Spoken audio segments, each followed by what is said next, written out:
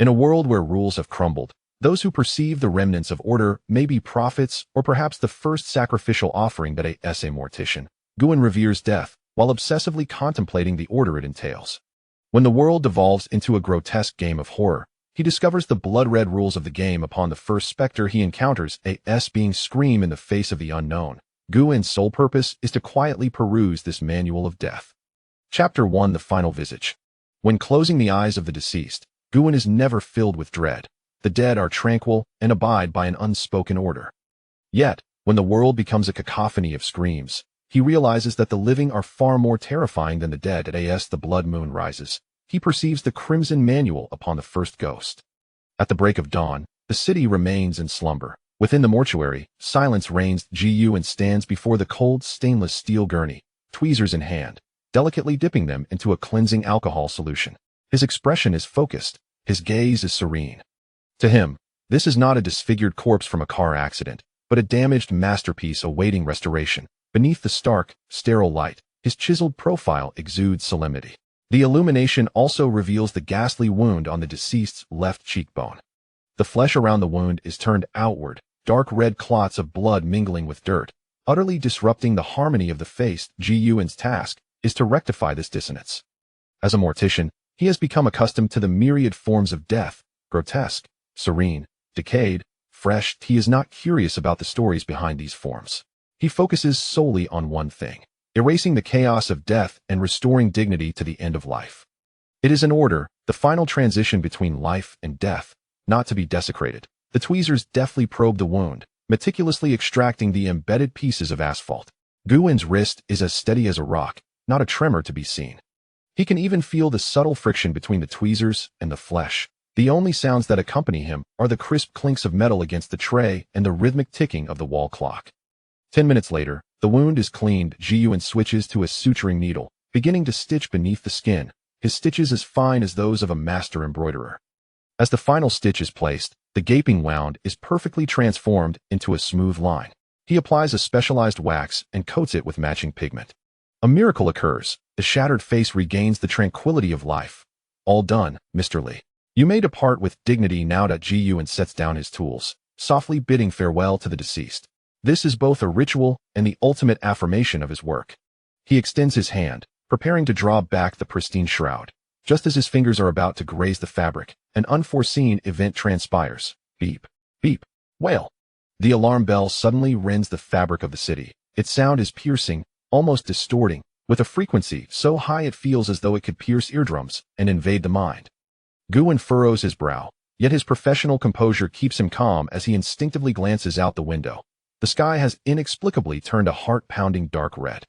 It resembles a colossal wound slicing across the heavens, oozing tainted blood. An ominous blood moon looms, casting the city into a realm of foreboding shadows. This is no ordinary celestial phenomenon. His phone in his pocket begins to vibrate violently, as if a living creature were desperate to escape its confines. Guin pulls out his phone, finding the screen uncontrollable. There are no virus ads, no scam messages, only a line of blood-red text, indelibly imprinted at the center of the display. Unable to close or exit. Welcome to the true horror game. Game loading. The novice instance is about to commence. Survival is your only rule. A horror game. Guin's immediate reaction is to consider it a new form of hacking mischief. He swiftly swipes across the screen, only to discover that all functions of the phone have ceased to operate. The blood-red text seems alive, the strokes twitching slightly, exuding a chilling aura. In the next moment, the world spins chaotically. A violent wave of dizziness crashes into his mind. The entire world feels as though it is gripped by an invisible hand, twisted and contorted like a pretzel. Guin stifles a groan, gripping the gurney tightly to prevent himself from collapsing. The scene before him blurs into oblivion, the surgical lights stretching into a myriad of bizarre lines. The metallic essence of the mortuary fades rapidly, replaced by the putrid scent of peeling walls and a strong disinfectant. Underfoot, the once smooth terrazzo floor becomes uneven and slick. 1 second, or perhaps a century, when Guin's iron will represses the physiological urge to collapse, and he opens his eyes once more, he finds himself no longer in the mortuary. He stands in a dark, narrow corridor. On either end, darkness devours the light. The tiles beneath his feet are shattered, dark brown stains resembling dried blood mar the surface. Above, the only incandescent bulb flickers erratically, the current buzzing ominously, casting shadows that dance like malevolent spirits. The air is thick with a nauseating blend of disinfectant, mildew, and a faint metallic tang of blood, assaulting his senses violently. Where's this? Help me. I was just asleep at home. Who the hell is playing tricks? Let me out. Please, let me out. Harrowing screams erupt around him. Only then does he notice the sudden appearance of 7 or 8 men and women, clad in pajamas, suits, and sportswear, their faces etched with equal parts terror and confusion. A young woman in a professional skirt has crumpled to the ground, sobbing uncontrollably in that moment. The clamor of the living proves more jarring than the silence of death. Guin remains silent. His expression betrays no excess emotion. He surveys the scene with eyes accustomed to the dead. Professional habit compels him to gather information and analyze before emotions can take hold. The walls are extensively peeling, adorned with eerie childlike doodles. One side is lined with tightly shut hospital room doors, their glass windows obscured with newspaper, revealing only dark crevices at the edges. In the middle of the corridor, a clock hangs, its hands frozen, beneath which lies a blurred sign. Guin steps closer, brushing away the dust. 3 large characters become faintly legible. Psychiatric ward. This is an abandoned hospital. At that moment, a frigid, emotionless mechanical voice suddenly resonates in the minds of everyone present. The voice is genderless, as if transmitted directly through cranial vibrations, extinguishing all screams in an instant. Welcome, players, to the novice instance. Sin Psychiatric Hospital. Main task, survival. Task duration, 8 hours. Current time 2000 hours. Task ends at 4 o'clock. Special note, please adhere strictly to the hospital's rules. Otherwise, you shall face the consequences. Game begins. As the mechanical voice fades, a sound emerges from the depths of the darkness at the end of the corridor, a low gurgling noise. It is the sound of metal wheels rolling across the ground. Slowly and steadily, approaching with each deliberate turn, every sound strikes at the hearts of all present. Everyone instinctively holds their breath, their terrified gazes fixed upon the darkness. A figure clad in a white nurse's uniform emerges from the shadows, pushing an old medication cart. Her form is hunched, her movements stiff, like a marionette on strings. The dim light illuminated only her lower body, while her face remained completely shrouded in shadow, revealing only a disheveled mane of hair resembling dry grass cascading down. She moved soundlessly, the only sound piercing the eerie silence of the corridor being the unsettling clatter of the medication cart's wheels, sending shivers down one's spine. Ghost. It's a ghost. Amidst the crowd, a youth with yellow hair succumbed to the overwhelming pressure, unleashing a piercing scream before fleeing into the darkness in a desperate flight. The crowd erupted in chaos, despair and fear spreading like a plague. Guin felt the grip of terror. It was a primal instinct in the face of the unknown. His heart thundered, muscles tensed, and adrenaline surged through his veins. Yet, he remained still. He forced himself to remain composed, his gaze locked onto the advancing specter of the nurse. The profession of an embalmer had taught him that the greater the fear, the more one must confront the source of that fear. To see it, to understand it, was the path to addressing etched. The very moment his gaze fixed on the figure, an abnormality occurred. The outline of the nurse's specter began to blur slightly. Then, several lines of crimson text, imbued with a foreboding glow, abruptly and clearly branded themselves upon her form. It resembled the tags found above monsters in a video game. Rule 1. She will not attack anyone remaining in the ward. Rules of the blood game. The mind did not falter. On the contrary, under the explosive surge of adrenaline, Guin's thoughts were clearer than ever. The crimson words were not a figment of imagination. They were the surgical lights on the operating table, precisely illuminating the most lethal traps within this darkness. They represented information, data, the sole order in this shattered world. For someone who has devoted their life to the pursuit of order, these words evoked not fear, but a morbidly familiar sense of dread. It was akin to confronting a complexly structured cadaver. Once the anatomical patterns were discerned, everything could be controlled. Guin's gaze was firmly fixed on the 3 rules, each word piercing his retina like a needle, searing into the depths of his memory. Rule 1. She will not attack anyone remaining in the ward. Rule 2. When she stops in front of you, you must not make a sound. Fatal taboo. Absolutely do not respond to her call. Meanwhile, the screaming young man with yellow hair had scrambled to his feet, his color drained, lips trembling. Overwhelming fear compelled him to make the most instinctual choice: escape. He stumbled, turning his back to the encroaching darkness. However, the nurse's ghostly figure pushing the medication cart did not pursue him. maintaining that heart-stopping, steady pace. The sound of the cart's wheels echoed in the corridor. The sole funeral march. Witnessing this, the young man's face momentarily ignited with a wild joy, as if he believed that by running far enough, he could shake off this sluggish monster. He even glanced back, intending to flaunt his cleverness to the others.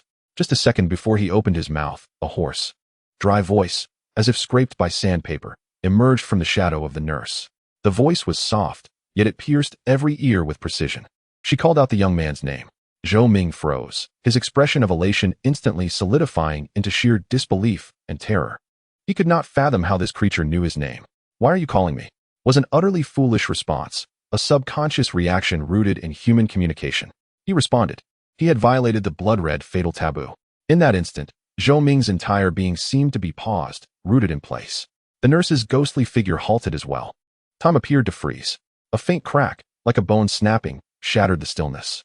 Zhou Ming's neck began to twist at an unnatural angle, inch by inch, in a manner that defied human anatomy. His body remained in a running posture, facing forward, while his head performed a horrifying 180-degree turn. His eyes bulged with pain and terror, blood vessels bursting. A guttural sound erupted from his throat. He wished to scream, but his contorted windpipe could not produce any coherent syllables. He could only watch helplessly as the back of his head slowly aligned with his back. The rest of the onlookers bore witness to this horrifying scene that defied the laws of physics. A biting chill surged from their feet to the crown of their heads. Some crumpled to the ground, a dark stain rapidly spreading at their groin. The woman in the professional dress, weeping, clamped her mouth shut, desperately stifling the scream threatening to erupt from her throat, tears streaming down her face. Fear transformed into a tangible ice pick, piercing through everyone's nerves. As Zhou Ming's head fully turned, facing backward, with a thud, his body fell like a headless corpse. Silence ensued. The span from response to death was less than 3 seconds. This corridor truly could kill.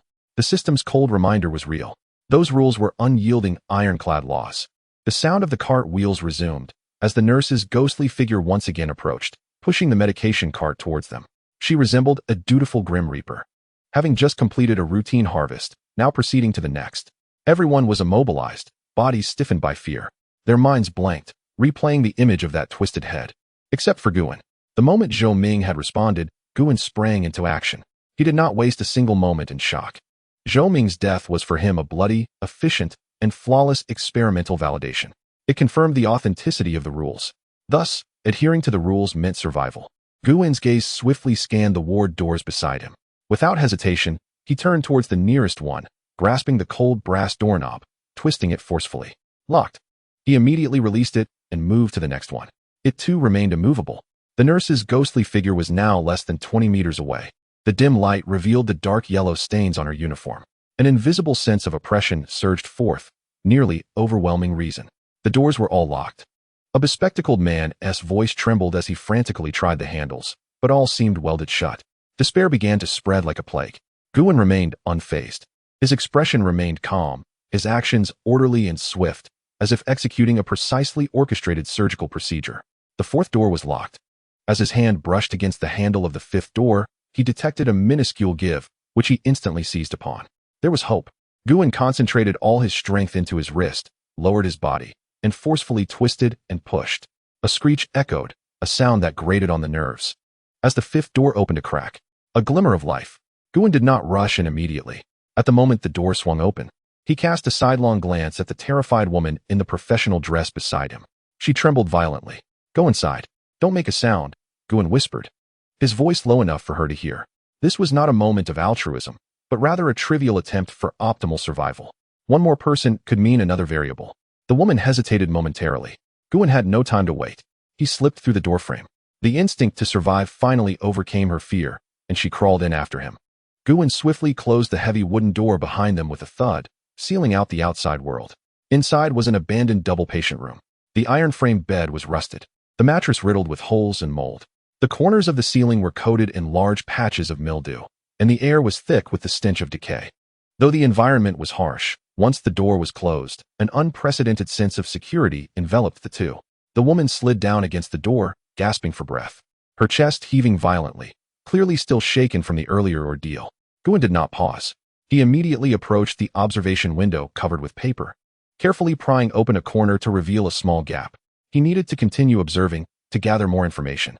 Through the crack, the scene in the corridor was clearly visible.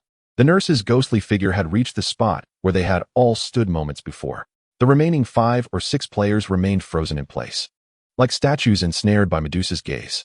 The sound of the gurney came to a halt before a plump middle-aged man, whose quivering flesh betrayed his overwhelming terror as beads of sweat trickled down his forehead. His eyes were tightly shut, and his lips pressed together in a thin line, desperately trying to stave off his fear. The second rule: when she stands before you, utter silence must be maintained. Guwen's pupils constricted slightly. The nurse specter stood motionless before the man, her shadowed face seemingly relishing the spectacle of his dread. 1 second, 5 seconds, 10 seconds. Time stretched interminably, each moment a torment. The man's mental defenses were far less substantial than the flesh he bore. His Adam's apple bobbed as his teeth began to chatter uncontrollably, producing a faint, haunting clatter that echoed eerily in the still corridor. He attempted to cover his mouth with his hands, but his body had completely relinquished control. A stifled, sob-like whimper escaped from the depths of his throat. He had made a sound. The nurse specter moved. Slowly, she raised a hand that was not human, skin shriveled and corpse-like, with long, blackened nails resembling poison daggers. She gently placed this hand upon the middle-aged man's shoulder. There was no bloodshed, no grotesque distortion. In the man's terror-stricken gaze, his body visibly withered.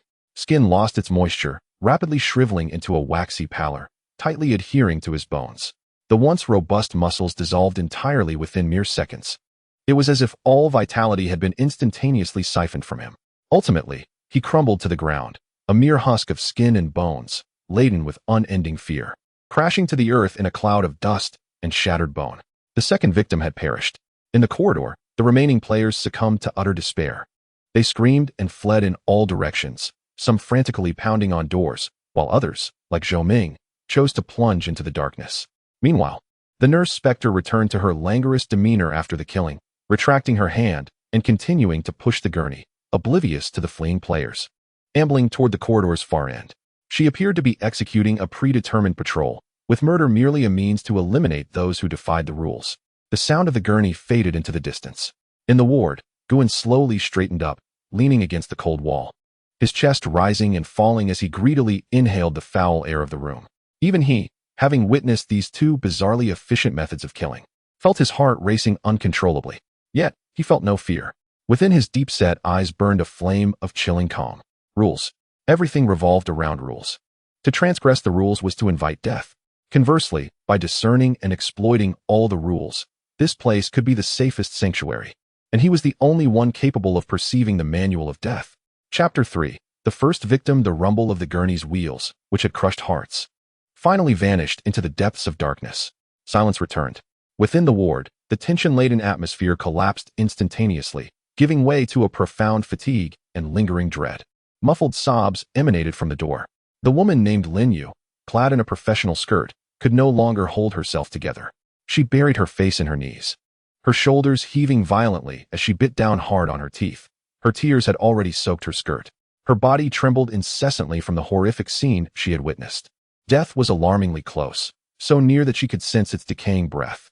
Guwen did not turn around, nor did he offer comfort. He remained as still as a statue, his ear pressed against the cold wooden door, breathing steadily, his heartbeat forcibly restrained by sheer will. Now was not the time for emotional release. He focused intently on the sounds beyond the door. The wind, the cries of survivors, or something else. Confirming that the entity had truly departed, rather than lurking nearby, was of utmost importance. 1 minute, 2 minutes. In the corridor, apart from the distant dripping sound, there was nothing else. For the time being, it was safe. Only then did Guwen slowly straighten up, turning to gaze calmly at the woman curled into a ball. She still sobbed, despair spreading through her like a virus. "What is your name?" Guwen inquired, his voice low yet remarkably clear in the deathly silence of the room. Lin Yu jumped, suddenly lifting her tear-streaked face to him. This man, throughout the ordeal, had exhibited an almost cold composure. It was he who had drawn her into this room. Lin Yu, she replied, her voice thick with fear. Guwen. He stated his name, completing the social exchange. Without further ado, his gaze began a meticulous scan of the ward. In this death game, where information was desperately scarce, every detail could determine life or death. "Are we safe now?" Lin Yu asked, her voice trembling as she saw Guwen inspecting the room, finally finding her anchor. "Safety is relative," Guwen replied. his eyes sweeping over the rust-covered window bars. This was no refuge. It resembled an observation chamber. With an 8-hour game limit, we cannot simply hide. Lin Yu followed his gaze. Outside lay an impenetrable night, the blood moon casting an eerie glow. Sturdy iron bars had sealed the window, leaving gaps too narrow to even fit a fist through. Indeed, this was a cage. Guan ceased speaking and began to act. He approached the two dilapidated iron-framed beds, swiftly lifting the tattered mattress and discarding it on the floor. His movements were decisive and unhesitating. He meticulously examined the bare bed frame, which bore various markings. Most were meaningless scribbles, but Guan scrutinized them closely, his fingers tracing the depths of the etchings. Lin Yu observed Guan's actions with confusion, yet dared not interrupt. This man seemed less like a survivor and more like a worker. After inspecting the first bed with no discoveries, Guan moved to the second one. This bed was positioned closer to the corner, shrouded in dim light. The moment he lifted the mattress, a stench more pungent than mildew, mingled with decay, surged forth. Guan frowned, holding his breath. Lin Yu caught the scent as well, instinctively covering her mouth and nose. The bed frame held few markings, but at its center was a large, dark brown stain, as if a substantial liquid had seeped through. Guan's gaze sharpened. He crouched down, aligning his sight with that of the bed frame, peering into the shadows beneath. Dust and cobwebs accumulated thickly beneath, yet in the farthest corner, against the wall, there appeared to be a human-shaped outline. "Come here, help me move the bed," Guan instructed Lin Yu. Lin Yu hesitated, instinctively recoiling from the ominous presence beneath the bed. However, under Guan's unyielding gaze, she gritted her teeth and approached. Each grasped an end of the bed. The iron frame creaked loudly, its sound reverberating far in the silence. As the bed was cautiously shifted, the entirety of what lay beneath was revealed. It was not debris. It was a corpse. A long-dried corpse. "Ah!" Lin Yu emitted a sharp, fleeting scream, swiftly covering her mouth, retreating in terror until her back collided forcefully with the cold wall. The corpse lay before her, clad in a blue and white striped hospital gown, contorted in a posture of extreme agony upon the floor. The flesh had withered entirely, clinging tightly to the bones, presenting a filthy yellow-brown hue, reminiscent of a forgotten mummy. The eye sockets were deeply sunken, and the mouth gaped open as if it had emitted a silent scream in its final moments. This was, indeed, the first true victim in this ward. In stark contrast to her horror, Guan's reaction was utterly different. His eyes betrayed no fear, nor even surprise. Instead, he exhibited a professional focus. As a mortician, he had witnessed far more gruesome scenes. A corpse was not a source of terror, but rather a vessel of information. What a body could reveal to him far exceeded the knowledge contained within a living person. Guan slowly crouched down, facing the desiccated corpse. Lin Yu observed from the side, finding this man more frightening than the corpse itself. His composure transcended that of a typical individual. Guan's gaze was akin to the most precise surgical blade, beginning to dissect the information embedded within the corpse. The time of death was evidently long past, exceeding 1 year, as deduced from the degree of desiccation and the accumulation of dust. The deceased was a male, approximately 25 years old. The fatal injury was not immediately apparent, with no external wounds, yet the limbs were grotesquely twisted, suggesting he may have undergone severe convulsions prior to death. A tag on the chest of the hospital gown bore a blurred number, 13. Patient number 13. Guan's gaze continued its descent, finally fixating on the desiccated corpse's tightly clenched right hand. The 5 fingers were rigid as iron, clutching something with a fervor that suggested it was more precious than life itself. Guan extended his hand, attempting to pry open the corpse's fingers. Lin Yu watched nervously, hardly daring to breathe. The fingers of the corpse were immovably stiff. Undeterred, Guan shifted his focus to the wrist, where he detected a slight bone misalignment. In an instant, he constructed the scene in his mind. This patient number 13, in agonizing pain, had used his last ounce of strength to clutch something tightly, even at the cost of twisting his own wrist to ensure it did not fall. What could it be? Guan took a deep breath, employing his professional skills in shaping remains.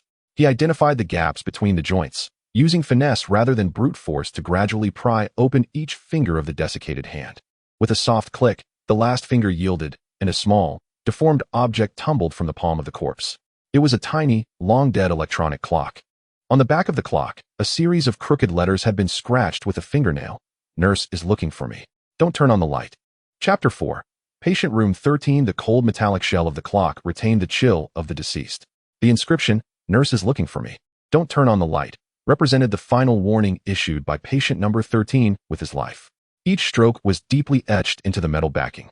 vividly illustrating his terror and desperation in his last moments. Lin Yu leaned in to read the words, her already pale face drained of all color. The nurse was searching for him? So, hiding here was actually the most perilous choice. Her voice, quaking with fear, barely rose above a whisper. This inference was logical and could easily ignite panic. However, Guan refrained from drawing conclusions. His fingers gently traced the inscription, his mind functioning like a cold, calculating machine, processing the data at lightning speed. The statement about the nurse undeniably referred to patient number 13. This indicated that the nurse's rounds were not aimless wanderings, but rather targeted searches for a specific individual. The warning not to turn on the light was even more intriguing. Why not turn on the light? Would it lead to immediate discovery, or perhaps trigger even more terrifying rules? This ward indeed possessed a light switch. Located by the door, a dusty, antiquated pull-string switch. We must leave swiftly. Let's find another room. Lin Yu urged anxiously, eager to escape this targeted ward. Leave. Guan finally spoke, turning to face her, his gaze as tranquil as a deep pool. Where shall we go? Are you certain that other rooms are safe? Are you certain that there are no other dangers outside? His barrage of questions rendered Lin Yu momentarily speechless. Indeed, was the outside safe? The image of the drained corpse lingered vividly in her mind. Who knew what else lurked in the corridor, apart from that nurse? Venturing out recklessly would only lead to a swifter demise. Yet, remaining here, waiting for the nurse to return, left Lin Yu at a loss for words. She would not attack anyone remaining in the ward. Guan reiterated the first rule he had observed, word for word. This was the only verifiable safety guideline they had at present. Until they uncovered a new, verifiable rule, any action to leave this place equated to suicide. Guan's logic was clear and coherent, carrying an undeniable weight. Lin Yu's emotions were forcibly subdued by this force. She realized that in the face of life and death, irrational fear served no purpose. Only this cold rationality could grasp at a sliver of survival. Guan ceased to acknowledge her. He stood up, restoring the corpse and bedding to their original state, meticulously pushing the iron-framed bed back into position. He did not wish to attract a potential second threat due to the abnormalities in the room. Having completed this task, his gaze settled upon the mottled wall.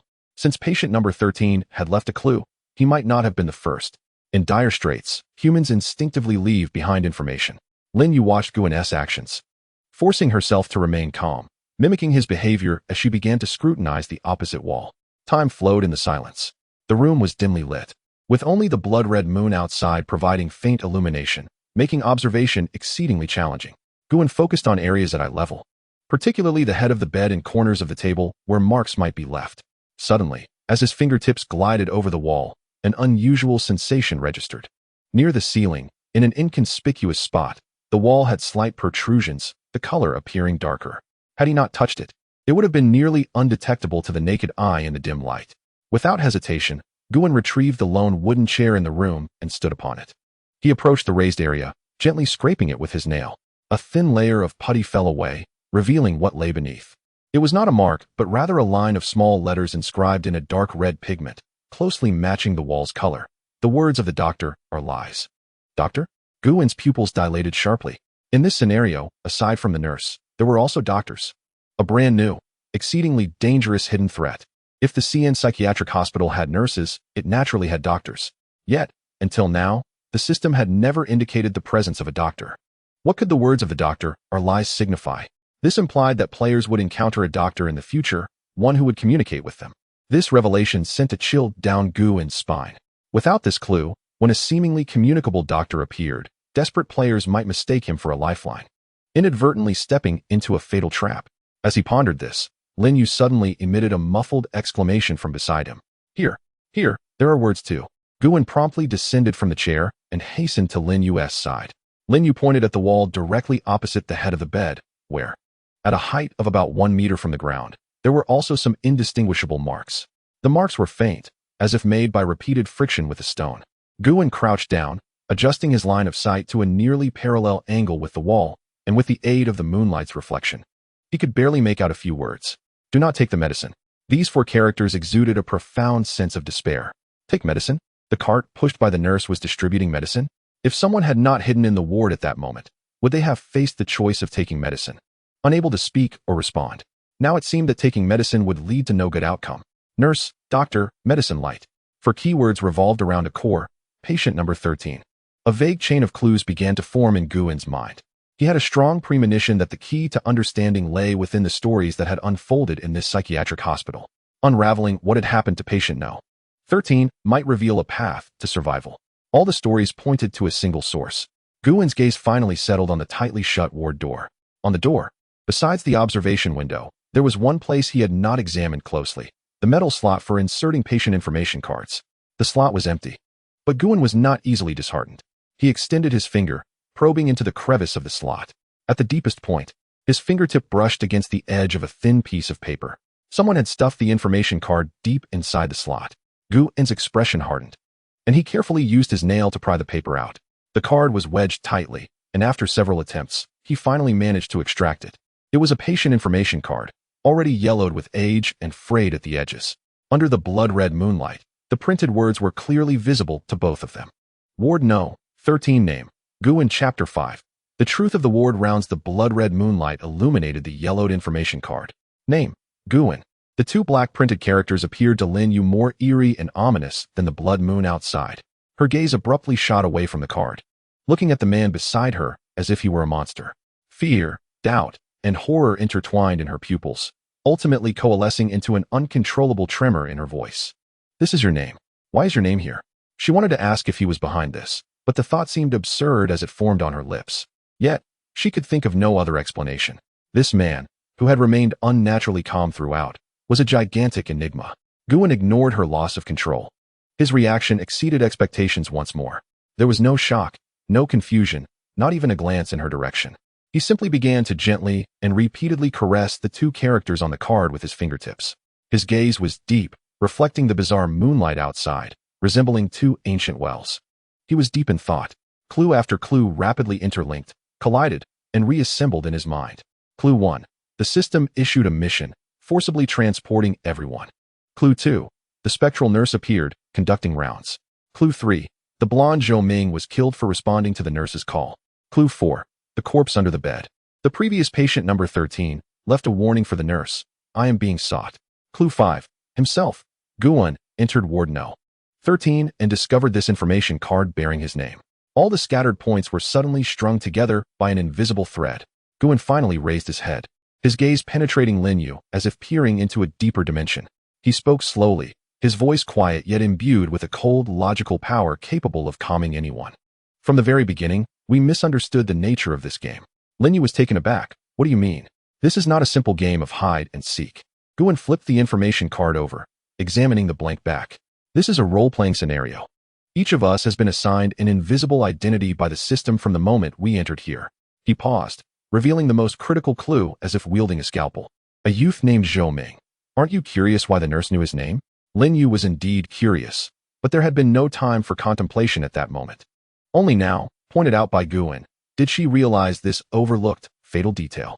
Initially, I thought the system had disclosed our information to the monster, Guwen continued. But now it appears that is not the case. What the nurse called out may not have been Zhou Ming's true name, but rather the patient code assigned to him at that time. And Zhou Ming, instinctively responding with his identity, answered a call meant for a role. Thus, he met his demise. Lin Yu's breath caught suddenly. Following this line of thought, a terrifying conclusion emerged in her mind. So, your name is also written on this card in ward number 13. Does that mean the role you have been assigned is that of patient number 13? Precisely, Guwen affirmed. This conclusion was more despairing than the presence of ghosts in the room. It meant that Guwen was the ultimate target the spectral nurse sought during this round. What about the previous patient number 13? He is dead. Guwen's tone was as calm as if he were merely stating the weather. Thus, the identity of patient No. 13 has become vacant. The system has precisely guided us into this room. Now, I am the new patient number 13. The truth was laid bare. The rounds were not indiscriminate acts of random slaughter, but rather a precise hunt for each individual's role. A chill surged from Lin Yu's tailbone to the crown of her head, her blood almost freezing.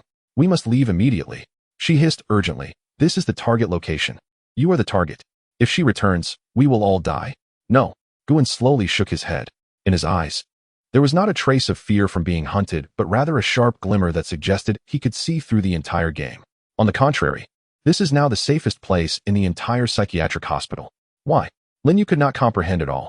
Because of the information gap. Guwen pointed a finger toward the corpse under the bed. The previous patient number 13 died in this room. In her understanding, or rather, in the nurse's records of rounds, The target in this room has already been dealt with. She will think ward number 13 is empty. What she is looking for tonight is the new patient number 13 wandering outside. Guan looked at Lin Yu, each word like a final nail sealing the fate of a deadlock. She will search every room with doors still open, check every person lingering in the corridors. But she will never think that her prey is hidden in the place of the previous corpse. The most dangerous place is the safest place, at least until dawn. A flawless logical deduction transformed a certain death trap into a temporary safe zone. Lin Yu stared blankly at Guan, her mind blank from the overwhelming influx of information. Fear remained, but an absurd sense of trust quietly began to take root in her heart. This man was like a supercomputer devoid of emotion, always able to calculate the only path to survival from chaos and despair. Just then, a series of violent banging on the door, accompanied by a man's desperate screams, echoed from the distant corridor. "Open the door. Quick, open the door. Someone help me. Collaborate. Hiding here is waiting to die. Let us rush out together." It is the other surviving players. Guan's gaze instantly sharpened with vigilance, and he quickly returned to the door, peering through the gap to observe the outside. Lin Yu also held her breath in anxious anticipation. In the corridor, a man in a suit was frantically hurling his body against a locked hospital room door, his face etched with terror, clearly indicating his mental defenses had crumbled. His screams reverberated like a boulder cast into still waters. Guan furrowed his brow, appalled by such foolishness. This was undoubtedly illuminating a guiding beacon for the wandering specter with his own life. "Stop screaming. You will attract her," came a woman's muffled warning from behind another door. "What does it matter if she comes? Death awaits either way. We might as well take a chance." The man in the suit had completely lost his composure. Suddenly, his actions ceased. The heart-wrenching wail abruptly fell silent. Through the gap, Guan observed the man's south body frozen in place, his expression contorted into a peculiar mask, simultaneously reflecting fear and the struggle to contain something. He emitted no further sounds. The corridor plunged back into an eerie silence. After a few seconds, nothing occurred. No nurses, no medication carts. "What is happening?" Lin Yu whispered behind Guan. He remained silent, his eyes fixed intently on the outside, instinctively knowing that matters were far from simple. Tap, tap, tap. A brand new sound, entirely dissimilar to the previous rumblings, slowly emerged from the dark depths of the corridor. It was the sound of leather shoes striking the tiled floor. The rhythm was unhurried, imbued with a peculiar cadence, as if the approaching individual were not fleeing, but leisurely strolling. Each step resonated with a chilling precision against the heart. This sound evoked a deeper, soul-stirring coldness than the rolling of medication carts. For within this rhythmic footfall lay wisdom and resolve. The footsteps grew increasingly closer, eventually halting behind the man in the suit who had been battering the door. Guan's eyes widened. He finally discerned the identity of the newcomer. It was a figure clad in a pristine white coat. Chapter 6. The attending physician tap. Tap, tap. The sound of leather shoes echoed in the desolate corridor, precise as a metronome. Guan peered through the door's crack, finally unveiling the full figure of the newcomer. The individual was tall and slender, adorned in an exceptionally white coat. This stark whiteness formed an eerie contrast with the surrounding decay, as if he were traversing a world untainted by filth. He wore gold-rimmed glasses, their lenses reflecting a cold light in the dim ambience. His hair was meticulously styled, and his face bore a gentle, formulaic smile. He appeared less like a specter and more akin to a dedicated attending physician making rounds in the dead of night. However, in Guan's perceptive gaze, the doctor's figure was interspersed with lines of blood-red text. That smile transformed into a manual fraught with traps. Rule 1. He is only interested in patients. Rule 2. You must answer his questions, but your responses cannot conform to normal logic. Deathly taboo. Never accept any of his medications. 3 entirely new rules, more complex than those of the nurse, teeming with logical pitfalls. Patient, question, medication. These keywords corresponded perfectly with the clues on the walls.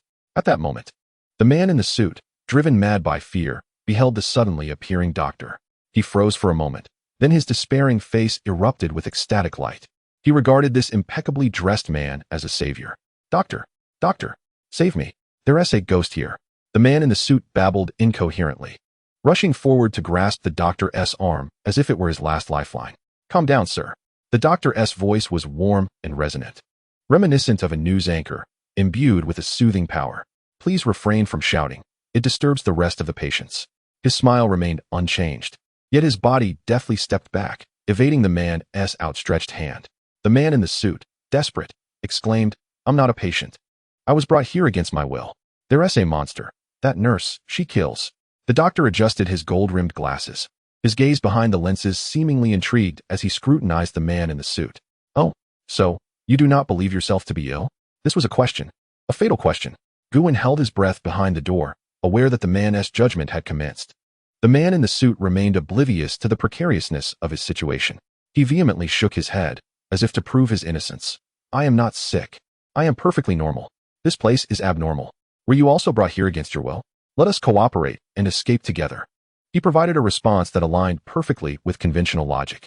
The gentle smile on the doctor's face gradually expanded, layer by layer. Within that smile began to mingle something deeply unsettling. A delight reminiscent of a cat capturing a mouse, a cold pity. So it is. The doctor nodded, his tone laden with regret. Your condition has become quite severe. You exhibit classic cognitive dissonance, steadfastly believing you are not ill while asserting that the external environment is at fault. No, I am not. The man in the suit continued to futilely argue. The doctor offered him no further chance.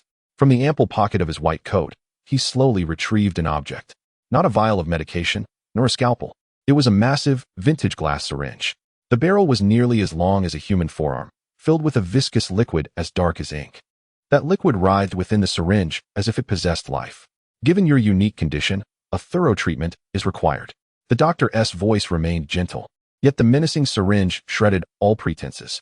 The ecstasy on the man's face was swiftly supplanted by sheer terror. He finally grasped that this smiling man was far more fearsome than the silent nurse. With a shriek, he turned to flee. It was too late. The doctor merely raised his hand gently. His movements were not hurried, even somewhat graceful. Yet his figure resembled a flash of white lightning, instantaneously appearing behind the man in the suit. Do not fear, the treatment will be swift. The doctor plunged the enormous needle unhesitatingly into the back of the man's neck. A blood-curdling scream, unhuman in its intensity, echoed through the corridor. The man in the suit convulsed violently, as if jolted by electric currents. Dark veins rapidly swelled beneath his skin, writhing like countless twisted worms beneath the surface. The doctor smiled, methodically injecting the inky liquid into the man's body. Mere seconds later, the screams ceased. The man's body stilled. He slowly turned to face the direction of the door where Guin stood. His eyes had transformed into pure black, devoid of whites or pupils, resembling two unfathomable voids. A strange, gentle smile, identical to that of the doctor, now graced his lips. He did not collapse. Instead, like a marionette under the influence of an unseen puppeteer, he marched with a rigid gait to the wall, standing upright and motionless, akin to a servant awaiting guests. The third individual had perished, in a manner more terrifying than death itself. After completing his grim task, the doctor appeared to regard it as a trivial matter. He stowed away the empty syringe, brushed off non-existent dust from his hands, and continued his elegant, yet lethal stride toward the far end of the corridor. His silhouette ultimately vanished into the darkness. The ward fell into a deathly silence.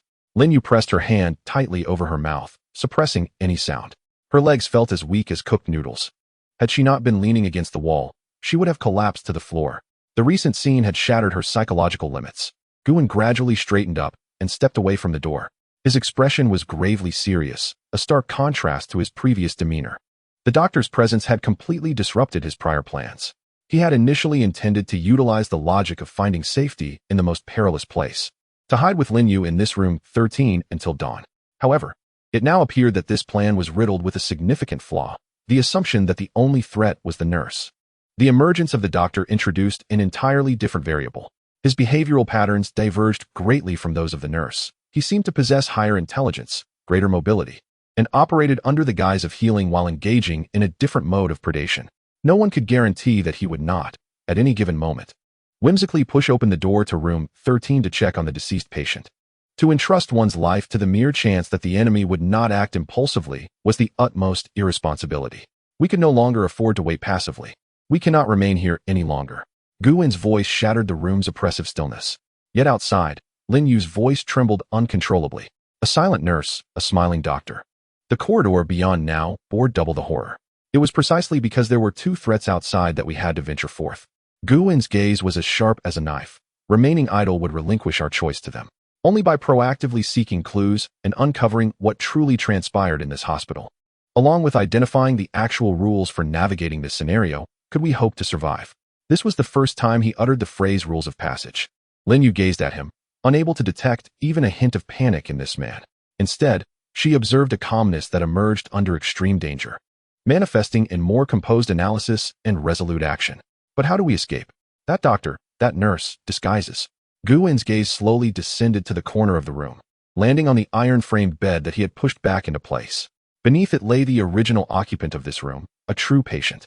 In an instant, Lin Yu comprehended Guwen's intention, disbelief etched across her face. You want to wear his clothes? They were garments imbued with the stench of decay and death. Just the thought of it sent chills down one's spine. Guwen offered no reply. His actions spoke volumes. Together with Lin Yu, he moved the heavy iron bed aside, revealing the curled-up cadaver. This time, Lin Yu's sense of dread diminished significantly. Compared to the two living monstrosities outside, this quiet corpse seemed less menacing. Guwen crouched down and murmured to the dried-up body, I apologize for borrowing your identity. With that, he began to carefully peel off the now rigid blue and white striped patient gown. The fabric had somewhat adhered to the emaciated skin, and Guwen worked swiftly and expertly, striving to maintain the garment's integrity. A pungent odor, mingled with dust and decay, instantly permeated the room. Lin Yu instinctively recoiled 2 steps back, covering her nose with her hand. Yet Guwen appeared unaffected, his expression unchanged. He removed his clean outer coat and slowly donned the foul-smelling, stiff patient gown. The instant the garment enveloped him, a chilling essence, foreign to him, seemed to seep through the fabric into his skin. Guwen was no longer merely Guwen, the mortician. He had become Patient 13. Chapter 7. The director's medical records. Guwen had donned the death-imbued patient gown. The fabric was stiff and cold, clinging closely to his skin, as if it were a shell belonging to the deceased. He moved his limbs, the sound of fabric rubbing against itself echoing in the stillness. This gown served as a declaration, announcing his acceptance of the new identity bestowed upon him by this scenario. I will go out in search of clues. Guwen turned to Lin Yu, who still stood against the wall. You stay here, lock the door from the inside. Do not make a sound. And do not open the door for anyone. Lin Yu instinctively wanted to protest. The thought of being left alone with a desiccated corpse was an unspeakable fear. Yet, looking into Guwen's eyes, devoid of any trace of chaos, the words of dissent remained unspoken. She understood that following him would only render her a burden. Be careful. All her myriad concerns coalesced into those 3 words. Guwen nodded in acknowledgement. He said no more, turning toward the door that led to hell. He pressed his ear against the door, listening intently for a moment. In the corridor, only the faint sound of dripping water was audible. The nurse and doctor seemed to be absent from this vicinity. An opportunity. Guwen hesitated no longer. He twisted the doorknob, gently creating a gap wide enough to slip through, then swiftly and silently closed the door behind him. Inside and outside, 2 distinct worlds. The air in the corridor was far colder, a pungent mix of disinfectant and blood overwhelming the senses, 100 times more intense than within the ward. The lone incandescent bulb above buzzed softly, casting Guwen's shadow on the floor, elongating and shortening it, much like a struggling ghost. Guwen did not act immediately. He leaned against the wall, taking a few seconds to let his senses fully acclimate to the darkness. His objective was clear. He was not searching for an escape route. Such a thing, in this game governed by rules, was likely a trap. He sought the source of information. In a psychiatric hospital, the densest concentrations of information could only be found in 2 places: the medical records room and the doctor's office. Guwen's gaze swept across the corridor's walls, searching for faded signs indicating administrative or office areas. He began to move slowly and silently along the base of the wall, step by step. His footsteps were as light as a cat's, almost merging with the surrounding darkness. The blue and white striped patient gown served as his optimal camouflage. After traversing approximately 20 meters, Guwen halted. The familiar, lethal sound of a medication cart's wheels rolling echoed from the other end of the corridor. She has returned. Or rather, she had never truly left. Guwen's heart raced. He quickly sidestepped into the shadow of an adjacent room with an open door. The door lock had been violently destroyed, the doorframe hanging askew. He held his breath, peering through the gap in the door panel toward the corridor. The hunched figure of the nurse, pushing the medication cart, moved at that despairing, steady pace toward him. The distance narrowed. 50 meters, 30 meters, 10 meters. Guwen felt his heartbeat synchronizing almost perfectly with the rhythmic rolling of the wheels. Just as the medicine cart was about to pass the entrance where he was concealed, it came to an abrupt halt, without any warning. The nurse's ghostly figure, rigid and motionless, slowly turned towards the room where Guwen was hiding. Her face, shrouded in shadow, seemed to peer through the darkness, acutely fixated on Guwen's hiding place. In an instant, his muscles tensed. A hoarse, parched voice emerged from him, like an incantation echoing through the deathly silent corridor. She was calling his name. No, more accurately, she was calling the name of patient number 13. This was the most pivotal test, assessing both his comprehension of the rules and his fortitude. The forbidden decree stated, one must absolutely not respond to her summons. Guwen remained utterly still, even slowing his breath to minimize his presence. His body melded into the shadows like a true rock. The nurse received no reply, her expression revealing a flicker of confusion. She pushed the medicine cart closer to the open room. The sound of the wheels grew nearer. Guwen could even smell the foul stench emanating from her, a noxious blend of formaldehyde and decaying flesh. He remained motionless. Time seemed to stretch infinitely, each second dragging on like a century. Eventually, the nurse appeared to confirm that no one was present. She slowly turned away, resuming her route with the medicine cart. The sound of the wheels fading into the distance. It was only when the noise had completely vanished that Guwen exhaled a breath of stale air. His back drenched in cold sweat. He had won the gamble. His identity as a patient had successfully shielded him from peril. This identity was both a curse and a talisman. After this harrowing encounter, Guwen felt emboldened, his understanding of the rules deepening further. He no longer clung to the walls, but walked boldly down the center of the corridor like a genuine, somewhat daft patient, adopting a slightly bewildered demeanor, which, paradoxically, drew less suspicion. Soon, he spotted a faded arrow indicator on the wall at a junction. Beside the arrow were the two characters, Yongban, Yuanban. Guwen's gaze sharpened as he promptly followed the direction of the arrow, passing through a shorter corridor. He was confronted by a pair of heavy double doors adorned with frosted glass. Yanzhong Bangongshu, Yuanzhong Bangongshi. He had found it. Grasping the doorknob, he gently twisted it. The door was unlocked. He pushed it open, and a thick cloud of dust and the scent of old paper assaulted him. This was once the epicenter of power within the psychiatric hospital. The office was spacious, dominated by a massive rosewood desk at its center, flanked by towering bookshelves. Yet, it was in disarray. Books and documents were strewn everywhere, as if the former occupant had frantically searched for something amid a calamity. Guwen had no time to ponder what had transpired here. He headed straight for the imposing desk. Scattered across its surface were numerous documents, mostly routine operational reports of the hospital, devoid of any value to him. He yanked open the drawers, sifting through them one by one. Most were either empty or contained trivial stationery, until he reached the bottom drawer on the far right. This drawer was locked. Guwen's eyes narrowed. The more deliberately concealed, the more crucial it was. Lacking tools, he had to rely on brute force. He forced his fingers into the drawer's crevice, summoning all his strength, and yanked outward. With a crack, the old wooden lock splintered apart. The drawer opened. Inside, there were no treasures or secret ledgers, only a manila envelope. The envelope bore no labels.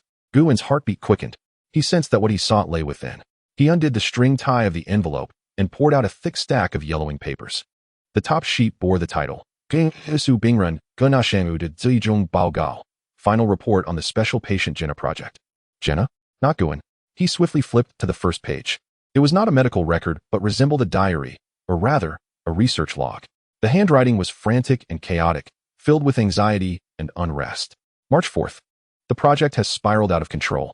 Patient number 13's condition has deteriorated sharply. He claims to see things invisible to us.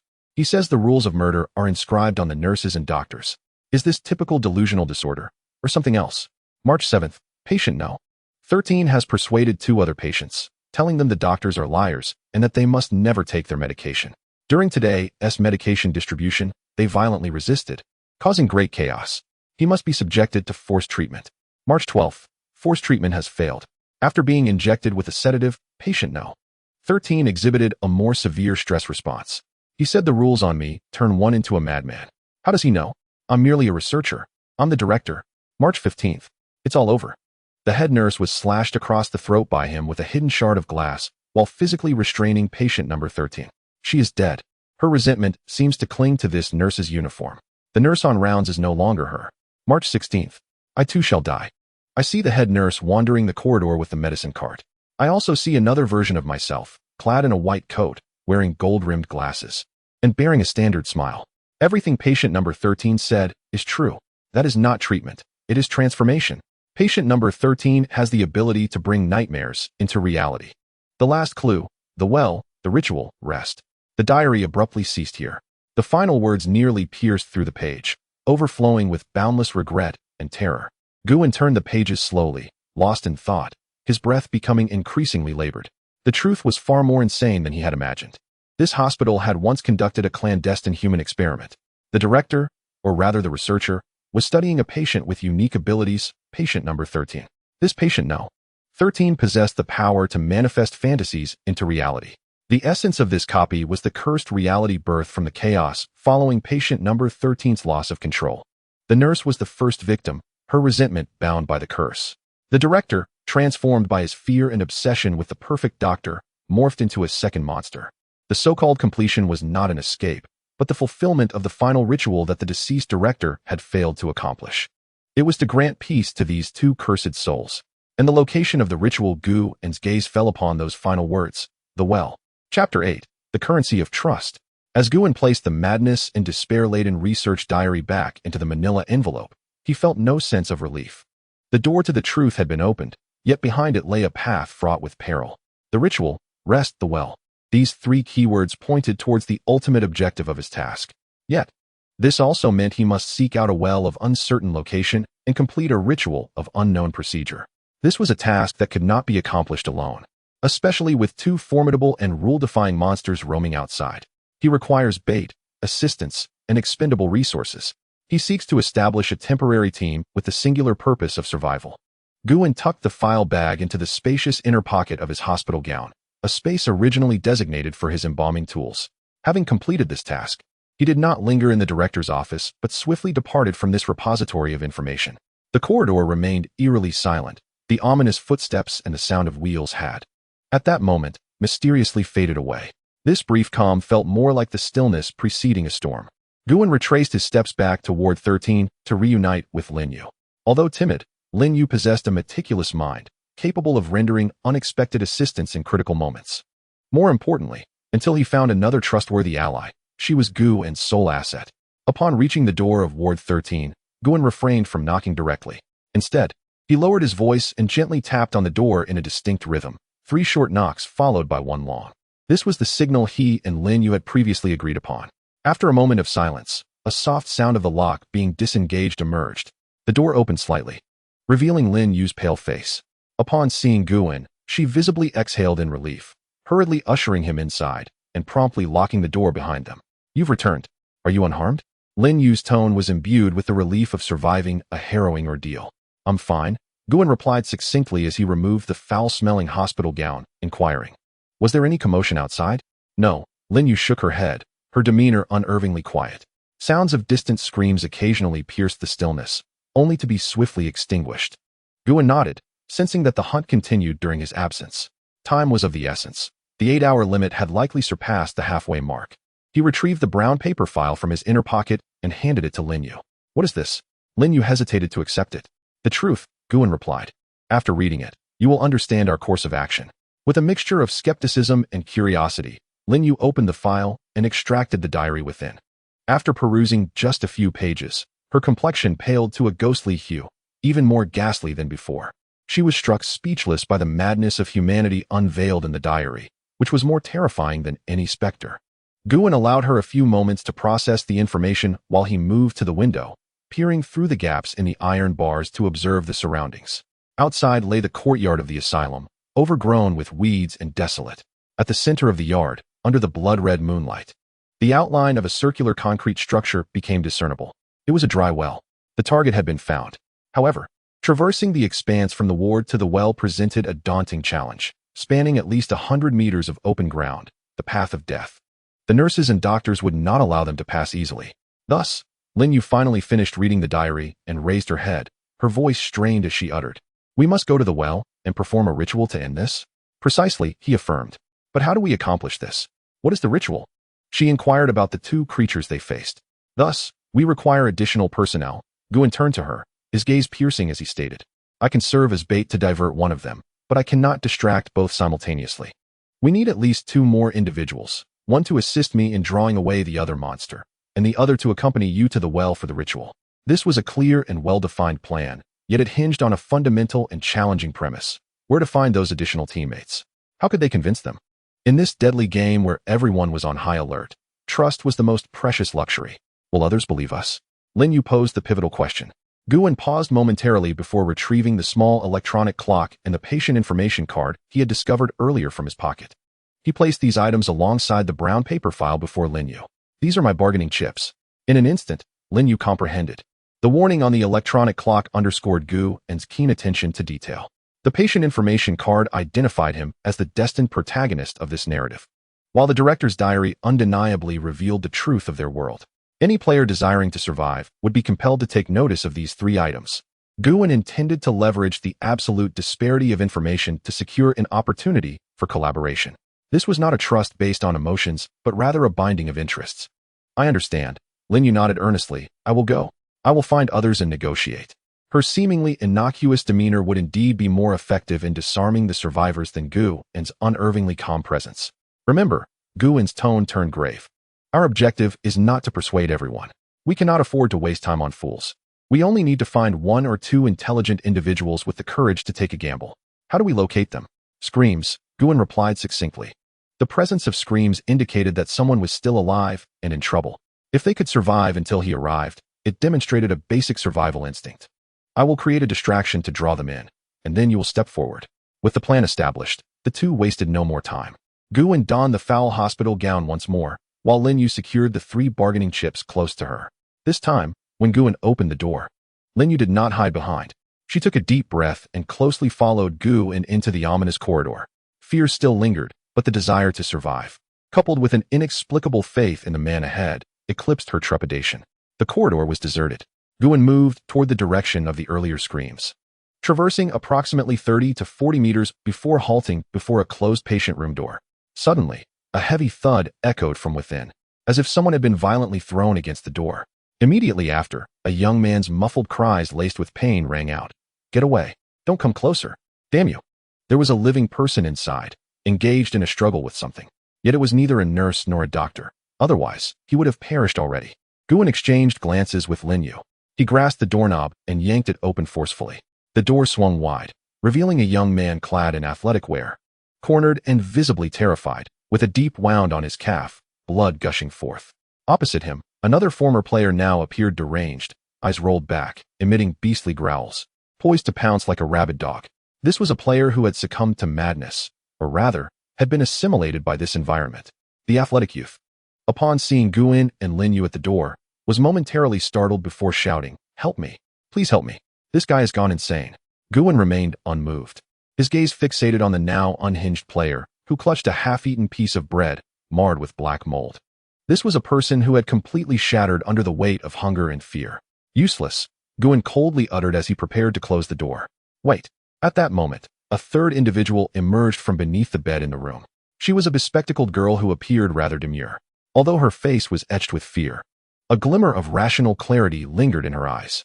She had evidently been hiding under the bed, demonstrating a more profound understanding of survival than the two men. We can collaborate, the girl exclaimed urgently as she noticed Guin preparing to leave. She discerned that Guin and Linyu were unlike the players who merely screamed in terror. They were precisely the individuals Guin sought. He halted his action of closing the door, turned his gaze calmly toward the girl, and extended his hand. Present your value. Chapter 9. The Countdown to Dawn. Present your value. Guin's voice was devoid of emotion, akin to a machine assessing assets. The dim light of the corridor illuminated his impassive face, accentuated by the pungent hospital attire he wore, rendering him more menacing than the frenzied player within the room. The bespectacled girl, named Shintong, felt her heart constrict under Guin's gaze. Yet, she quickly comprehended the man's logic. This was not a civilized society. To survive, one must prove their utility. She glanced at the youth in sportswear still confronting the madman in the corner, then back at Guin, and swiftly made a decision.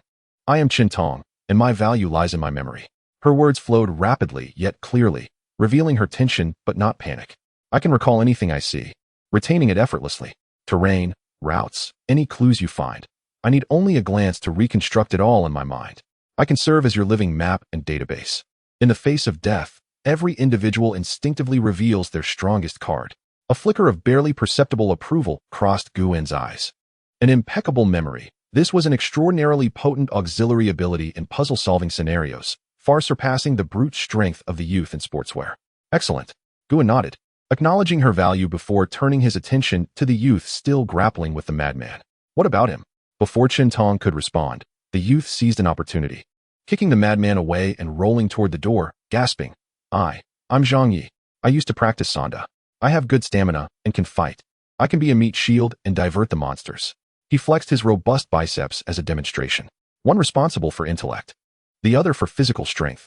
This was a classic team configuration. He is unreliable. Before Guan could speak, Qintong interjected, her gaze filled with disappointment as she regarded Zhang Yi. He was willing to harm that poor soul for half a piece of bread. His willpower is too weak. When faced with true danger, he will be the first to crumble or betray us to save himself. Zhang Yi's face flushed crimson, wishing to retort but finding himself at a loss for words, as Qintong had spoken the truth. Guan ignored their quarrel and directly pushed Lin Yu forward. You will assess their value. I grant you 3 minutes. With that, he turned and leaned against the wall of the corridor, adopting the demeanor of a detached examiner, leaving the negotiation space to them. Lin Yu inhaled deeply, aware that this was Guan's test of her, forcing herself to remain composed. She laid out the 3 assets before Qintong and Zhang Yi.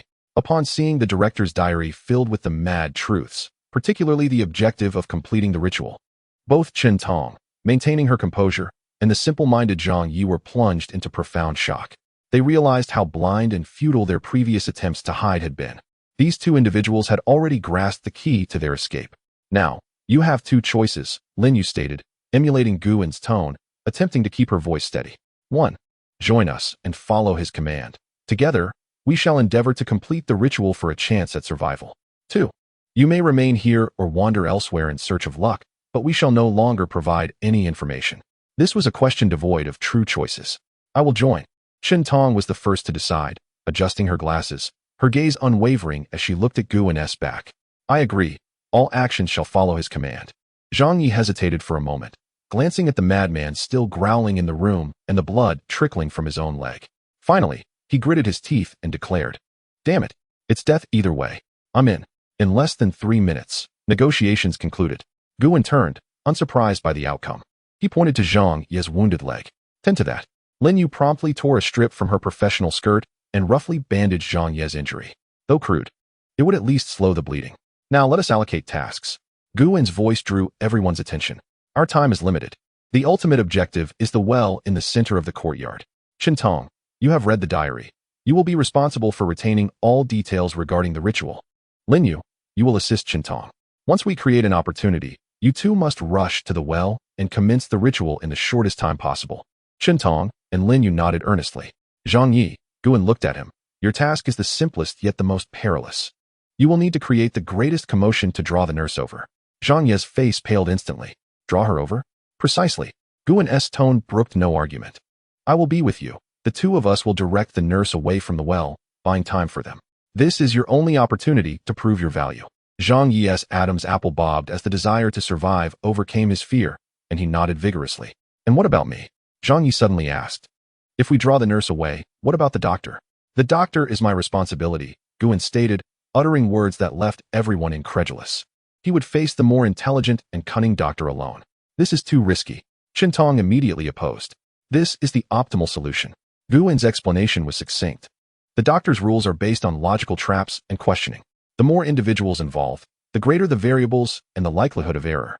Only I can ensure a 100% adherence to the rules. As for you, facing the nurse, who follows simple commands, your survival rate will actually be higher if you remember not to respond and hide behind obstacles. Guan surveyed them. Is this clear to everyone?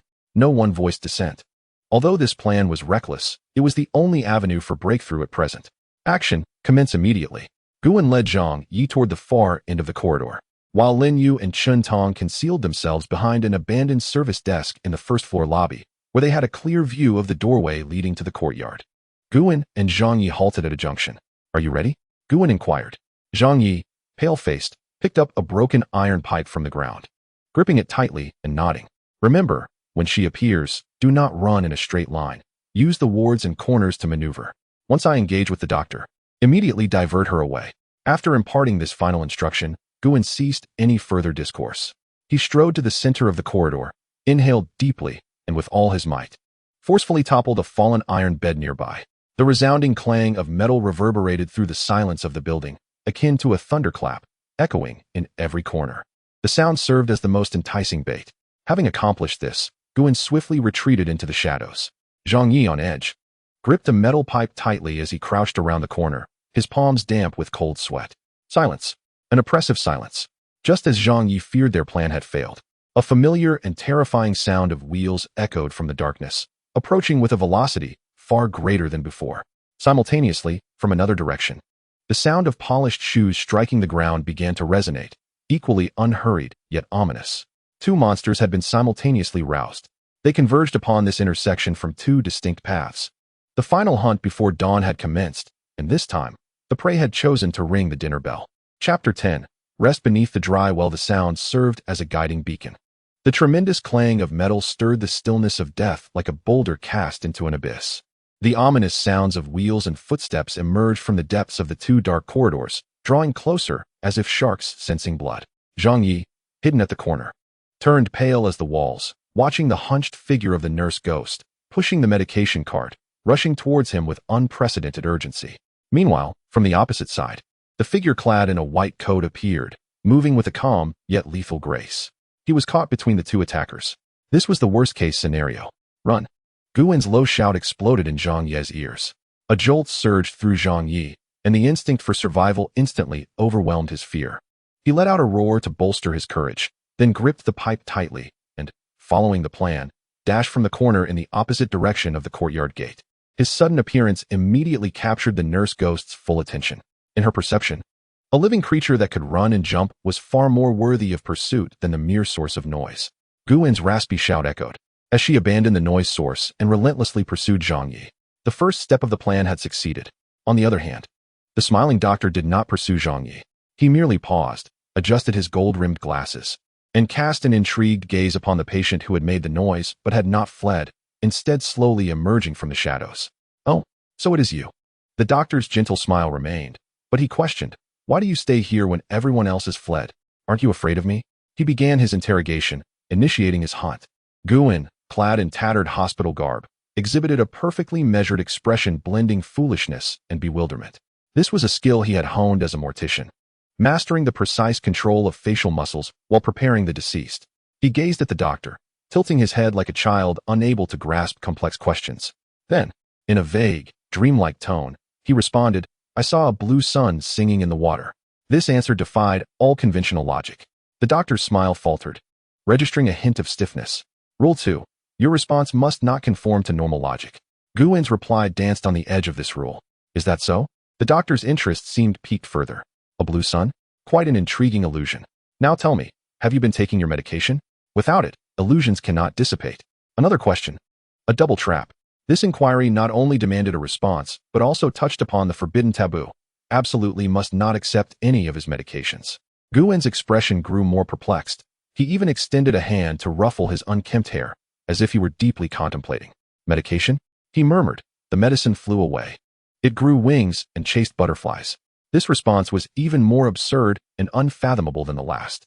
For the first time, the doctor's gentle smile vanished entirely. His gaze turned icy, and the look behind his glasses seemed poised to dissect Guwen thoroughly. He could not comprehend it. Within his logical framework, patients either spoke the truth out of fear or lied and were treated. Never had a patient countered his logical traps with an unfathomable madness. Are you mocking me? The doctor's voice lost its warmth for the first time. Guwen remained silent, spiraling in place, humming an off-key nursery rhyme, embodying a truly deranged individual immersed in his own world. Every movement and expression he exhibited perfectly skirted the red lines of all rules. This was a dimensional strike against a doctor armed with logic. The doctor's patience appeared to be waning. Meanwhile, at the other end of the corridor, Zhang Yi's situation grew increasingly precarious. Leveraging his physical advantage, he desperately maneuvered through the labyrinthine hospital, evading the nurse ghost. Yet, her speed far exceeded his expectations. On several occasions, her long black nails nearly grazed his back. Is it not done yet? Zhang Yi cried out in despair. Time. It was the one thing they lacked. Hiding behind the service desk, Shentong and Lin Yu felt their hearts racing. Now, Shentong hissed. Guwen and Zhang Yi had successfully occupied both monsters on the west side of the building, while the entrance to the courtyard lay to the east. A lifeline had been temporarily opened.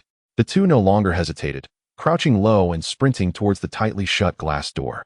The door swung open, allowing the cold, blood-scented night air to rush in. They had succeeded. The courtyard lay overgrown with weeds, enveloped in an eerie silence. The dry well at its center stood out starkly under the blood moon. The two dared not pause for a moment, exerting every ounce of strength as they raced towards the well. The well's edge was covered in moss, and a heavy stone slab sealed its opening. Together, with combined efforts, they barely managed to push the stone slab open a crack. A chill, mingled with the scent of damp earth, wafted from the depths below. Chen Tong quickly recalled every detail from the diary. The diary stated that rest required a sacrifice. What is the sacrifice? Lin Yu asked anxiously. It's the identity of the patient. A glimmer of understanding crossed Chen Tong's eyes. The nurse was the head nurse. The doctor was the director. They were both bound by cursed identities. We need the identity of a patient to serve as a balance, to be sacrificed to this well. She pulled out the patient information card bearing Gu En's name from her pocket. This is the identity of patient number 13. It is the source of the initial fear and resentment for both the director and the head nurse. Without hesitation, Chen Tong threw the card into the unfathomable depths of the dry well. The card fell silently, akin to a leaf cast into the ocean. Nothing happened. Chen Tong's complexion turned pale, and the final entry in her diary read, "The ritual requires a medium." Her gaze swiftly scanned the surroundings before finally resting upon Lin Yu. No, it was not Lin Yu. It was the object she carried closely, a brown paper file. That diary filled with the director's remorse and curses. "Give it to me," Chen Tong shouted. Lin Yu hurriedly handed over the file. Chen Tong extracted the diary, glanced towards the corridor where Guan and Zhang Yi might falter at any moment. Gritting her teeth, she made a bold decision. She ignited a corner of the diary with her lighter, the sole source of fire on her person. Flames surged forth, gradually consuming the frenzied script. Chen Tong hurled the burning diary into the well. In that instant, a sudden transformation occurred. As the flaming diary plummeted to the bottom of the well, the entire dry well trembled violently. A visible surge of black resentment erupted from the well, soaring into the sky. Inside the building, the nurse specter pursuing Zhang Yi and the doctor confronting Gu and simultaneously halted their actions. Their bodies began to tremble violently. No, no. The nurse emitted a reluctant scream as her form grew transparent, forcefully dragged by an unseen power towards the yard. The doctor's body also began to disintegrate into countless black particles. The gentle smile on his face had vanished, replaced by endless terror and resentment. He fixed his gaze on Guan, seemingly wishing to permanently remember the patient who had destroyed everything he held dear. Ultimately, they transformed into two streams of black light, uncontrollably sucked into the dry well. Once the last wisp of black energy was devoured, tranquility returned to the well. In the yard, Zhang Yi collapsed to the ground. Gasping for breath, Guan slowly straightened up, shedding the hospital gown. In the sky, the eerie blood moon was rapidly losing its hue. A cold yet melodious synthetic voice resonated in the minds of all survivors. Main quest completed. Subquest, CIN Mental Hospital, settling. Player Guan. Core clue discovery rate 100. Hidden plot trigger rate 100. Personal contribution 70. Overall evaluation, S. Player Chen Tong. Core clue discovery rate 80. Hidden plot trigger rate 50. Personal contribution 15. Overall evaluation, A. Player Lin Yu. Core clue discovery rate 80. Hidden plot trigger rate 50. Personal contribution 10. Overall evaluation, B. Player Zhang Yi. Core clue discovery rate 0. Hidden plot trigger rate 0. Personal contribution 5. Overall evaluation, C. Subquest rewards have been distributed. Teleportation back is imminent. A familiar wave of dizziness washed over Guan, causing his vision to blur. Just before consciousness fully detached, he cast one last glance at the now tranquil dry well. This is not the end. This is merely the beginning. Chapter 11. The scars of reality. The dizziness struck fiercely before receding like an ebbing tide. Unlike the chaotic descent, the return felt akin to breaking free from the depths of water, with the brain experiencing a brief blankness due to sudden pressure changes. Guan opened his eyes. Before him lay the familiar shadowless lamp, the cold stainless steel mortuary table, and the deceased he had meticulously restored, covered with a pristine shroud. He had returned to the morgue's mortuary room. Outside, daylight streamed in. The jarring city alarms had faded, replaced by the morning's usual traffic and chirping birds. The wall clock indicated it was 6:45. Less than an hour seemed to have passed since he was swept into the game. Everything felt like a surreal nightmare. The eerie corridor, the contorted corpses, the smiling doctor, all appeared so unreal. Guan slowly raised his hand, placing it before his eyes.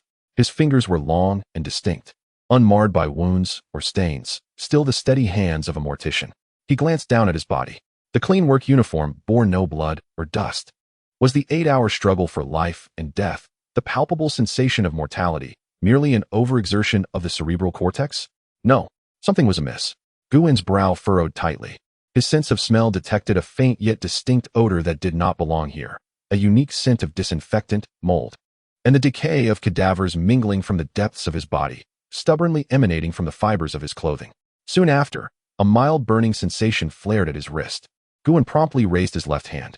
A faint, grayish tattoo-like number slowly emerged on the inner skin of his wrist, only to gradually fade away. 13. This is the evidence. This is the indelible scar left by the game. Just as Guin confirmed the authenticity of it all, the cold mechanical synthetic voice resonated once more in his mind. This time, there were no warnings, no tasks, only settlement. S-grade evaluation reward distribution in progress. Reward 1, 10. 000 general points. Reward 2, unlock talent skill tree. Gain initial talent deaths I beginner. Reward 3, acquire unique item silencing pocket watch. A torrent of information surged into Guin's mind in the form of data streams. Subsequently, a semi-transparent light screen resembling a game interface abruptly appeared in his vision. Visible only to him. The interface was starkly simple, featuring only a few cold labels. Personal attributes, talent skills, system shop, player forum. Guin's gaze first fell upon talent skills. Death's Eye beginner, passive talent. Your understanding of death and rules surpasses that of ordinary individuals. When you gaze upon a rules vessel, there is a 5 chance to gain additional insight into a hidden clue or fragment of background story beyond the basic rules. This talent undoubtedly embodies and quantifies his unique ability. It not only affirms Guin's distinctiveness, but also signifies that this path can be upgraded and strengthened. Next, Guin focused his intent on the item reward. Silencing pocket watch, unique item. Consumable, remaining uses, 11. Upon activation, it can impose an absolute silence rule on a single target within a 10-meter radius for 30 seconds. The target cannot produce any sound during this state, and any attempt to vocalize will result in the physical permanent destruction of their vocal cords. Guin's pupils constricted slightly. How domineering this rule item is. It essentially transforms the killing patterns of the monsters in the subquest into a one-time skill. At a critical moment, this could reverse life and death. Lastly, Guin turned his attention to the 10,000 general points. He opened the system shop. Instantly, a dazzling array of product listings cascaded before him like a waterfall. Skill category, Mastery of Combat, 500 points. Proficiency in Firearms, 800 points. Basic Medical Skills, 400 points.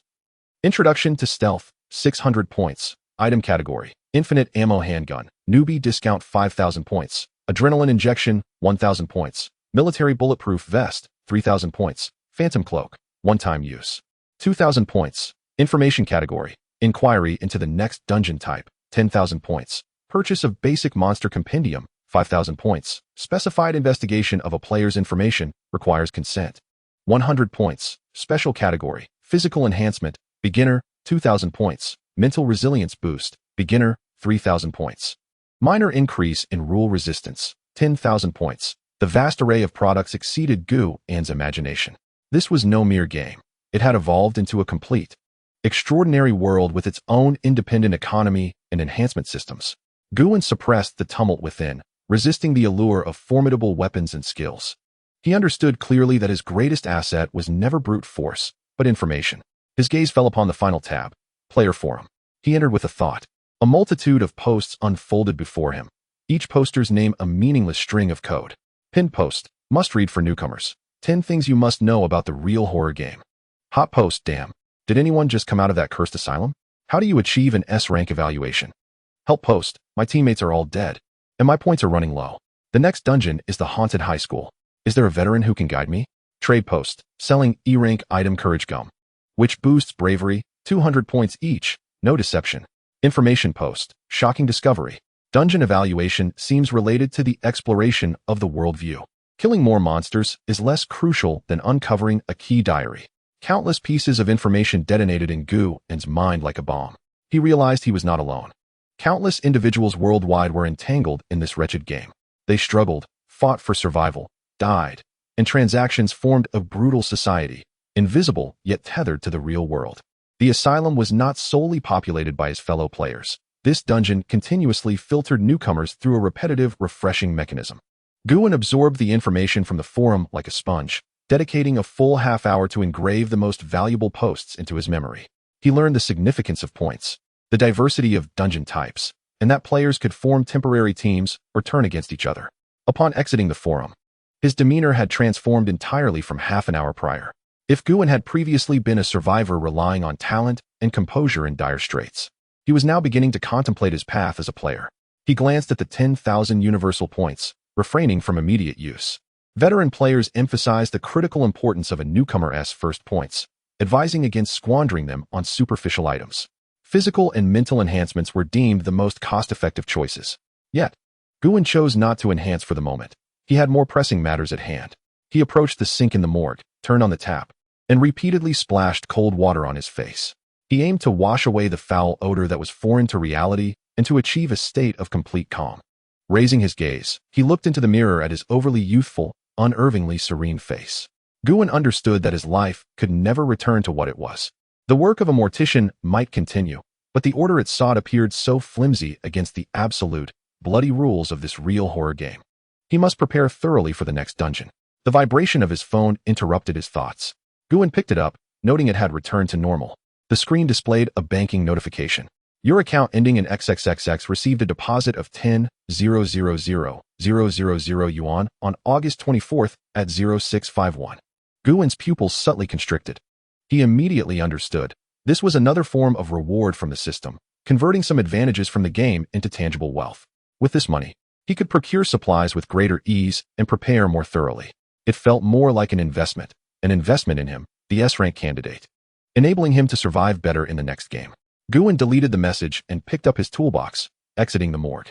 The morning sunlight streamed through the corridor windows, warm and serene. Yet, amidst this warmth, Guin sensed a hint of tranquility that heralded an impending storm.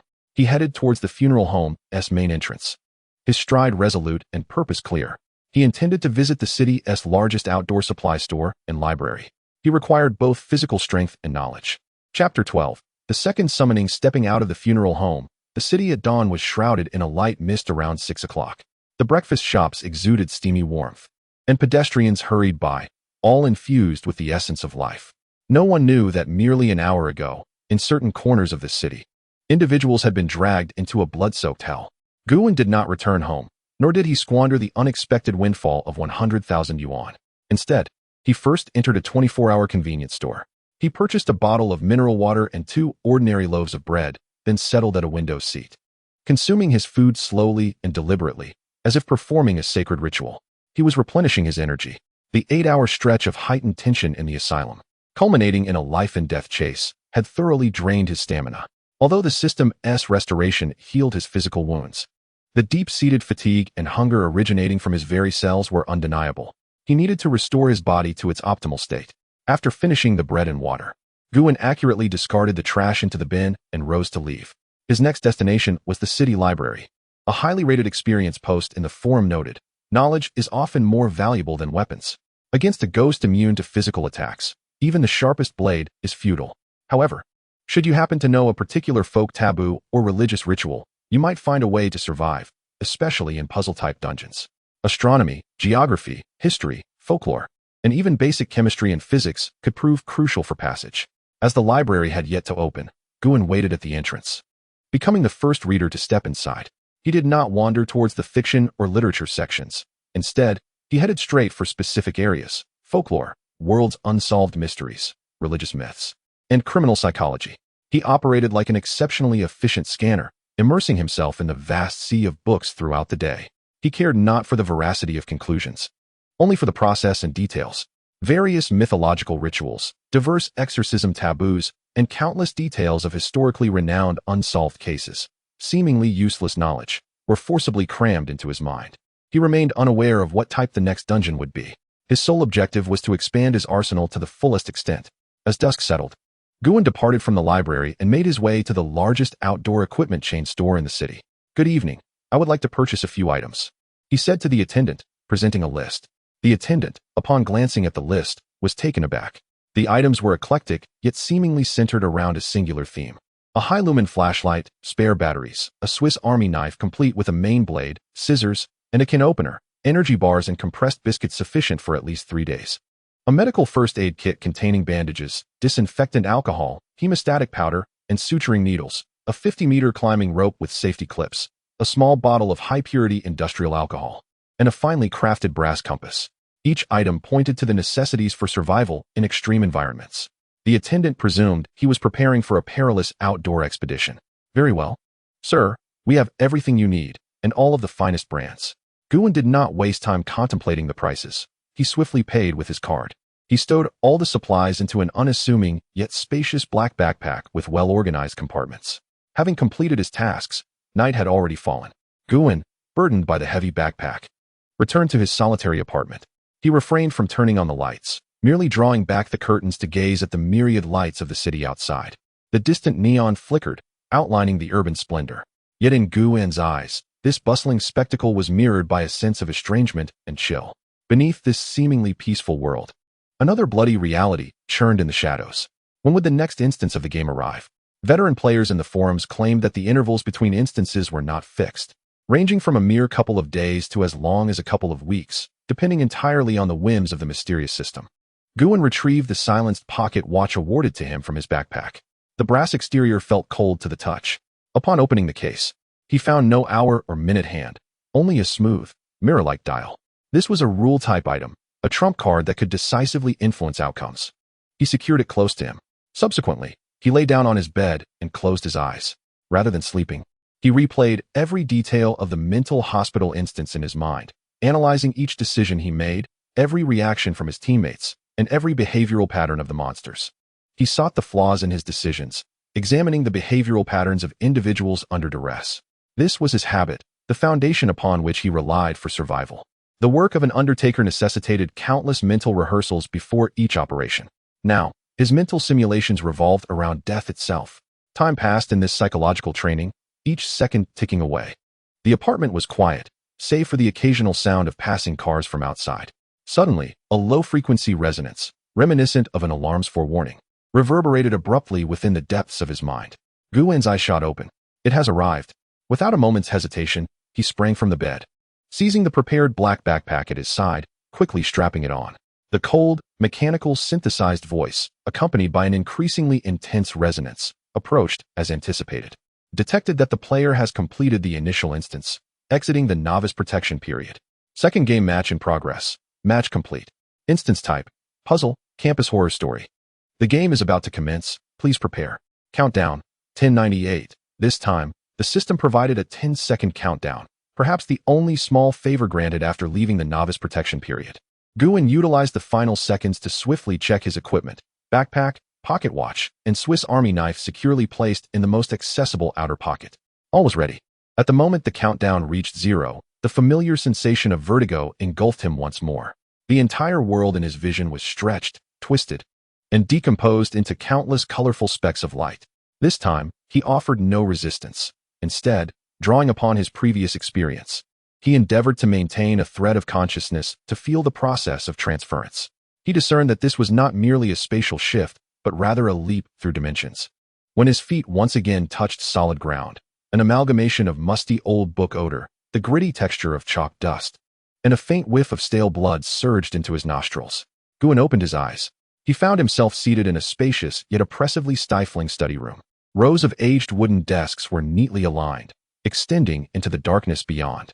Overhead, stark fluorescent lights buzzed, illuminating the space as though it were a morgue. Beside him, over 20 players were seated in disarray. Some appeared still groggy, while others donned bathrobes, clearly having been forcibly pulled into this situation without warning. Panic and confusion rapidly spread among the crowd. Guin's gaze was immediately drawn to the blackboard at the front of the study room. It had been wiped clean, save for a striking line of red chalk scrawled across it, proclaiming, "Welcome to the Eternal 404 study room. Rules of this room. Silence is strictly enforced during study sessions." Chapter 13. The Silent Classroom. Silence is strictly enforced during study sessions. The blood-red chalk letters on the blackboard seemed inscribed with blood, carrying an undeniable air of command. What in the world is this place? Who's behind this? This is insane. Is this a kidnapping? I warn you, my father is. However, not every one of the 20-plus players, still reeling from the disorienting transference, was capable of grasping the meaning of those words immediately. Following a brief moment of bewilderment, panic and anger erupted like a contagion. Curses, screams, and cries swiftly filled the expansive study room, transforming it into a cacophonous marketplace. These sounds were laden with the primal human response to the unknown. Yet in this study room, such noises merely sounded the death knell for themselves. Guin refrained from speaking. From the moment he read the words on the blackboard, he instinctively entered a mode of silence. He even subconsciously slowed his breathing to avoid producing any unnecessary sounds. He seated himself by the window, coldly observing the chaos unfolding before him. He understood that the moment of rule enforcement was imminent. Indeed, just as the uproar in the study room reached its zenith, the tightly shut classroom door at the front creaked open. A man clad in a gray Zhongshan suit, gaunt and wearing old-fashioned black-rimmed glasses, emerged from behind the door. His expression was stern and austere, and he held a thick lesson plan, reminiscent of the most stringent principal from the 1980s. He walked slowly, his polished shoes gliding over the concrete floor without making a sound. Step by step, he approached the podium. A soft, deliberately pronounced cough escaped his throat. The sound was not loud, yet it pierced through the clamor and chaos like an invisible wave. In the previous moment, the self-study room, which had been bustling like boiling water, fell into an eerie silence following a single cough. All players instinctively ceased their shouts, gazing in terror at the suddenly appeared teacher on the podium. The teacher's face displayed no emotion. With eyes resembling a dead fish, obscured behind thick lenses, he slowly surveyed each student below. His gaze, akin to a chilling spotlight, swept across every frightened face. Ultimately, his eyes fixated on a young man with a crew cut, who had been the most vociferous just moments ago. The youth felt a shiver run down his spine under the weight of that gaze, instinctively wanting to shrink back. This student, the teacher began, his voice hoarse and devoid of emotion. Is classroom discipline something you seek to challenge? The crew-cut youth's lips trembled. He yearned to explain, to plead for mercy. Yet, overwhelming terror rendered him speechless. Since you enjoy speaking so much, the teacher adjusted his glasses and spoke deliberately. You shall have no need to speak anymore. In that instant, the young man's body stiffened. He was horrified to find his mouth opening uncontrollably. He wished to close it, but it felt as if two invisible hands were ruthlessly tearing at his jaw. He wanted to scream, but only a sound akin to a deflating balloon escaped his throat. In his vision, he could see only a rotting hand, covered in stitches and seams, reaching out from his shadow, forcefully covering his mouth. Then, an even more terrifying scene unfolded before the eyes of all players. The gap between the youth's lips began to heal at a visible pace. Flesh and blood gruesomely fusing together as if two pieces of metal had been violently welded. No needles, no thread. It was as if they had merged together out of thin air, brutally. Throughout the entire process, not a drop of blood was spilled. Yet, the sheer visual agony resonated with every person present. In mere seconds, the young man's mouth transformed into a smooth expanse of skin, leaving only a faint scar. He had entirely lost his ability to speak. His eyes widened in terror as he desperately clawed at his mouth, his nails leaving trails of blood on his face. However, the newly formed skin was as tough as leather. After this ordeal, the teacher on the podium nodded with satisfaction. Now, it is quiet. He surveyed the group of players, who were already terrified beyond measure, and flatly announced, the self-study begins.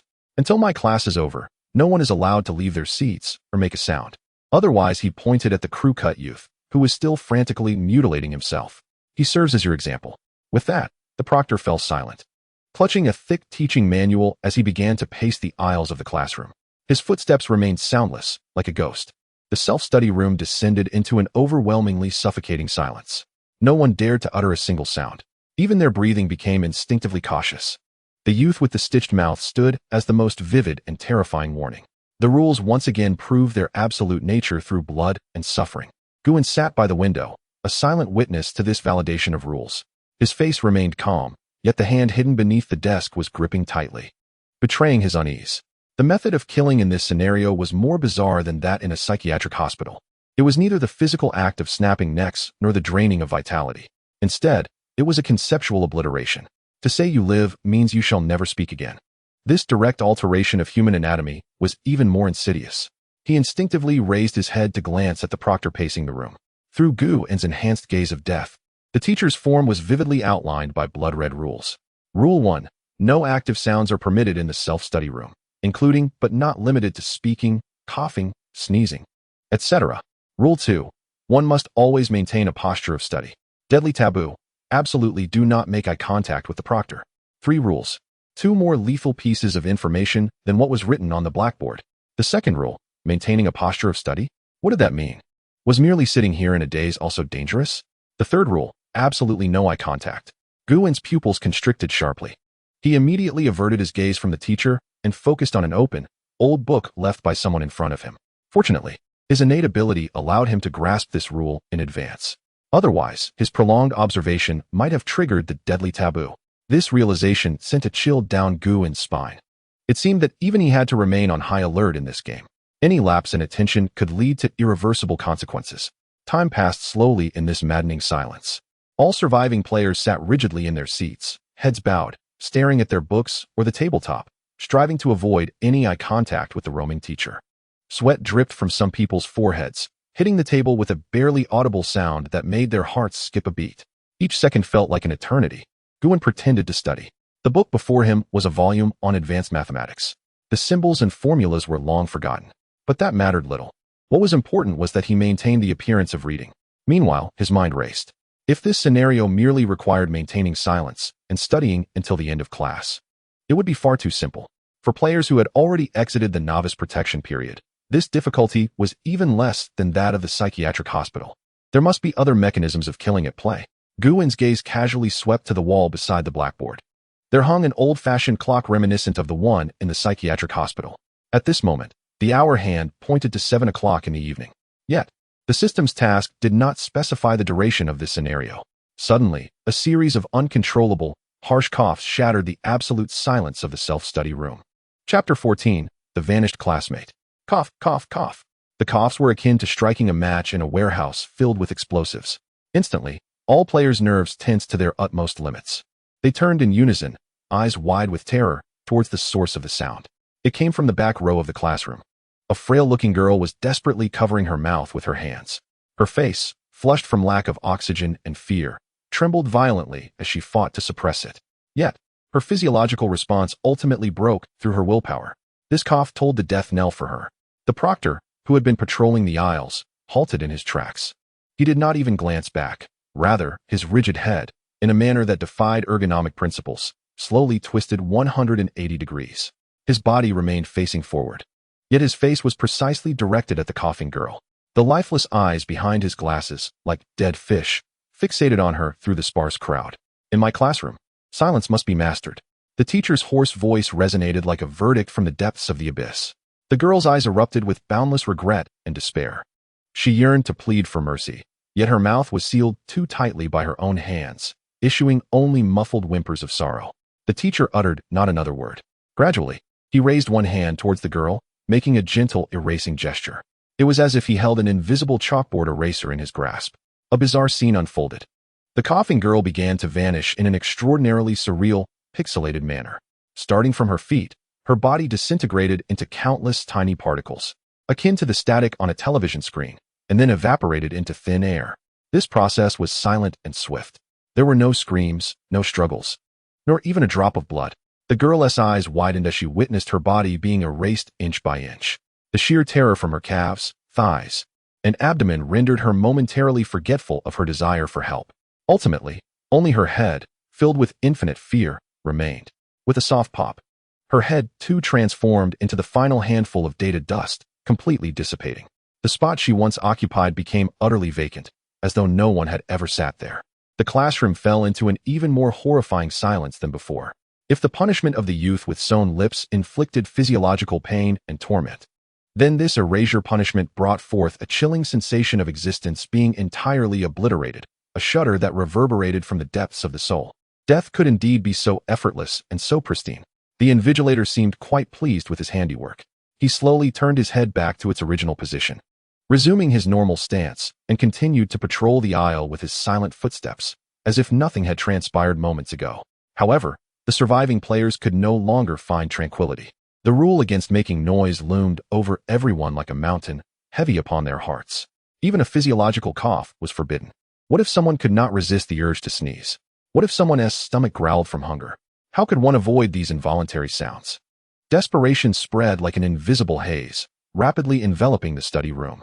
Guwen lowered his head, his eyes fixed upon the advanced mathematics textbook before him. Yet his mind was engulfed in a tempest of thoughts. Something was amiss. There was something profoundly wrong. If the rules of this scenario were so stringent that even physiological responses were not permitted, then for the players, this was a mere game of chance regarding death. Those with better physical endurance would survive. This contradicted the very logic of gaming. Every game must possess a solution, no matter how deeply hidden or bizarre it may be. What exactly was the invigilator? Did his method of killing solely depend on sound? Guwen's gaze fell upon the clock beside the blackboard. When the girl was erased, he had taken note of the time, 7:15. Was it merely a coincidence? Or did it imply that every 15 minutes, a forced expulsion would occur? Just as Guwen pondered this, another peculiar event transpired in the study room. A middle-aged man, seated diagonally in front of Guwen, suddenly began to fade without warning. Unlike the pixelated disappearance of the girl, this time, the man's outline remained, but he resembled a melting ice cube, his color gradually fading until he became an almost invisible shadow.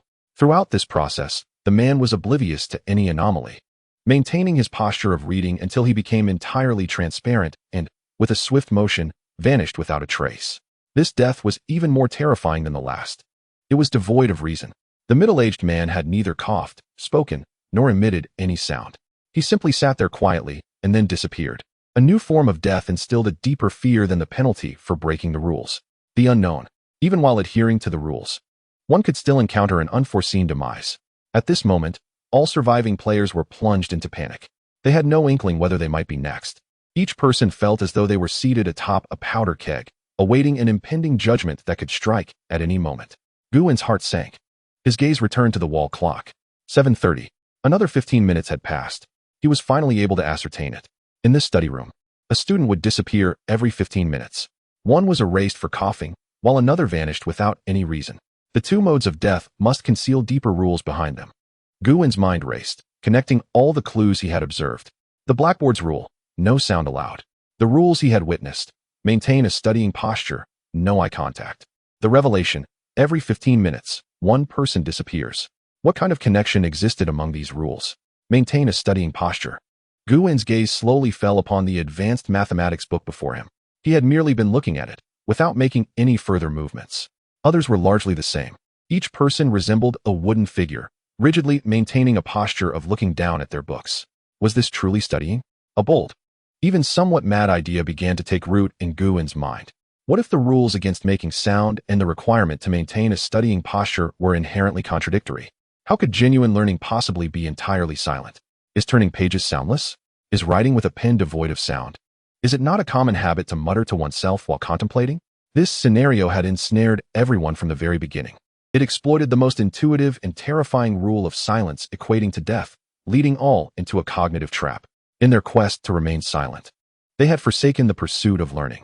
Thus, could the truth behind the middle-aged man's inexplicable disappearance be that he was merely dazed, failing to engage in genuine learning?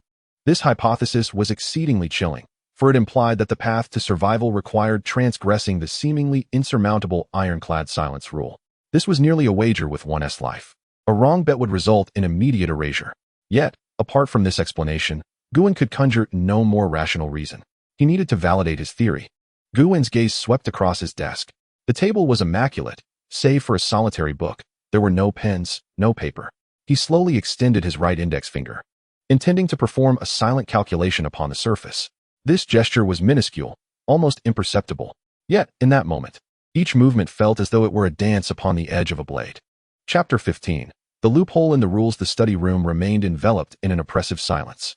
The surviving players appeared as if manipulated by invisible strings, rigidly maintaining their postures of reading with heads bowed. They dared not make any significant movements, fearful that in the next 15 minutes, they might vanish into thin air. Amidst this stifling atmosphere, Guwen's right index finger gradually lifted. His movements were painstakingly slow, as if each joint's rotation demanded monumental effort. His gaze remained fixed upon the advanced mathematics textbook before him. Yet all his focus was intensely concentrated on the tip of his finger and the invigilating teacher who paced the aisle. This was his first deliberate test of the rules since exiting the novice phase, with his life hanging in the balance. At last, his fingertip made contact with the wooden tabletop, which was cold and rough to the touch. Guwen began to move his finger. He refrained from calculating the intricate formulas inscribed within the book, as that would consume far too much energy. Instead, he inscribed a simple Chinese character on the surface, sheng, sheng. This character, while composed of straightforward strokes, embodied the most extravagant desire of all present at that moment. As he wrote, the friction between his fingertip and the tabletop inevitably produced a faint rustling sound. This noise was so subtle that it could almost be disregarded. Yet, in that instant, any sound deviating from complete stillness could cause a heart to cease. The teacher's pacing faltered briefly. Guin's heart raced, constricting in his throat. His finger halted. Should the teacher exhibit any sign of disturbance, he would immediately abandon this trial. The teacher's rigid head seemed to tilt slightly, as if discerning the source of the sound. But soon, he returned to his prior state, resuming his silent patrol. Safe. He had not classified the nearly imperceptible sound of friction as a violation. Guin swiftly comprehended the implications. The prohibition against sound pertained specifically to vocalizations produced by the vocal cords, those sounds with clear intent capable of conveying information, such as speech or a cough. Conversely, the meaningless noise generated by physical friction seemingly fell outside this jurisdiction. This was the loophole in the rules. He had discovered a path to survival. Suppressing the tumult of emotions within, Guin continued his actions. He did not linger on the writing, but instead opened his palm, mimicking the motion of flipping through pages. The mathematics book before him, its pages yellowed and brittle, would undoubtedly emit a considerable noise if genuinely turned. Thus, he merely simulated the action, lifting a page at a minuscule angle with the lightest touch before gently placing it back down.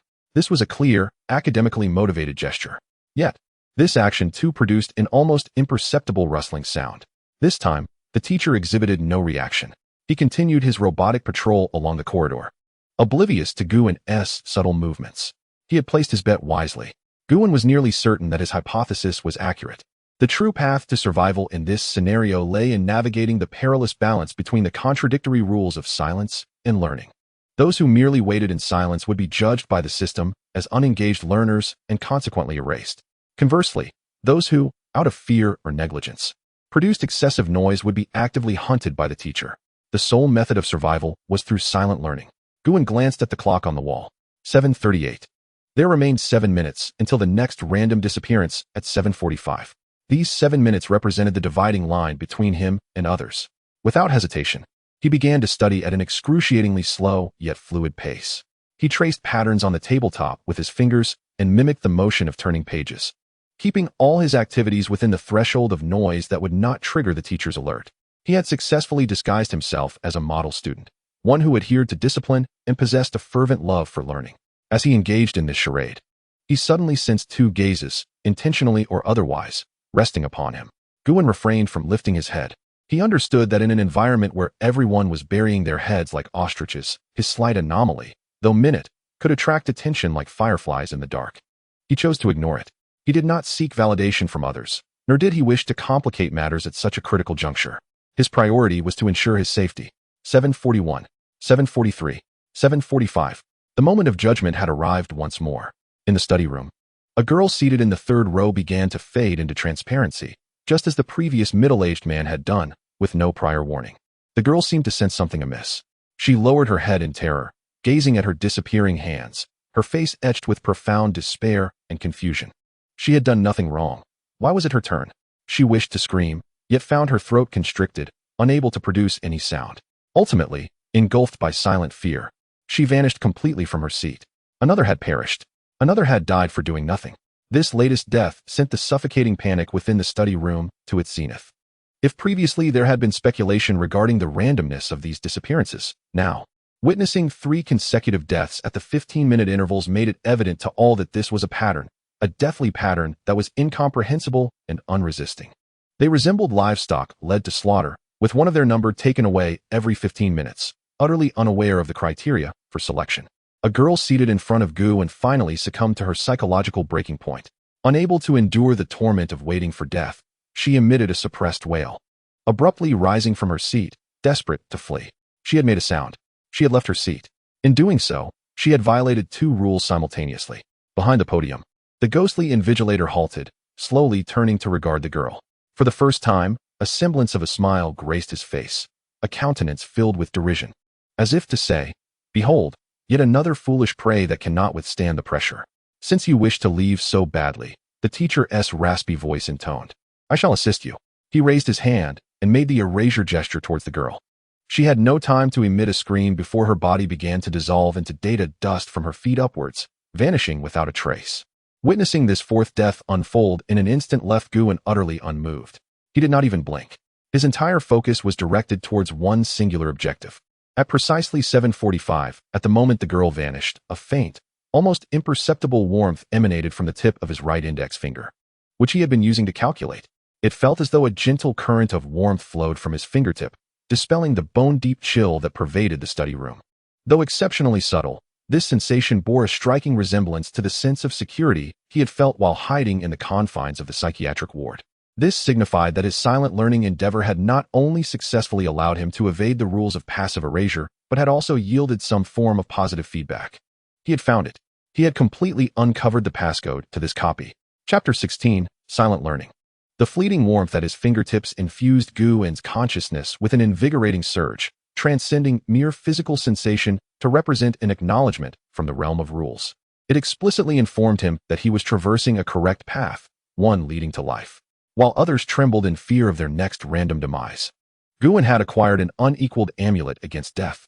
However, this revelation did not induce even a modicum of complacency or pride. On the contrary, his mind raced with heightened fervor. Merely avoiding death was insufficient. It did not meet the S-class evaluation criteria. He needed not just to survive, but to uncover the hidden narrative behind this copy. Akin to his experiences in the psychiatric hospital, he sought the ultimate ritual for passage. All clues pointed towards the core act of learning. If silent learning could elicit positive feedback, then increasing the depth and breadth of his studies might lead to an abundance of information, perhaps even the key to his escape. This thought sharpened Guwen's gaze. He ceased the monotonous act of tracing letters on the desk and embarked on a bolder endeavor. He intended to read, a genuine reading that would produce sound. His eyes fixated on the yellowed pages of the advanced mathematics textbook before him. His left hand gently pressed against the spine of the book while his right hand delicately pinched the upper right corner of a page with his thumb and index finger. His movements were imbued with the precision and gentleness of an embalmer preparing the deceased. His aim was to turn the page while keeping the noise beneath the vigilance threshold of the invigilator.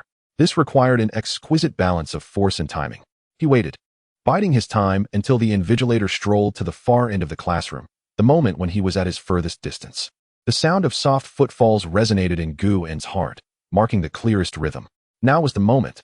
As the teacher turned, Guwen abruptly flicked his wrist, applying a brief yet precise force to the fragile page.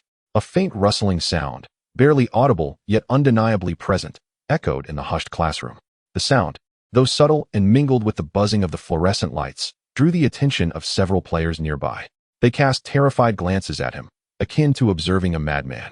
Meanwhile, at the opposite end of the classroom, the invigilator's steps paused momentarily.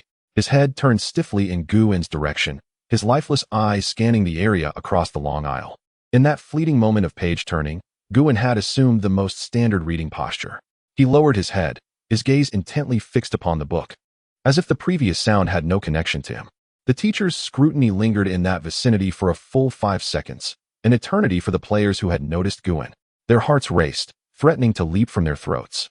Finally, the teacher seemed to find no clear violator. He slowly turned his head back, continuing his ghostly patrol. Success. Once again, he had performed a perilous dance upon the edge of the rules. At the instant the teacher's gaze diverted and the crisis was averted, Guwen distinctly felt a surge of warmth, exponentially stronger than before, emanate from the palms of his hands, which were in contact with the book.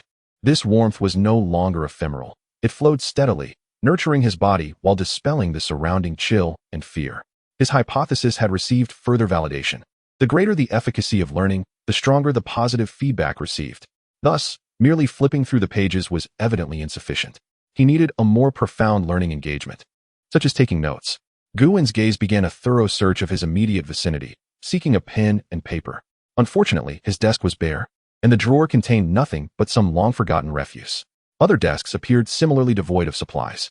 This study room resembled a carefully orchestrated stage, offering only the most basic prop, the books. What could he do without a pen? Ultimately, Guwen's gaze fell upon his own fingers. He glanced outside, where condensation had formed a thin layer of fog upon the window glass due to the temperature differential between the indoors and outdoors. A bold plan began to take shape in his mind. He could feign fatigue from reading, stretch, and then, using his finger, write upon that layer of fog. This action would align with the logic of learning, produce virtually no sound, and effectively evade the teacher's gaze. An impeccable scheme. Taking a deep breath, Guwen commenced his performance.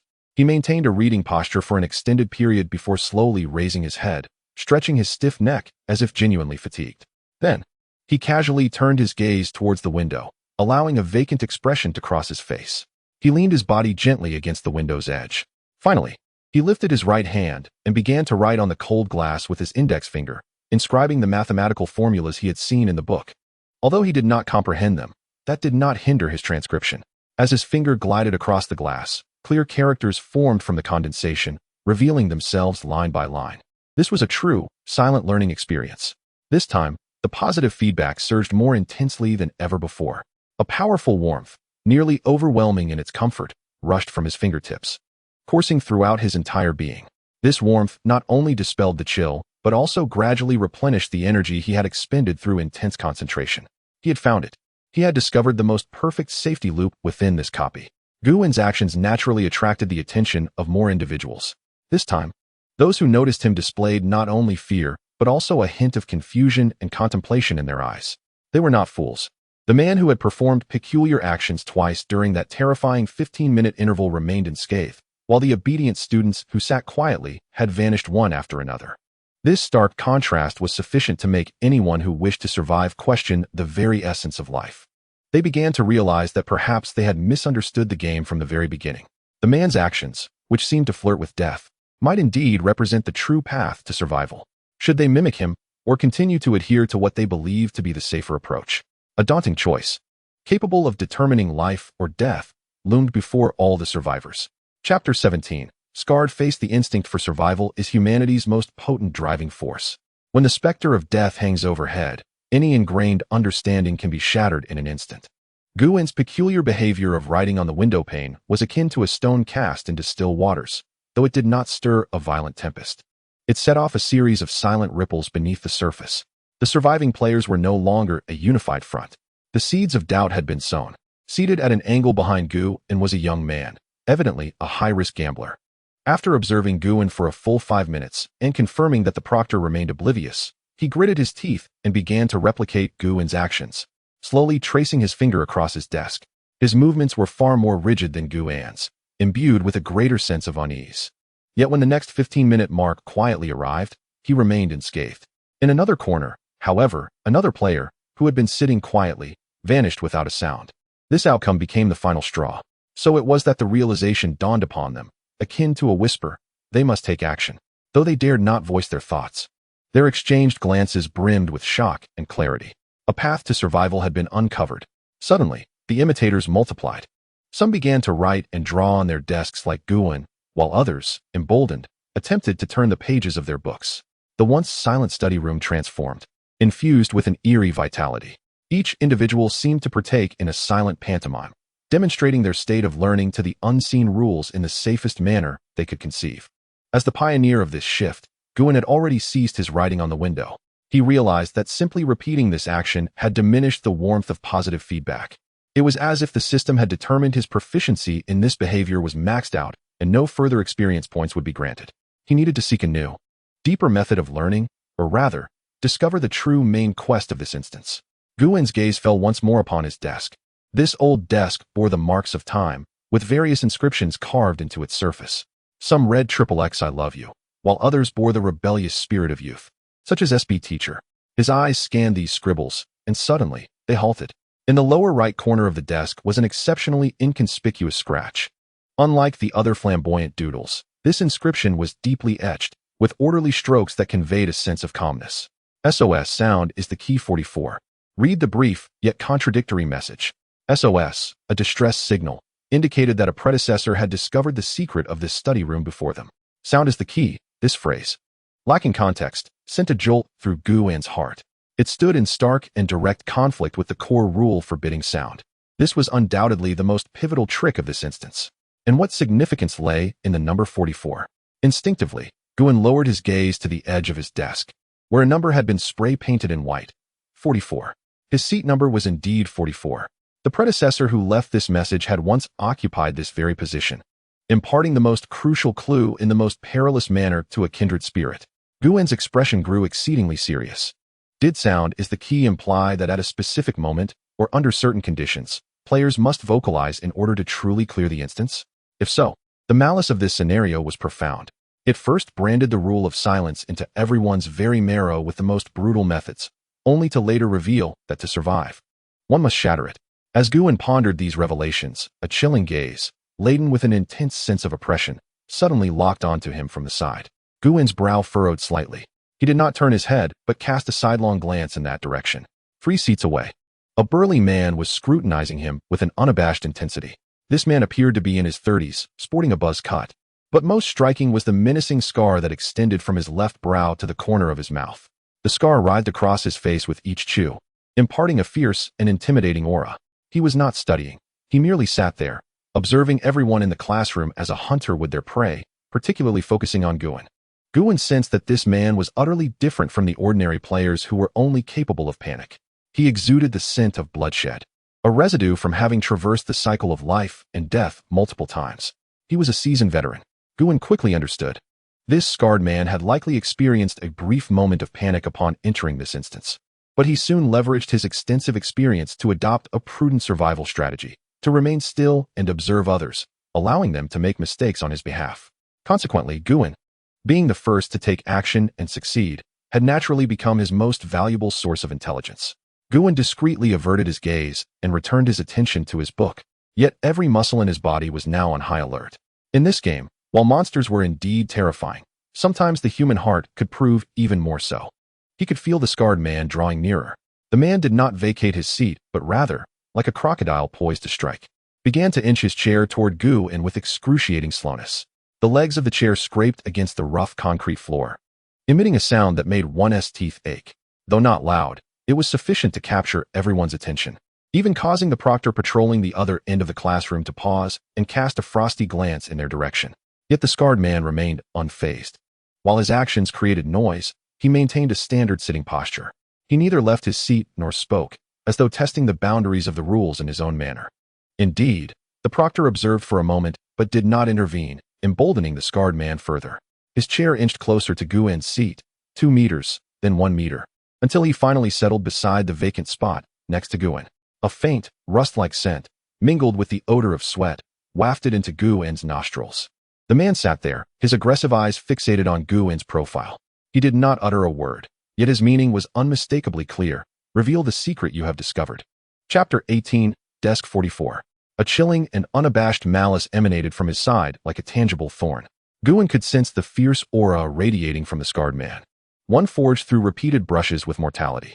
This was not a mere threat. It was a predatory instinct poised to sink its fangs into your throat. Though no words were spoken, the message conveyed by that gaze was brutally straightforward and savage. Guin chose to ignore him, keeping his head lowered. His gaze intently focused on the advanced mathematics book before him, embodying the archetype of a scholar engrossed in the ocean of knowledge, indifferent to the world around him. His fingers moved slowly across the surface of the desk, a silent posture of clear rejection. In this scenario, information equated to life. Why should he relinquish the hard-won loopholes he had unearthed at the peril of his own existence to a mere opportunist eager to reap the rewards? Moreover, Guin was acutely aware that any hint of compromise on his part would only embolden the other. Such individuals were akin to sharks drawn by the scent of blood. Retreat a single step, and they would tear you to shreds. Guin's disregard evidently inflamed the scarred man further, intensifying the oppressive atmosphere surrounding them. Guin could even hear the slight increase in the man's breath, heavy with indignation. Suddenly, a muted yet resonant knock echoed in Guin's ear. The scarred man had rapped his knuckles against Guin's desk. This gesture was overtly provocative, shattering the silent stalemate between them. Other players in the classroom took note of the escalating tension, casting glances filled with concern or schadenfreude. In this stifling environment, any conflict could devolve into a bloody spectacle. The proctor, patrolling the room, halted at the sound of the knock and directed his gaze toward them. At last, Guin lifted his eyelids. He slowly turned his head, confronting this unwelcome intruder for the first time.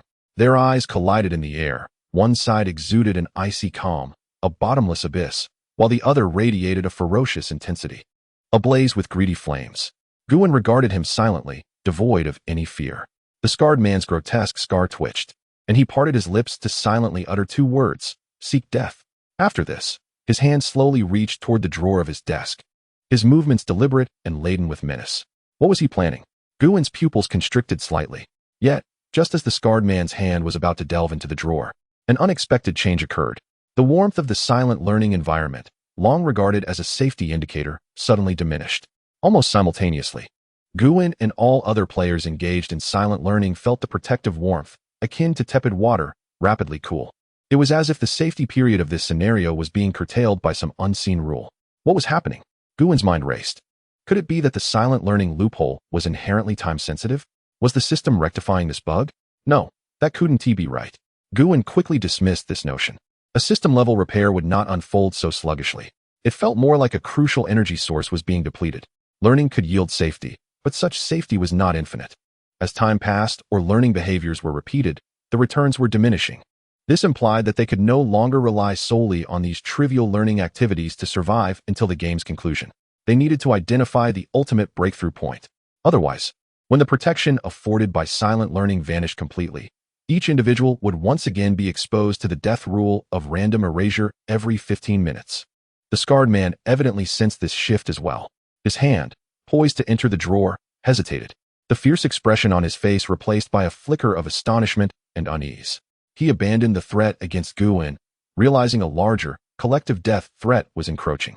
Personal grievances paled in comparison to the looming specter of collective demise. The atmosphere in the study room grew heavy once more. Guin disregarded the nearby threat, redirecting all his focus toward the breakthrough. He needed to hasten his efforts. His gaze fell again on the decisive scratch in the lower right corner of the desk. SOS sound is the key 44. He reached out, gently tracing the number 44 with his fingertip. This was not merely his desk number. Among the hundreds of identical desks in this vast study room, why had only this desk 44 left the most crucial clue? What made it so special? Guin commenced a thorough examination of this desk. First, he meticulously scrutinized the tabletop. Apart from some graffiti and this critical scratch, there was nothing else. He then shifted his gaze to the sides and edges of the tabletop, finding no further discoveries. Could the clue be hidden within the drawer? Guin cautiously pulled open the drawer of his seat. A thick wave of dust and mildew, accumulated over the years, assaulted his senses. Inside the drawer lay only crumpled scraps of paper, a dried ink bottle, and a half-broken pencil. Guin carefully extracted each item, placing them on the desk. He unfolded the scraps, most of which were filled with calculations or trivial sentences. No clues. Had he misjudged? Guin furrowed his brow. No. The predecessor who had left the information had clearly etched the number 44, indicating it could not be without significance. There must be something he had yet to uncover. His gaze shifted from the desk surface to the drawer and finally lowered. The inner side of the tabletop, an easily overlooked area, perfectly suited for concealing information. Guin immediately took action. He bent down, slowly peering into the desk's belly, feigning the act of retrieving something. The interior was dimly lit and filled with cobwebs. He looked up from below at the back of the tabletop. Near the innermost edge, almost level with the back panel of the drawer, he noticed a section that differed slightly in color from the surrounding area. The wood there is of a deeper hue, as if it has been meticulously polished by some unseen hand. Guin extended his hand, brushing away the dust and cobwebs that clung to its surface.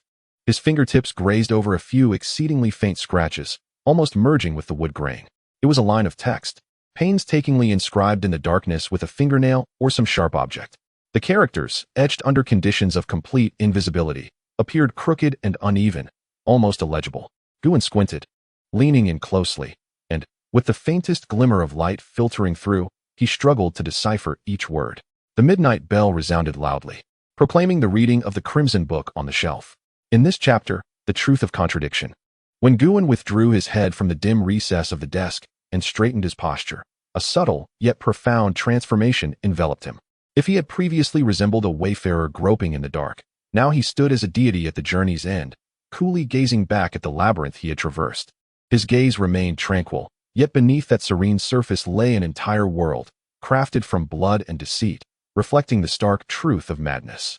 The phrases from the predecessor's final words were like two pivotal pieces of a puzzle, seamlessly fitted by Guin into the fragmented map of his mind. In an instant, all clues and contradictions coalesced into a clear narrative, perfectly intertwined. A staggering truth, revealed at the cost of countless players' lives, unfolded before Guin's eyes. A paradox, an absolute contradiction forged from blood and bone, emerged. In this instance, both silence and the necessity of sound coexisted. They were not opposing rules, but rather absolute decrees belonging to different stages. So it was, Guin mused silently within. His mind began to replay the logic of the entire scenario at an unprecedented speed. The first stage, selection. From the game's inception until the tolling of the midnight bell. This phase reigned supreme. During this period, silence was the utmost law. Any sound emitted would lead to the merciless eradication by the proctor. This threshold eliminated all players who were panicked, uncomposed, or simply unfortunate. The second stage, trial. Once players had acclimated to the absolute silence, the true test commenced. The silent learning was merely a transitional, deceptive haven. It lulled one into believing they had found a path to survival. Yet the efficacy of this sanctuary would continually diminish. It functioned as a slow boil, coercing all survivors to seek the genuine means of breaking the impasse. The third stage, sacrifice or performance. When the midnight bell tolled, the rules of this scenario underwent a complete 180-degree shift. The prohibition of sound would dissolve, replaced by the imperative to vocalize. The manner of expression had already been indicated by the predecessors. It entailed reading aloud, specifically from the crimson book upon the shelf. The proctor, that terrifying specter, sought not absolute silence, but an order that resonated with his earthly obsessions. In the earlier hours of the night, all students were engaged in quiet study, adhering to his order. Yet, when midnight arrived, signaling the time for assignments or morning readings, all students were compelled to read aloud. This was the new order he desired. Any who defied his rules, whether by speaking in the first half of the night or remaining silent in the latter, faced but one fate: death. This encapsulated the deepest malice of the scenario. It exploited the human cognitive bias. Once one learned through the bitter lesson that silence was paramount, one could scarcely fathom that the sole means of survival lay in actively breaking that very silence. This scenario was not a study room at all. It was a twisted sacrificial theater that mandated participation from all, with the proctor as the deranged director. Realizing all this, Guin slowly lifted his gaze, piercing through the layers of desks and chairs to the front of the study room, beside the podium, where a tall bookshelf stood. On the third tier, farthest to the right, amidst a collection of worn, grim tomes, a few volumes stood out distinctly due to their vivid crimson covers. Those were the tickets to survival. As Guin's gaze fixed upon the bookshelf, the warmth that had enveloped him during the silent study dissipated entirely. An icy, chilling dread surged back, enveloping every individual in the classroom. The safe period had ended. All surviving players sensed this shift. Panic washed over their faces as they were once again thrust back onto the merciless roulette of death. Tick-tock, tick-tock, the wall clock marked 8:14. Only 60 seconds remained until the next random annihilation. The atmosphere within the classroom became unbearably tense. Each individual tightened their nerves, fervently praying that this time, the hand of death would not fall upon them. Yet at that moment, Guin undertook an unexpected action. He turned his gaze once more towards the specter of the proctor, lurking in the corridor. He sought to employ his death's eye for a final confirmation. Within his vision, the most essential crimson rule inscribed upon the proctor remained clear. Rule 1. Any sound is strictly forbidden. Beneath that line of blood-red text, however, due to Guin's grasp of sufficient prior clues, a line of previously invisible gray text, formed from countless grievances, began to emerge, solidifying. It appeared to be an amendment. Before the midnight bell tolls, he saw it. He witnessed the transformation of the rules with his own eyes. The predecessor's final words, coupled with his death's eye, formed a perfect logical loop at that moment. The truth was now devoid of any ambiguity. Guin gradually withdrew his gaze, his heart steady and strong within his chest, resonating with the revelation of this ultimate secret. His calmness, meticulousness, and obsession with rules and order yielded the richest rewards at this moment. He held dominion over the ledger of life and death for all. A thud. The scarred-faced individual beside him rapped his knuckles against the desk once more, though a flicker of fear regarding the impending roulette of death crossed his grotesque visage. A greater greed shone through. He might not grasp the entirety of the truth, but he was certainly convinced that this mortician, whose behavior had been peculiar from the outset, must possess some knowledge, especially following Guin's recent actions of inspecting the desk and glancing towards the bookshelf, which only intensified his conviction. He leaned closer, his bloodshot eyes fixated intently on Guin.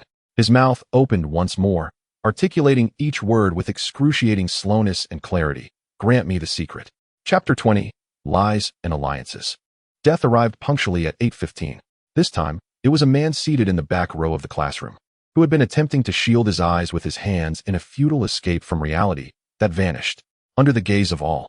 He disintegrated into nothingness like a sand sculpture scattered by the wind, silently fading away. This cruel and timely outcome became the final straw that broke the psychological defenses of the scarred face. The safety zone had utterly failed. In the next 15 minutes, the specter of death could descend upon him at random. For the first time, genuine and unmasked terror flickered in his bloodshot eyes. His fierce exterior crumbled before the unassailable rules, as fragile as a mere sheet of paper. He turned his head once again, fixing an intense glare upon Guin. This time, his expression held no threat, but rather a complex amalgamation of anger, pleading, and resentment. He needed answers. At this moment, he desperately craved answers. Guin's countenance remained an unchanging visage of ice, yet he recognized that the moment had arrived. He no longer disregarded the other. Instead, he slowly lifted the half-broken pencil he had unearthed from the drawer. Next, he retrieved a relatively clean piece of draft paper he had found within. He slid the paper into the crevice between their desks. This gesture was a clear signal. You wish to know the secret? Very well, this is a transaction. The breath of the scarred face hitched sharply. He glanced at the pencil head in Guin's hand, then at the blank paper, swiftly grasping Guin's intent. He greedily nodded, leaning forward slightly, adopting a posture of eager attentiveness. Guin lowered his eyelids, gripping the nearly unsteady pencil, and meticulously inscribed a line of words upon the coarse draft paper. His movements were deliberate and slow, ensuring the scarred face could discern every letter he penned. Yet, what he wrote was not the ultimate truth concerning life and death or the midnight recitation. Instead, it was a meticulously crafted perfect trap, composed of 90% truth and 10% lethal falsehood. The paper read, "Ordinary books are useless. To survive, go to the podium and retrieve the red-covered books from the shelf. As long as you place the red book on the table, you will not die. Hurry, the energy is fading."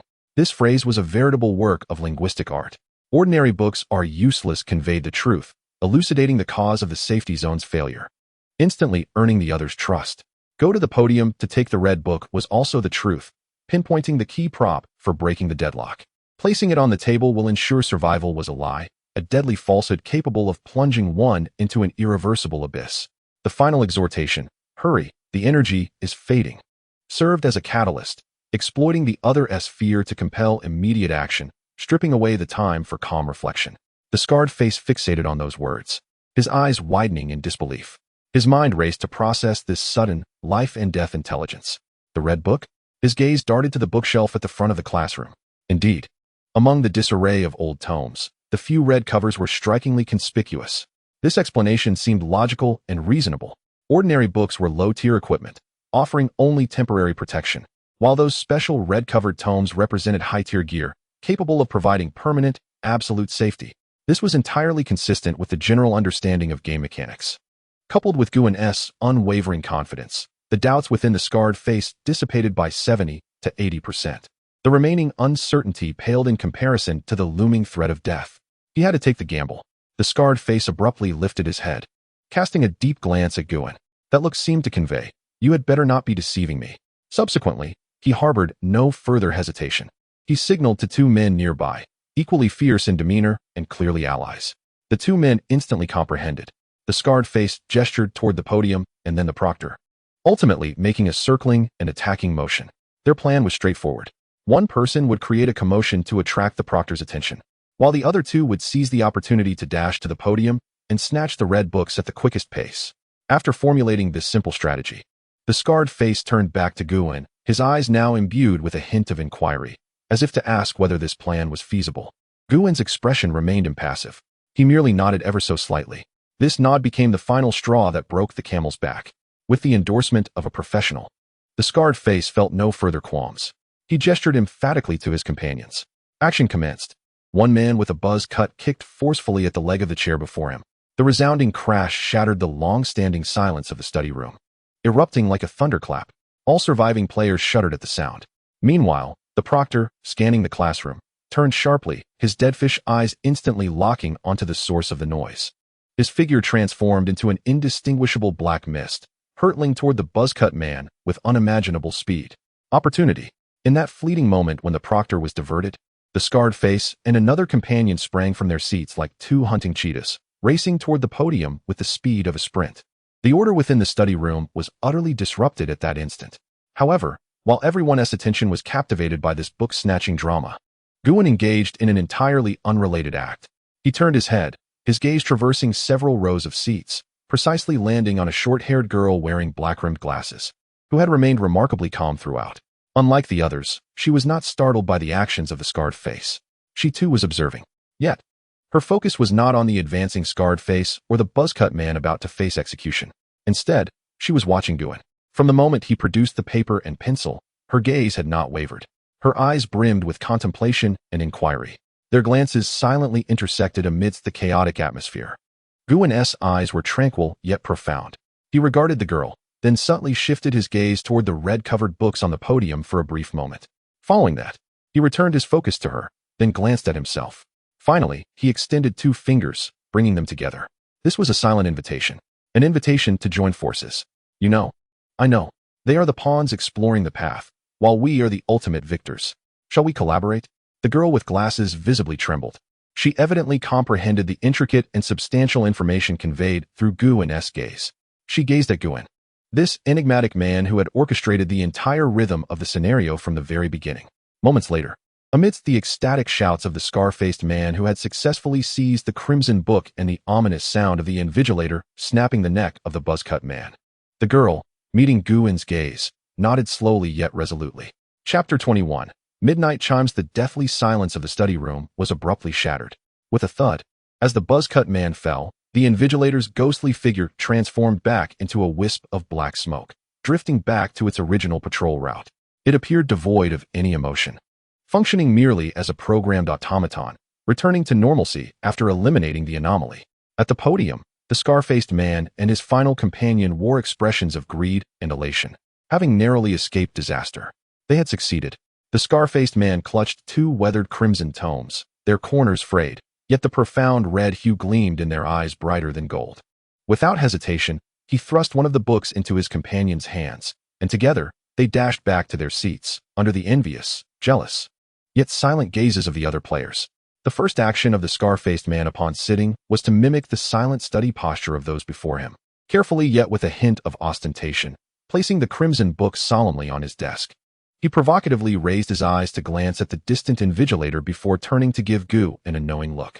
Then, reclining leisurely against the backrest with arms crossed, he exuded an air of carefree confidence.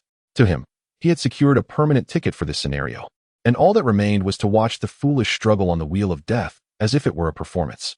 However, Guin did not spare him even a fleeting glance. The man's fate had long been sealed in Guin's plans. He was now but a self-important living corpse. Guin's attention was fixed on 2 matters. The first was the wall clock, the hour hand slowly inching towards 9. Time flowed inexorably, each second propelling everyone toward the ultimate moment when the rules would be irrevocably overturned. The second was the short-haired girl with glasses seated on the other side of the classroom. Moments ago, Guin had extended an invitation for alliance to her through a mere glance and simple gesture. Now, he required her cooperation to complete the final link of his plan. 3 crimson books remained on the shelf at the podium. Once more, Guin picked up the pencil and draft paper from the table. However, this time, he did not write to the scar-faced man, but pushed the paper toward the aisle, signaling the girl with his eyes to look. The paper bore a single, succinct line. It is our turn, 1 book for 1 promise. Concise and to the point. We need the books. I will assist you just as I have helped them, but my aid comes at a cost. I require your unconditional obedience to 1 directive in the upcoming actions. The girl's intellect exceeded Guin's expectations. She hesitated not at all. Upon reading the line, she promptly lifted her head, meeting Guin's gaze, and nodded firmly. She understood that this was the only opportunity. Rather than await her demise, she would wager her fate on this singular man who had glimpsed the truth. With her affirmative response, Guin no longer hesitated. He timed his actions to coincide with the moment the invigilator patrolled the farthest end of the classroom, casually nudging his right elbow. With a clatter, his disguised mathematics workbook slipped from the corner of the table, scattering several pins across the floor. The sound was not loud, even less so than the earlier ruckus created by the buzz-cut man. It resembled an innocuous mishap. Yet, it was sufficient. The invigilator's figure abruptly halted, its head twisted at a terrifying angle, locking onto Guin's seat. A murderous intent coalesced, just as every heart raced, anticipating Guin's impending execution. The bespectacled girl sprang into action. Her figure darted from her seat like the most agile of raccoons, bending low to exploit the visual blind spots created by the desks and chairs, moving with a speed that was both extreme and utterly silent, dashing toward the podium. All this transpired in the blink of an eye. The invigilator's attention was captivated by Guin's accidental blunder for half a second, and that half second was ample for someone prepared. As the invigilator determined Guin's actions were unmalicious and slowly turned away, the girl had already returned to her seat, 2 crimson books in hand, poised as if she had never left. One was placed on her desk, the other, she stealthily set at Gu-in's feet while bending to pick up a fallen book. The cooperation was seamless. Gu-in picked up the book, blending it with the others on his desk, making no conspicuous movements like the scar-faced man had. He exchanged a glance with the girl, and in that moment, their alliance was forged in blood and understanding. The ensuing moments enveloped the study room in an eerie calm. The Crimson Book faction, led by the scar-faced man, observed the unfolding drama with complacency. Meanwhile, Gu-in and the bespectacled girl, representing the infiltrators, silently calculated the time. The remaining survivors who had failed to seize a book languished in unending despair, awaiting yet another round of the death roulette. 11 o'clock. Time advanced with unprecedented cruelty, each tick drawing closer to that fateful juncture. As the hour, minute, and second hands of the wall clock aligned at 12, a resonant chime echoed throughout the study room. Exactly 12 tolls rang out, and in the instant the final chime resounded, the temperature in the room plummeted to freezing. All surviving players, whether the self-assured scar-faced man or the others in despair, felt a bone-chilling dread emanating from the depths of their souls. A sense of overwhelming threat, far more terrifying than any prior death, enveloped the room. They watched in horror as the Invigilator, who had been patrolling the aisles like a machine, came to a halt. Its rigid form slowly, inch by inch, turned to face all the students in the classroom for the first time. Its hollow eyes, akin to black holes, seemed to ignite with 2 points of crimson ghostly fire. A silent yet weighty will descended upon everyone's hearts. The study session was concluded. Now, the inspection commences. In the midst of their terror-stricken gazes, Gu-in slowly extended his hand. He did not look at anyone, nor did he regard the terrifying specter. His fingers gently turned the page of the weathered crimson tome on his desk. Chapter 22. The first reading. As the midnight bell tolled, its echoes lingered, and the chilling, soul-freezing dread emanating from the Invigilator surged through the study room like a tsunami. For the first time, its form was no longer an ethereal wisp of black smoke, but had solidified into an unprecedented corporeality. The tattered Zhongshan suit it wore revealed every wrinkle with stark clarity. Within its hollow eye sockets, 2 crimson flames flared to life. Its gaze, akin to the sharpest ice picks, slowly swept from the front row to the last. The judgment had begun. A boy seated in the corner of the front row was the first to be ensnared by that deadly gaze. He possessed no red book. Despair and pleading were etched across his face. His hands clasped in silent prayer. His body trembled uncontrollably. The Invigilator's gaze lingered on him for a mere half-second before he withered away in a most peculiar manner. There was no blood, no screams. His flesh, his bones, every sign of life seemed to be instantly drained, leaving him akin to a deflated balloon, rapidly collapsing into a heap of gray-black remnants, as if burnt for centuries. Scattered across the seat, he passed away, silently, and more terrifyingly than ever before. All survivors comprehended the truth. The rules had indeed changed. The conditions for death this time were no longer tied to sound, but to something else, something beyond their understanding.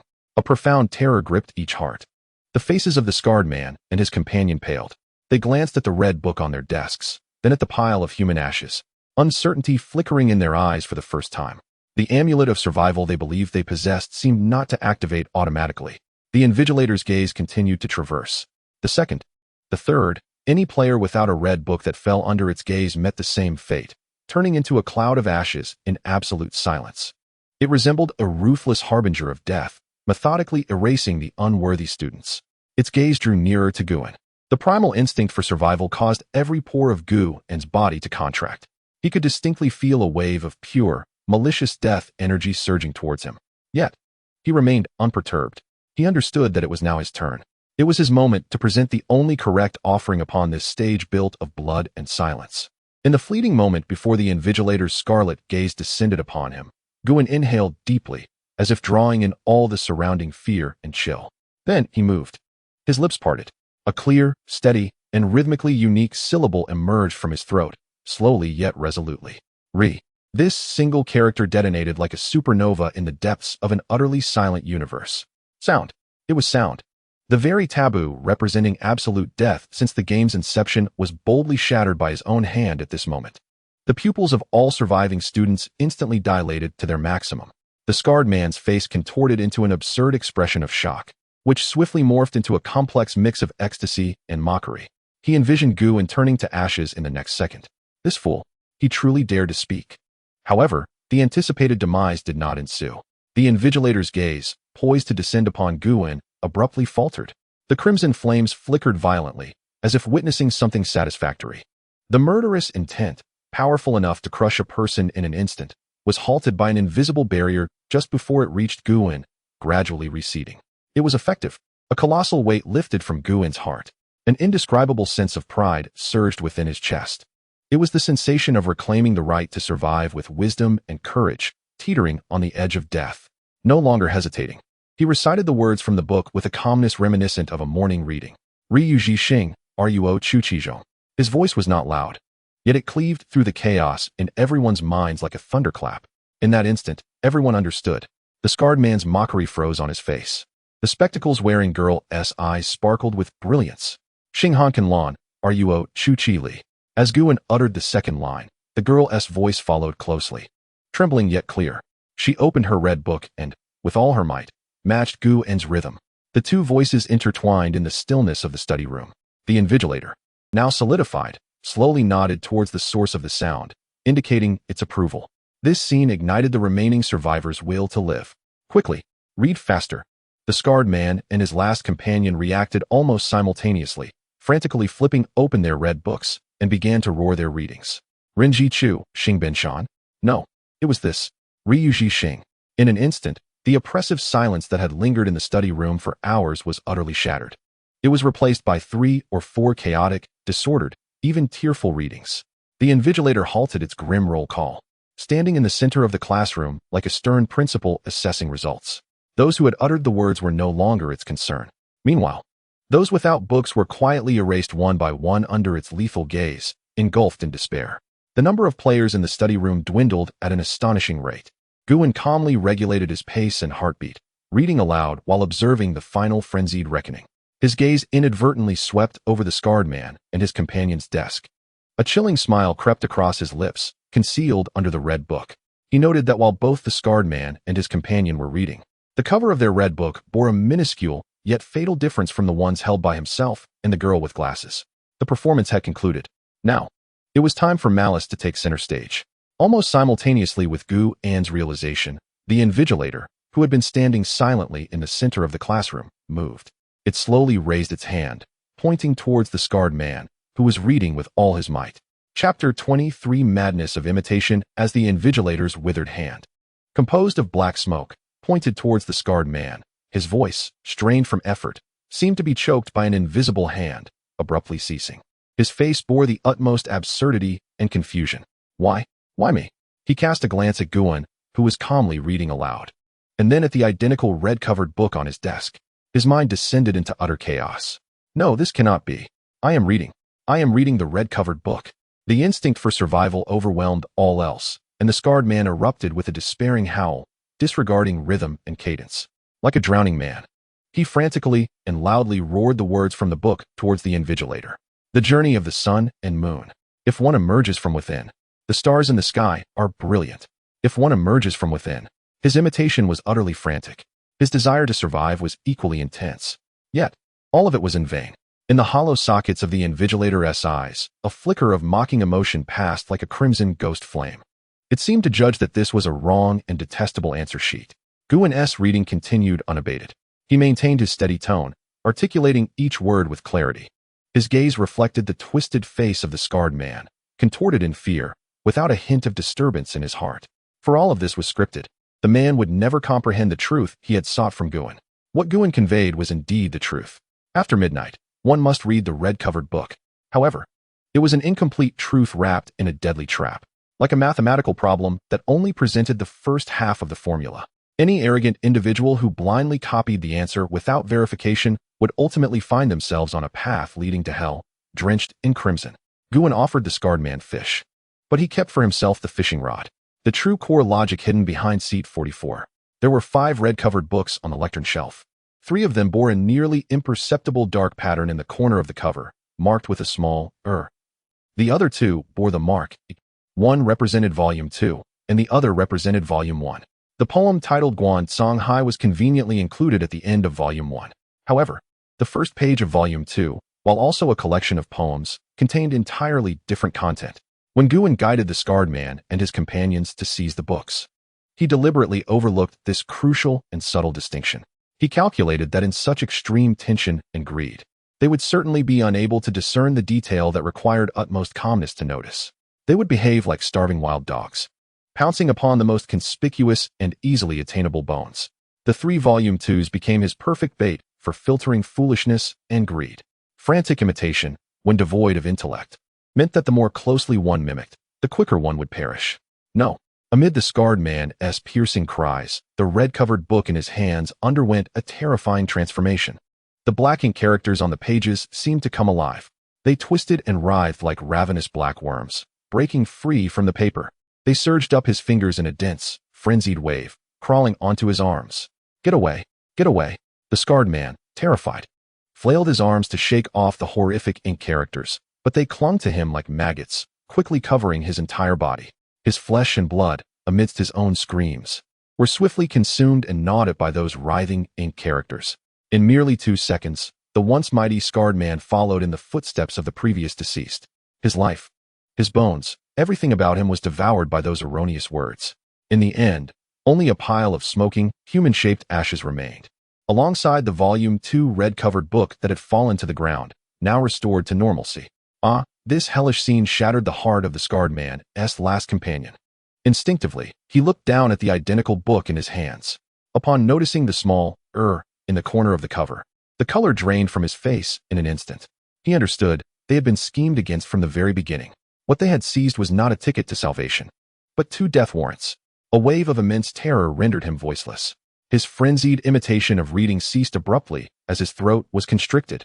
This cessation also pronounced his death sentence. Almost simultaneously with the disappearance of his voice, the invigilator's cold gaze, as if having waited long, precisely fell upon him. The process of his transformation into ashes was omitted. His body, under the watchful eyes of all the survivors, vanished like an illusion, inch by inch, into the air. Thus, the scarred man's squad was entirely annihilated. The clamor and madness came to an abrupt halt. The vast study room returned once again to its eerie silence. Yet this time, the silence was no longer an absolute void. Instead, it was 2 clear, steady voices, interwoven in recitation. How fortunate indeed, to sing of aspirations. As Guan and the girl with glasses simultaneously completed the final line, they closed their books in unison. They raised their heads to see the terrifying invigilator, who had stood silently in the center of the classroom. The crimson ghost flame seemed to dim slightly, its violent murderous intent lessened, replaced by a sense of exhaustion and fulfillment. Its form transformed back into a wisp of black smoke. However, this time, it did not return to its patrolling route. Instead, it slowly drifted towards the door of the study room, which had remained tightly shut from the very beginning. Chapter 24. Malicious punishment. When the heavy iron door of the study room emitted a crisp sound as it unlocked under the permeation of that wisp of black smoke. Symbolizing the end of the trial, this bloody sacrificial rite, which began in absolute silence and concluded with frenzied reading, finally drew its cruel curtain. The door opened. Through the crack, a deeper, unknown darkness from the corridor seeped in. It resembled the mouth of a silent beast, swallowing hope and leaving only an entrance to the next despair. Once again, silence descended upon the vast study room. Yet this time, it was not the silence constrained by rules, but the void following the withering of life. The air was thick with an odd, burnt scent, reminiscent of paper overburning, mingled with dust. Numerous piles of ashes, once vibrant lives, were scattered across the seats, resembling silent, mournful sculptures on this terrifying stage. In this realm dominated by death, only 2 souls remained.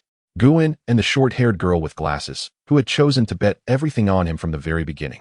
At this moment, the girl slumped in her chair, her body feeling as though all bones had been extracted. She gasped violently, her chest rising and falling due to overwhelming palpitations.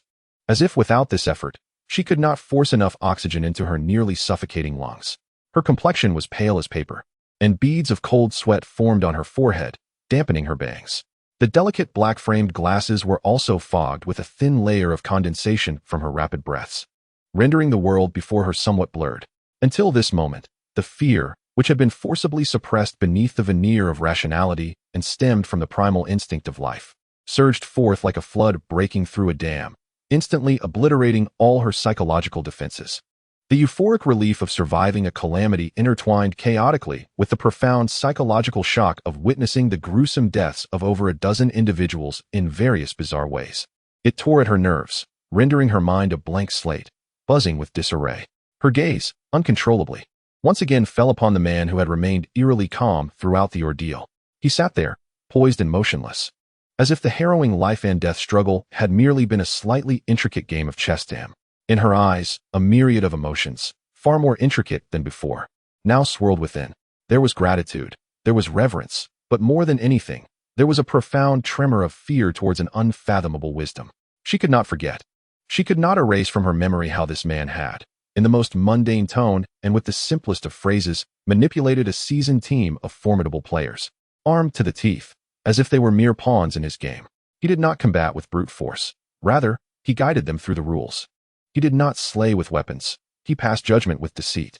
He resembled an astute psychologist, dissecting every weakness in the character of the scarred-faced man: greed, arrogance, hubris, and an ingrained yearning for unearned gains. He then crafted a trap, seemingly leading to paradise, but in truth directing straight to hell, tailored specifically for the scarred-faced man. This transcended mere bravery. It surpassed ordinary cunning. It was a terrifying ability to wield the rules, human hearts, and even the obsessions of spirits as weapons. Approaching the essence of the Tao, in the girl's perception, Guwen's figure gradually overlapped with the scattered remnants of human ashes strewn across the classroom. She suddenly realized a chilling truth. In a certain sense, this man was far more terrifying than the ghost of the Invigilator. The ghostly slaughters adhered to a glaring, albeit distorted, order. In contrast, this man's killings followed the cold, unfathomable logic nestled deep within his own heart. Guwen paid no heed to the girl's gaze, which was a tumultuous blend of respect and fear. At that moment, he was entirely immersed in his own world, conducting a critical review and profound analysis of everything that had just transpired. His mind raced at an extraordinary speed, processing the unfolding thoughts. The word punishment echoed silently within him, as he endeavored to unearth the deeper principles governing this world. Was the death of the scarred-faced man and his companion truly just a consequence of misreading a text? On the surface, it seemed so. It was the most logical explanation. Yet, matters were far from that simple. He recalled every detail of the deaths. The last companion of the scarred-faced man, upon realizing he had the wrong book, ceased reading in sheer terror, and in that moment of silence, he was erased by the rules, an entire process executed cleanly, akin to vaporization. The scarred-faced man, in his frantic and hoarse attempts to read the incorrect content, was devoured by the very words that had come alive. Two distinct methods of demise. This implied that, in the judgment of the Invigilator, or the rules of the scenario, the crimes committed by the two were fundamentally different in nature. The companion who ceased reading had committed the sin of abandoning learning. To a pedantic teacher, a student who forsakes learning should be expelled from the classroom. Thus, he was erased. Moreover, his transgression was far more heinous. His actions were not mere abandonment, but provocation. He knowingly treaded upon the wrong path while attempting to mask his errors with a louder voice and a more frenzied demeanor, deceiving and misleading the teacher. This stemmed from a malice deep within his soul. From the outset, every action taken by the scarred-faced man in this scenario was imbued with pure self-serving malice. Intent on disrupting the established order, he attempted to threaten classmates, seize other study materials, utilizing violence and intimidation to achieve his unearned goals. When Guwen used a half-truth as bait, the scarred-faced man's malice was perfectly lured out, ultimately laid bare before the most impartial yet merciless judge, the Invigilator. What the Invigilator sought was a classroom governed by order.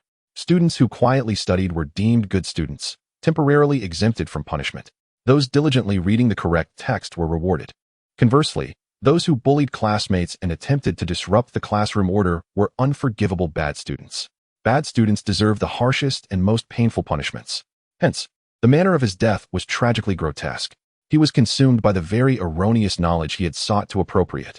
This alone constituted a darkly humorous and exquisite irony. Upon reaching this conclusion, a fine sheen of cold sweat trickled down Guwen's back for the first time. He finally comprehended that the reason his plan had succeeded so seamlessly was not merely due to exploiting the information gap. More terrifyingly, he had engaged, or rather provoked, the very mechanisms of hatred and punishment inherent within the rules of this scenario. It was the rules, through his agency, delivering a chilling, absolute reckoning upon malice itself. Guwen exhaled slowly, feeling his understanding of this terrifying world deepen significantly. To perceive the rules was merely foundational. To grasp the almost personified will and emotions embedded within those rules was the true key to ensuring his invulnerability. At that moment, A faint yet wholly extraordinary glimmer of light flickered gently at the center of the pile of ashes that had once been the scarred-faced man. The light emanated a soft azure hue, akin to fireflies on a summer night. Though faint, it stood out strikingly against the grim palette shrouded in death. Guwen's gaze sharpened. He rose, and amidst Wenjing's look of surprise and confusion, he walked over slowly. As a mortician accustomed to dealing with the deceased, he possessed a near-instinctual calm regarding death's ultimate forms, whether intact bodies or fragmented ashes. He approached the pile of ashes and gently knelt before it. He extended 2 fingers, without a hint of hesitation or disgust, and carefully sifted through the still warm remnants. Soon, his fingertips brushed against a cold, hard object resembling a card. He retrieved it fully from the ashes, bringing it before his eyes. It was a card made of an entirely unknown, translucent material, cool to the touch with smooth edges. Within the card, a faint azure glow seemed to pulse gently. At the very center of the card, lines of blood-red text appeared to come to life, slowly manifesting, one character at a time, solidifying before his gaze. You have meticulously designed and executed a flawless punitive measure against a player harboring unadulterated malice. The completion rate of this punishment stands at 120, successfully invoking the will of the dungeon's rules. Your exceptional performance has earned you a singular and extraordinary reward, the skill card, Liesbait. Liesbait skill card quality, rare, upgradable, type, active mental skill effect. Upon expending a certain proportion of mental energy, you may select any non-living object, such as a book, a key, or a door, and temporarily attach a fictitious rule description of your own creation. This false description will possess a high priority, and can only be discerned through probing or skills akin to true eye. The fictitious rule may exist for a maximum of 10 minutes, and its content must not directly and absolutely conflict with the target's genuine core rules. Cooldown, limited to 1 use per dungeon world. Remark, the most astute hunters are adept at camouflaging their deadliest traps as the most enticing bait. It seems you possess an innate understanding of this principle. As Guwen gazed at the card, the detailed descriptions ignited an unprecedented fervor within his otherwise tranquil, profound eyes. This was no mere skill. It was a power to fabricate information, a means to weave the fabric of authority. If the eye of death allowed him to discern the singular truth in a world rife with lies and traps, then this Liesbait enabled him to strike proactively, misleading foes with fragments of truth and employing fictitious rules to hunt down malice with the sharpest and most covert spear. With the acquisition of this card, the balance of offense and defense shifted irrevocably. From this moment forth, he would no longer be a passive puzzle solver. He would possess the qualifications to become the one who sets the challenges. Guwen inhaled deeply, suppressing the excitement swelling within. He discreetly stowed the card, of immense significance to him, into his pocket. Having completed this action, he slowly turned to face the girl who had risen from her seat, her demeanor tinged with unease as she gazed at him. This chapter was concluded, at least in this classroom. Guwen's voice, shedding its previous aloofness and calculation, bore a hint of tranquility that could be deemed as allyship. He continued, "Your performance just now was commendable. I will remember that promise." The girl paused momentarily, then nodded emphatically. In the thrilling partnership they had just shared, she was merely an executor, yet she understood that had her actions deviated even slightly within those fleeting moments, the consequences would have been catastrophic. Guwen's affirmation eased the tension that had hung over her heart, allowing it to settle partially. Adjusting her glasses that had slipped down her nose, she spoke in a voice that was somewhat raspy yet remarkably clear. "My name is Wenjing, the one from literary, and Jing with the girl radical and Qing. My personal ability is hyperthymesia. I possess an exceptional memory." This self-introduction served as both a test and a sincere overture, revealing her value to Guwen. Guwen's gaze lingered on her face for a second. Guwen. He simply stated his name, straightforward and direct. Yet for Wenjing, this was sufficient. It represented acknowledgement, a possibility for mutual reliance. After this exchange, Guwen chose not to elaborate further. Instead, he turned and strode toward the door that had been unlocked for them, leading to the unknown. The dungeon's task had yet to indicate completion or conclusion. This signified that the corridor beyond would not be a safe haven. Rather, it would mark the onset of another, far more brutal trial. He approached the door and paused. Slowly, he raised his right hand, gently pressing his palm against the cold, rough surface of the iron door, which bore traces of rust. He prepared to push it open entirely. However, at the instant his palm made contact with the icy door, an indescribable sensation surged forth, an intense, simultaneous prickling pain, as if thousands of icy needles pierced his cerebral cortex, erupted from the depths of his eyes. The eye of death. without any conscious activation, triggered automatically and with an unprecedented intensity. In his vision, the entire world instantaneously drained of color, leaving only shades of black, white, and gray. Before him, that seemingly unremarkable iron door transformed into a threshold delineating life from death. The two lines of blood-red rules, though now obscured, were seared into his retinal nerves like a brand. Rule 3. Class time is over. Please maintain absolute silence. Rule 4. Never disturb the principal who patrols the corridor. Chapter 25. Escape from the study room. The searing pain emanating from the depths of his eyes subsided as swiftly as it had come. As Guwen's vision gradually regained its hues, the once ordinary iron door now stood as a boundary between life and death. The two lines of blood-red rules, although faded, remained indelibly etched in his memory. The principal's patrol, a term imbued with more oppressive authority than even that of an invigilating teacher. Guwen maintained his hand against the iron door, unmoving.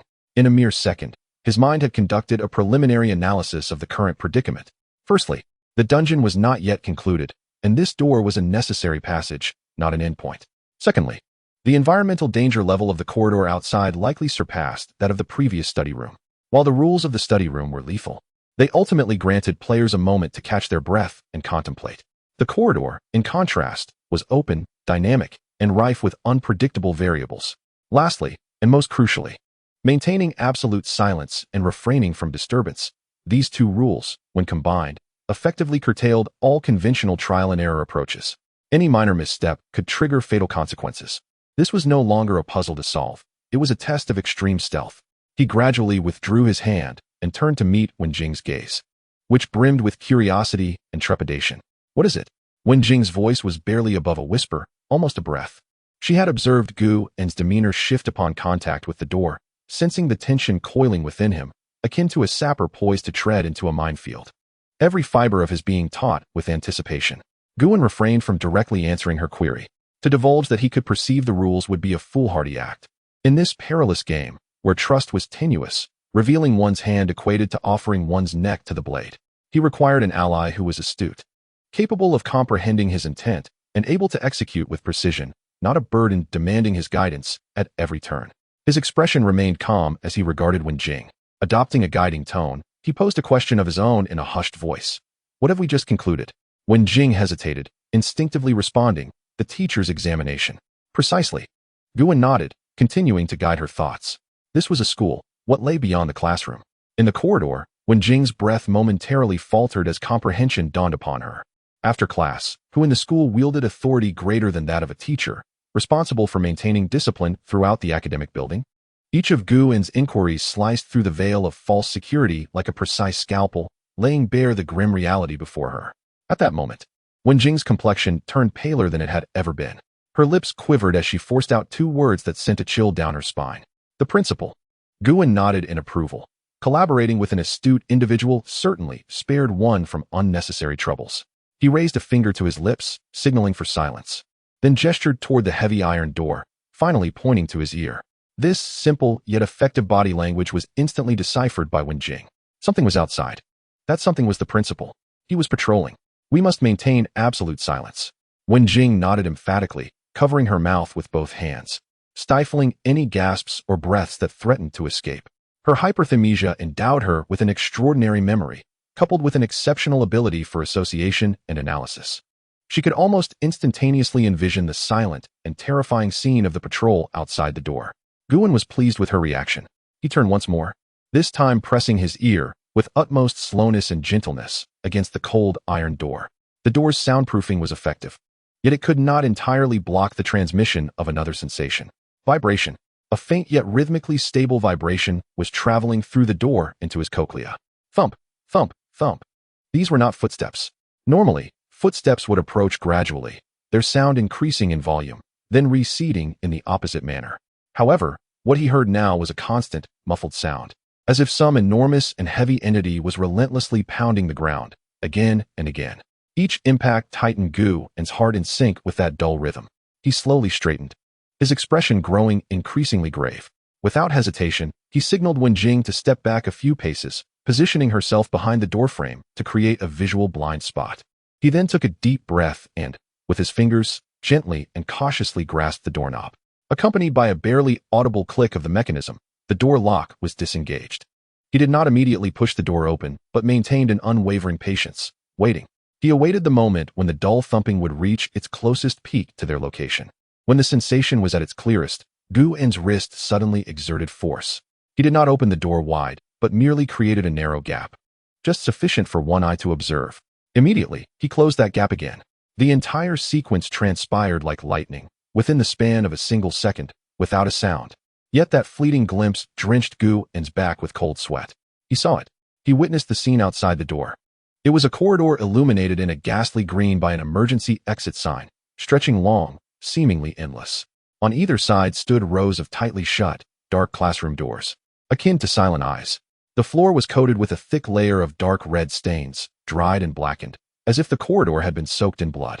In the center of the corridor, the source of the thumping was moving at a constant speed towards the depths of the hallway. It was not a person.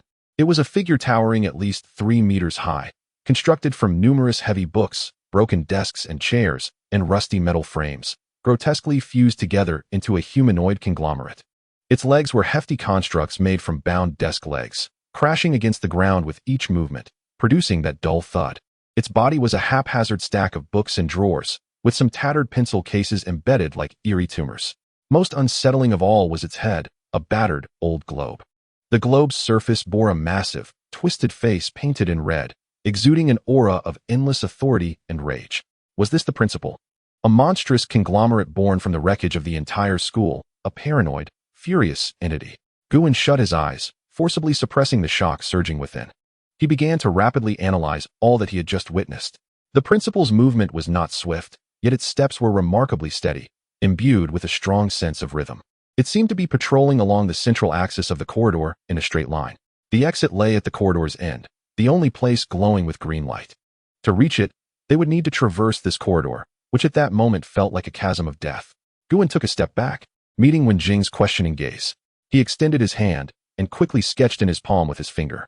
First, he drew a long straight line, representing the corridor.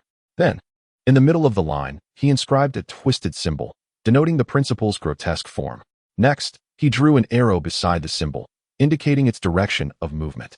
Finally, he illustrated 2 small figures at the corridor's beginning and a square at the end, symbolizing the exit. A remarkably simple, yet information-rich tactical map was thus completed. Wenjing's eyes lit up instantly. True to her hyperthymesia, she grasped Gu-en's intentions with a mere glance.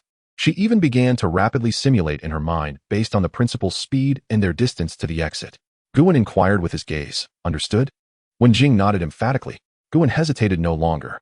He pressed his ear against the door once more, listening intently to the creature's footsteps. Awaiting the precise moment when the principal would pass their door, turned away from them, moving deeper into the corridor. Thump, thump. The sensation shifted from strong to weak. Now, Gu-en abruptly swung the door open, darting out like a cat, silently pressing himself against the wall beside the door. Following closely behind was Wenjing, mimicking his stance.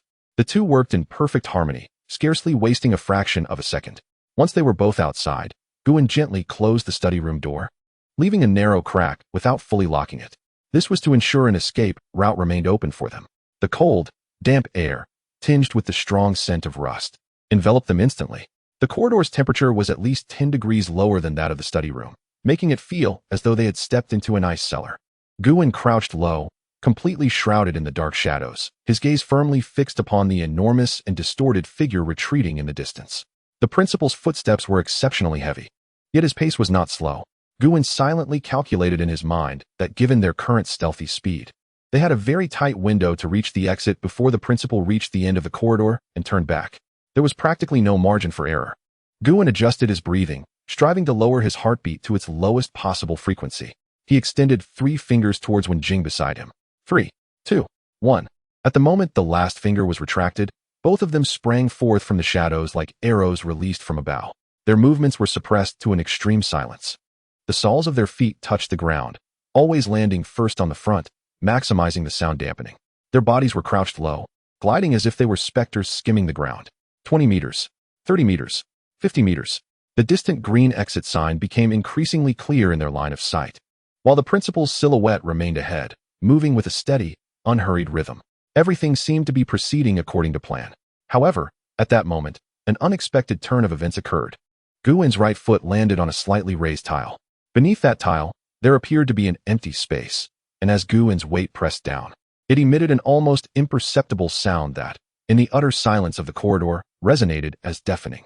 At the instant that sound erupted, Guwen felt as though all the blood in his body had frozen in an instant. Behind him, Wenjing's body stiffened in place, her pupils constricting to the size of pinpricks from sheer terror. The massive humanoid figure ahead, the principal, halted abruptly, the rhythm of his heavy footsteps ceasing. Time seemed to be paused at that moment. The air grew thick, as if it were mercury. Guwen and Wenjing dared not move. Even their breathing was entirely stilled. 1 second, 2 seconds, 3 seconds. The towering figure, composed of desks, chairs, and books, began to turn slowly, in an extremely rigid manner. Accompanied by a grating sound that was painfully unsettling, the globe-shaped head, adorned with an angry face, gradually pivoted towards their direction. It possessed no eyes, no mouth. Only an exaggerated, furious visage painted in red. Yet Guwen could distinctly sense a cold gaze, filled with absolute authority and boundless rage, locking onto them both. They had been discovered.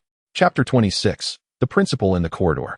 The light sound echoed like a fatal stone cast into the heart of an utterly serene lake.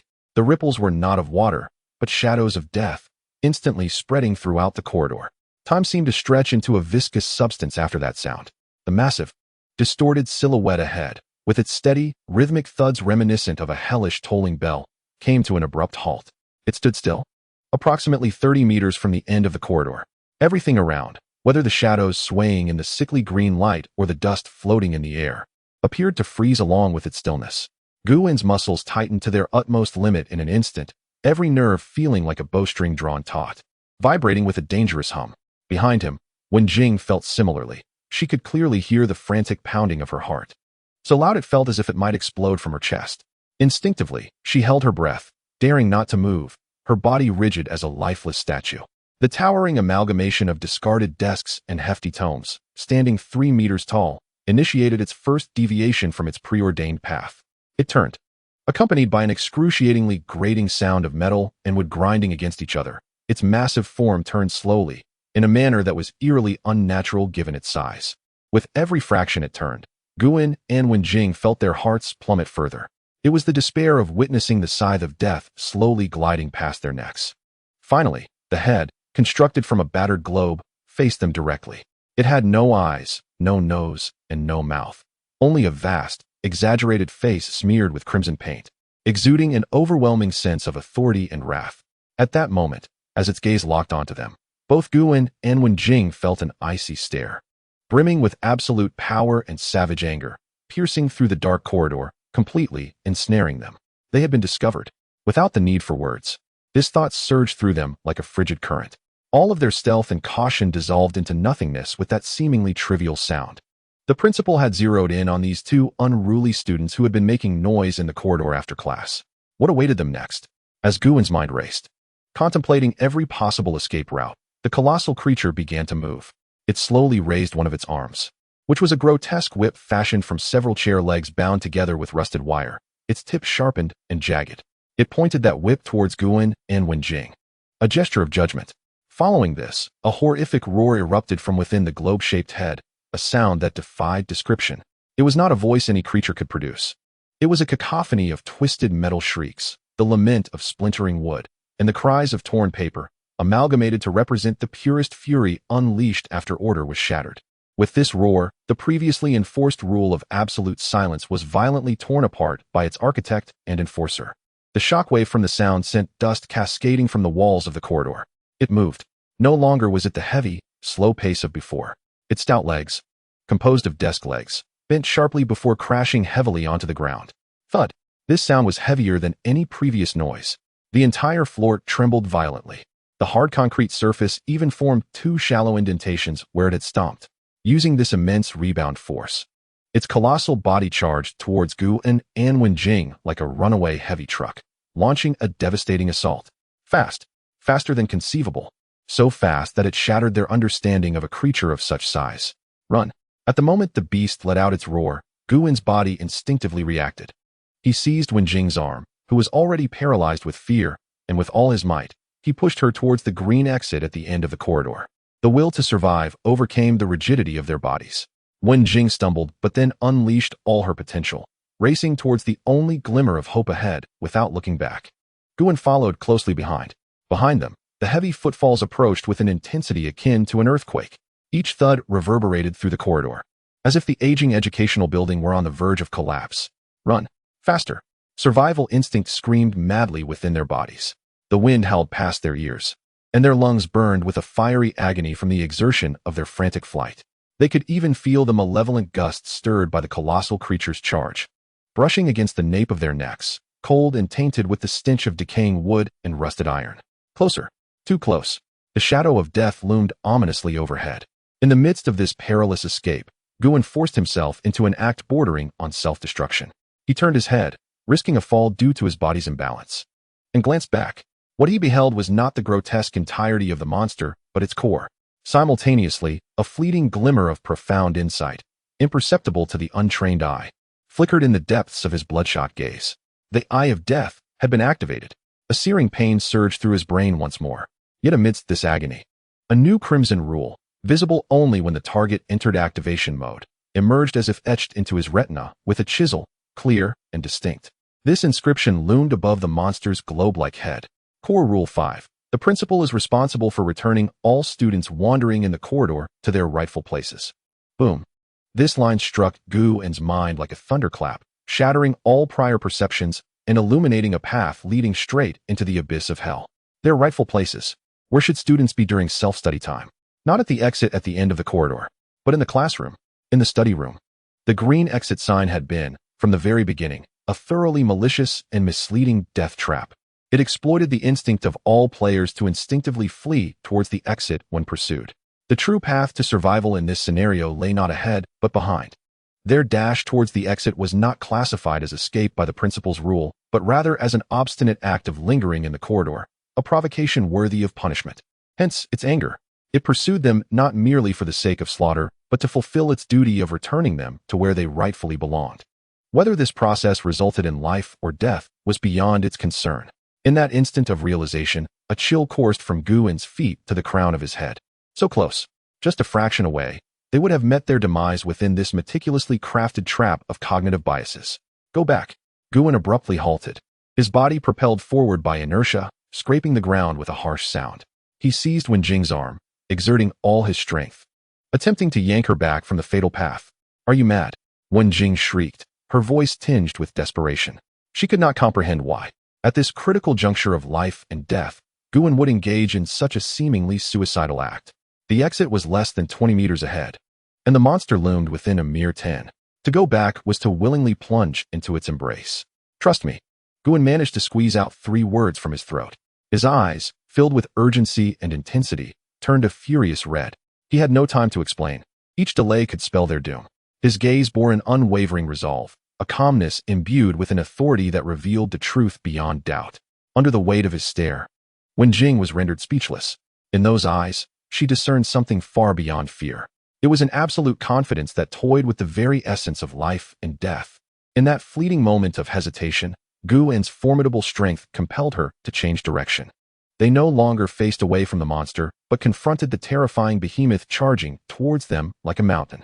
In Wen Jing's eyes, filled with horror and confusion, Guan pulled her along, propelling them towards the principal with an even more frantic speed.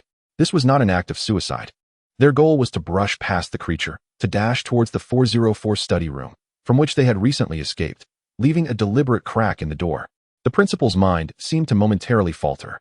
It could not comprehend why these 2 insignificant students chose not to continue fleeing, but instead charged towards it. Yet its core programming dictated that it must seize them. Its menacing cane was raised high, slicing through the air with a shriek as it aimed to sweep across their path. It intended to smash them, along with their bones, into the wall. But Guan's timing was impeccably precise. At the very instant the cane swung, he crouched low, executing a perfect slide beneath the sweeping strike, dragging Wen Jing along with him. The slick blood smeared their backs as they evaded. They successfully navigated past the monster's momentary confusion and attack. Now, nothing stood between them and the door of the study room. Now is the time, Guan shouted as he leapt from the ground, pulling the equally disheveled Wen Jing with him, expending their last ounce of strength towards the sliver of a door that symbolized life. Behind them, the monster roared in furious retaliation as its attack missed. Its massive form collided violently with the corridor wall, generating a deafening boom, sending debris flying. Yet Guan and Wenjing had already darted through the door before it could turn back, like two agile swallows diving into safety. The moment they entered, without hesitation, Guan slammed his back against the heavy iron door, shutting it forcefully. Bang! A heavy thud echoed. Following that was a more terrifying sound, a resounding thump. The entire iron door, along with the surrounding walls, trembled violently. A claw, grotesque and formed of shattered table edges and metal shards, pierced through the thick iron door, mere centimeters from Guan's cheek. But that was all. The onslaught of pounding and roaring outside faded after a few seconds, replaced by the familiar rhythmic sound of thuds. Retreating into the distance, the creature resumed its patrol. According to its rule assessment, these two disobedient students had been successfully returned to their rightful places. Its duty was complete. Inside the study room, silence reigned. Guan and Wenjing leaned against the punctured iron door, greedily inhaling the cold air. The weariness of having escaped death washed over them like a tide. Wenjing gradually sank to the ground, her gaze fixed on Guan, as if she were observing a genuine monster. She finally comprehended the situation. From the very beginning, they had been engaged in a game, one in which Guan had already discerned all the rules. At that moment, the cold, emotionless system notification echoed in both of their minds simultaneously. Congratulations, players, for surviving the principal's inspection. Final task updated. Please proceed down the corridor to reach the safe exit at the end and escape this scenario. Chapter 27. The secret of the S-rank evaluation. The heavily battered iron door now stood as a barrier between life and death. Inside was the exhaustion and silence of those who had narrowly escaped, while outside, the ominous thudding sound, akin to a death knell, gradually faded away down the long corridor, eventually dissolving into a profound stillness. Confirming the temporary removal of the threat, Guan's nerves, which had been taut to the limit, finally experienced a slight relaxation. Leaning against the cold door, he slowly slid to the ground, gasping for breath. His chest felt like a dilapidated bellows, each breath accompanied by a searing pain, an outcry from his lungs due to the lack of oxygen and extreme exertion. Beside him, Wenjing appeared even worse off. Her complexion was as pale as parchment, sweat dampening her forehead, strands clinging to her cheeks. Her eyes were vacant, pupils unfocused, clearly still ensnared in the paralyzing fear of their recent brush with death. Her body trembled uncontrollably, a subtle quaking that betrayed her state. Thus, they sat in silence, neither uttering a word. The entire self-study room echoed with the heavy, rhythmless breaths they took, punctuated by the frantic beating of their hearts within their chests. After what felt like an eternity, perhaps a minute or 10, Wenjing's unfocused gaze finally sharpened. Mechanically, she turned her head to look at Guan, her eyes brimming with emotions that were beyond verbal expression. There was relief from having survived, a deep-seated terror, and awe of the unknown forces at play, but most importantly, a profound shudder of confusion regarding the vast chasm of intellect that separated them. Why? Her voice emerged, dry and hoarse, as if two pieces of sandpaper were scraping against each other. She swallowed hard, attempting to moisten her throat before asking again, "Why did you come back? The exit is right ahead." This question was not only her confusion, but also a fundamental inquiry into Guan's series of actions, which to others seemed akin to suicidal behavior. Guan did not respond immediately. He continued to steady his breath while his mind operated with extraordinary efficiency, replaying everything that had just transpired in meticulous detail. Every nuance, every rule, every action, and each system response was dissected, analyzed, and reconstructed into a coherent logical chain pointing toward the truth. Only when his heartbeat finally returned to a relatively steady rhythm did he lift his head slowly, meeting Wenjing's gaze with calmness. He began to speak, his voice still tinged with fatigue, yet clear and steady, as if it contained a soothing power. That green exit was never a path to safety. Wenjing's body jolted at his words. Guan continued, his pace unhurried. Yet each word struck like a precisely driven nail into the depths of her understanding. "Do you remember the rules we first saw on the blackboard?" Instinctively, Wenjing nodded. For someone with hyperthymesia, not only did she remember the rules, but she could also recall every trace of chalk dust on the board with clarity. The rules demanded silence, diligent study, and loud reading at midnight. However, did they ever mention that their task was to leave the self-study room? At Guan's reminder, Wenjing's pupils dilated. No, indeed, they had not. From the beginning, neither the rules on the blackboard nor the system's task prompts had ever required them to leave the self-study room. The concept of leaving only emerged in their minds after they had completed the reading task, at which point the door would automatically unlock. Moreover, That illuminated exit sign had implanted the idea of escape into their subconscious in the most direct and enticing manner. This was a psychological manipulation of the highest order. The principal in the corridor, Guan's voice resembled that of a calm surgeon dissecting a precise corpse, revealing its core operational logic or its fundamental rule. I witnessed it just now. When Jing's breath hitched once more. Its responsibility, Guan articulated deliberately, is to return all wandering students in the corridor to their rightful places. Consider every word in that sentence carefully. Rightful places. Under the overarching premise of self-study, where should students rightfully be? In the classroom. In the self-study room. A flash of lightning seemed to cleave through the fog in Wen Jing's mind. In an instant, she grasped the chilling and malicious logic within. The moment they stepped out of the self-study room into the corridor, they had already been classified as unruly students wandering outside the bounds of the principal's rules. When they were discovered, instead of returning to the classroom, they had rushed toward the exit representing their departure from the school. Such behavior, in the principal's eyes, was undoubtedly a grievous affront, a provocation of authority. Thus, it had reacted with such fury. Thus, its pursuit had been so relentless. Guan's last-minute reversal, pulling her back into the self-study room, had appeared to others as a mad act of self-destruction, yet within the principal's judgment. It was the action of two wayward students returning to the classroom under the principal's authority. Therefore, when they returned to the self-study room and closed the door, the principal ceased its attack and resumed its patrol, because its responsibility had been fulfilled. Having unraveled all of this, Wen Jing felt an indescribable chill ascend her spine, surging toward the crown of her head. The designer of this scenario possessed a malicious intent and a profound understanding of human nature that was nothing short of appalling. It had exploited humanity's most primal survival instinct in the face of fear, transforming that instinct into a shortcut toward death.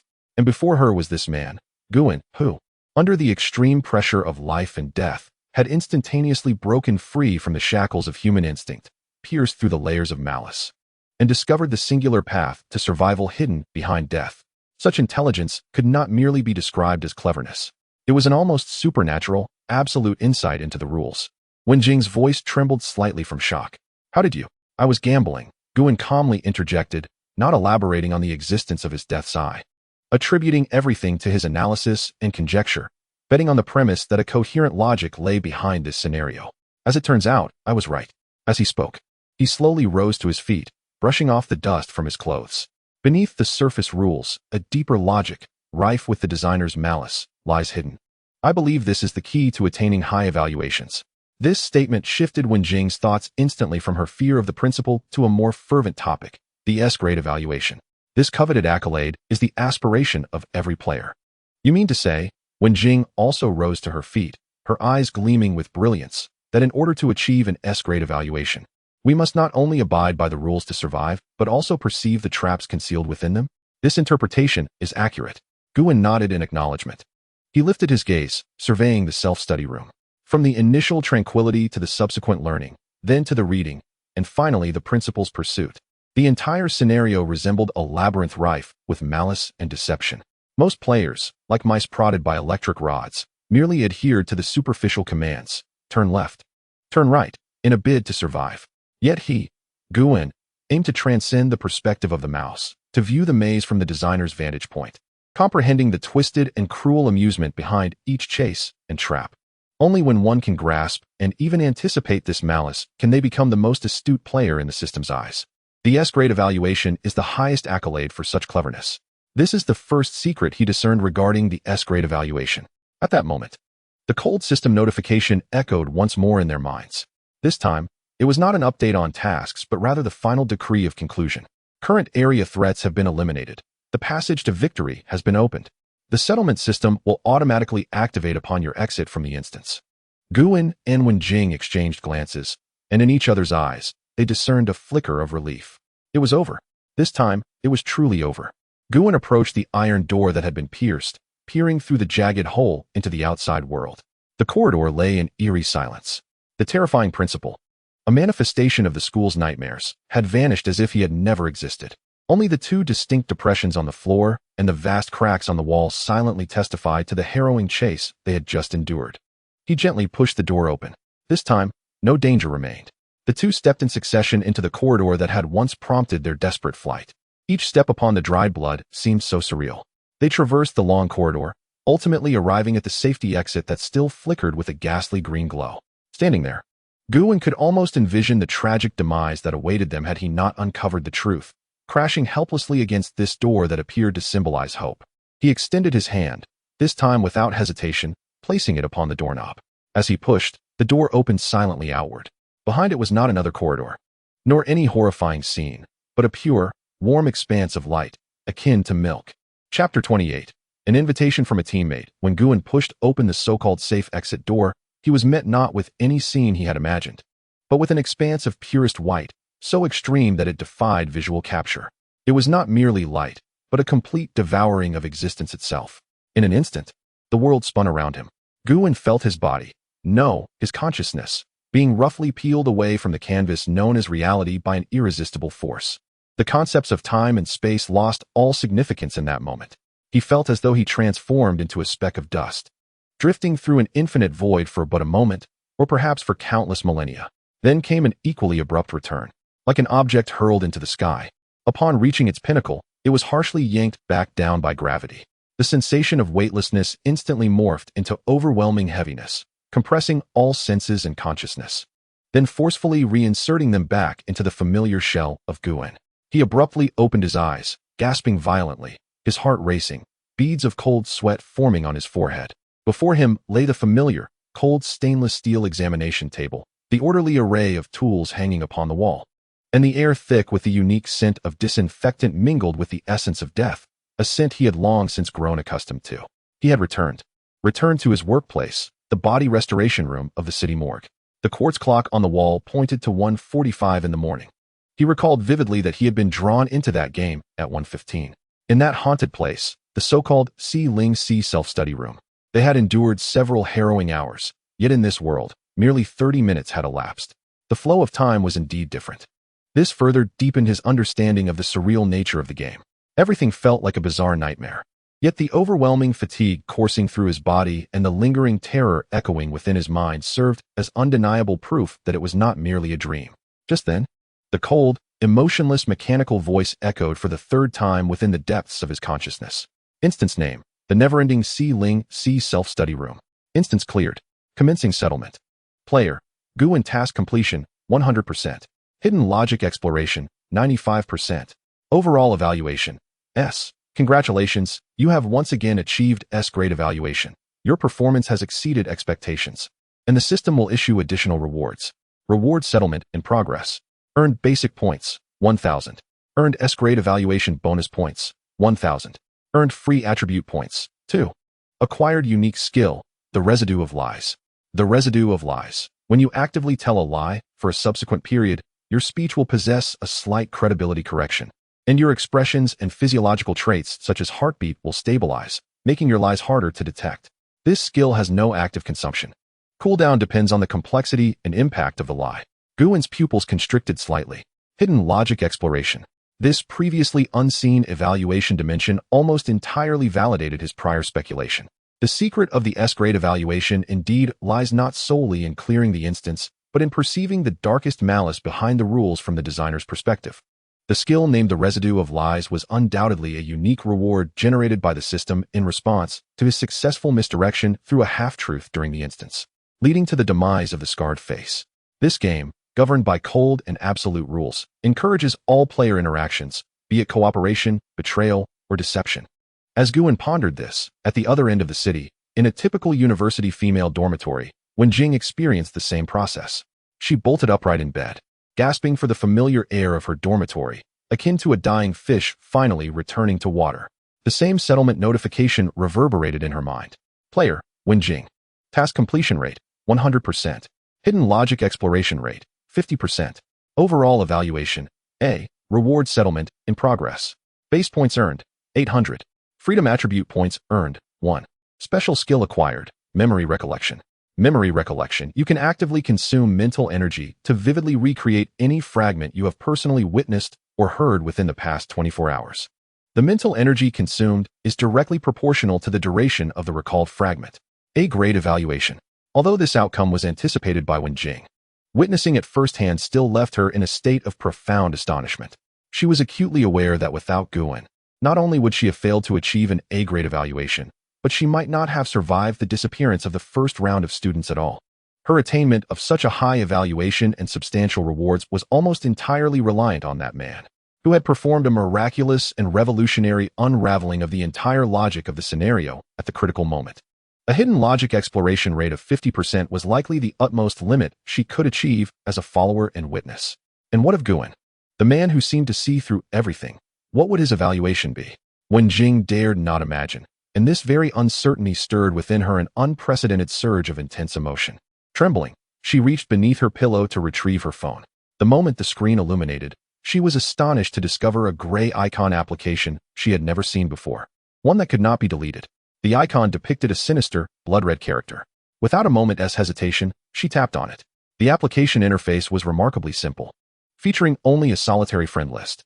At the top of the list was a single name, Guan. So it was, the surviving players would automatically establish contact. This revelation sent her heart racing uncontrollably. Gazing at that name, she perceived not merely two characters, but the sole hope of survival. Taking a deep breath, she summoned all her courage and dialed the number. The call was almost instantly connected. Hello. On the other end, Guan's unique voice, devoid of any emotion and chillingly calm, resonated. Yet, at this moment, to Wenjing, it sounded like celestial music. It's me, Wenjing. Her voice carried an unmistakable tremor, a remnant of her brush with death. I know. Guan's response remained succinct. We survived. Wenjing stammered, her thoughts still in disarray, overwhelmed by the multitude of things she wished to convey, yet unsure where to begin. Guan's calmness starkly contrasted with her fervor. Wenjing bit her lip, forcing her chaotic mind to settle. She understood that this was neither the time for reminiscing nor for expressing gratitude. Such sentiments held no significance for someone like Guan. She needed to present him with something genuinely valuable. Let us form a team. She stated this with utmost seriousness and gravity, without any circumlocution. A brief silence enveloped the conversation. Wenjing's heart leapt into her throat, fearing he would unhesitatingly decline. She quickly added, speaking at a rapid pace, anxious that he might hang up. I know you are incredibly strong, so strong that you need no one. However, this game is fraught with uncertainties. No matter how intelligent you are, you possess only 2 eyes and 1 brain. You cannot attend to every detail, nor can you remain in an optimal state of thought at all times. I can assist you. My memory is my ability. I can become your most perfect database, helping to record everything you see, hear, and even overlook. You only need to focus on analysis and unraveling. All other intelligence gathering and memory work can be entrusted to me. I will never become a burden. I will be the sharpest scalpel in your hand, used to dissect the truth. She spoke in one breath, holding her breath in anticipation of the final verdict. On the other end, there remained an extended silence. In this deathly quiet, Wenjing could even hear her heart pounding like a drum. After what felt like an eternity, Guan's voice finally broke the stillness once more. Forming a team signifies trust, and trust, most of the time, is a liability. His tone was soft, yet felt like a bucket of ice water dousing Wenjing's fervent heart. However, I can prove to you prove? Guan interrupted, an almost imperceptible hint of mockery lacing his words. In the previous scenario, a man known as Scarface believed he had found trustworthy allies. What was the outcome? Wenjing's complexion turned ashen. She could not refute this, for she had witnessed the bloody consequences of shattered trust. Just as despair began to engulf her, believing her invitation would inevitably fail, Guan's voice drifted once more from the other end of the line. However, your ability does hold value. At times, a perfect database can indeed mitigate many unnecessary risks. A person's energy is, after all, finite. This statement sent Wenjing's heart soaring back up from the depths. She understood Guan's underlying message. He was not rejecting her. He was assessing. In an exceptionally rational manner, he was evaluating the benefits and risks of partnering with her. To him, she was a tool whose value needed to be appraised, not a living companion. While this realization brought a tinge of sadness, it was outweighed by a sense of relief. A person who evaluates value is far more reliable than one who makes decisions based on emotions. Thus, she tentatively inquired. Cooperation is acceptable. Guan finally offered his conclusive response, but I have but one rule. What? Under no circumstances shall you question my judgment. If you cannot comply, then there is no need to begin our collaboration. His words were cold, firm, and replete with an air of unchallengeable authority. This was not an equal invitation to team up, but rather a near master-servant contract. Yet, upon hearing this, Wenjing let out a long sigh of relief, even allowing a hint of a smile to grace her face. I agree. Chapter 29. the malice of the system. The call ended, the cold, busy tone echoing in her ears. Guin slowly lowered his phone from his ear and placed it on the icy operating table. The entire body restoration room once again descended into that familiar, comforting absolute silence. The verbal agreement established with Wenjing was not a spur-of-the-moment decision for him, but rather a meticulously calculated risk investment. Wenjing's hyperthymesia, or what she referred to as her memory palace, was the most exceptional special ability he had encountered aside from his own. In his eyes, this ability held value that even surpassed that of typical offensive or defensive skills. In this survival game, which revolves around information disparity, the capability to flawlessly replicate all information equates to possessing a readily accessible, absolutely precise battlefield recording. This recording serves as a valuable supplement to the minutiae of the environment that may have been overlooked due to an excessive focus on observing the rules. It acts as a perfect insurance policy, an infinitely retrievable database. As for Wenjing's own emotions, character, and even her will to survive, these have been temporarily categorized as controllable variables within Gu's assessment system. The unconditionally executed rule he proposed imposes the most severe constraints upon this variable. What he seeks is not an emotional companion, but rather an efficient, humanoid intelligence processor. After establishing the preliminary framework for their collaboration, Guin's thoughts shifted from evaluating individuals to contemplating the more vast and cold entity that cannot be assessed, the system. He closed his eyes, allowing his consciousness to delve into his mind, actively summoning the semi-transparent settlement interface that only he could perceive. Player, Guin Comprehensive Evaluation, S. Points earned, 2,000. Freedom Attribute Points earned, 2. Unique Skill acquired, Residual Warmth of Lies. His gaze lingered on the last unique skill for a considerable time. Residual Warmth of Lies. Merely reading these words and recalling the half-truths he uttered to Scarface in order to survive, while aiming to neutralize the potential threat, sent a profound chill coursing through Guin's heart. The system, through its rewards, clearly expresses its inclinations. It rewards not the player's kindness, nor their courage, or even their solidarity. Instead, it rewards deception, misdirection, and the exploitation of human frailties to achieve one's own ends. It resembles a callous tamer, utilizing the most direct reward mechanisms to filter, shape, and distort all those ensnared in this game. It encourages players to become increasingly ruthless, selfish, and unscrupulous. For what it desires may not even be a hero, but rather a monster capable of surviving in the most brutal dark forest until the very end. This realization instilled a deeper sense of dread in Guin than any tangible specter could. He shifted his focus from that unsettling skill to the 2 precious freedom attribute points. Concentrating his thoughts, a new interface unfolded within his consciousness. It was a personal attribute panel, strikingly minimalist. Player, Guin Strength, 7. The average for an ordinary adult male is 5. Agility, 6. The average for an ordinary adult male is 5. Constitution, 7. The average for an ordinary adult male is 5. Spirit, 12, far exceeding that of an average person. This encapsulates his current physical data, perhaps due to his long-standing profession as an undertaker, which necessitates the handling of corpses and demands extreme mental focus and stability. His fundamental attributes are slightly elevated compared to the average individual, particularly his spirit, which has reached an extraordinary level. He speculated that his ability to awaken the Eye of Death talent was likely linked to his exceptionally high initial spirit. Faced with the 2 points available for allocation, Guin did not hesitate in the slightest. After experiencing 2 instances of the game, he has come to a profound understanding. In this game, observation, analytical ability, and on-the-spot response are intricately connected to a fundamental aspect: physical condition. Under extreme fear and exhaustion, the brain's function can become sluggish, and even the most brilliant minds may make the most foolish judgments. Just as in the final moments of the self-study room, 404. Had it not been for his robust constitution allowing him to maintain a semblance of clarity during that ultimate sprint, he would never have been able to make that crucial decision of risking everything for survival. Hence, the foundation is everything. Without a moment's hesitation, he allocated both freedom attribute points entirely to constitution. Instantly, an indescribable warmth surged from his heart, akin to a rushing stream, swiftly coursing through his limbs. He could distinctly feel every cell within his body rejoicing and exulting. The intense fatigue that had accumulated from his desperate flight began to dissipate at an astonishing pace. His breathing became longer and steadier. His vision appeared to sharpen and brighten somewhat. Constitution, 9. As he reveled in the return of this strength, Guin then turned his attention to the last and most crucial resource, 2,000 points. He accessed the system's exchange shop, A dazzling array of seemingly endless products unfurled before his consciousness like a waterfall, from the most basic food and water to various melee and ranged weapons, as well as an assortment of skill scrolls and peculiar items glowing in various colors. It was a treasury capable of driving anyone mad. Yet, Guwen's gaze remained unusually composed.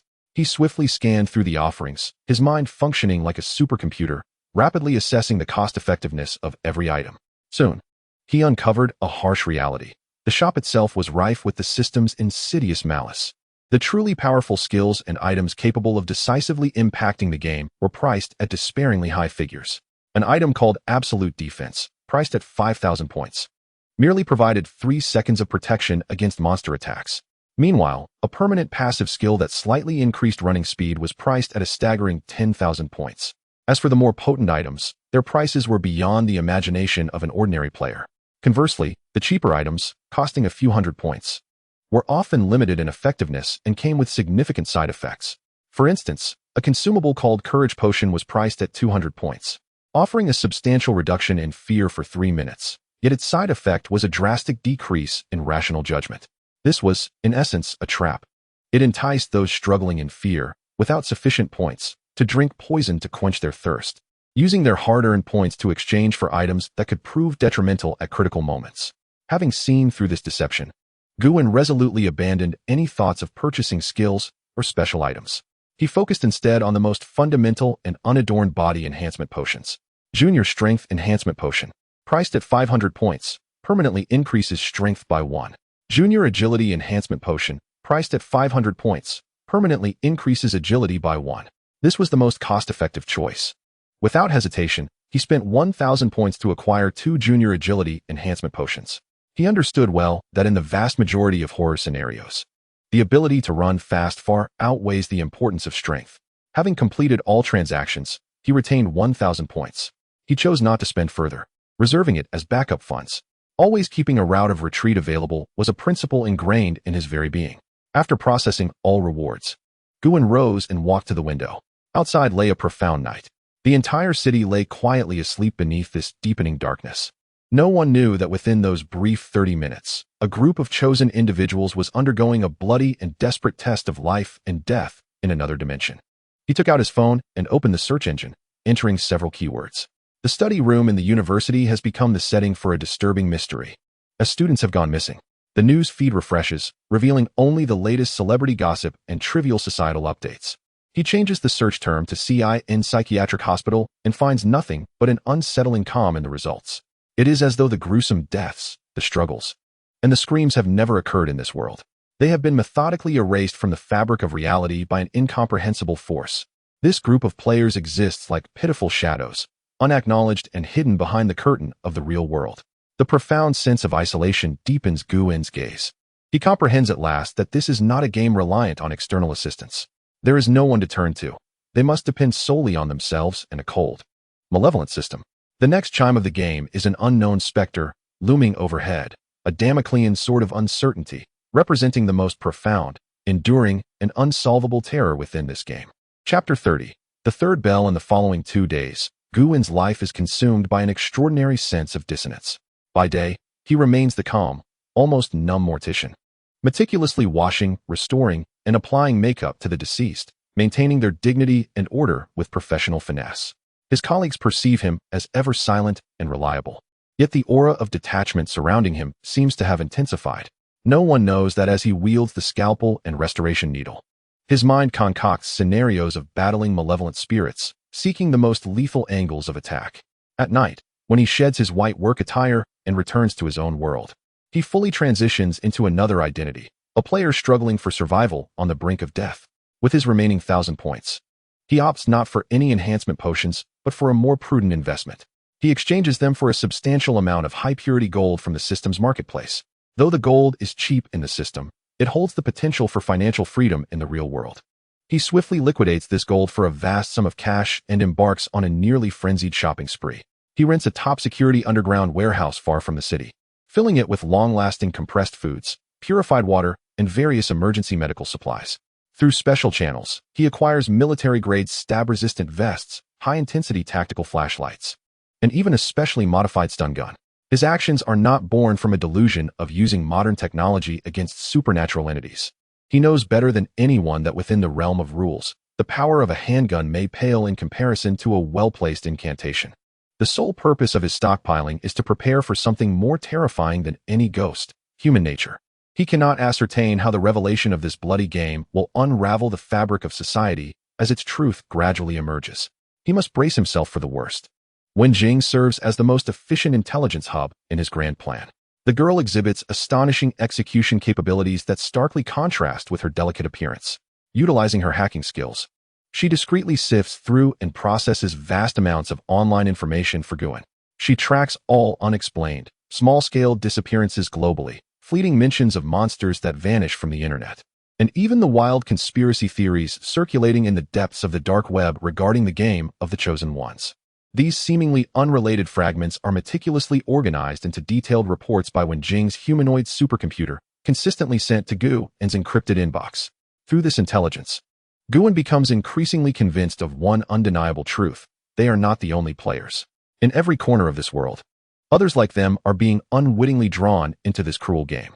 Based on sporadic reports, the mortality rate among players reaches a spine-chilling level. The vast majority do not survive even the first instance. Survivors are a rare breed indeed. I have decrypted a segment of a cryptic farewell left by a player who claimed to be a prophet. During a late-night call, Wenjing's voice bore a hint of uncontainable fatigue and gravity. She indicated that the game seems to possess a hidden selection mechanism. In the initial instances, the system intentionally places potential new players into the same scenario, seemingly encouraging or coercing them to seek companions and build organizations. Guan stands by the warehouse window, gazing into the tranquil night, as he calmly articulates his assessment. Indeed, Wenjing's voice resonates with deep agreement. The strongest individuals are selected first, only to observe the chemical reactions that occur when these powerful entities combine. The prophet speculated that once player teams reach a certain size, the difficulty of the instances, and potentially the entire game format, could undergo transformative changes. This hypothesis deepens Guan's gaze as he senses he may have brushed against the throbbing core beneath the icy exterior of this game. Continue monitoring, he succinctly commands. Understood. Just as he ends the call and prepares to refine his plan, conducting final adjustments on his newly acquired stun gun, a sudden, ominous sound reverberates in his mind. A deep, ancient bell tolling from the depths of his soul. It has begun. Guan's pupils constrict sharply, his body entering a heightened state of alertness. His muscles tense, blood rushing to his brain in an instant. He recognizes this sensation all too well. It is the feeling of being forcibly locked onto by a higher dimensional entity, a harbinger of his fate being violently extracted from the real world. This chime is heavier and more resonant than the previous two, a tremor echoing within his very soul, inducing a wave of intense nausea and dizziness. The cold, emotionless mechanical voice, accompanied by the lingering toll of the bell, resonates within his mind. Player Guan has established a preliminary cooperative relationship with player Wenjing. Team survival mode will be passively activated. The difficulty of the instance will be adaptively adjusted based on team size. The third game instance is about to commence. Instance name: Scarlet Theater. Countdown to transport: 10, 9, 8. The mere mention of Scarlet Theater conjures a myriad of horrific possibilities in Guan's mind. In a confined space, with predetermined spectators and performers, and that ominous shade of crimson symbolizing death and misfortune, he found himself devoid of time to ponder further. As the countdown reached 3, he sprinted towards the equipment rack with utmost urgency. Rather than seizing the cumbersome gear, he grasped a seemingly inconspicuous yet remarkably sharp surgical scalpel, clutching it tightly in his palm. In the final second, he cast a glance at the sanctuary he had meticulously constructed. Observing the warehouse brimming with supplies and the formidable alloy door, capable of withstanding explosions, he realized that all of it appeared as fragile as paper in the face of absolute authority. As the countdown concluded, Guan's vision succumbed to utter darkness. That familiar yet irresistible sensation of detachment once again severed his consciousness and existence from this world. Chapter 31. The Midnight Ticket. In stark contrast to the previous two occurrences, the arrival of the third game bore no forewarning, yet it was imbued with a profound, fateful familiarity. It was neither a sound nor a visual disconnection. Rather, it felt like an unavoidable separation stemming from existence itself. In one moment, Guan was in the body restoration room, analyzing his newfound abilities. In the next, an invisible giant hand forcefully uprooted his entire awareness, along with his understanding of self, from the canvas of reality. The perception of time and space shattered completely. He felt as though he had been thrust into a high-speed washing machine composed of countless shattered mirrors. Everything he had known, light, sound, sensation, was torn apart, ground to dust, and then reconstituted into a meaningless torrent of information. When this overwhelming dizziness, potent enough to shatter any mortal's reason, receded like a receding tide, Guin found himself standing on a solid marble floor. He slowly opened his eyes, initially avoiding the surroundings to focus on his hands. His fingers were long and steady, devoid of any tremor. Once he confirmed that his body remained under absolute control, he gradually lifted his gaze, his deep-set eyes scanning the new prison that enclosed them. It was a theater, a grand, even luxurious, classical opera house. Beneath their feet lay a smoothly polished black and white checkered marble floor, reflecting the dome's mural. Above, an astonishingly massive chandelier, composed of thousands of crystal facets, hung silently like a frozen waterfall. It was unlit, relying on an unknown dim source to cast a morbid, sickly glow. Surveying the surroundings, he noted the immense oil paintings depicting mythological tales, framed in gold. The spiral staircase leading to the second floor was carpeted in deep red velvet, seemingly absorbing all sound.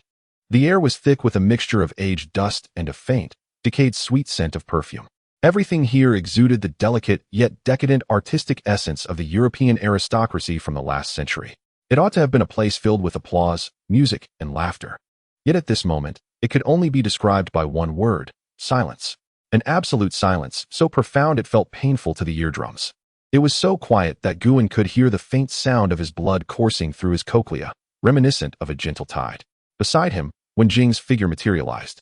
The girl's complexion was somewhat pale, clearly indicating that this abrupt transportation had a far greater impact on her than on Guin. Yet she did not scream. Instinctively, upon landing, she moved closer to him, clutching her clothing tightly, her bright eyes filled with vigilance as she swiftly absorbed every detail of their new environment. Having undergone the previous life and death trial, this once ordinary girl was rapidly evolving in remarkable ways. Not only them. In this vast theater hall, capable of accommodating hundreds, flickering lights revealed a stream of figures being expelled one after another. A total of 27 individuals. Guin quickly completed the head count. The reactions of these individuals mirrored those from their first encounter in the asylum. Some looked around in confusion, some screamed in terror, while others, unable to accept this surreal scene, collapsed to the ground in mental anguish, wailing in despair. However, there were exceptions. On the opposite side of the crowd, 5 individuals swiftly congregated upon arrival, forming a standard defensive formation back-to-back. Their eyes were cold and vigilant, resembling the most famished wolves in the wilderness, scrutinizing those chaotic players like lambs awaiting slaughter. They were a seasoned team, adept in their coordination, just as the panic within the hall was about to reach a climax. A cold, emotionless mechanical voice, familiar to all players, resonated from the depths of their minds like a divine decree. Welcome to the Crimson Theater. From this moment on, you are all actors on stage. Please collect your character cards and perform a play titled Bloodstained Aria. Failure to perform results in death. These succinct words fell like a bucket of ice water, instantly extinguishing all screams and wails. The hall once again plunged into suffocating silence. Actors, a play. These terms stood in stark contrast to the crude survival mode they had previously experienced, invoking a new, unknown, and far more intricate shadow of death over each heart. Accompanying the system's announcement, Guin distinctly felt an object materialize in the inner pocket of his suit jacket. It was a cold, card-like sensation. Without a moment's hesitation, he reached into the pocket. His fingertips brushed against a unique texture, neither metal nor stone, imbued with a jade-like smoothness, yet radiating an icy metallic chill. He slowly extracted the card. It was entirely black, with a circle of intricately detailed dark red patterns embossed on its edges. In the center, elegant handwriting inscribed 3 words, character card. In the hall, nearly all players mirrored the same action. Trembling and terrified, they retrieved this card, forced upon them by the system, which determined their fates. Guin's gaze lingered momentarily on the 5-person team. He observed the leader, a tall man with a gaze as fierce as a wolf's, who, after retrieving his character card, merely glanced at it before discreetly stowing it away. His teammates mirrored the same behavior. The entire process exhibited no extraneous exchanges. Such mutual understanding could not be forged overnight. They would prove to be the most perilous adversaries in this instance. Guin. Wenjing's voice trembled slightly as it reached his ears. Guin turned his head and noticed that Wenjing had also produced an identical character card. The color drained from the girl's face. He gently nodded at her, signaling her to remain calm. Then, he redirected his gaze back to the card in his hand. His fingers lightly traced the back of the card. After a brief moment of hesitation, he flipped it over. On the reverse side, lines of blood-red text emerged, as if written in blood, slowly materializing within his pupils. Character, the cold-eyed critic. Your task, examine every detail of this drama with the most stringent and discerning gaze. Your lines, none. You may speak freely, but your words must align with your critical and nonconformist identity.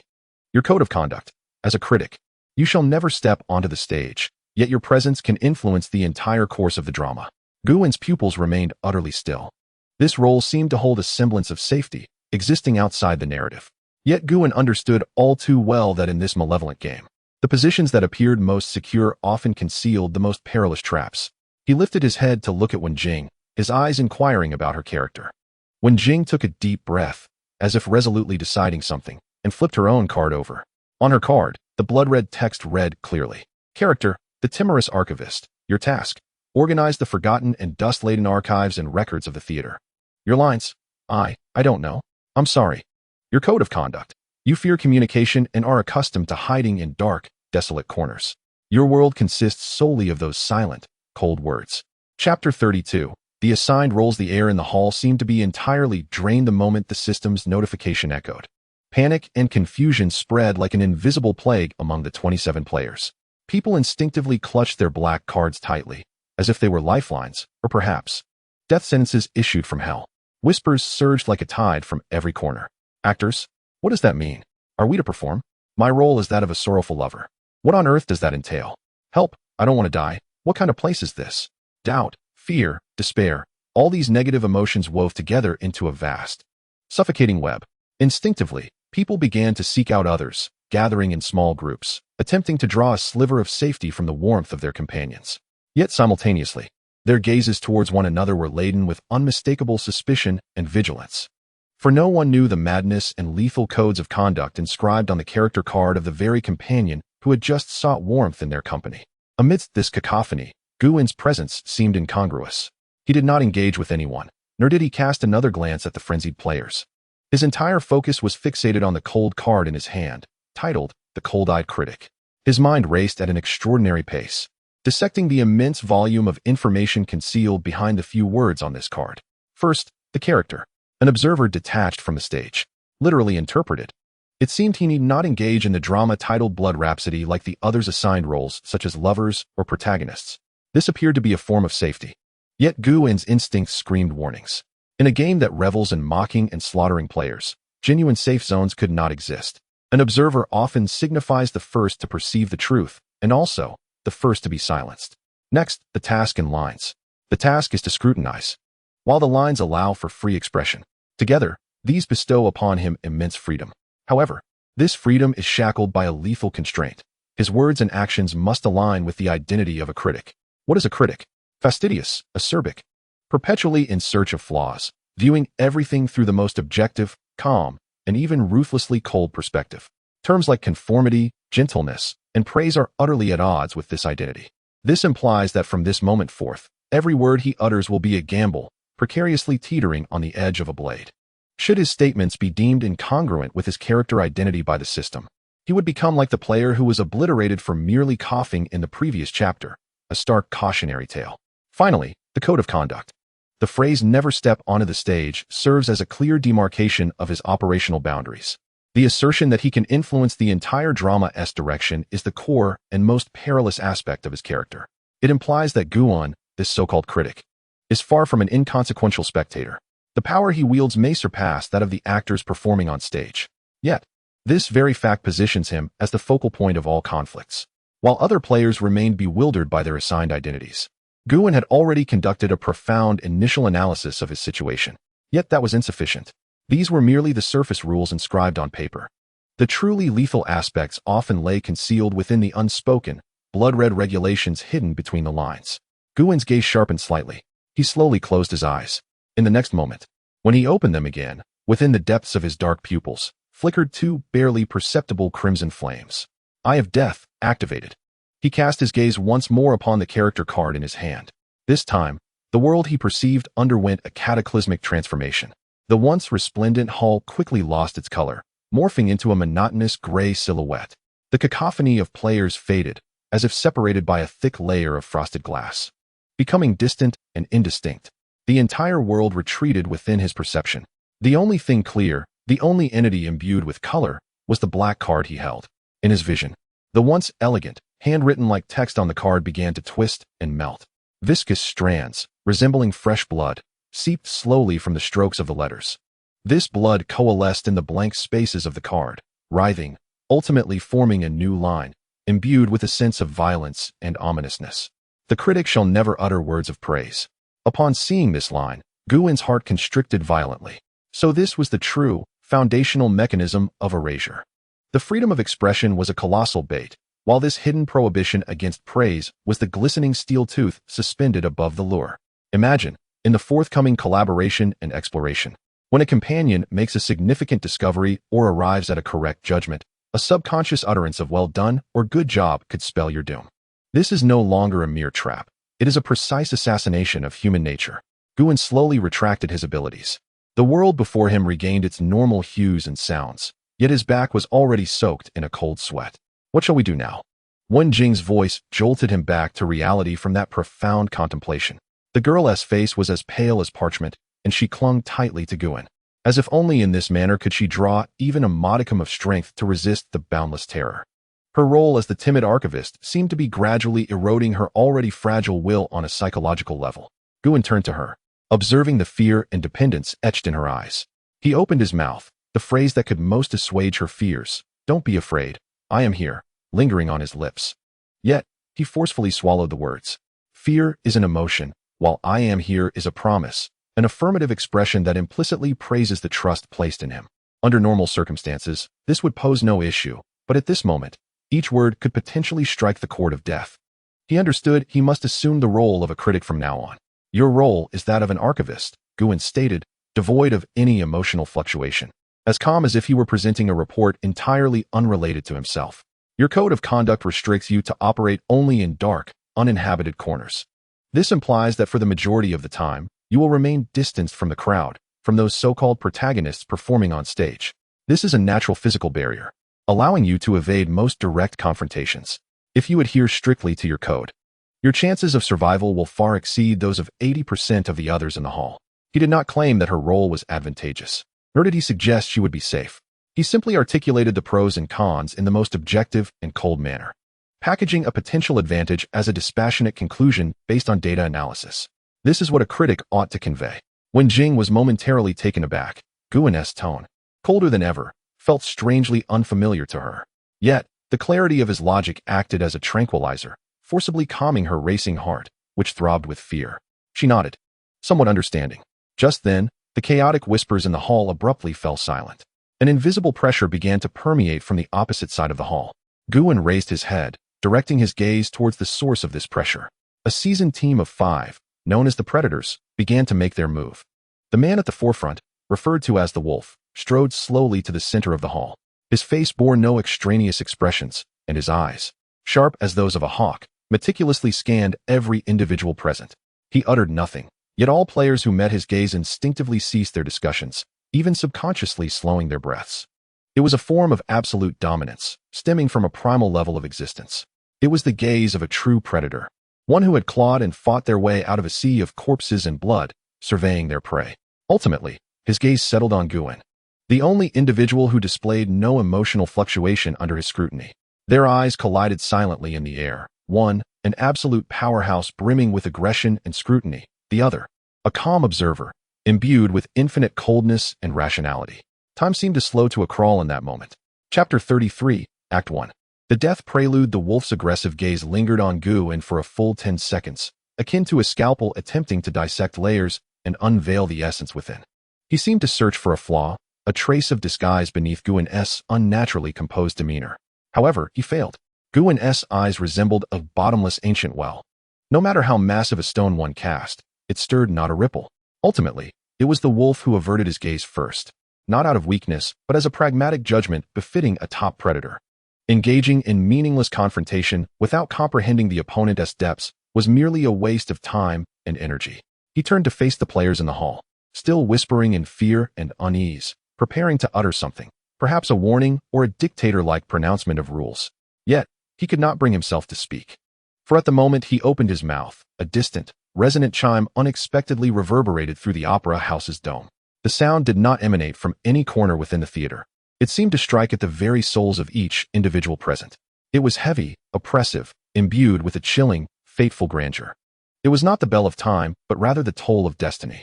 Every individual shuddered at the sudden tolling, and the hall was plunged into a profound silence. So quiet one could hear a pin drop. Soon after, the cold, emotionless system prompt echoed once more in everyone's minds. The bell has tolled. Guests may take their seats. Act 1 of the Crimson Theater, Death Prelude, is officially commencing. Commencing? What are we performing? How do we perform? Every face was etched with vast question marks and mounting dread. No one received any specific instructions, no script, not even any hints. It was as if countless unseen eyes were coldly observing them from the darkened audience, waiting for this group of unwilling actors thrust onto the stage to commence this performance named Death. Panic erupted in a fiercer manner following the silence. What nonsense! Perform? We don't even know what we are supposed to do. No, I am not an actor. I refuse to participate in this madness. Let me out. Among the crowd, a young man appearing barely in his 20s was the first to crack. Tears streamed down his face, and his eyes were filled with the madness of a shattered mind. He glanced at his character card, which read Impulsive Pursuer, and, as if discarding a hot iron, hurled it to the ground with force. To hell with the pursuer. To hell with this theater. He screamed, as if grasping at the last lifeline. Turning abruptly and sprinting with all his might toward the grand oak door adorned with intricate carvings, the very entrance he had arrived through. He sought to flee. This was the most instinctive and reasonable reaction any normal person would have when confronted with the unknown horrors. However, in this place, reason did not equate to correctness. Just as his fingertips were about to touch the cold doorknob, time appeared to freeze. There were no warnings, no specters, no attacks, not even a sound. Everyone clearly witnessed the young man's body inexplicably folding in midair. Crack! A crisp, bone-cracking sound, sharp enough to induce an ache in the teeth, reverberated throughout the grand hall. It was the sound of his cervical vertebra, forcefully twisted by an invisible power, bending at an impossible angle of 180 degrees. His head spun around, contorted in a way that defied all anatomical norms, revealing a face twisted by excruciating pain and terror, now directed towards the wide-eyed players in the hall. The flame of life in his eyes extinguished rapidly, leaving only a hollow, ashen despair. Subsequently, the lifeless body collapsed onto the cold marble floor like a marionette severed from its strings, silent forevermore. The first casualty had emerged, a victim of insubordination to the rules of the game. A scream erupted from the crowd, delayed by a few seconds, akin to a dam breaking, flooding the space with terror. The 26 surviving players were utterly shattered by the macabre scene before them. They recoiled in horror, shoving one another, as if the still form on the ground were a contagion of dread. How did he die? What on earth happened? In the midst of the chaos, Lang, with a gaze as cold as ice, remained unervingly calm. He did not even glance at the corpse, instead fixing his attention on the character card that had fallen to the ground beside the young man. Impulsive Pursuer. His teammate, a stocky man with a buzz cut, murmured urgently, "Lang, it's a rule kill. That kid violated his character-esque setting." Lang nodded, a flicker of understanding and disdain crossing his eyes. "The first fool has been born," he uttered coldly. On the other side of the crowd, Wen Jing trembled with fear, her body weak with shock. She clamped her mouth shut to stifle a scream, desperate to maintain her composure amidst the panic. Yet, her quaking form and pale lips betrayed her profound terror. A steady hand rested on her shoulder. It was Guan. "Do not look at the body," he instructed, his voice as calm as ever, as though the horrific scene was merely a trivial display of poor special effects. "Examine his character card and contemplate the reason for his demise." His chilling words pierced through Wen Jing's chaotic thoughts like a needle. She forced herself to divert her gaze from the terrifying corpse, focusing instead on the card. Impulsive Pursuer. What should a pursuer do? To chase, to confess, to express love. Yet, what had he chosen? He opted to flee. Impulsiveness is the core logic behind this character's actions. This meant that all his behaviors should stem from emotion, not reason. Therefore, fleeing, a calculated act of self-preservation, was not impulsive. Hence, he perished. In that instant of realization, a deeper chill than that evoked by the corpse seized Wen Jing's heart. The rules of this scenario were so stringent that even the underlying logic of one's actions was subject to judgment. Just then, the lights in the hall dimmed unexpectedly. The once brilliant crystal chandeliers, suspended from the ceiling, faded rapidly, leaving behind a flickering, candlelight glow. The temperature plummeted dramatically, perceptibly chilling the air as an eerie, damp coldness infiltrated from all directions. Then, a haunting melody began to play, seemingly emerging from nowhere, as if echoing through time and space, whispering softly in one's ear. It was the voice of a woman, ethereal and beautiful, yet imbued with an indescribable sorrow and despair. It was an aria, each note like a drop of frozen tears falling upon the hearts of all present. As the song filled the air, an indescribable wave of negative emotion began to permeate the atmosphere. Sadness, oppression, and despair enveloped them, as if an invisible hand were slowly siphoning away all hope and courage. Some players, already fragile in spirit, began to sob uncontrollably in response to the haunting melody. Weeping Minstrel. The name flashed into Guwen's mind. Undoubtedly, the owner of this eerie song was the core specter of this scenario. Fortunately, while the melody was strange, it did not seem to launch an immediate, tangible attack. It felt more like a proclamation, a ritual announcing that the master of this realm had awakened from slumber. The song lasted about a minute. When the last note, filled with endless lamentation, dissipated into the air, the hall's lights brightened once more. The chilling atmosphere receded like a tide, as if nothing had transpired. Yet, everyone understood that something had irrevocably changed. The cold, mechanical system notification rang out again, like a diligent announcer, punctually declaring, Act 1, concluded. Intermission, commencing. Timer set for 30 minutes. Actors are encouraged to utilize this time to seek clues and comprehend the script. We anticipate more spectacular performances in Act 2. Chapter 34. Secrets behind the stage. The tolling of the theater bell marked the end of Act 1, simultaneously heralding the funeral of the impulsive pursuer. Its somber echoes lingering beneath the lofty dome. The opulent hall fell into a silence more suffocating than death itself. The surviving players, leaning against walls or slumped on the cold marble floor, bore expressions of indescribable horror and confusion.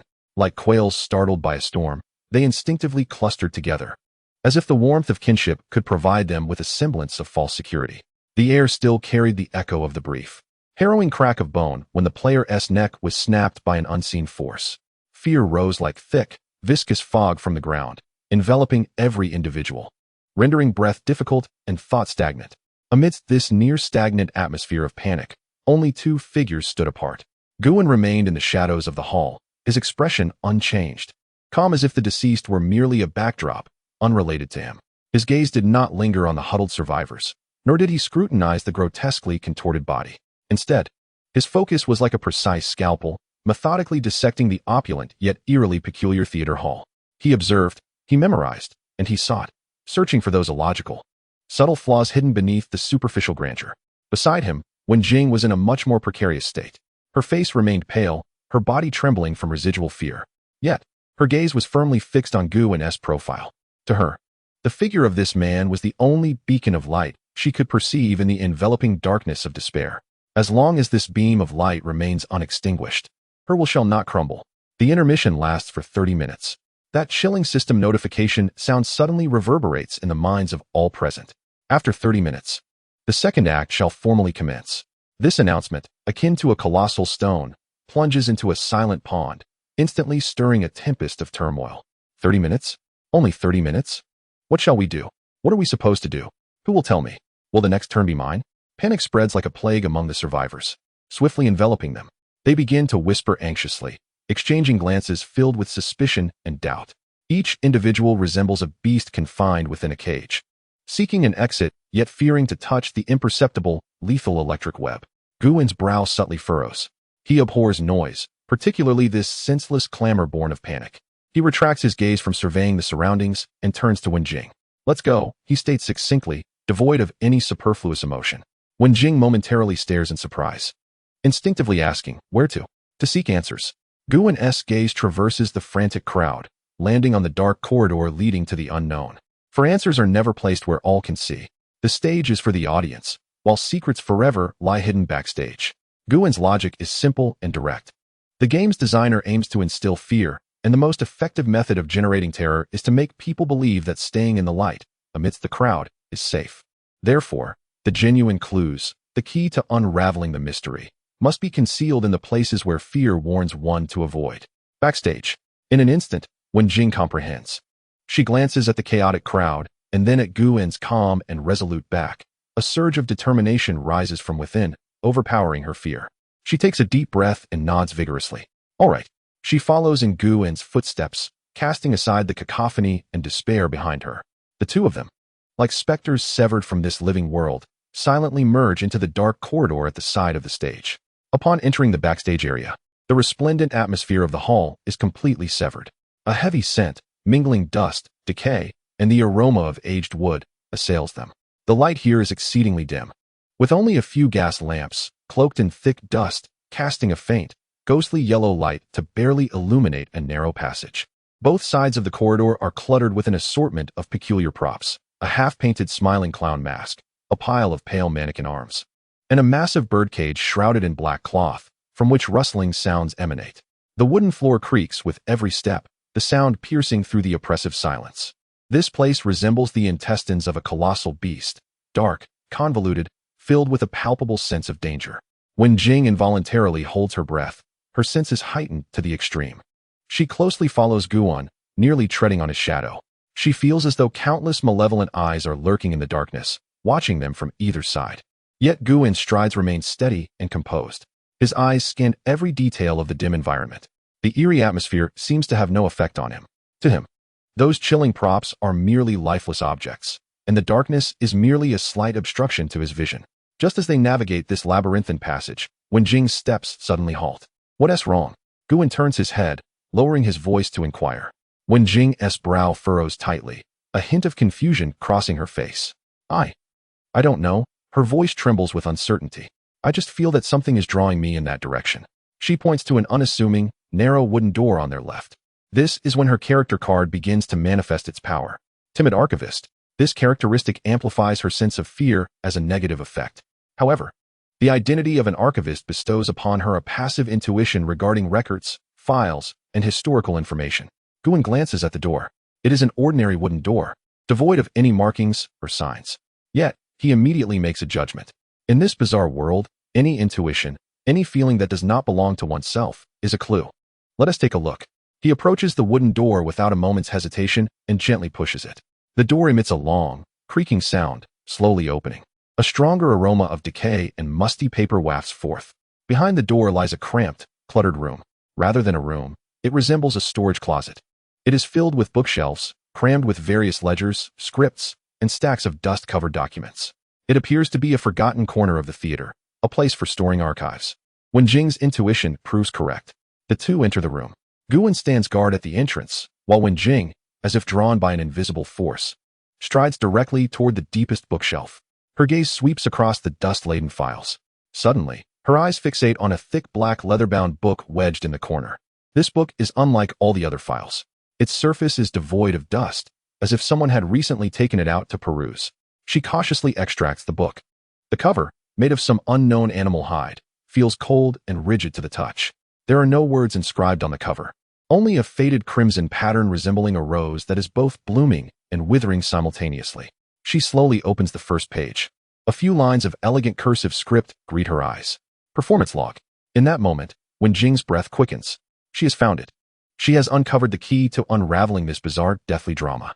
She rapidly flips through the pages. The log details the theater's past performance schedules, actor rosters, and brief notes. With her exceptional memory, when Jing swiftly absorbs the information contained within the log, soon, she discovers a discrepancy. I found it, she whispers, her voice trembling with a mix of excitement and fear. There is something wrong with these records. Guin immediately steps beside her. Get to the point. The performance records of Blood Red Aria can be traced back 50 years. However, in the initial performance records, the names of the male and female leads do not match those on our script. Moreover, after a month of continuous performances, the play was abruptly halted for an entire year. When it resumed a year later, all the lead actors, even the director's name, had changed, becoming the version we currently possess. Guin's eyes narrow. What happened to the original actors? Is there anything written in the log? No. When Jing shakes her head, her complexion paling further. Their names just vanished without a trace. There is no record indicating whether they left or if something else occurred. Moreover, what is most peculiar is here. She pointed to a page in the log from 50 years ago. At the bottom of that page, in the composer section, a name had been violently obscured with black ink, rendering the original inscription utterly illegible. Beside it, a new composer's name had been inscribed. That name was the very one belonging to the male lead in the script they held. The narrative had been usurped. Guin articulated this chilling fact in a cold tone. Someone had stolen this play and erased its original creator. Indeed, when Jing inhaled deeply and through the ink's residue, she could vaguely discern that the name obscured was a woman's name, one that had never appeared in any records.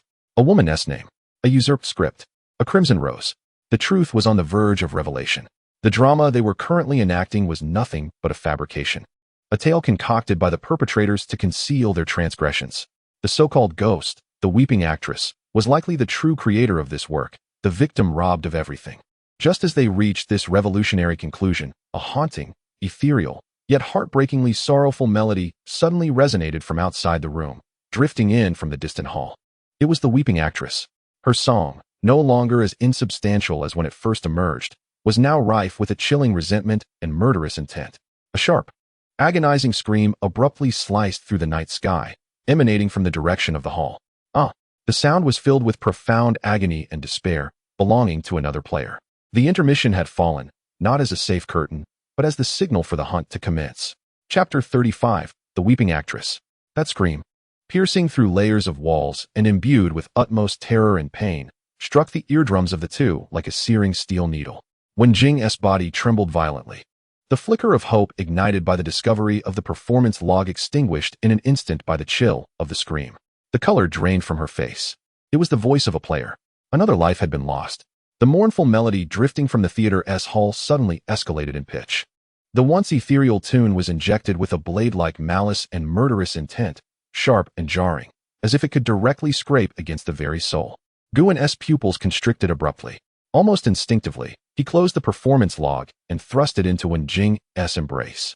"Hold this. Stay close to me." His voice was low, yet carried an undeniable calmness and strength. They were situated in the depths of the backstage archives, a place both concealed and akin to a dead end. If something were to block their exit, there would be no possibility of escape. Most crucially, the player who had screamed had provided Guin with a priceless opportunity, a chance to observe the ghost closely and discern its patterns of murder. Guin cast a deep glance at Wen Jing, his eyes conveying a simple message: remain silent, do not fall behind. Wen Jing nodded vigorously, clutching the cold leather-bound log tightly, her knuckles turning white from the pressure. She bit her lip, forcibly suppressing the tide of fear within and entrusting all her faith to the reliable figure ahead, though the path was not wide. The two moved like shadows along the wall, swiftly and silently departing the archives, returning to the dimly lit backstage corridor cluttered with debris. The piercing song served as an invisible guide, directing their steps forward. Guin's footsteps were light, barely making a sound. Each step he took was meticulously placed to avoid any creaking floorboards. His senses were heightened to their utmost degree. The dust swirling in the air, the distant stifled breaths, and the increasingly clear, sorrowful, and vengeful melody were all processed rapidly by his mind. They did not return directly to the resplendent hall. Based on the source of the sound, the scream did not originate from the center of the hall, but from a row of independent rooms at the stage's side, typically reserved for the principal actor's private dressing rooms. Guin halted, concealing himself behind a stack of enormous backdrop panels. These painted boards depicting forests and castles provided them with an excellent vantage point. Through the gaps in the wood, he could clearly see a corridor approximately 20 meters ahead, at the end of which stood a luxurious door ajar, adorned with a golden star. The scream had emanated from there. At this moment, for figures were gathered outside that door. They belonged to the veteran team, known as the Predators. One tall man in a leather jacket was being supported by two others. His right shoulder was a mangled mess, and his entire arm had seemingly vanished. Blood gushed from the gaping wound, staining his clothing a horrific dark red. He gasped, his face as pale as parchment, his body convulsing violently from extreme pain and blood loss. Yet no sound escaped his lips, only a raspy, wheezing noise akin to a deflating bellows.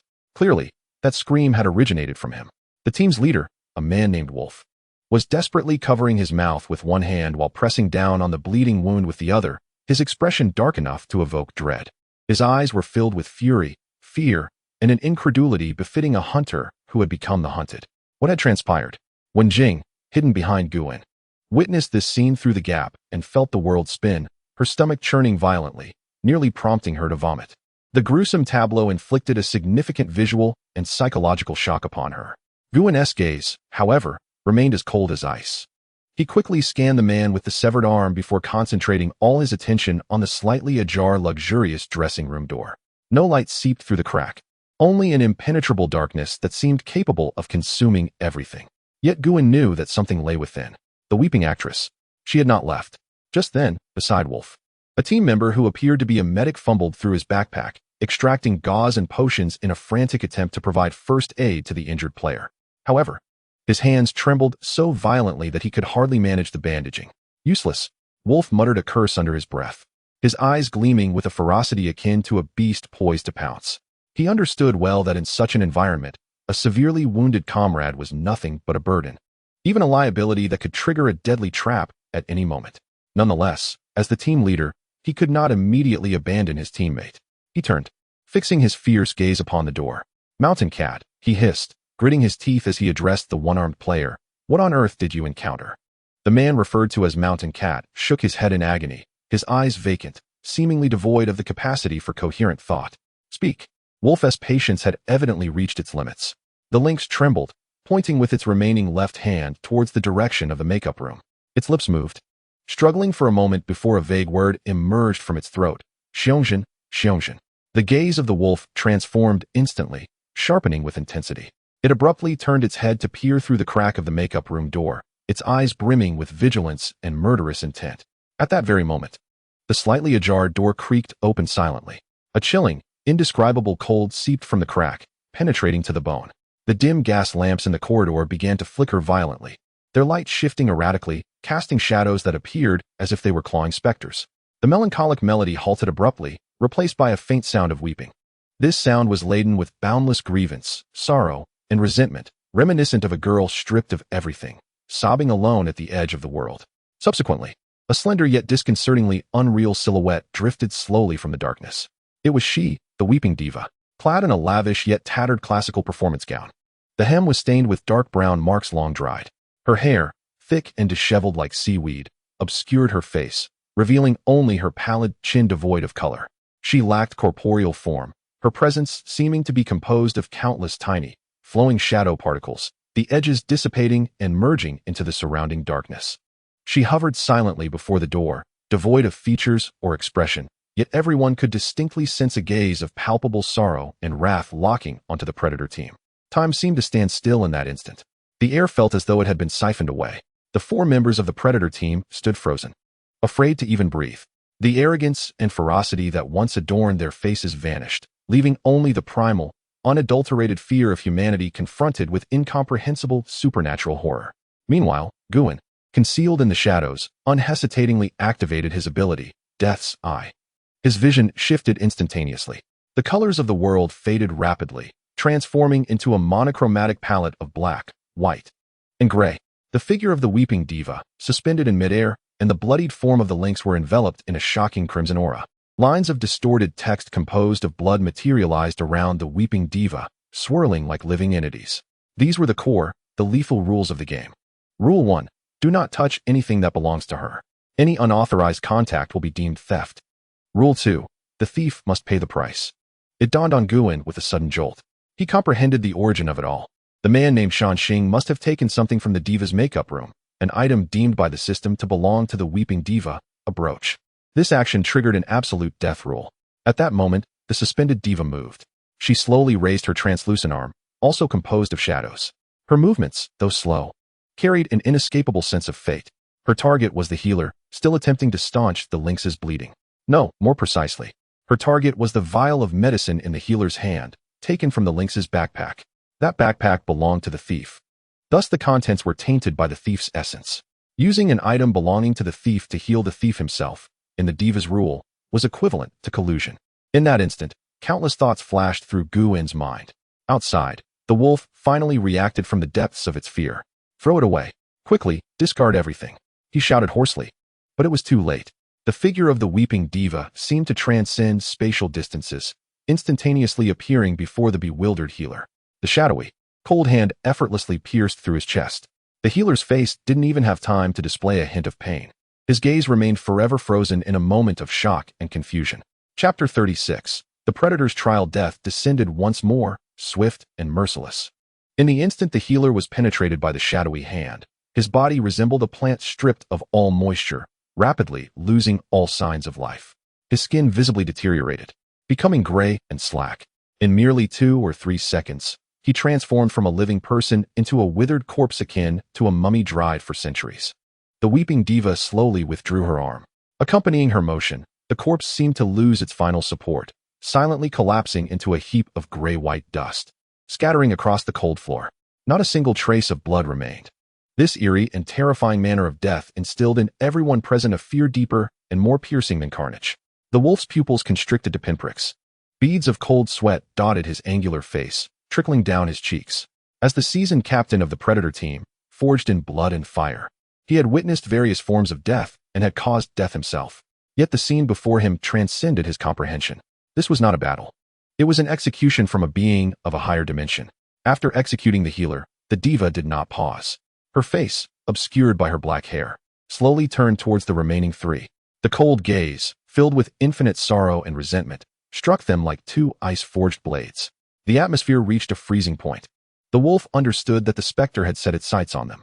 In the judgment of the other, their entire team had been branded as accomplices to theft due to the lynx's foolish act. Flee. The thought flickered in his mind for a mere moment before he extinguished it. He had witnessed the other's speed, akin to teleportation. In the face of such absolute power, turning to flee would only hasten their demise. Something had to be done.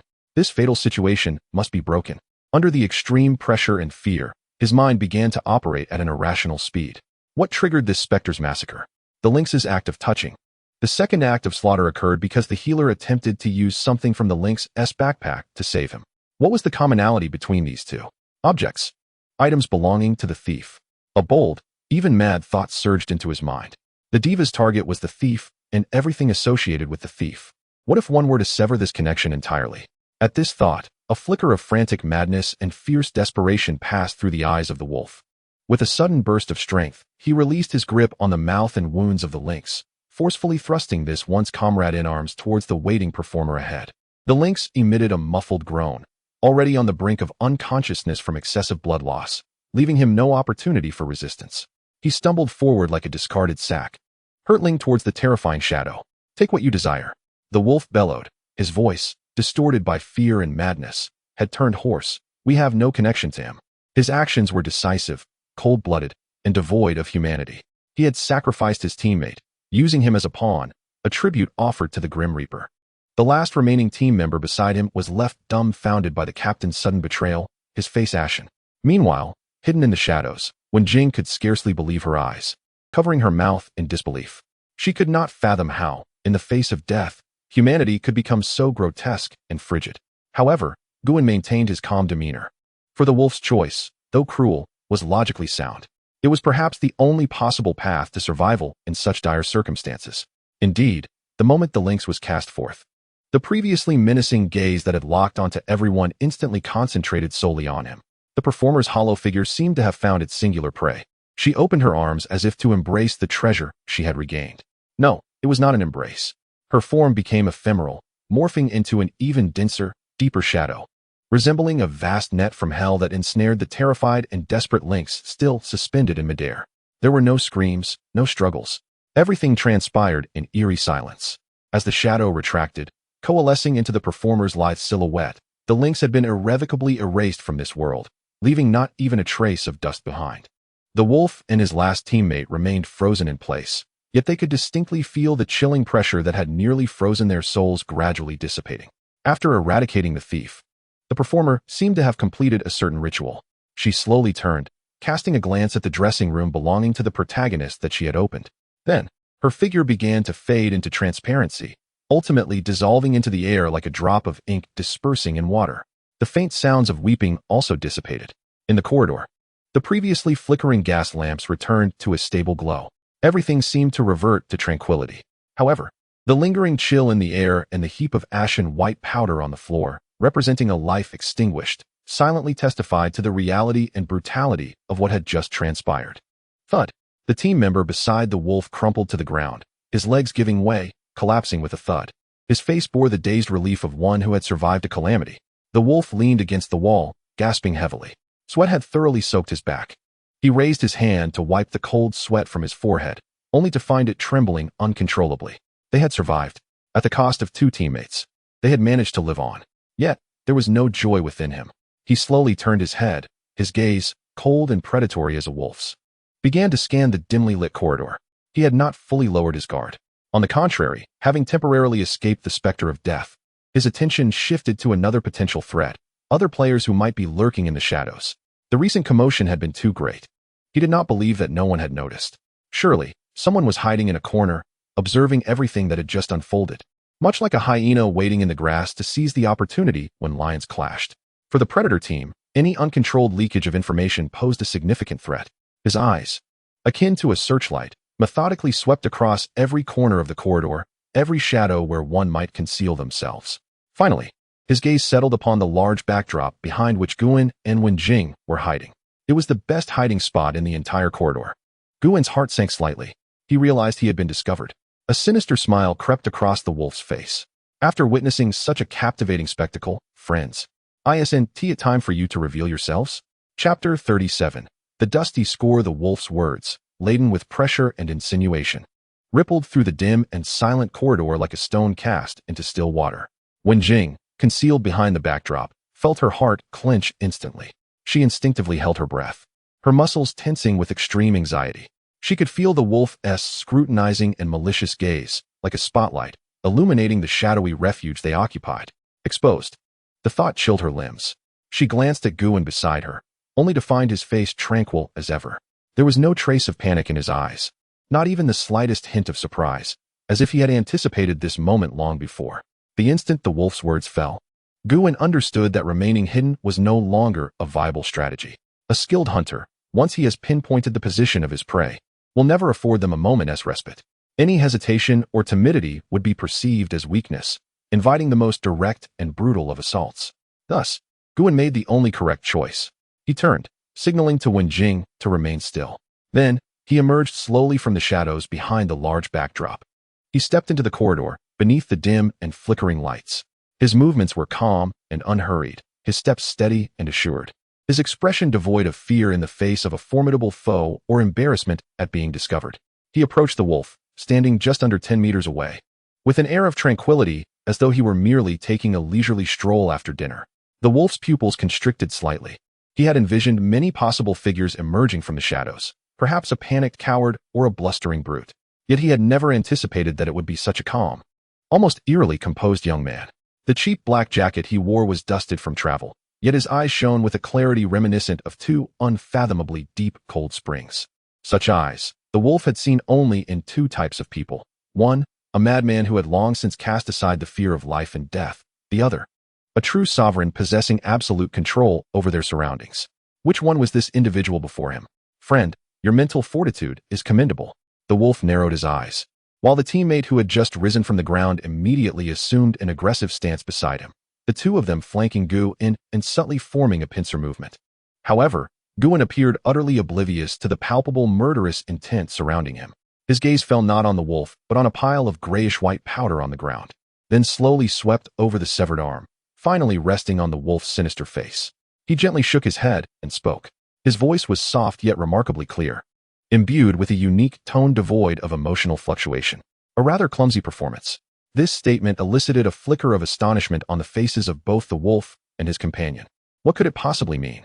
Sacrificing a teammate for survival, while a cliché, was still somewhat effective. Guan's gaze was akin to that of a discerning critic, scrutinizing an unrefined act upon the stage. Yet, your performance is laden with excessive and unnecessary emotions. Your panic, your shouting, all seem far too deliberate. The true decision should have been made much earlier. He paused, continuing in a calm, evaluative tone akin to that of an art critic. For instance, when that specter first appeared and merely tore off your teammate's arm, you should have pushed him away, rather than waiting until a healer was also lost before belatedly executing this desperate act of survival. The rhythm is far too poor. Guan's words struck the wolf like invisible slaps, thoroughly disrupting his composure. The oppressive sensation he had sought to create, reminiscent of a cat playing with a mouse, was utterly shattered by Guan's superior, almost professional critique. His expression darkened considerably, for every word spoken was undeniably true. He had hesitated, and that moment of indecision cost him not only an output point, but also a critically important healer, resulting in irreparable losses for the upcoming actions. This secret, which should have remained solely his, was laid bare by the sudden emergence of this enigmatic figure. A sense of being completely seen through sent alarm bells ringing in the wolf's mind. He began to reassess the individual standing before him. This person not only possessed extraordinary courage, but also an astonishing ability for observation and analysis. Such a person must not be taken lightly as an enemy. At least, not until his cards were fully revealed. Realizing this, the wolf's menacing intent gradually receded. He cast a deep glance at Guin, as though to etch his visage into his memory. "Who are you?" "Just a passing critic," Guin replied, his answer impeccably aligning with his character card identity. The wolf fell silent for a few seconds before managing to force a smile that was more grotesque than a cry. "Very well, since you are the critic, I shall refrain from embarrassing myself further in your presence. Until we meet again." With that, he wasted no time, signaling to his still-shocked companion before decisively leaving the corridor. Vanishing into the darkness around the corner, the crisis was temporarily averted. It was not until the sound of their footsteps had completely faded that when Jing finally dared to peek out from behind the scenery board. She leaned against the wall, gasping for breath, her back drenched in cold sweat. "Are you mad?" she exclaimed, trembling with residual fear as she gazed at Guin. "You just provoked him. Do you realize that man is capable of murder?" "I know." Guin turned around, his expression remaining unperturbed. Exhibiting fear in the presence of a predator only incites it to swiftly sever your throat. One must adopt a demeanor that eludes its comprehension to buy oneself time. When Jing was taken aback, suddenly, she understood that Guin's seemingly arrogant critique was, in essence, an exceptionally astute psychological gambit. He had disguised himself as a peer possessing greater wisdom and stronger cards, even positioning himself as a superior, successfully intimidating the wolf's heart, which was filled with temptation and a thirst for blood. "Let us go," Guin said, not offering further explanations. "This place is unsafe. That man's patience is limited," he added, moving back to Wenjing's side and taking the performance log from her hands. "We need more clues." Guin's gaze once again fell upon the door of the leading lady's dressing room, adorned with golden stars. After the actress's disappearance, the door had closed automatically. Based on the information just acquired, the lady's killings stemmed from her possessions being touched. Therefore, conversely considering, her presence here indicated that this room contained something of utmost importance to her. However, entering now would be tantamount to suicide. They were unaware of which object within was the forbidden taboo. Thus, where else might clues be found? Guin's eyes rapidly scanned the dim backstage. He observed the stage, the audience seats, and the dressing rooms. Suddenly, a location they had consistently overlooked surged into his mind: the orchestra pit, the place where the band performed. In a drama, aside from the actors and the script, what is most essential? The music, the score. Guin's eyes brightened. He grasped the still-dazed Wenjing's hand and decisively turned, striding in the opposite direction from where the wolf had departed. Navigating through several similarly dark corridors, they soon arrived at the inconspicuous, narrow staircase leading down to the orchestra pit. Descending the staircase, they were met with a musty odor, a blend of dampness, dust, and decaying wood. Here lay the orchestra pit, an area long forgotten. The pit was in disarray, with music stands toppled and covered in thick dust, and scattered papers on the floor that had long rotted, rendering their content unrecognizable. Guin paid no heed to the scattered refuse. His gaze sharply focused on the conductor's podium situated at the center of the pit. Beneath the dust-covered podium, he noticed a half-open drawer. Guin approached and slowly pulled open the creaking drawer. Inside, there were no treasures or secret missives, only a thick manuscript meticulously bound in deep brown soft leather. Its cover bore no inscriptions. Guin extended his hand, gently brushing away the dust atop it, then solemnly opened the first page. What greeted his eyes were lines written in ink, vibrant and passionate, resembling a rushing stream of handwritten musical notation. At the top of this score was inscribed the title of the piece, Blood Red Aria. Below the title, where the composer's signature should be, there was a conspicuous mark, crudely scraped away by a sharp instrument.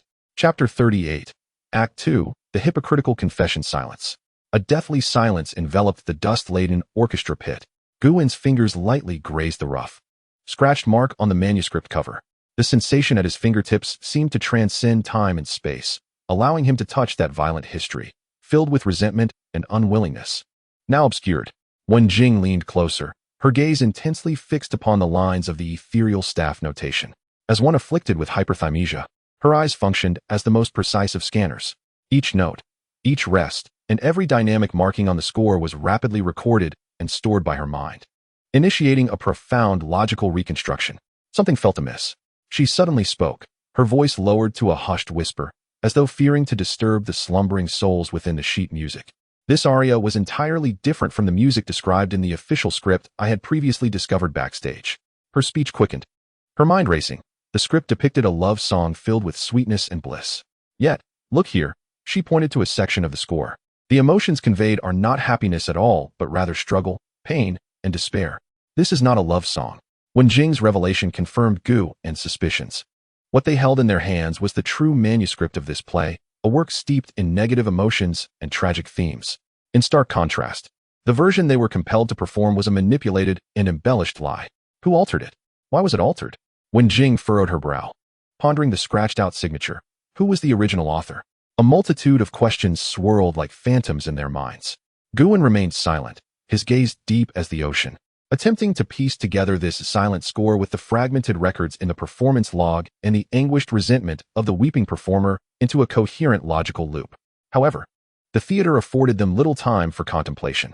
The heavy, distant chime of a bell resounded unexpectedly throughout the Scarlet Theater once more. This bell seemed to possess an irresistible enchantment, penetrating walls and time alike, striking precisely at the hearts of every survivor. When Jing's complexion turned pale, and her grip on Guan's arm instinctively tightened. Immediately thereafter, a cold, emotionless voice, akin to a machine, echoed from all directions. Intermission is over. Act 2. Hypocritical confession now begins. All actors must return to the main stage area immediately. Those not in position will be deemed to have forfeited their performance in 5 seconds. 5. The chilling countdown felt like the Grim Reaper's decree. 4. Guan decisively tucked the precious original score into his coat pocket, then pulled Wen Jing and dashed out of the orchestra pit at full speed. 3. The two raced through the dimly lit hallway. 2. The ominous silhouette of the stage loomed ahead, and they could even see other players, like themselves, hastily emerging from various corners, each face marked by fear and confusion. 1. Just as the countdown reached its conclusion, Guan and Wen Jing burst to the edge of the audience. The performance begins. As the command fell, dozens of massive spotlights above the stage, resembling watchful eyes, suddenly illuminated. The blinding light instantly dispelled the darkness on stage, forcibly drawing every gaze to the center. Unbeknownst to them, it had been transformed into a lavish European-style balcony set. Below the set stood 2 players, a man and a woman. The man, whom Guan recognized, was a member of the Predator team, the tall figure who had always accompanied the wolf. His character card read, Passionate Male Lead. The woman, however, was an unfamiliar free player, appearing youthful with a hint of childishness, clad in an ill-fitting white gown, trembling uncontrollably. Her character was Innocent Female Lead.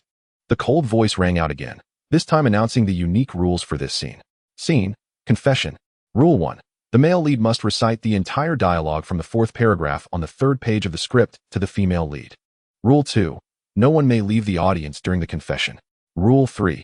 The confession must be heartfelt. With the commands issued, the theater fell into an absolute silence once more. All eyes were fixed on the player portraying the male lead, who held a slender script materialized by the system. Pressure. An invisible, mountainous weight suddenly bore down solely upon him. He took a deep breath, seemingly to bolster his courage. He opened the script and looked at the now terrified female lead, forcing a smile he deemed tender. Then, he began to recite the first line. Oh, my dear Elizabeth. However, with just these few words, his voice turned hoarse and dry, as if his throat were filled with scalding sand. His complexion flushed, veins bulging on his forehead like a multitude of grotesque serpents. He opened his mouth, seemingly wishing to continue, yet only rasping, like a worn-out bellows. Unable to utter a single word. What is happening? Everyone was taken aback. The wolf, seated in the front row, suddenly rose, his face a mixture of suspicion and agitation. He glared fiercely at his teammate, wishing to rush onto the stage and choke him until he continued the lines. Yet, the male lead's condition deteriorated rapidly. His body began to tremble violently. He clutched his throat in anguish, eyes wide, bloodshot and filled with horror, as if suffering from some unspeakable internal torment. Guan, seated in the back row, wore a grave expression. The moment Act 2 commenced, he had silently activated his ability, Death's Eye. In his vision, the man on stage emitted a faint red glow, symbolizing the rules, with most of the radiance emanating from the character card labeled Passionate Male Lead. Rule 1. The male lead is the sole source of light on stage. Rule 2. The male lead possesses the power to slay the servant. Rule 3. The male lead Guan swiftly scanned the customary rules associated with this character, all of which were innocuous stipulations. However, beneath these conventional rules. Deep within the character card's nearly imperceptible core, Guin discerned a vastly different hidden rule. The inscription, written in a dark red hue deeper and more ominous than blood, resembled a venomous serpent lurking in the depths of the sea, exuding a lethal aura. Hidden rule: the passionate male lead cannot lie to his true love. Guin's pupils constricted suddenly. He comprehended everything in an instant. This was a lethal logical trap. The false script being enacted on stage, designed to veil the truth, demanded that the male lead utter sweet, hypocritical lies to the female lead. However, the most fundamental and hidden rule of this character card dictates that he cannot lie to his true love. So who is his true love? Is it the trembling female protagonist portrayed by a player before him? No. It is the lamenting actress, cruelly murdered and whose work was stolen, her sorrow still shrouding the entire theater. At this moment, the script and the character card, two absolute rules from the system, collide with a fatal conflict that is both profound and irreconcilable. He finds himself ensnared in the crevice of these two rules. If he lies, he will be instantly obliterated by the hidden rule. If he does not lie, he will face the merciless execution of the scene's rules for failing to complete the confession task. It is an inescapable trap. The male protagonist's anguished scream echoed across the stage. His skin began to crack, blood streaks appearing from seemingly nowhere on his face, neck, and arms. Blood spread like a fine red web, enveloping his entire body in an instant. He was being torn apart by the rules. Chapter 39. The game of rules time seemed to stretch infinitely at that moment. The male protagonist's cries pierced the air, akin to a rusty blade scraping against the eardrums of every survivor. The blood marks on his body multiplied and deepened. The shadow of death transformed from a mere Damoclean sword hanging above to an invisible hand, bloodied and menacing, intent on ripping him to shreds from within. The audience below fell into a profound silence. Panic spread like a plague among them. They could witness this player approaching death in a terrifying manner, yet they comprehended none of it. Was he not reciting his lines as required by the system? Why? Why was this happening? Useless. Hurry up and recite. The eyes of the wolf were a fiery red, akin to a furious beast trapped in a cage, letting out a suppressed and low growl towards his teammate on stage. He did not understand. He was utterly bewildered. To him, this was merely a simple task, easily overcome by reciting a few lines. He could not fathom why one of his most capable subordinates was being pushed to the brink by mere dialogue. All he knew was that if this continued, he would lose a valuable team member.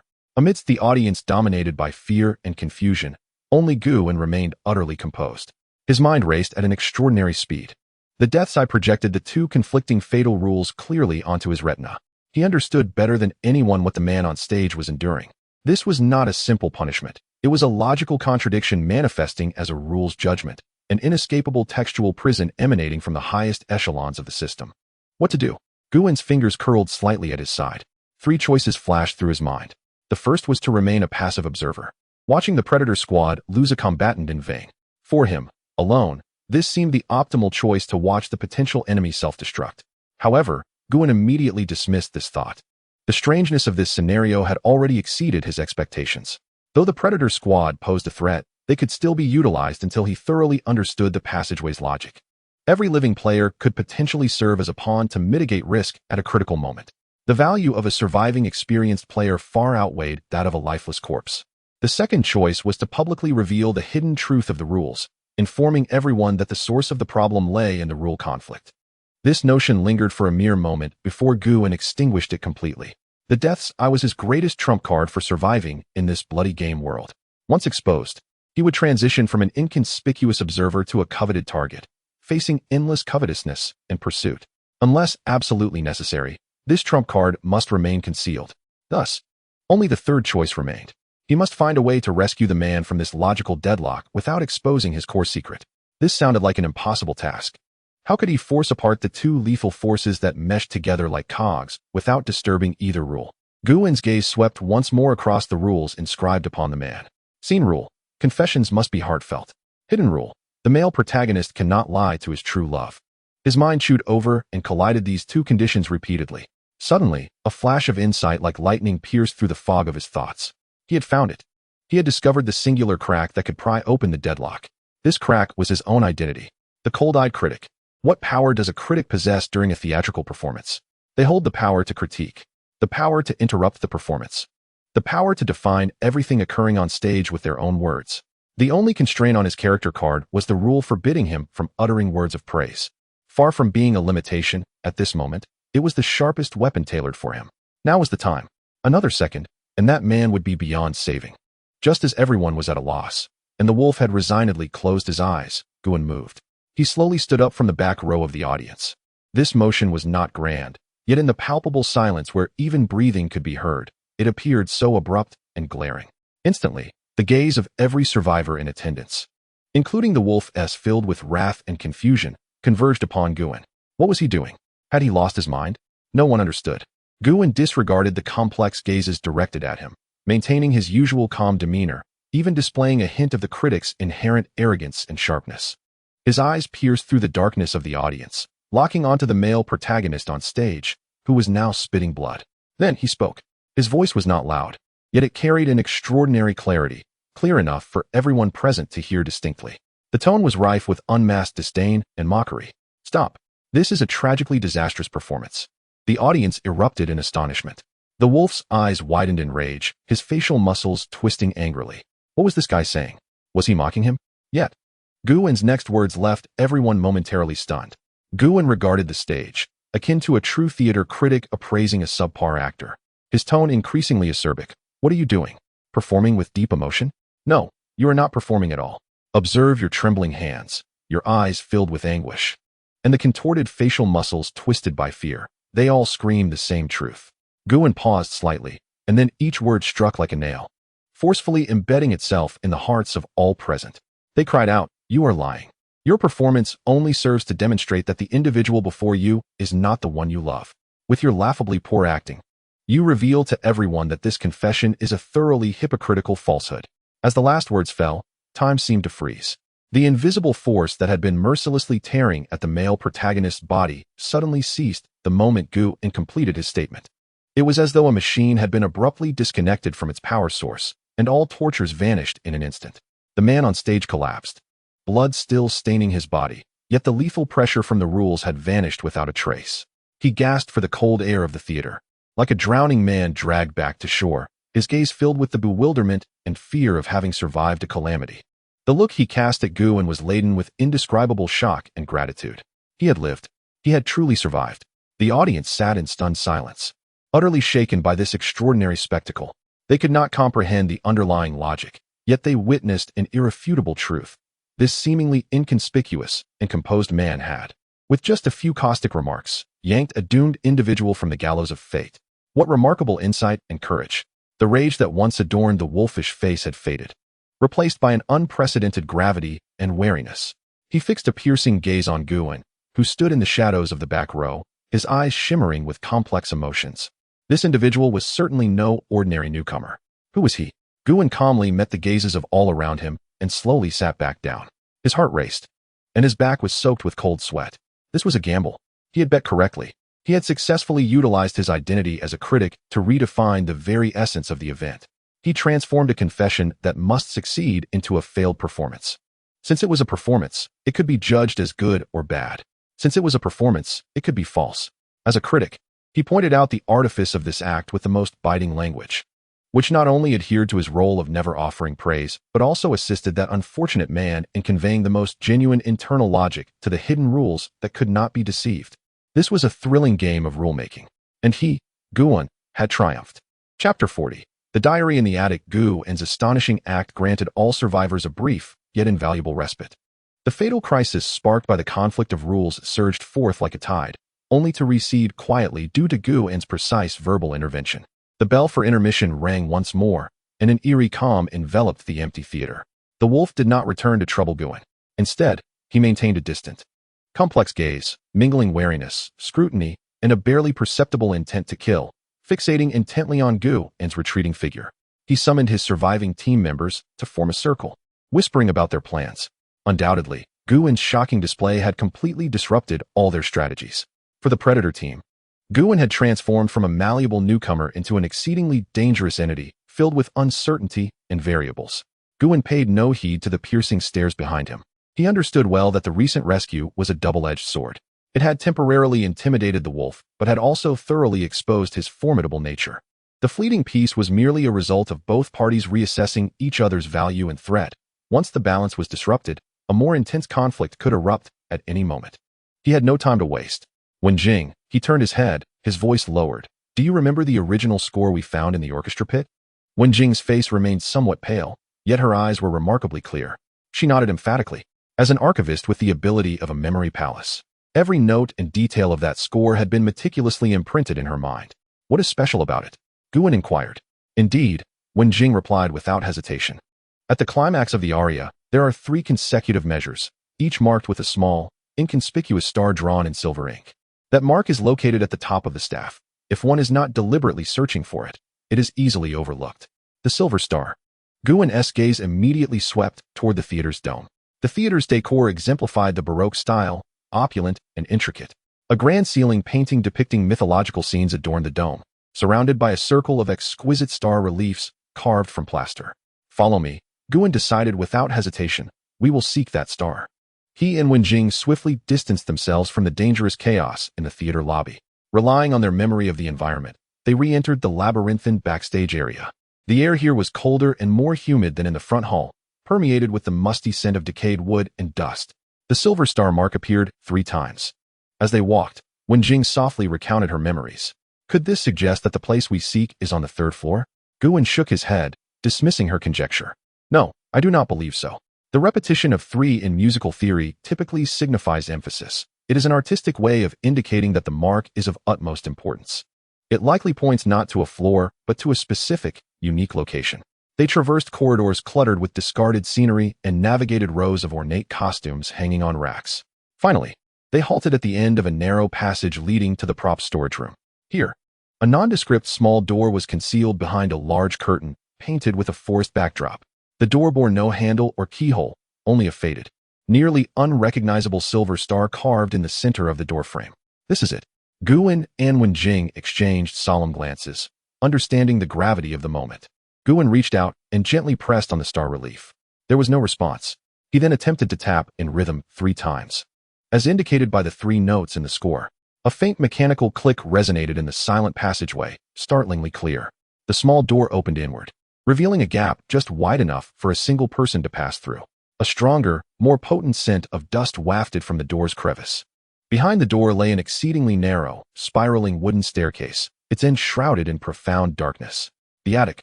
The thought struck both of them simultaneously. This was the only unexplored territory within the entire theater. Guan walked ahead, closely followed by Wenjing. As they ascended the creaking staircase, each step elicited a soft protest. The attic was far more spacious than they had anticipated. A cool beam of moonlight streamed through a small, round window ensnared by cobwebs. Barely illuminating this forgotten corner of time, countless specks of dust floated in the air, while the ground was cluttered with an array of discarded props and miscellaneous items. A battered mannequin lay silently in the corner, its hollow gaze appearing particularly eerie in the darkness. This place resembled a graveyard for the theater's buried secrets. Wenjing instinctively clutched the hem of Guan's clothing, feeling an unsettling chill emanating from the atmosphere. Guan's gaze swiftly swept across every corner of the room, leaving no potential clue overlooked. His eyes ultimately settled on an old wooden makeup box, thickly coated in dust, positioned at the center of the room. A silver star was intricately etched onto its surface. He stepped forward, gently brushing away the dust, attempting to open it. The box was locked. Look around for a key, Guan said in a low voice. Wenjing immediately began to search the vicinity with great care. Her eyes scanned a toppled vanity, a shattered mirror, and an overturned birdcage on the ground. Suddenly, her gaze froze on a partially opened drawer of the vanity. It appeared that something was pinned inside the drawer with a paperclip. Cautiously, she pulled the drawer open and extracted a rusted silver key, its top fashioned into a small crescent shape, the stars and the moon. Guan took the key and inserted it into the lock of the makeup box. With a crisp sound, the lock clicked open. Inside the box, there were no jewels or costumes, only a thick diary wrapped in deep blue velvet, lying quietly within. Guan took out the diary and opened the fragile, yellowed first page. A faint scent of ink mingled with the slightly salty aroma left by dried tears wafted out. The elegant handwriting seemed to possess the power to transcend time, vividly presenting a long-buried tale filled with love and hatred. Today, I completed the most proud work of my life. I named it Blood Red Aria. I believe it will drive the entire city mad for me. He is so exceptional. His voice is as if kissed by the divine. Only he deserves to sing my creation. I love him. I would give everything for him. The diary's opening brimmed with youthful longing and sweetness, each line overflowing with boundless expectations for the future. However, as the pages turned, the handwriting gradually transformed, shifting from initial fluidity and joy to a scrawl increasingly filled with anxiety and confusion. They have locked themselves in the study for 3 whole days. They are discussing my score. They say they want to make some minor modifications to suit the public's taste. But why do I always have this ominous premonition? Today, I found a new score on his desk, with blood-red aria written on it. Yet the author's name was his. Why would he do this? He explained it was for promotional convenience. Does he love me? Should I trust him?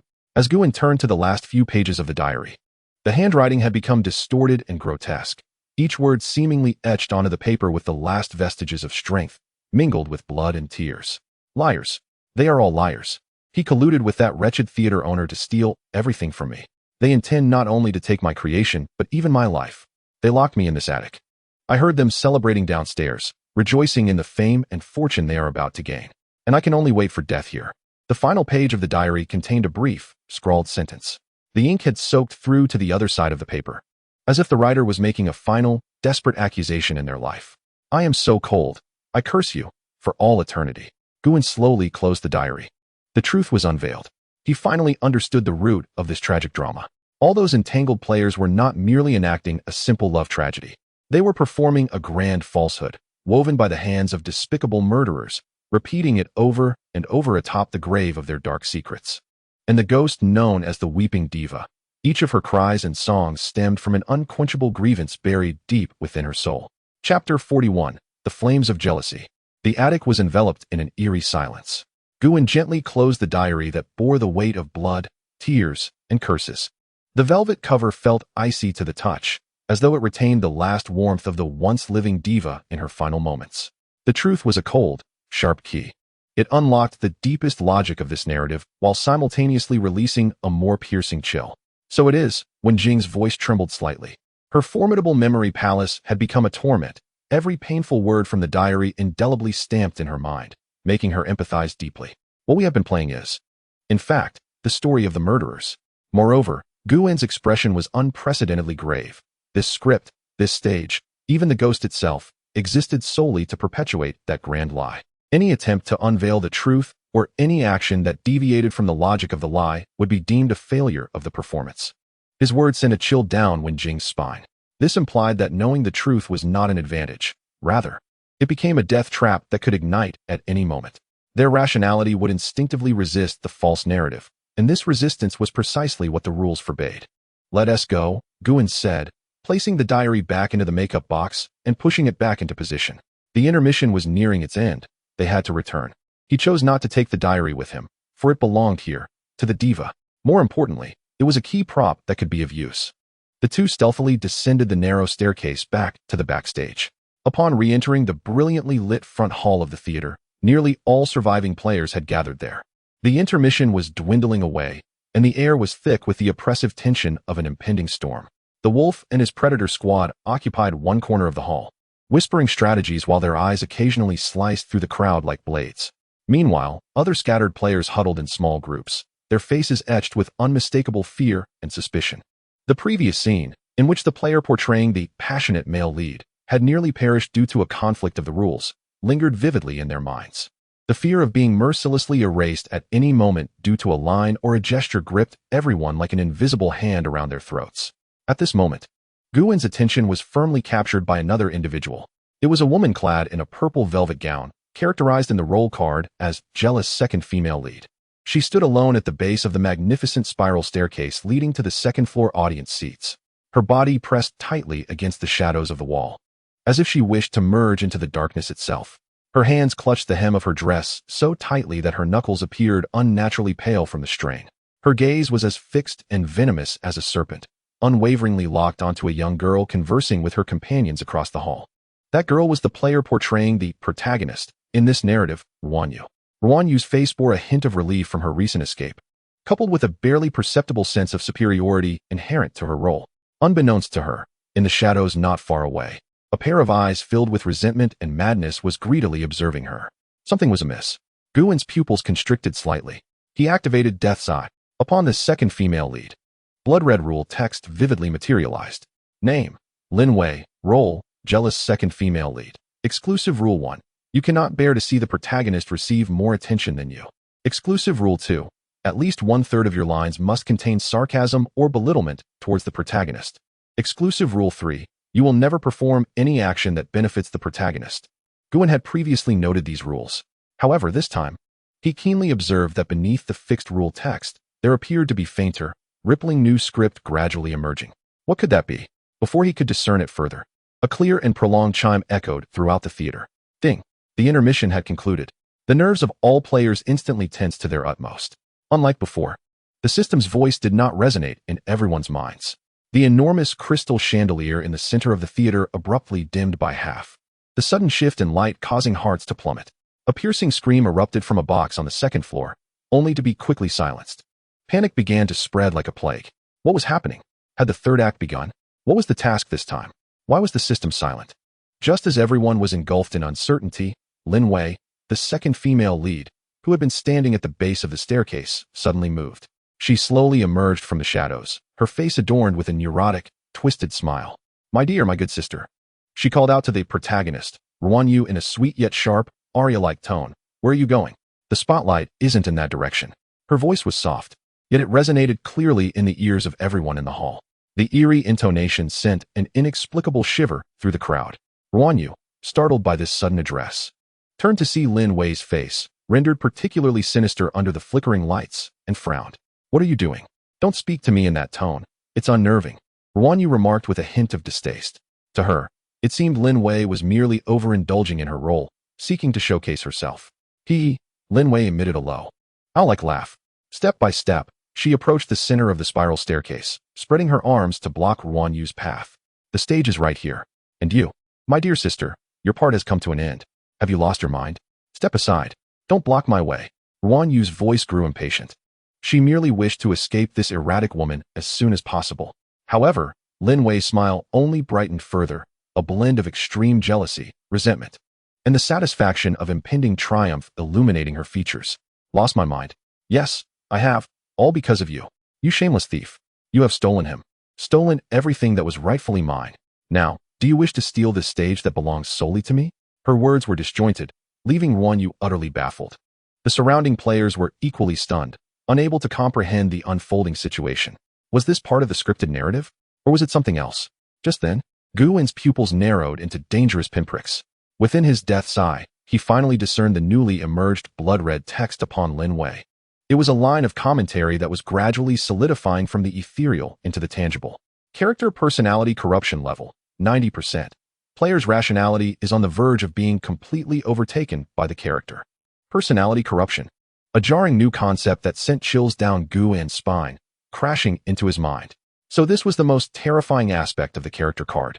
It not only imposed a set of rules to follow, but also acted like a mental virus, continuously eroding and contaminating you, until you completely forget who you are, utterly transforming into that tragic, symbolic character scripted within. "Get away," Guin shouted with every ounce of strength he had. Yet, it was too late. Just as Ruan Yu turned to maneuver past Lin Wei acted. A flash of cruel delight crossed her face, and her hands forcefully pushed forward. "Die, you hypocritical protagonist." Ruan Yu let out a short, piercing scream. Her body lost its balance, tumbling down like a butterfly severed from its thread, cascading from the high spiral staircase. Time seemed to slow at that moment.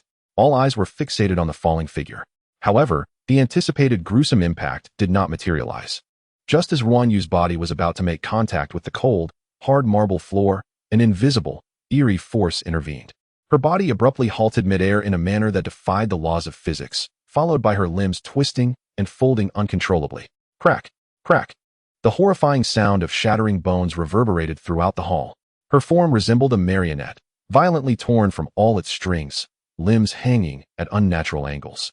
Ultimately, she gently descended to the ground, not emitting a single sound. The system's cold, merciless notification finally echoed in everyone's minds. Player, Ruan Yu, failed to maintain the core persona of protagonist as the focal point of attention, deemed a failure in performance. Erasure, execution complete. The hall fell into a profound silence. The faces of all present were etched with sheer terror and disbelief. A living person had met a fate so absurd and horrifying before their very eyes. And the very hand that had pushed her down, Lin Wei, stood at the center of the staircase. She stared blankly at her hands, the mad smile on her face slowly fading, replaced by confusion and a burgeoning fear from the depths of her soul. What? What have I done? She murmured, but no one answered her. The chime of the theater resonated once more, as if offering the most exquisite accompaniment to the bloody tragedy that had just unfolded. A new method of death had emerged. Chapter 42, The Puzzle of Truth. Silence is another echo of death. When the cold and merciless decree of termination resonated within the minds of every survivor, the entire foyer of the theater descended into an absolute stillness, more suffocating than a grave. All gazes were magnetically drawn to the figure curled upon the marble floor, resembling a dilapidated doll. The protagonist, Ruan Yu, had perished. Her demise was starkly different from any previous deaths, devoid of vengeful spirits or overt rule violations. She had merely been gently pushed by another, and before the eyes of all, the system executed her in an exceedingly cruel and absurd manner.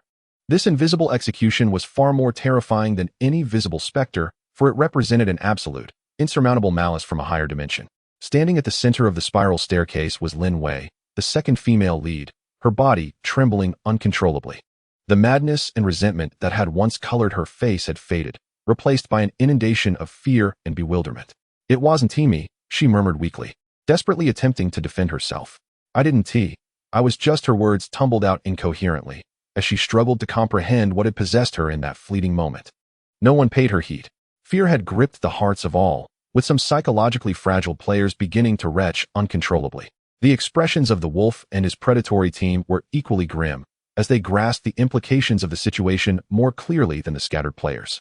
This signified that the rules of this scenario were evolving in a manner beyond their comprehension, implying that players could directly become the triggers for rule enforcement. This realization sent a chill through the marrow of the wolf's bones. Instinctively, he turned his gaze to the man who had maintained an astonishing calm throughout the ordeal. Guan did not glance at Ruan Yu's tragic remains or at the mentally shattered Lin Wei. His eyes seemed to penetrate all before him, gazing into a deeper, more essential truth. In his mind, a vast, chaotic puzzle was spinning, reassembling itself. The first piece, the diary in the attic, revealing the truth of the entire event. A bloody betrayal involving talent and love.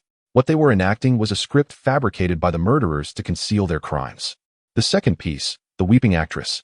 Her every appearance was accompanied by profound resentment. She attacked players who touched her relics, but never initiated indiscriminate slaughter.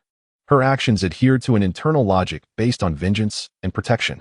The third piece, the character card, which bestowed each player with an identity and a set of rules to adhere to, binding their words and actions like an invisible shackle. The fourth and most crucial piece, which Guan named personality corruption. This newly emerged concept was like cold water splashed into boiling oil, instantly causing the situation to simmer and clarify. Why would the system impose personality corruption? If the aim was merely to compel players to follow the rules, the existing erasure of rules would suffice. Personality corruption seemed superfluous unless its true intent was not compliance. Its genuine purpose was to transform players into those very characters, to become the hypocritical male lead, the malevolent second female lead, the true murderers who had stolen the actress's talent and caused her demise. A chilling logic closed in Guan's mind, leading to the realization that this scenario was a meticulously crafted double trap. The first trap targeted the players, who were compelled to strictly adhere to the character card specifications. Any deviation from their roles would result in an assessment of failure, leading to direct erasure, just as Ruan Yu had experienced. The second trap was aimed at the spirits. As players endeavored to portray the perpetrators for survival, their actions would inevitably provoke the vengeful weeping actress. The more convincingly they acted, the closer they approached the bloody truth of the past. Such realism was, in fact, the most brutal secondary harm to the actress. This created an unsolvable deadlock. Either be killed by the system for poor performance or character collapse, or be slain by the spirit for performing too well. Regardless of the choice, the outcome remained singular, death. No, that was incorrect. Guan's pupils constricted sharply. Every game must contain a logic for completion. A trap designed solely for slaughter without any avenue for escape cannot be deemed a game. It is an execution ground. The system had released a ghost story scenario, a genuine horror game, not a mere execution. Thus, a path to survival must exist. If the route of performance led to two parallel dead ends, the sole path to survival must lie in the opposite direction. Overturn it.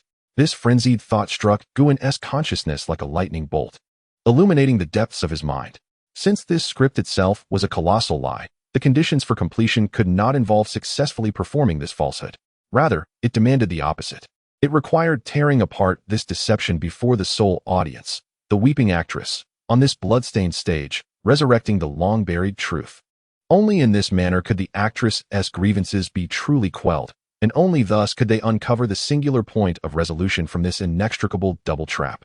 In that moment, all the pieces of the puzzle fit together flawlessly. Clarity dawned upon Guin, as he finally perceived the true landscape obscured by layers of fog within the Crimson Theater. Guin Wenjing's voice pulled him from his deep contemplation.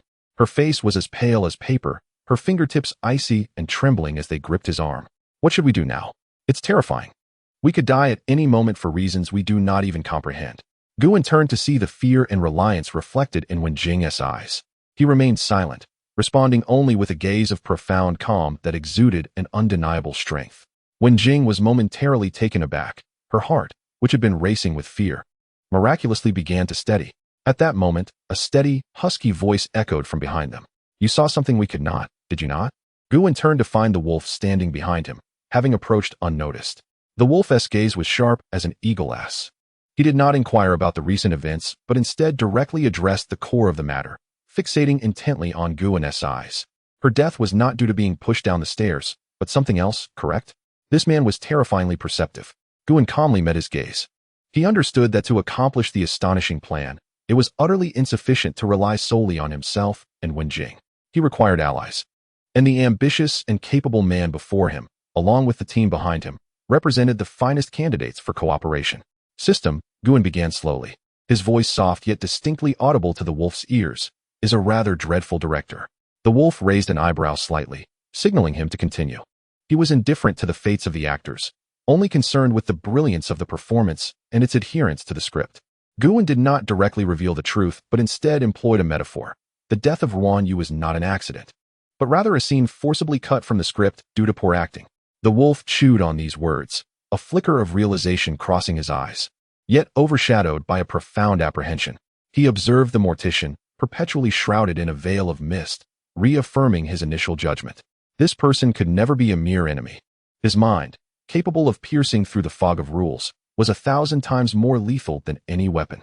Chapter 43. The sole path to survival. Are you suggesting that the more ardently we play our roles, the closer we edge towards death? The wolf's voice was hoarse, resembling two rough stones grinding together, laden with danger.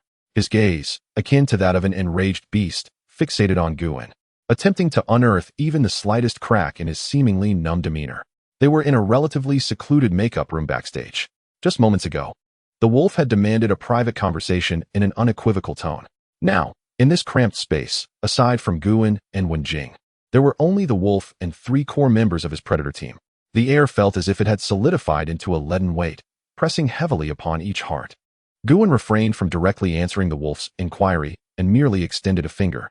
Firstly, the roles we portray, namely this drama titled Bloodstained Aria, are founded on a lie that conceals the truth of the murder. He extended a second finger. Secondly, the essence of this theater, the spirit known as the Weeping Diva, is the sole victim of that murder case from years past.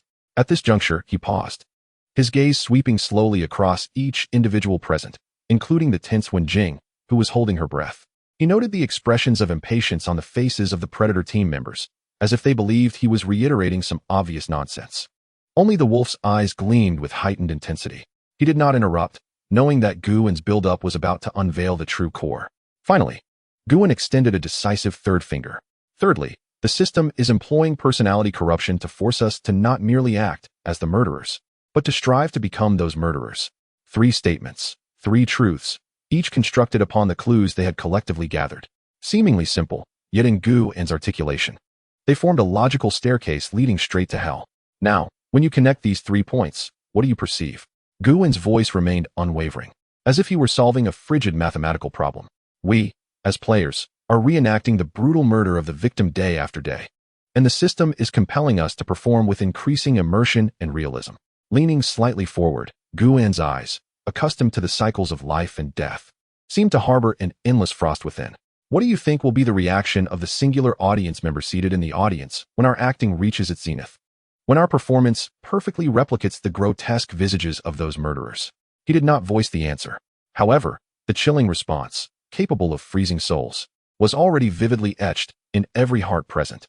At that moment, the Weeping Diva's wrath would reach its zenith. She would tear apart the entire stage, along with all the murderers who fervently performed upon it. The makeup room fell into an oppressive silence. Even the sound of breathing vanished. The muscular man in the Predator team, who had been crossing his arms with an air of arrogance, now bore a sheen of cold sweat on his forehead. He finally comprehended the terrifying implications concealed beneath the seemingly mundane words of the man before him. This was a perfectly orchestrated death trap. The system, behind them, wielded the whip of rules to drive them onward. Meanwhile, the ghost awaited at their destination, ready to open the abyss of vengeance, inviting them to leap in willingly. "This is impossible," another tall, bespectacled team member murmured, his voice hoarse with fear. "There must be another way. If we are just a bit cautious, we can find a loophole in the rules." "A loophole?" Guwen's tone carried a hint of almost pitying incredulity. "Do you not recall Ruanyu's death?" The tall team member fell silent instantly. Guwen continued, his cold voice slicing through the last vestiges of hope within the group. "That was not a loophole. It was a warning, a caution from the system. It informs us that any performance deviating from the script's logic, any attempts to undermine character definitions, will be deemed a failure." Ruanyu, as the female lead, was expected to exhibit panic and helplessness in that scenario, yet her instincts led her to analyze and evade. Her player mentality overshadowed her character definition. Thus, the system deemed her out of character. Consequently, this dreadful director unhesitatingly eliminated this unqualified actress. Guwen leaned back in his chair, calmly delivering his final verdict. "Therefore, dear friends," he paused intentionally, then stated in a tone of factual assertion, "continuing down this path yields a survival probability of 0. This figure struck each heart like a hammer forged from glacial ice. Despair, thick as viscous ink, swiftly spread throughout the cramped makeup room. The wolf remained silent, his gaze fixed intently on Guwen, as if attempting to penetrate his very soul. After a lengthy silence, he finally squeezed out a few words through gritted teeth. "Since you have summoned us here, it cannot be merely to declare our doom. Speak, what is your plan? What is this so-called sole path to survival?" Guwen had awaited this moment. He realized that when a person is driven to the brink of despair, no matter how insane or implausible a path may appear, they will grasp it without hesitation as a lifeline. Guwen looked into the wolf's eyes, where the last vestige of gambler's madness lay suppressed beneath layers of despair. He slowly articulated the earth-shattering plan. "It is quite simple. We must change the script." "What?" Even the wolf displayed a look of astonishment this time. "We can no longer continue playing this deceitful drama entitled Bloodstained Aria." Guwen's voice suddenly became resolute and powerful, akin to nails being driven into the ground. "We must gather all the evidence before the final act arrives, and then, in the presence of the Weeping Diva, perform a brand new play upon this stage. In this theatrical performance, we are no longer the hypocritical perpetrators, but have transformed into the judges who unveil the truth, the avengers wielding sharp blades. What we shall judge is this false script. Our targets for vengeance are those who have stolen the talents of the actress and extinguished the life of her prototype." Guwen's gaze is piercing and intense. "We aim to quell her resentment through a grand and resolute dramatic trial, to demonstrate our clear distinction from the true murderers. This is our only path to survival." Madness. Absolute madness. Everyone present, including Wen Jing, is utterly captivated by Guwen's audacious and nearly subversive plan. Openly defying the script dictated by the system, it is akin to walking a tightrope above a precipice. A single misstep could lead to eternal damnation. "You are insane," the muscular man exclaimed. "How is this any different from outright violating the rules? The system will eradicate us at the first opportunity." "No," Guwen shook his head, his eyes shimmering with brilliant intellect. "We are not violating the rules. We are merely adhering to them in a more sophisticated manner." He gazed at the perplexed crowd and explained, "What is the primary rule of this scenario? It is to act. The system requires us to be competent actors. Therefore, what better way to showcase an actor's professional prowess than through an impromptu play brimming with dramatic conflict? We shall transform the entire stage into a genuine courtroom. We will unveil the truth and pronounce the wickedness with the most fervent lines and the richest emotions. The dramatic intensity of this performance will far surpass that of the mundane original script. Do you believe that the system's director, who seeks an extraordinary performance, will interrupt us?" Guwen's words seemed to possess a peculiar magic, rendering what initially appeared as a fantastical notion to glimmer with a semblance of twisted feasibility. All eyes focused on the wolf. They awaited their leader's final decision. The wolf closed his eyes, his chest heaving violently. Moments later, he abruptly opened his eyes. The struggle and hesitation that once filled them had now been replaced by a singular, determined madness. "Very well." He uttered a single word. Then, he extended his hand, reaching towards Guin for the first time. A madman. He looked into Guin's eyes, a sinister grin spreading across his face. However, I relished the prospect of wagering my life alongside a clever lunatic. Two dissimilar, yet equally cold and powerful hands clasped tightly within the confines of the dimly lit dressing room. Thus commenced a grand gamble against the script. Chapter 44. A grand gamble. The handshake was merely the inception of a pact. Once Guin and the wolf's hands parted, the fleeting exhilaration born from the mad scheme swiftly dissipated, replaced by an oppressive and weighty reality. The plan sounds promising. The wolf resumed his seat, his intensely aggressive gaze fixated on Guin, yet to realize it, we must address three fundamental issues. He raised a finger. First, evidence. We cannot judge without solid proof. We need irrefutable evidence that even the ghostly figure cannot dispute. Where's the evidence? He raised a second finger, his voice growing increasingly grave. Second, the actors. Apart from our two teams, there are other independent players in the theater. These individuals pose a significant variable. They may disrupt our plan out of fear. How do we manage them? Finally, he raised a third finger, his gaze sharpening with unprecedented acuity. Third, and most crucial, the director. If you wish to overthrow the existing script and stage a new play, who will write the new script? Who will assign the roles? Who can guarantee that the new performance will advance the plot while perfectly aligning with each actor's role rules, preventing us from being prematurely erased by the system due to inconsistency? Each of these three issues loomed like a mountain, weighing heavily on everyone's hearts. The flickering hope ignited by Guin's words seemed poised to be extinguished by the harshness of reality. The dressing room once again fell into a stifling silence.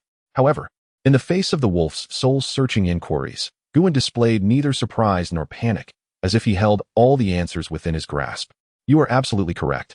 Guin spoke calmly, his clear logic slicing through the present dilemma like a scalpel. Thus, before coming to you, I had already contemplated these issues thoroughly. He first turned to Wenjing beside him. The first issue, evidence. This requires Wenjing's abilities. Her character is the timid archivist, endowed with an innate intuition for information and records. Additionally, her hyperthymesia allows her to seamlessly connect all the clues we uncover. He then turned back to the wolf. I need the most adept scout and stealth operative from your team to collaborate with her. Based on the actress's diary and the clues from the original score, I am confident they will find key evidence in some corner of the theater that will serve as an undeniable confirmation. The wolf's gaze subtly flickered to a lanky team member behind him, who had been relatively inconspicuous. That individual nodded slightly. The second issue, the actors. Guin continued. This indeed poses a challenge. Therefore, my suggestion is to exclude them from participation. What do you mean? The muscular man interjected involuntarily. Our new script does not require many protagonists. Guin clarified. We only need to perform the core judgment well. As for the other independent players, as long as they do not interfere, let them continue to serve as mere background figures. And if they insist on causing trouble, the muscular man pressed. Guin's expression instantly turned icy. Then, we shall have to bid them a premature farewell. A casually uttered remark seemed to lower the temperature in the dressing room by several degrees. The wolf cast a deep glance at Guin. He appreciated this ruthlessness. Willing to employ any means to achieve the goal. Leave this matter to us, the predators. The wolf spoke solemnly before the final act commences. We will persuade those independent players to remain quietly in the audience. The word persuade was accentuated with remarkable emphasis. Thus, it appeared that both of the most troublesome issues had found clear resolutions. All gazes converged upon Guin. Now, only the final and most pivotal question remained. Who would dare to assume the role of the audacious director challenging the system? As for the third issue, Guin met the collective gaze of the crowd and calmly articulated the singular answer. I shall be the director. The moment the words fell, even the wolf narrowed his eyes. You? He scrutinized Guin. What qualifies you? I concede that your intellect is impressive. However, how could you possibly understand each of our role rules? Should the lines you write or the actions you arrange conflict with anyone's character design, the consequence would be instant death. This indeed represents the greatest obstacle in the entire plan, an inexplicable deadlock. In the face of skepticism, Guin merely extended his hand, pointing to his own eyes. I admit that I cannot perceive your character cards with complete clarity. He spun a half-truth. Yet my composure endows me with an extraordinary capacity for observation and logical deduction. Since entering this scenario, I have scrutinized the actions and behaviors of each individual. The death of Wanyu, the anguish exhibited by the male protagonist during his confession, and the instinctual reactions of your predator's team when confronted with peril. These may seem trivial to others, yet to me, They form invaluable fragments that piece together the rules of your characters. He slowly surveyed each member of the Predator's team, his words resonating profoundly within them. For instance, he directed his gaze at the muscular man. Your role resembles that of a loyal guardian. The rules dictate that you prioritize the protection of your captain. Then, he turned his attention to the lanky individual. And you, more akin to a suspicious strategist, perpetually questioning yet hesitant to take the lead. Finally, his gaze landed upon the wolf. As for you, Captain Sir, your character is that of a aloof leader. Your rules dictate that you shall never bow to anyone, even in the face of death. Each word was delivered with pinpoint accuracy. The expressions on the faces of the Predator's team members transformed from initial skepticism to shock, ultimately evolving into a profound apprehension. This man before them resembled an elite psychological profiler who, through seemingly trivial details, had nearly stripped bare all their secrets. The wolf fixed his gaze upon Guin, and after a prolonged silence, managed to utter, "You truly are a monster." Guin accepted this assessment with equanimity. "Therefore, reveal your character information to me." He extended his hand, requesting the most precise intelligence to tailor the safest and most exhilarating script for each of you. This gamble is one that none of us can afford to lose. This time, the wolf hesitated no more. He chose to wager his life and that of the entire team on trusting this inscrutable man before him. An hour later, in the attic of the theater, within the long-abandoned conductor's lounge, when Jing and the Predator team member codenamed Skinny Monkey held their breath, cautiously maneuvering a heavy music stand. Based on Wen Jing's reevaluation of all clues, she had pinpointed the ultimate objective to be here. The theater owner who had pilfered the talents of the prima donna, who later served as the conductor, was most likely to have concealed the unspeakable within his own lounge.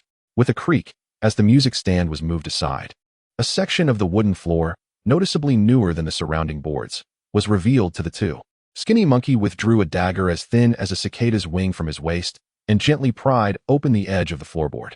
A gust of air, mingled with dust and the scent of stale blood, rushed forth. Beneath the floorboards lay not treasures of gold or silver, but merely a velvet jewelry box carelessly discarded. Trembling, when Jing retrieved it, the moment she opened the box, she could not help but cover her mouth. Inside lay not a magnificent necklace or ring, but a silver hairpin.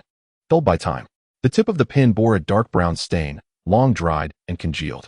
Clearly etched upon its surface was a beautiful name, Elanai. It was indeed the name of the weeping prima donna. Meanwhile, in the backstage dressing room, Guin stood with his back to the others, facing a large mirror marred with mercury spots. In his hand, he held a brow pencil of unknown origin. Before him, the expansive mirror was already scrawled with a chaotic array of names, rules, lines, and sequences of actions. A revolutionary script, one capable of challenging the system and the specters, was gradually taking shape beneath his hand. As when Jing and Skinny Monkey entered with the decisive evidence, Guin was concluding the final stroke of his writing. He slowly turned around, the myriad of frantic scrawlings forming an astonishing backdrop. His face remained expressionless, yet his eyes seemed to ignite with a tempest named wisdom. He regarded the actors who had staked their lives, calmly announcing in an authoritative tone, "All right. Now, let us commence our first and final rehearsal." Chapter 45. The birth of the director. The rehearsal commenced. There were no rousing mobilizations, nor superfluous words. As Guin turned to face the actors who had wagered their lives at the gaming table, the backstage dressing room transformed into a realm of absolute silence. Akin to a surgical theater, Guin became the chief surgeon wielding the scalpel. His calm and focused gaze swept over each individual present, seemingly penetrating their flesh to reach the character cards endowed by the system. "Wolf," Guin called first, "your role is that of a aloof leader. In our new script, you shall serve as the ultimate judge. Your position is not at the center of the stage, but rather at the edge closest to the audience. You must cultivate an aura of detachment while commanding the entire scene. Your lines consist of 3 phrases. At the outset, when all eyes are upon you, you shall declare, 'Silence. The judgment is about to commence.' In the middle, after the evidence is presented, you will point to the fictional sinner and proclaim, 'In the name of the deceased, I declare you guilty.' Finally, when all is settled, you shall address the empty audience with, 'Rest in peace, innocent souls.'" Guin's voice was straightforward, yet bore an undeniable commanding tone. The wolf furrowed his brow, instinctively displeased by this orchestrated feeling. Yet he understood that each of Guin's words and arrangements were grounded in a precise analysis of his character's rules. These 3 lines perfectly encapsulated the dual qualities of aloofness and leadership.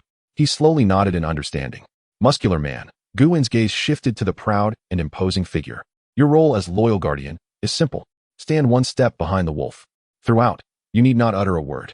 But your hand must remain on your weapon at all times. Your eyes should resemble those of a ravenous wolf, scanning everyone except the wolf. You are the embodiment of the judge's intimidation, the unquestionable force of violence in this trial. The muscular man paused momentarily, his eyes reflecting realization. This arrangement felt immensely comfortable, as if it were an instinctive extension of his character. Then Guwen turned his attention to Wenjing, his gaze softening for a rare moment. Wenjing, timid archivist, you are the witness of this trial. That hairpin shall be presented in court by you. I require you to exhibit your most genuine emotions, fear, trembling, yet summon courage for an undeniable justice. Your line consists of but one phrase. When you display the hairpin to everyone, you must shout the name, Aelanai, with all your might. That is her true relic. Remember to infuse your voice with sorrow. Your fear shall become the most authentic catalyst of this performance. Wenjing gripped the velvet jewelry box tightly, her knuckles whitening from the pressure. She nodded earnestly. Guwen meticulously arranged each individual's position, lines, and even their gazes and subtle movements. The frenzied inscriptions upon the mirror seemed to have transformed in his mind into a meticulously choreographed performance, frame by frame. Each character on the mirror functioned as a cog, and Guwen was the sole artisan who harmonized all these gears with precision. His command was calm and efficient, yet it exuded an unnerving sense of oppression. The expressions of Lang and his subordinates gradually morphed from initial scrutiny and skepticism into a blend of reverence and dread, culminating in absolute obedience. They finally grasped the terrifying essence of the man before them. He was not merely a cunning strategist. He was inherently a masterful director of human emotions, a terrifying maestro whose script was inscribed with rules and whose stage was life and death. However, every theater has its uncooperative actors. Our rehearsal demands a tranquil environment. After assigning tasks to everyone, Guwen suddenly uttered what appeared to be an inconsequential remark. His gaze calmly fell upon Lang, who instantly comprehended the unspoken command. He revealed a sinister grin and signaled to his team. It was time to silence the disturbances in the audience. In a VIP box on the second floor of the theater, 3 surviving players huddled together, consumed by anxiety. What should we do? Should we just wait? A slightly portly man paced restlessly. That envious second female lead went mad and pushed someone down. Will we be next? Be quiet. Another astute-looking thin man admonished in a hushed voice. Can't you see those people whispering together? They must have discovered something. We had better not provoke them. But the portly man was about to voice another thought when the door of the box was abruptly flung open with a loud bang. Lang, accompanied by 2 of his subordinates, stood at the entrance like wolves that had invaded a sheepfold. Well, you seem to be enjoying a delightful conversation, Lang said, crossing his arms and wearing a chilling smile. What do you want? The cunning thin man questioned, attempting to sound brave.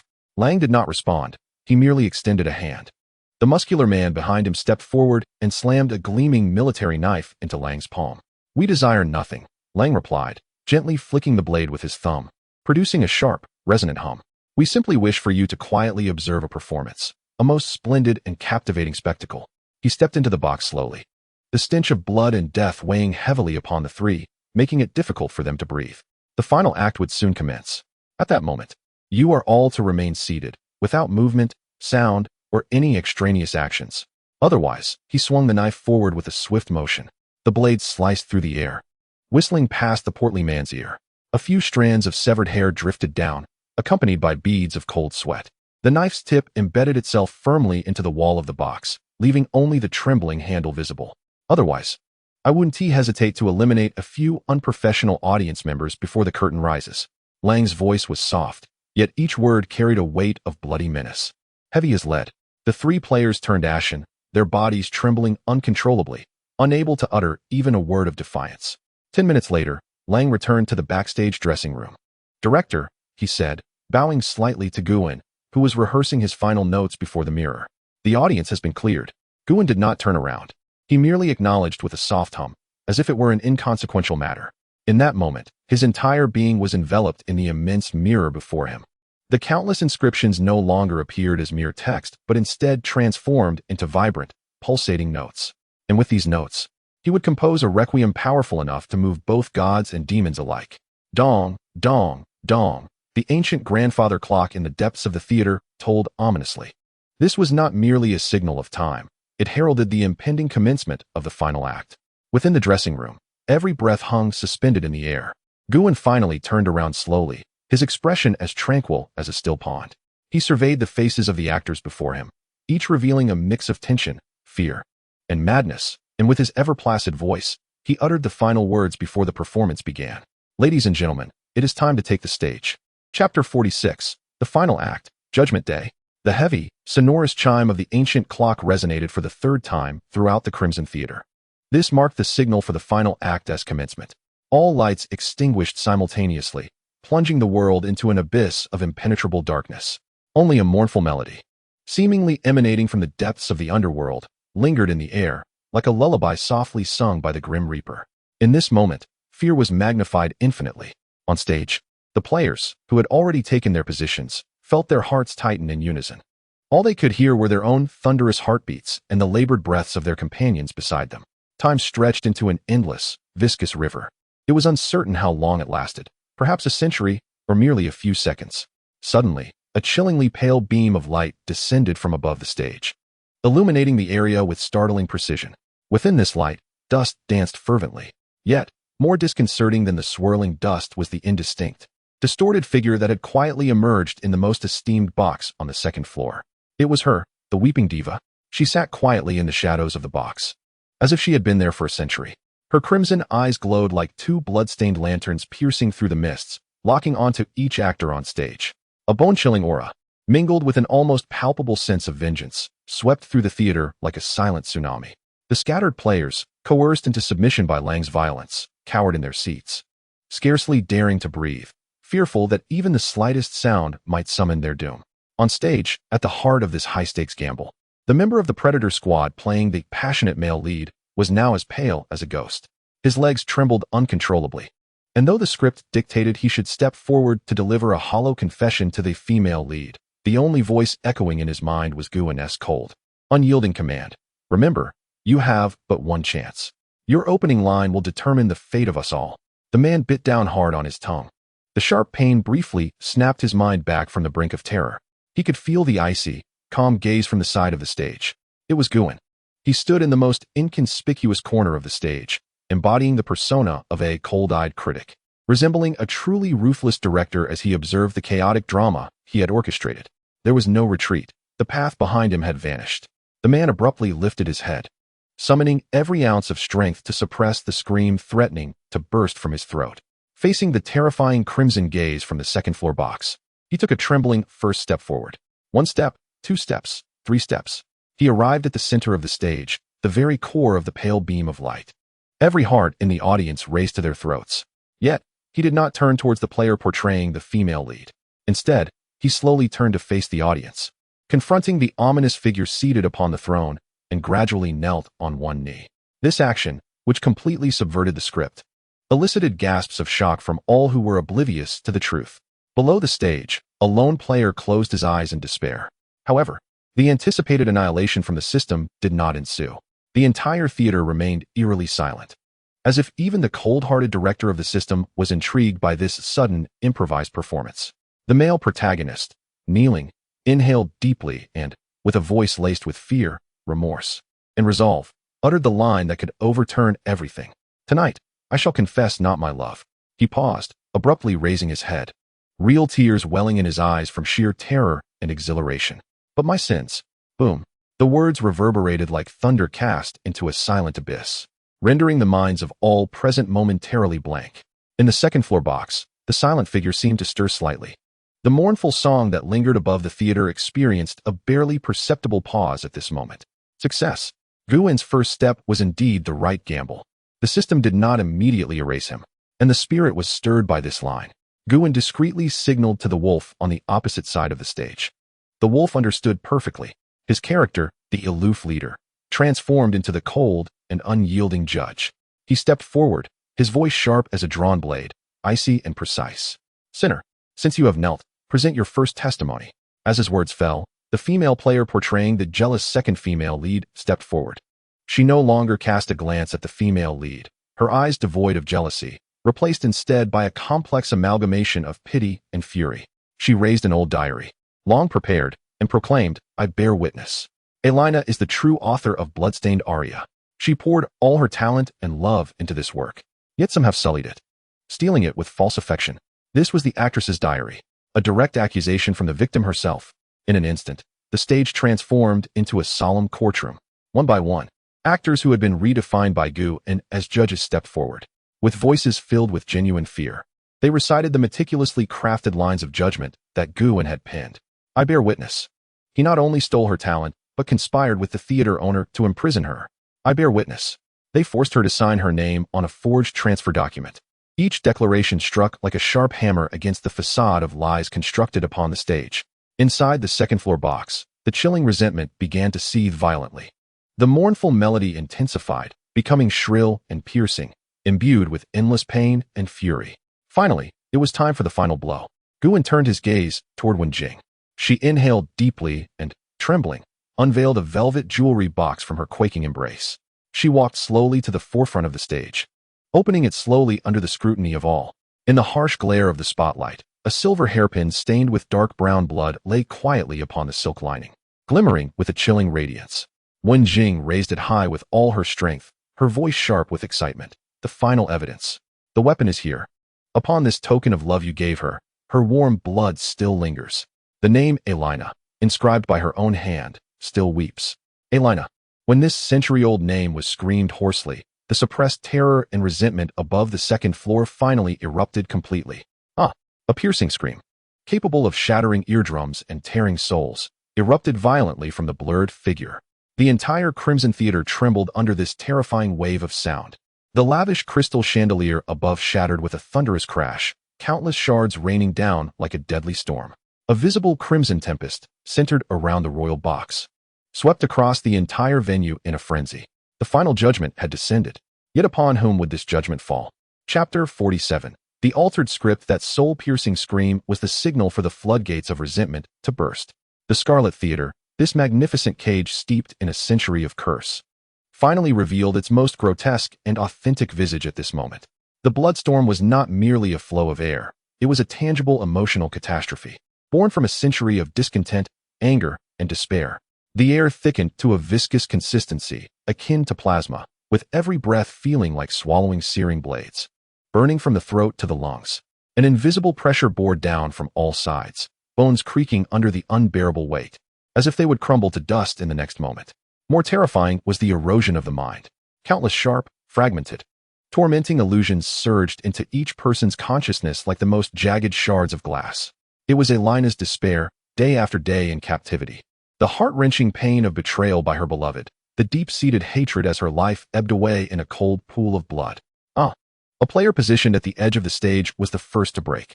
Clutching his head, he let out a wretched scream, blood-red tears streaming from his eyes. His psyche was instantly overwhelmed by this immense tide of negative emotion, causing him to collapse like a limp rag doll, blood oozing from every orifice. He did not perish from a direct attack by the spirit, but rather from the excruciating empathy of pain. This was the most terrifying method of the crying diva. She aimed to make every soul that entered this theater experience the torment she endured. The bloodstorm intensified. Upon the stage, the heavy curtains that had been forcibly drawn were torn into fluttering rags by the violent winds. The few remaining spotlights flickered wildly, casting the distorted faces of the terrified audience as if they were demons from hell. The wolf, captain of the predator squad, could no longer maintain his composure. He struggled to shield his head with his arm, bracing against the insidious mental assault. With great difficulty, he turned his gaze towards the figure that remained sculpted in silence in the corner of the stage.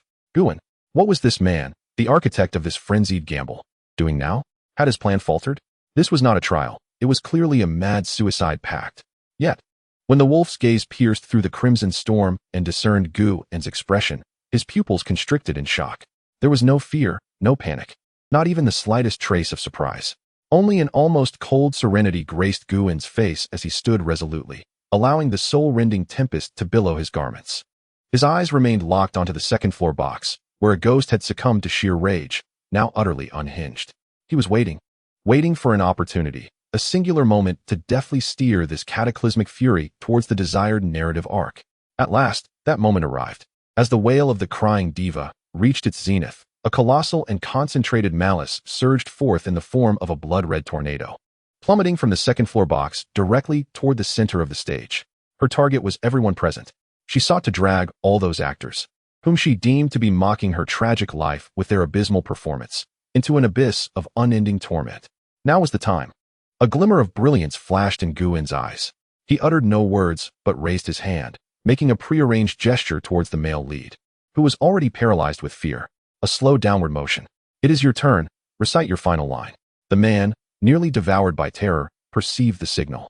It was not merely a simple cue but akin to a tranquilizer, forcibly injected into his crumbling resolve. He understood that this was their only path to survival. The man emitted a howl, indistinguishable as either fear or fury, as he struggled to lift his head from the ground. His once handsome face was now streaked with tears, a true portrait of despair and humiliation. Facing the blood-red tornado, reminiscent of the grim reaper's scythe, he unleashed the most piercing, desperate, and hysterical voice he could muster, reciting the final monologue penned by Guin himself. "I am guilty. I deceived her, stole from her, and ultimately destroyed her. I am the most despicable, most shameless thief in this world, a devil clad in human skin." His words were torn apart by the storm, yet each syllable resonated clearly. The blood-red tornado, poised to engulf the entire stage, momentarily froze upon hearing this confession, laden with self-loathing. It worked. The male lead felt an insatiable desire to survive erupt within him. He seemingly forgot he was merely an actor, fully embodying the unfaithful lover from a century ago. With his last ounce of strength, he stretched out a trembling hand towards the ethereal visage of the diva in the sky, weeping and howling. "So, kill me, with all your pain, with all your resentment. Judge me, this sinner. This is what I owe you. This is the true conclusion that blood-red Arya deserves." He relinquished all resistance, closed his eyes, and spread his arms wide, like a condemned prisoner awaiting the guillotine's fall. In this moment, he was no longer a player struggling for survival. With an ultimate fear of death, he performed the most exquisite act of role-play. He transformed into the sole sacrificial offering within this distorted narrative. And the crying diva, this sorrowful spectator, after a century of waiting, finally witnessed the scene she longed for. The colossal malice coalesced into a tornado, instantly finding its outlet for release. It abandoned all other targets, contracting and condensing, ultimately morphing into a blood-red spear forged from the purest resentment, which violently pierced the male lead's body. A brief yet heart-wrenching cry escaped him. The man's body arched dramatically, resembling a shrimp being boiled, as his life essence evaporated at an astonishing rate. The light in his eyes, wide with fear and pain, swiftly dimmed. Yet, he did not perish immediately. A torment more horrific than death descended upon him. The sanguine malice ravaged his being like countless ants gnawing at his soul. Crimson fissures marred his skin, akin to a fragile porcelain about to shatter. While his spirit was forced to relive every ounce of despair that Ai Lin Na had endured in her lifetime. This process may have lasted only a few seconds, but for the sufferer, it felt infinitely longer than 100 cycles in the depths of hell. Finally, when the last flicker of life was extinguished, the man's body could no longer withstand the overwhelming malice, exploding into a cloud of blood mist that dissipated into the air. True annihilation of spirit and form. As this sinner faced the judgment he so richly deserved, the blood-red tempest that had engulfed the entire theater began to recede, as if its mission had been fulfilled. The air lost its oppressive weight, the bone-chilling cold gradually faded, and the piercing wails of resentment subsided, ultimately transforming into low, mournful sobs. The theater returned to a deathly silence. All who survived gasped for breath, like fish cast ashore, their hearts filled with the ecstasy of survival and an unending dread of the horrific scene they had just witnessed. They had triumphed. With the life of a top-tier player as their wager, they had won this mad trial. In the corner of the stage, Guin slowly straightened his spine, which had been slightly hunched from resisting the mental onslaught. His complexion was pale, yet his eyes sparkled with brilliance. It succeeded. The most critical and perilous aspect of the altered script had been accomplished. He had successfully quelled the ghost's wrath, capable of annihilating all, by utilizing an actor as a sacrificial pawn. But this was not the end. The fury had abated, yet the sorrow, steeped for a century, still shrouded the theater. Their performance had one final act remaining, the curtain call. Chapter 48. Crimson Requiem. The storm had subsided. The rage capable of rending souls dissipated into the cold air alongside the sinner's ashes. However, the drama of death had not yet truly concluded. For the fire of revenge was merely a superficial veneer to this tale. Beneath that crimson shell lay a century of thick, inextricable sorrow. Silence. An oppressive silence. The surviving players collapsed onto the ground, gasping for breath. The relief of survival had yet to settle in their hearts, only to be once again pressed down by a heavier, more suffocating atmosphere. They heard the weeping. No longer were there vengeful wails or furious roars, but the purest, most primal sobs, repressed for a century. The sound emanated from the royal box on the second floor. The indistinct and distorted figure remained seated there. Yet, the chilling crimson glow that once enveloped her had completely faded, replaced by a pale, sorrowful luminescence reminiscent of moonlight. She sat there quietly, resembling a lost child weeping softly in the boundless darkness. Upon the stage, the wolf struggled to rise from the ground. He glanced at the spot where the male protagonist had stood, now entirely vacant, save for a wisp of blood-red mist that lingered. A wave of trepidation washed over him, accompanied by a surge of indescribable, complex emotions. The Predators' team had lost its most crucial attacker, yet this sacrifice had procured a glimmer of hope for all. Was this transaction a gain or a loss? He was uncertain. All he knew was that he must place his complete trust in the man lurking in the corner. Guin, the wolf's voice rasped as if sanded down. What shall we do next? All eyes converged upon Guin. He did not respond immediately, slowly lifting his gaze to meet the sorrowful cries emanating from the second floor, staring intently. Within his death's eye, he discerned clearly the specter known as Weeping Diva, surrounded by blood-red inscriptions symbolizing rules, undergoing a wondrous transformation. The once aggressive and cursed phrases, such as the toucher dies and the responder dies, gradually dulled and faded away until they vanished entirely. In their stead emerged a new rule, radiating a gentle white light, akin to a whispered plea. Let me finish my song. A flicker of understanding crossed Guin's eyes. His judgment was absolutely correct. Revenge was merely a means. The tragic artist, imprisoned for a century, harbored a far deeper obsession. It was never about killing anyone.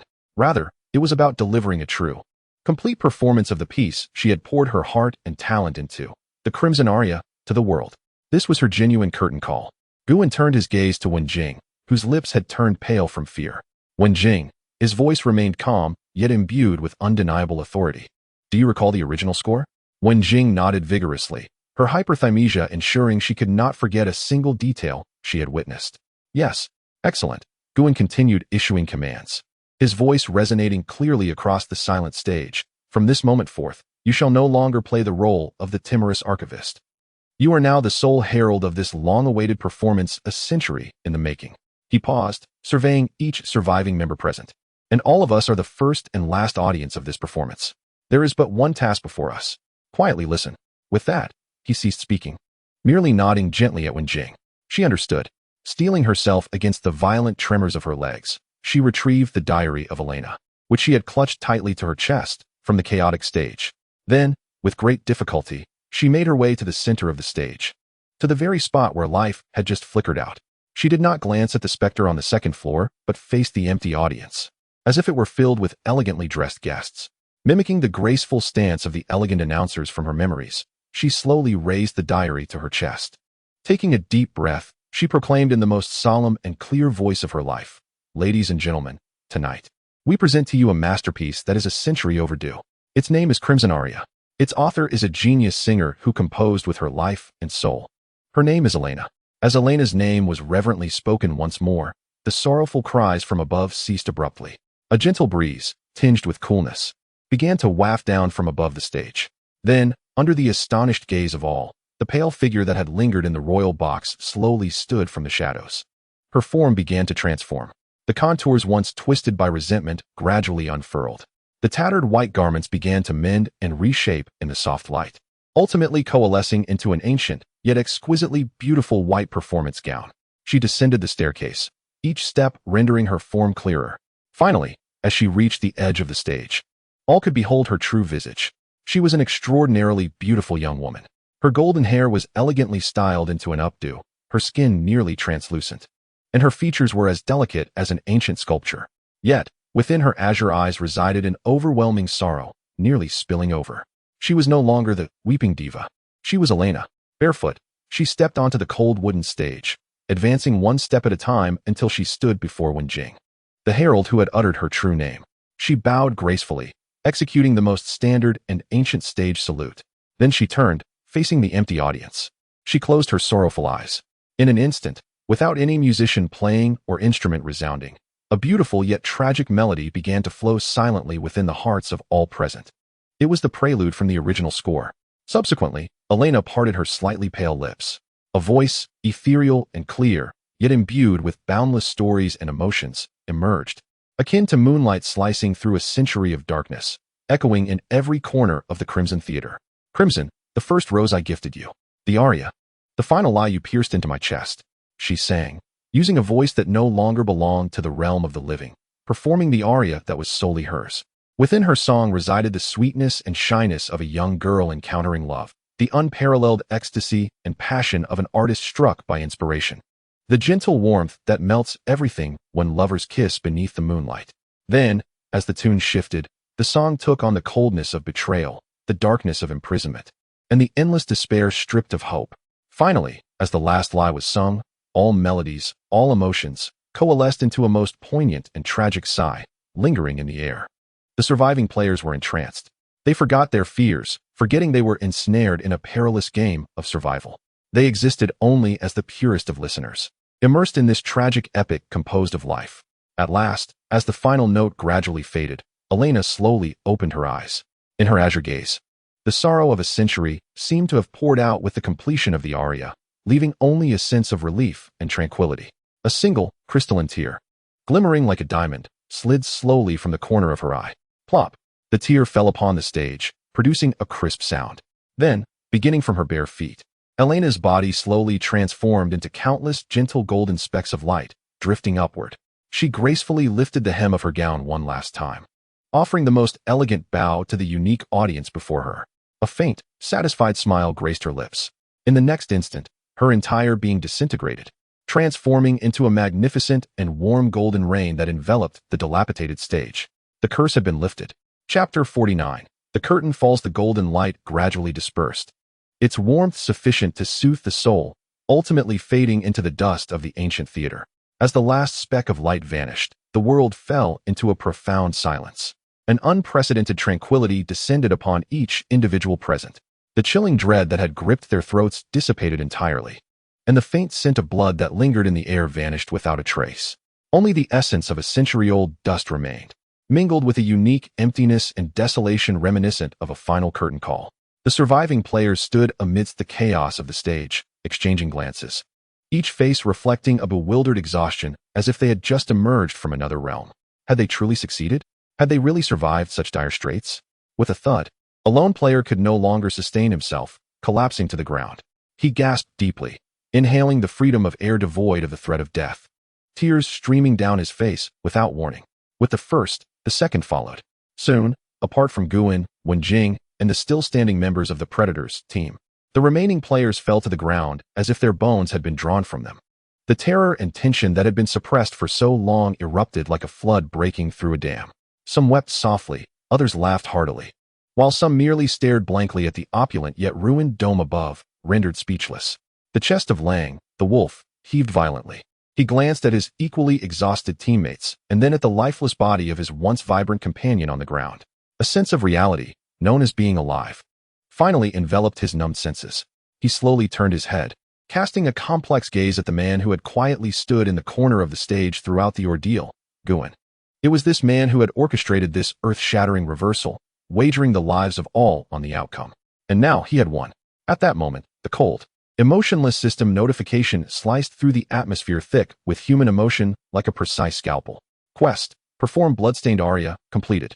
Evaluation and settlement in progress. Settlement Dimension 1, Survival Duration. Settlement Dimension 2, Rule Compliance. Settlement Dimension 3, Core Logic Exploration. Settlement Dimension 4, Hidden Plot Triggering. A series of notifications caused all survivors to fall silent, straining their ears. The moment of truth had arrived, determining whether their efforts would yield a bountiful reward or result in utter loss. Player, ID 713, Comprehensive Evaluation, C Grade. Reward, 200 points. A player who had cowered in the corner throughout the ordeal heard his evaluation, his face devoid of joy, only an ashen expression remaining. A C Grade was merely a meager consolation prize. Player, ID 504, Comprehensive Evaluation, B Grade. Reward, 400 points. Special item, a faded ticket. The player who had bravely stepped forward to identify the culprit during the trial received a B Grade, a hint of relief washing over his face. The system's voice then turned to Lang's team. Player, Lang, Comprehensive Evaluation, a grade. Reward, 1000 points. Skill, Actor's self-cultivation, incomplete. Player, poisonous snake. Comprehensive evaluation, a grade. 4 consecutive A grades left the seasoned Predators team feeling both a pang of regret and a sense of relief.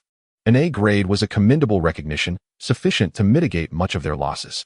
Lang clenched his fists. Though the team had lost a core combatant, the A grade reward, coupled with an exceptionally rare, incomplete, skill book, would at least preserve the vitality of their team for the future. He cast another glance at Guin, fully aware that without him, they would not have achieved an A grade. They would likely have become the new vengeful spirits haunting the theater.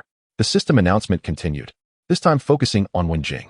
Player, Wenjing, comprehensive evaluation. The system's voice hesitated momentarily.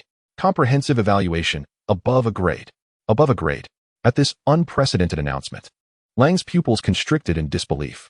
Final evaluation, Super A grade. Reward, 1, 500 points. Special item, Elena's diary. Exclusive title, Witness of History. Gasps of astonishment rippled through the survivors. Super A grade. What did this signify? It indicated that when Jing, who appeared delicate and powerless, had contributed more than the entire Predators team combined. When Jing herself was rendered speechless, covering her mouth in disbelief, her mind blank from the overwhelming joy. She looked to Guin, only to find that his expression bore no surprise, instead reflecting a calm acknowledgement of the outcome. Yes, it was deserved. Had it not been for Wen Jing's extraordinary memory, which distilled the essential narrative from the vast sea of information, and her discovery of the crucial Elena's diary, Guin would have been unable to devise a plan to alter the script, no matter how adept he was at understanding the rules. She was indeed worthy of this evaluation. Finally, amidst the mixed gazes of envy, jealousy, and awe from all, the system's notification landed upon the last individual. Player, Guin. This time, the system's pause stretched unusually long, as if the cold data stream required time to compute the existence of something beyond its conventional logic. Evaluation determination, core logic exploration, 100. Hidden plot triggering, 100. Ending subversion, extremely high. Final evaluation, S grade. As the letter, akin to a divine decree, was announced by the system, the entire theater was enveloped in a profound silence. Every breath was held. Lang's eyes widened in astonishment. An S. The legendary S grade. He had entered this horrific game, enduring numerous trials, some of which had yielded outstanding performances. Yet, even in his closest attempt at success, he had only achieved an A grade or better, always separated from the true S by an insurmountable chasm. And today, he had witnessed the birth of an S grade. Reward distribution, base reward, 3,000 points. Special reward 1, unique item, Elena's soul tier. Special reward 2, logic exploration permission, basic, unlocked. Special reward 3, completion rate of the instance worldview increased by 5. A series of enigmatic rewards left everyone bewildered except for Guin. However, even the foundational reward of 3,000 points was an astronomical figure that left them all breathless. Guin listened silently to the system's announcements, yet his mind raced to decipher the significance of each piece of information. Points served as a universal currency, and a unique item indicated a rare treasure, unparalleled across the entire server. Yet it was the subsequent 2 entries that piqued his genuine interest. The logical exploration permission and dungeon worldview completion level transcended mere items, resembling the unlocking of a certain foundational authority within the system. Did this imply that an S-rank evaluation bestowed not only lavish material rewards, but also represented a fundamental elevation in player status? A transformation from a mere pawn to one possessing the privilege to scrutinize the chessboard? A grand hypothesis began to take shape in Guin's mind. At that moment, the system's final prompt resounded. All players, settlement complete. Return countdown, 60 seconds. 59. 58. The cold countdown felt like the tolling of a death knell, snapping all survivors out of their shock. It was at this juncture that the wolf moved. He swiftly approached Guin, his face devoid of the prior arrogance and provocation, replaced instead by an expression of utmost seriousness, even tinged with humility. Mr. Guin, he addressed him with respect, this time. Both my life and those of all my brothers and Predators were saved by you. I owe you a life. His tone was exceedingly sincere. I will not utter any hollow platitudes. I will speak only one useful sentence. He glanced at the brand on his arm that signified his player identity. Upon your return, you can search for the codename Wolf in the system. Should you encounter any tasks requiring our Predator's assistance in that realm, a mere word, and we will be at your service. Guin regarded him calmly. He understood that the place to which the wolf alluded referred to a domain shrouded in mystery, even among seasoned players, a world far beyond ordinary dungeons. Guin nodded slowly. All right. He uttered a single word, neither accepting nor rejecting. Yet the wolf seemed to grasp some unspoken promise, exhaling with relief. He knew that for someone as astute as Guin, a simple affirmation encapsulated all mutual understanding. Return countdown 10, 9. A brilliant white light began to rise from beneath each survivor. When Jing approached Guin, her face still radiant with joy and excitement. We truly did it. MHM, Guin replied softly.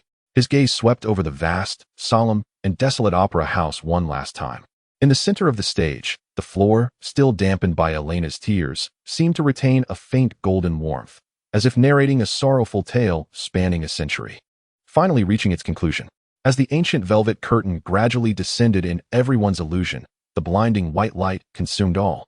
Chapter 50. The key to the safe zone. It felt as though he had been yanked from the depths of a 10,000-meter abyss back to the surface with tremendous buoyancy. After a violent sensation of weightlessness and dizziness, Guin's consciousness regained control of his body. The blinding white light receded like a tide. Before him lay the familiar pallid ceiling and the shadowless lamp emitting a cold glow. The air was infused with the distinctive scent of formaldehyde mixed with disinfectant, a fragrance he had long since grown accustomed to. Silence, coldness, and orderly tranquility enveloped the space. This was his workspace, his soul's sanctuary of absolute order and serenity in an increasingly chaotic world. He had returned. Guin slowly rose from the frigid floor, stretching his somewhat stiff limbs. He glanced at the wall clock. The hands indicated it was 3:15 in the morning. Less than 10 minutes had elapsed since he was forcibly drawn into the Crimson Theater dungeon. Yet within that dungeon, it felt as if he had endured an excruciatingly long century.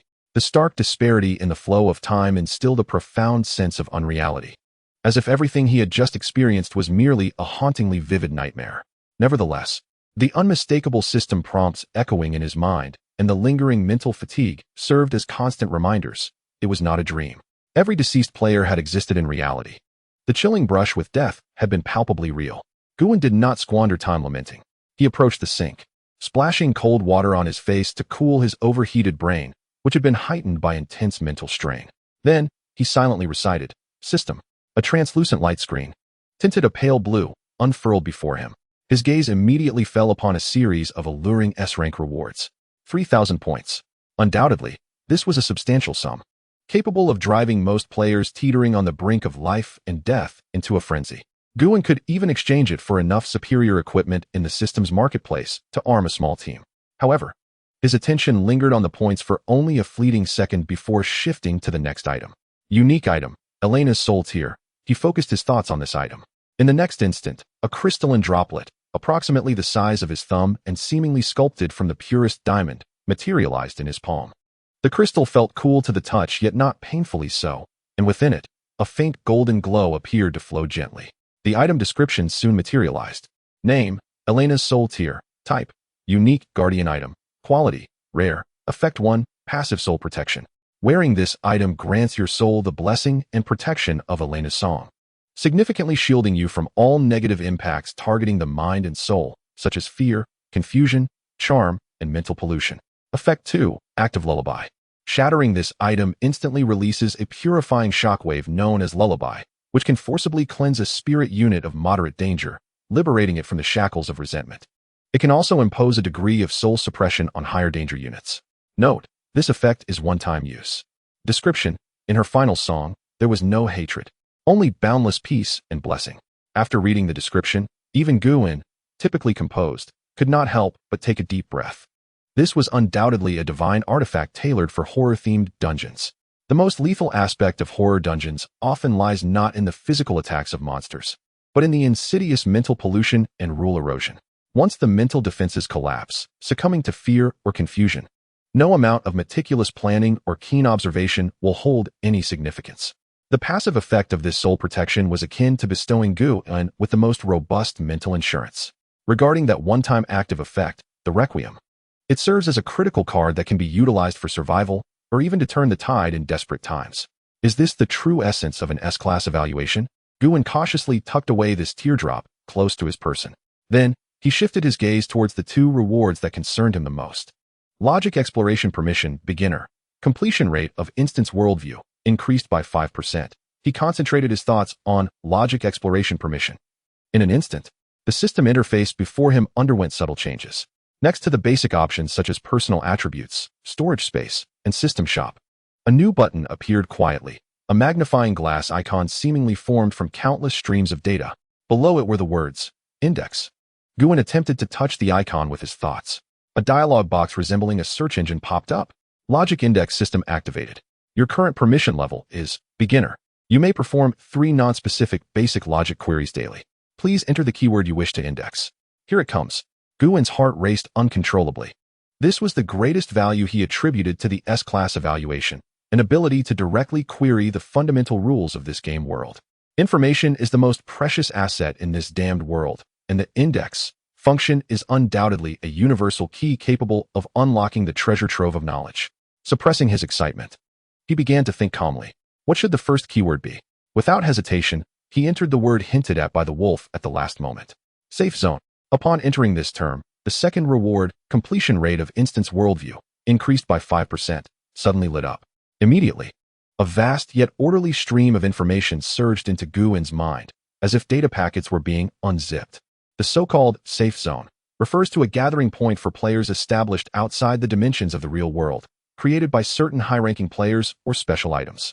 In the safe zone, the invasion of instance monsters is strictly prohibited, serving as the only haven for players to recuperate, trade, and form alliances between 2 instance missions. Globally, there are 36 known safe zones, each designated by a number or special code. To enter a safe zone, 2 basic conditions must be met. First, the player's level must reach the senior standard as determined by the system. Second, a fee of 1,000 points must be paid as the anchoring cost for the initial spatial transfer. Note, while there are no threats from monsters within the safe zone, the system does not prohibit any competitive behavior among players. All order within the region is maintained and established by the player forces within that area. Warning: the law of the dark jungle applies within the safe zone as well, and may even be more ruthless and real. Streams of information flowed through Guin's mind, gradually revealing a glimpse of the true nature of this horror game world, hidden beneath the surface. It turns out, besides the real world and the horror instances, there exists a third world that lies between the two, a dark society entirely composed of players.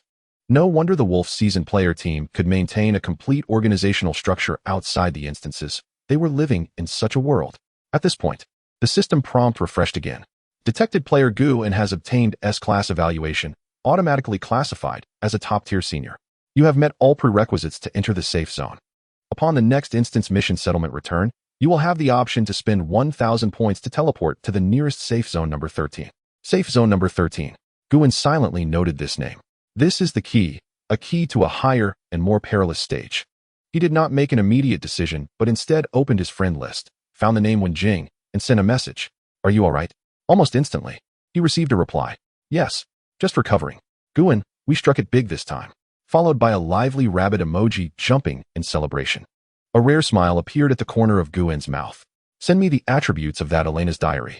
He knew that an A-class evaluation reward would definitely not be so simple. Soon, Wenjing sent a screenshot of the item. It turned out to be a special growth item that could slightly foresee the background story clues of the instance. The last piece of the puzzle fell into place for Guin. He organized the basic information regarding the safe zone and succinctly conveyed it to Wenjing, extending his invitation. After the next instance, I plan to go to safe zone number 13. Your abilities are unique and extremely important. If you are willing, we can continue to act as partners. This time, Wenjing remained silent for quite some time. Just when Guin thought she would hesitate due to the unknown dangers of the safe zone, her reply finally arrived, albeit belatedly. Just 2 words. I'm in. Guin gazed at those 2 words and slowly closed the system interface. He approached the window of his workspace and drew back the heavy blackout curtain. Dawn was approaching. The horizon was already tinged with a faint light, and the slumbering city was about to awaken. The ordinary people living in the sunlight would never know that just in the past night, a group of players chosen by gods and demons experienced a life and death game. They would also never know that in a world invisible to them, a much larger and darker survival rule was quietly at work. Should he continue as a mortician, a mere observer, drifting between the real world and horror instances, passively accepting the system's arrangements? Or should he actively step into that safe zone, constructed from the blood and bones of countless players, to truly engage with the core of this game? Guin did not need to choose. As a seeker of ultimate order, When he discovered that the environment he inhabited concealed a deeper and grander set of operating rules, his instincts compelled him to explore it, understand it, and ultimately master it. Chapter 51. Ripples of reality. When the enveloping white light completely dissipated, the familiar sensation of slight weightlessness, originating from the depths of his soul, vanished as well. When Guin opened his eyes again, what greeted him was the soft yellow glow of the surgical light in his studio. The air was filled with the cold and sterile scent of formaldehyde mixed with disinfectant, a smell he had long since grown accustomed to. This was the place where he prepared the deceased for their final appearance, a world he knew well, filled with absolute order and tranquility. Everything was exactly as it had been before he was forcibly drawn into the game. However, Guin knew that some things had irrevocably changed. He looked down at his hands, those hands that had practiced countless times to restore the most serene visage of the departed, steady as a rock, had just orchestrated a mad drama that altered life and death in the recently concluded Crimson Theater. The theater was steeped in an atmosphere of ancient dust. The piercing resentment in the female vocalist's lamentation and the ethereal release at the end seemed to linger in his senses. The boundary between reality and illusion had long since become indistinct in his world. Without wasting a moment in reflection, Guin instinctively closed his eyes, plunging his consciousness deep into the recesses of his mind. A translucent, pale blue system panel, visible only to him, materialized in his thoughts. At the top of the panel, a new, shimmering golden label appeared. Safety Zone Index. Focusing his thoughts on this label, Guin's fingertip-sized golden cursor gently made contact. Instantly, a complex and vast information star map unfolded in his consciousness, far more intricate than any previous interface. It was a profound darkness, with countless luminous points of varying sizes floating within it, each representing a so-called safety zone. They were interconnected by ethereal lines, forming a colossal network spanning unknown dimensions. Most of the points appeared in dull gray, seemingly indicating inaccessibility or great distance. Among them, several points shone exceptionally bright, even bearing names. Eden, emanating a sacred white light, exuding an air of divinity and majesty. Tower of Babel, with its golden radiance soaring into the heavens, revealing a sense of ultimate opulence and extravagance. Valhalla, a dark red point, seemed to waft the scent of glory mingled with iron and blood. The powers represented by these names alone were enough to induce a sense of suffocation. On the periphery of this star map, an inconspicuous point, radiating a pale white light and diminutive as dust, was distinctly marked by the system with a clear arrow. Safety Zone Number 13, lacking a resounding title. Devoid of special luminescence, it bore only a cold, even ominous numeral. Guin concentrated on it. A flood of detailed information about this safety zone surged into his mind. Name, Safety Zone Number 13. Type, Growth Type Stronghold. Location, East Asia. Number 7. Imaginary Space Interstice. Builder, Unascertainable. Core Rule, Points-Based Economy. In this area, system points will serve as the sole universal currency. Order status, Chaotic Neutral. No unified administrator, managed by multiple guilds. Players are allowed to compete freely, including but not limited to trade, plunder, and warfare. Entry permission. Players' overall evaluation must reach outstanding or possess a special pass. Special note. Although this area can evade most indiscriminate forced summons, upon entry, players will automatically accept the safety zone task system. Mortality rate, unknown. A torrent of information was swiftly categorized, organized, and modeled within Guin's highly trained mind. His expression remained unchanged, yet internally, a tempest raged. This was not merely an introduction. It was practically a sociological outline of a dark world. A points-based economy indicated the establishment of an independent economic system. The multitude of guilds represented a convoluted social and political structure, and the allowance of plunder and warfare starkly unveiled the bloody law of the jungle lurking beneath. This was neither paradise nor a true sanctuary. It was merely a larger, more intricate arena, governed by rules crafted by humanity itself. In dungeons, enemies were clearly visible apparitions. Here, however, the adversary might very well be every passerby, akin to oneself. Most crucially was the final note regarding the safety zone task system and the unknown mortality rate. This signified that entering the safety zone was not a panacea. The system, or rather the entity that created all of this, still shackled every player with another form of restraint. After a brief contemplation, Guin made his decision. Regardless of the risks, he had to proceed. Passively awaiting the next dungeon was akin to awaiting judgment as a condemned prisoner. Entering the safety zone, though fraught with greater peril, at least offered him the possibility of transforming from a mere pawn into a player. Mastering information, understanding rules, and even manipulating them was his only path to survival. Guan exited the index interface and opened his friend list. Wenjing's name glowed, indicating she was online, in the real world. Without hesitation, he sent a message. "It's me, Guan. Just finished." Almost instantaneously, a reply arrived, tinged with urgency and concern. "Are you all right? I just got back too. It was truly perilous this time. I'm fine. I have crucial intelligence to share with you." Guan replied succinctly, then transmitted all the information he had just acquired about the safety zone to Wenjing in a data packet via the system panel. The other end fell into several minutes of silence. Guan could imagine the shock this revolutionary information would bring to Wenjing. Though she was astute, possessing an extraordinary memory, she still yearned for stability as an ordinary girl. After a considerable time, Wenjing's message finally came through, her words revealing a complex mix of astonishment and resolve. "A city built by players. Its depths are far greater than any dungeon we could have imagined. Those guilds have likely evolved into colossal entities." "That is correct. But this also represents our only opportunity to escape a passive situation." Guan responded, "I understand." Wenjing's reply was brief yet weighty. "You mean, after the next game, if we both survive, we will go there together?" "Yes," Guan affirmed with a single word, pledging his commitment. "All right, it's settled." After ending the communication, Guan felt a robust bond of trust forming between him and Wenjing, transcending that of ordinary companions. They were like grasshoppers tethered to the same string. Only by relying on one another could they hope to find a foothold in that city of eternal night.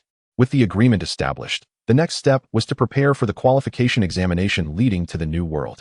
Guan opened his attribute panel. Player, Guan, evaluation, outstanding. Points, 5, 300, initial 300, Crimson Theater reward 5,000. Skill, Eye of Death, beginner. Item, vocalist consolation, 5, 300 points was a substantial sum. Yet Guan understood that these points would only hold significance when converted into strength. Without hesitation, he accessed the system shop. The dazzling array of merchandise failing to sway him. His objective had been clear from the outset. He typed Eye of Death directly into the search bar. Soon, an upgrade option emerged. Skill upgrade, Eye of Death, beginner, to Eye of Death, information enhancement, upgrade effect, enhances perception of rule-based information.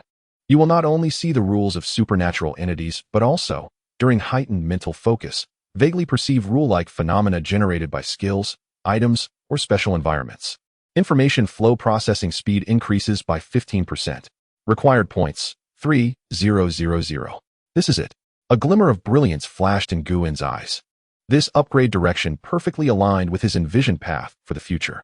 If the initial stage of the Eye of Death granted him the privilege to perceive the malevolent spirits, then the enhanced capability bestowed upon him by the information reinforcement endowed him with the potential to discern the underlying motives of individuals within the intricate social fabric woven by players. Without a moment's hesitation, he chose to confirm his decision. In an instant, 3,000 points vanished, and a chill yet lucid energy surged into him from his brow, coursing through his entire brain. He felt as if his thoughts were immersed in a cooling liquid, sharpening and clarifying his mind. Upon reopening his eyes to survey the familiar studio, he seemed able to extract certain imperceptible information from the very air around him. With 2,300 points remaining, Guan refrained from further enhancing his skills. He understood the principle of the weakest link. Survival necessitates not only a powerful spear, but also a sturdy shield. He spent 1,500 points to acquire an item named Shadow Weave Armor. This was a gossamer thin black lining that, when worn beneath clothing, provided basic physical and energy protection. Most importantly, it was inconspicuous and would not draw unnecessary attention. Finally, he expended 500 points to purchase a first aid kit and some high-energy food, supplies produced by the system that vastly outperformed their real-world counterparts. Having completed these transactions, he was left with merely 300 points, yet the sense of security he gained was unprecedented. He rose and walked to the window of the studio, drawing back the heavy curtains. Outside, the city remained ablaze with lights, traffic flowing like a river, imbued with the essence of human existence. The pedestrians on the street laughed and chatted, utterly unaware that beside them, a group known as players was engaged in a desperate struggle to avoid being silently erased from this world. Guan gazed at the vibrant nightscape, his expression calm as still water. He resembled a specter living in the real world, safeguarding the secrets between two realms, burdened by the weight of both. Suddenly, a faint humming sound, akin to the forewarning of an ancient clock striking the hour, quietly resonated deep within his mind. It signified the impending commencement of the next game. Chapter 52. The third instance. The endless corridor, that humming, reminiscent of an old clock winding its mechanism, persisted in Guin's mind for a full 30 seconds. As the last echo faded, the familiar, irresistible sensation of weightlessness seized his entire consciousness once more. The world seemed to be thrust into a high-speed spinning washing machine. The colors and textures of reality rapidly stripped away, fragmented, ultimately dissolving into a realm of pure darkness. This process was shorter and more violent than the previous two. When Guin felt solid ground beneath his feet again, he had scarcely adjusted before a pungent odor, mingling rust with dust, assaulted his nostrils. He opened his eyes to find himself standing in a narrow corridor that appeared endless. Ahead lay an abyss, consumed by darkness, with only the faint glow of emergency lights flickering along the walls, like ghostly flames stretching into oblivion. Behind him, there was equally boundless blackness. It seemed they had materialized at some random point in the middle of this corridor. The corridor was approximately 3 meters wide, flanked by peeling gray walls, marred by interwoven, long-dried dark red stains. The ceiling loomed low, oppressive to the point of suffocation, with countless pipes and cables coiling like serpents above, occasionally dripping cold liquid that echoed in the silence, striking the nerves of each individual. Guin immediately glanced beside him. Wenjing was on his left, bracing against the wall as she struggled to adjust to the disorientation brought on by the teleportation. Around them, the silhouettes of several other players gradually emerged, their faces universally etched with confusion and fear. Without granting anyone a moment to prepare, the cold, mechanical voice of the system exploded in their minds. Welcome to the Endless Corridor. This instance is a pursuit-type mission with the following rules. 1. Run forward along the corridor. Reaching the endpoint signifies completion. 2. Do not allow the cleaner behind you to catch up. In 10 seconds, the game begins. 10, 9, 8. The brutally simplistic rules shattered any lingering hopes among the players. A cleaner? What on earth was that? No one knew.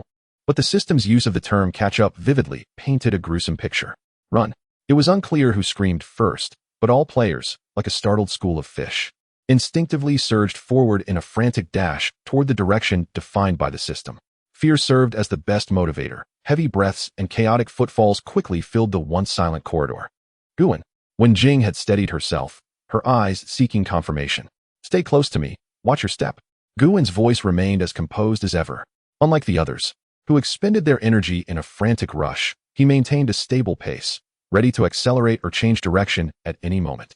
He understood that this seemingly simple chase would not merely be a test of endurance. The moment he took his first step, his eyes entered the state of Eye of Death.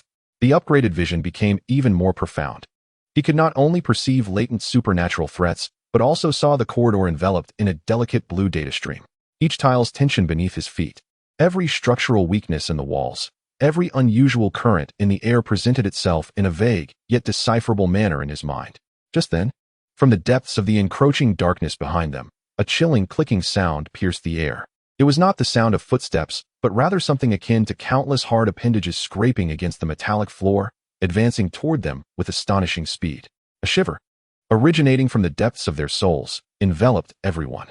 A player running at the rear could not help but glance back, and that single glance led to his final, piercing scream in life. The scream was abruptly silenced, replaced by the horrifying sounds of bones being crushed and flesh being torn. The darkness seemed to come alive, as if it possessed a will of its own, gradually devouring the unfortunate soul left behind. This terrifying scene obliterated the psychological defenses of the players.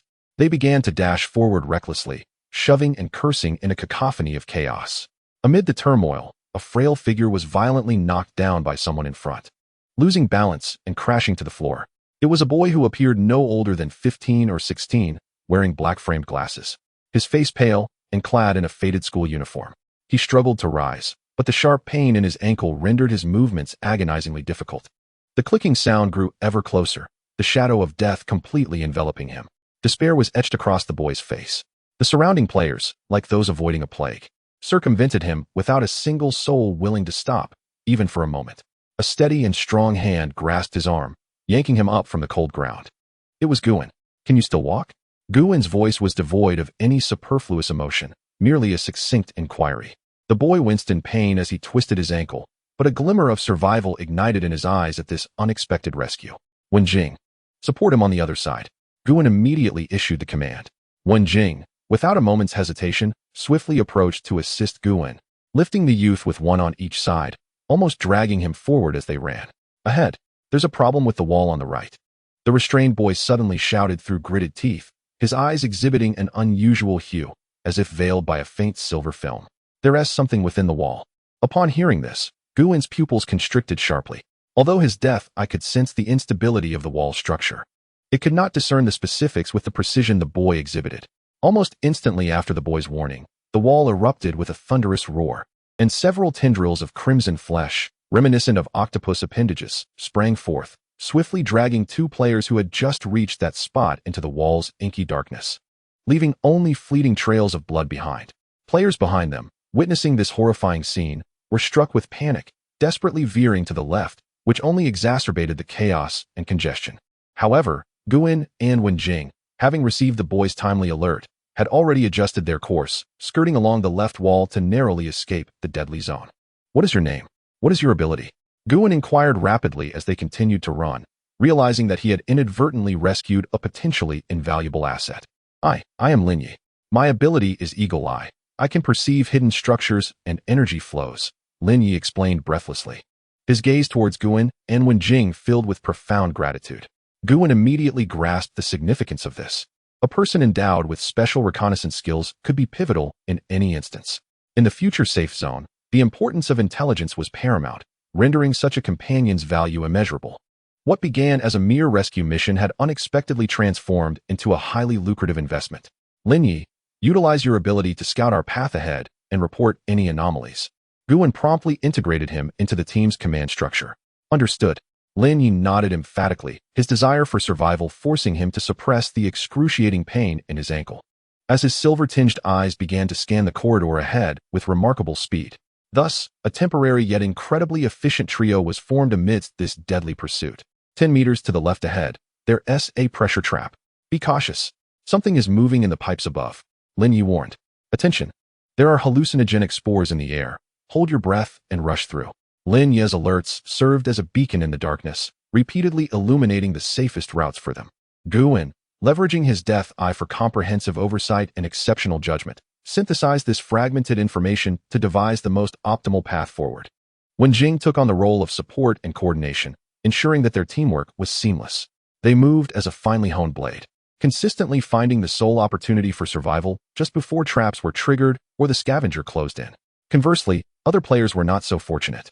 In this corridor fraught with malice and pitfalls, their numbers dwindled steadily. After what felt like an eternity of running, a peculiar light emerged from the profound darkness ahead. It was a tightly sealed metallic door, radiating a soft white glow. The end. Exultation erupted in the eyes of all survivors. Yet, at that moment, the clattering sounds from behind intensified violently, as if the scavenger had been provoked by this endpoint, launching a final assault. The spread of darkness accelerated dramatically. Quickly, the final sprint begins. The nearest players press their hands against the door, yet it refused to budge. It won't open. This door won't open. Despairing shouts echoed.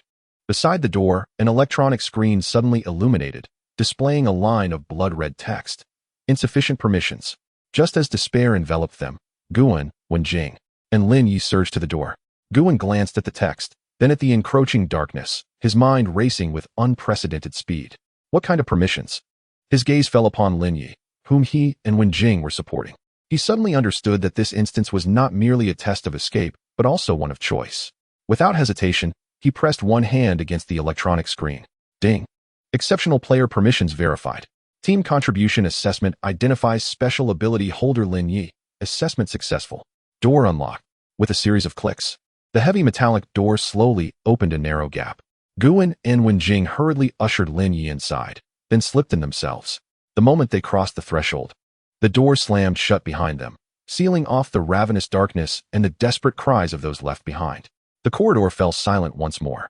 Chapter 53. The choice at the crossroads. The heavy metallic door thunderously closed behind them, completely isolating all sounds, be it the anguished cries or the torturous scraping, from the corridor. The world was instantly enveloped in a tranquil, pure white silence. This appeared to be a stark, unadorned cubic chamber, with walls, floor, and ceiling emanating a soft yet frigid glow, casting the trio's silhouettes in sharp relief. The air was devoid of impurities. so still that only their labored breaths and racing heartbeats could be heard. Having escaped the immense pressure of the deadly chase, Lin Ye's taut nerves relaxed instantaneously, and the searing pain in his ankle seized his full attention. He let out a muffled groan, his body going limp as he threatened to collapse. Guan and Wenjing reacted swiftly, supporting him on either side until he was seated against the wall. Thank you. Thank you both, Lin Yi said, his lips pale from pain, yet his eyes shimmered with genuine gratitude towards his saviors. Had it not been for them, he would have surely become prey for the unknown creature, the scavenger, or been torn apart by the traps hidden within the walls. Let us tend to your injury, Guan stated, retrieving a first aid kit purchased for 500 points from his system storage. He crouched down, skillfully cutting open Lin Yi's pant leg to reveal a severely swollen ankle, displaying an alarming shade of purple. Guan took out a spray from the first aid kit and evenly applied it to the wound. A cooling mist enveloped the area, and Lin Ye's furrowed brow began to ease visibly as the unbearable pain rapidly subsided. This is a special analgesic spray from the system shop, highly effective, though it only addresses the symptoms, not the root cause. Your bone may be misaligned and will require further treatment. Guan's voice was calm and professional, as if he were dealing not with a companion in a horror game, but with a body requiring meticulous restoration in a workshop. This composure helped to soothe the anxious minds of Wenjing and Lin Yi. Wenjing gazed at him, her eyes filled with admiration and a hint of fear, realizing that the recent permission authentication was not merely a test of escape. Guan nodded, methodically securing Lin Ye's ankle with a bandage while calmly reflecting. Indeed, this is a selection mechanism. In any team, if there are only those who run fast, but none who can see far, or none willing to bear the burdens of the injured, then that team will be deemed insufficient by the system, lacking the qualifications to succeed. He looked at Lin Yi and continued. In other words, the system acknowledged your worth, as well as the value of our commitment to protect valuable teammates. The three of us combined managed to gather the key necessary to open that door. This statement caused Lin Ye's frail form to tremble slightly. He had always perceived himself as weak, merely a burden within the game. However, Guan's words made him realize for the first time that his seemingly insignificant ability, Eagle Eye, possessed a power capable of determining life and death. Simultaneously, the cold system notification echoed in the minds of the trio. The dungeon, Endless Corridor, has concluded. Commencing settlement. Player, Guan, task completion rate, 100. Team contribution, 70, core decision-making. Team leadership, special contribution, rescued and protected key intelligence node Lin Yi. Overall evaluation, S. Reward, 3,000 system points, 1 skill point. Unlocked new title, Guide. Title, Guide, effect, passive. When you form a party as the captain, all team members' base movement speed and mental resilience are slightly increased. Guan regarded this title, a glimmer of understanding flashing in his eyes. This was yet another instance of the system providing positive reinforcement for his actions, encouraging players to form more efficient and collaborative teams. Following this, the settlement panels for Wenjing and Lin Yi appeared.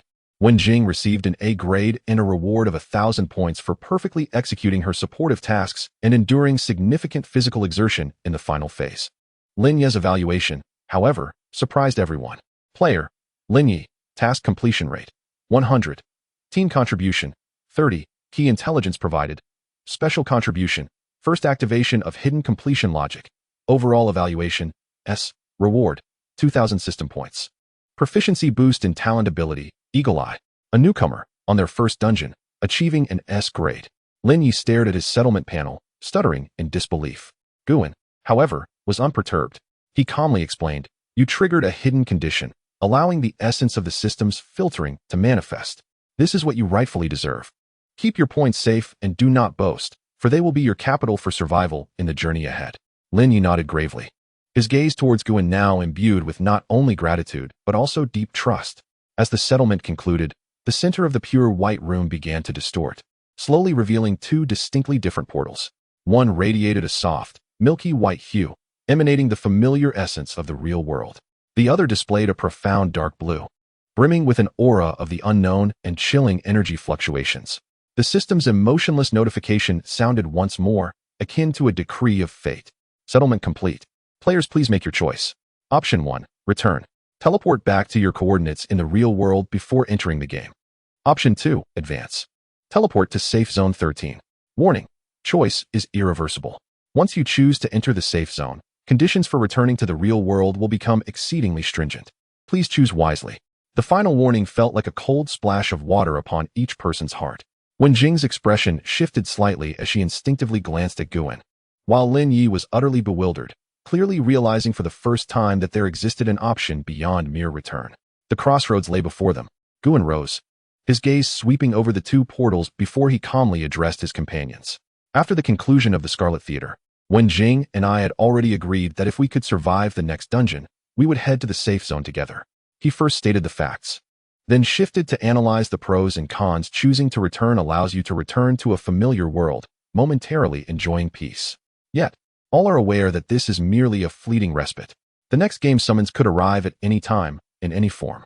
We are like lambs awaiting slaughter, passively enduring until the next blade falls. His voice was clear and orderly, imbued with the power of logic, dispelling the panic within the hearts of both. As for the safe zone, he gestured towards the dark blue portal. Based on the intelligence I have acquired, it is a vast bastion city constructed by players. Inside, there lies information, trade, organization, and all possibilities that could enable us to grow stronger proactively. Naturally, he paused, his gaze sharpening. It is also certain to be rife with dangers we cannot fathom, where conflicts between individuals may be more brutal than the monsters within the dungeon. It is a jungle, yet it is the only place where we can reclaim a modicum of agency over our destinies from the system.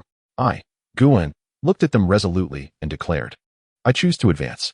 When Jing took a deep breath and unhesitatingly stood beside Guan, I will go with you. Their commitment had transcended mere words, evolving into a tacit understanding founded on absolute trust. Now, all eyes were fixed on Lin Yi. The youth's face was filled with struggle. He thought of his parents waiting for him to return in the real world. Yet he also recalled those indifferent players in the corridor who had shoved him aside in their bid to survive. If he returned, would there still be people like Guan and Wen Jing by his side the next time? The answer was nearly a resounding no. Guan observed him without urging, merely adding calmly, in that jungle, I need a pair of eyes that can see farther. Likewise, you need companions who can protect you and enable your eyes to realize their full potential. We are mutually dependent. This statement became the final straw that broke the camel's back for Lin Yi's hesitance.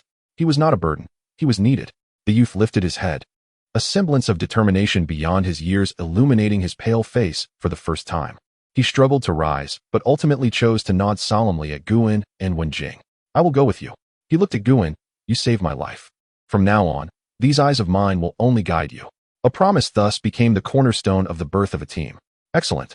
A faint, almost imperceptible smile finally graced Guan's face. Welcome aboard, Night Watcher. He bestowed a name upon this newly formed team of three. The trio reached a consensus and stepped towards the dark blue portal representing the unknown and the future. As Guan's hand first touched the surface of the portal, the system notification resounded for the final time. Choice confirmed.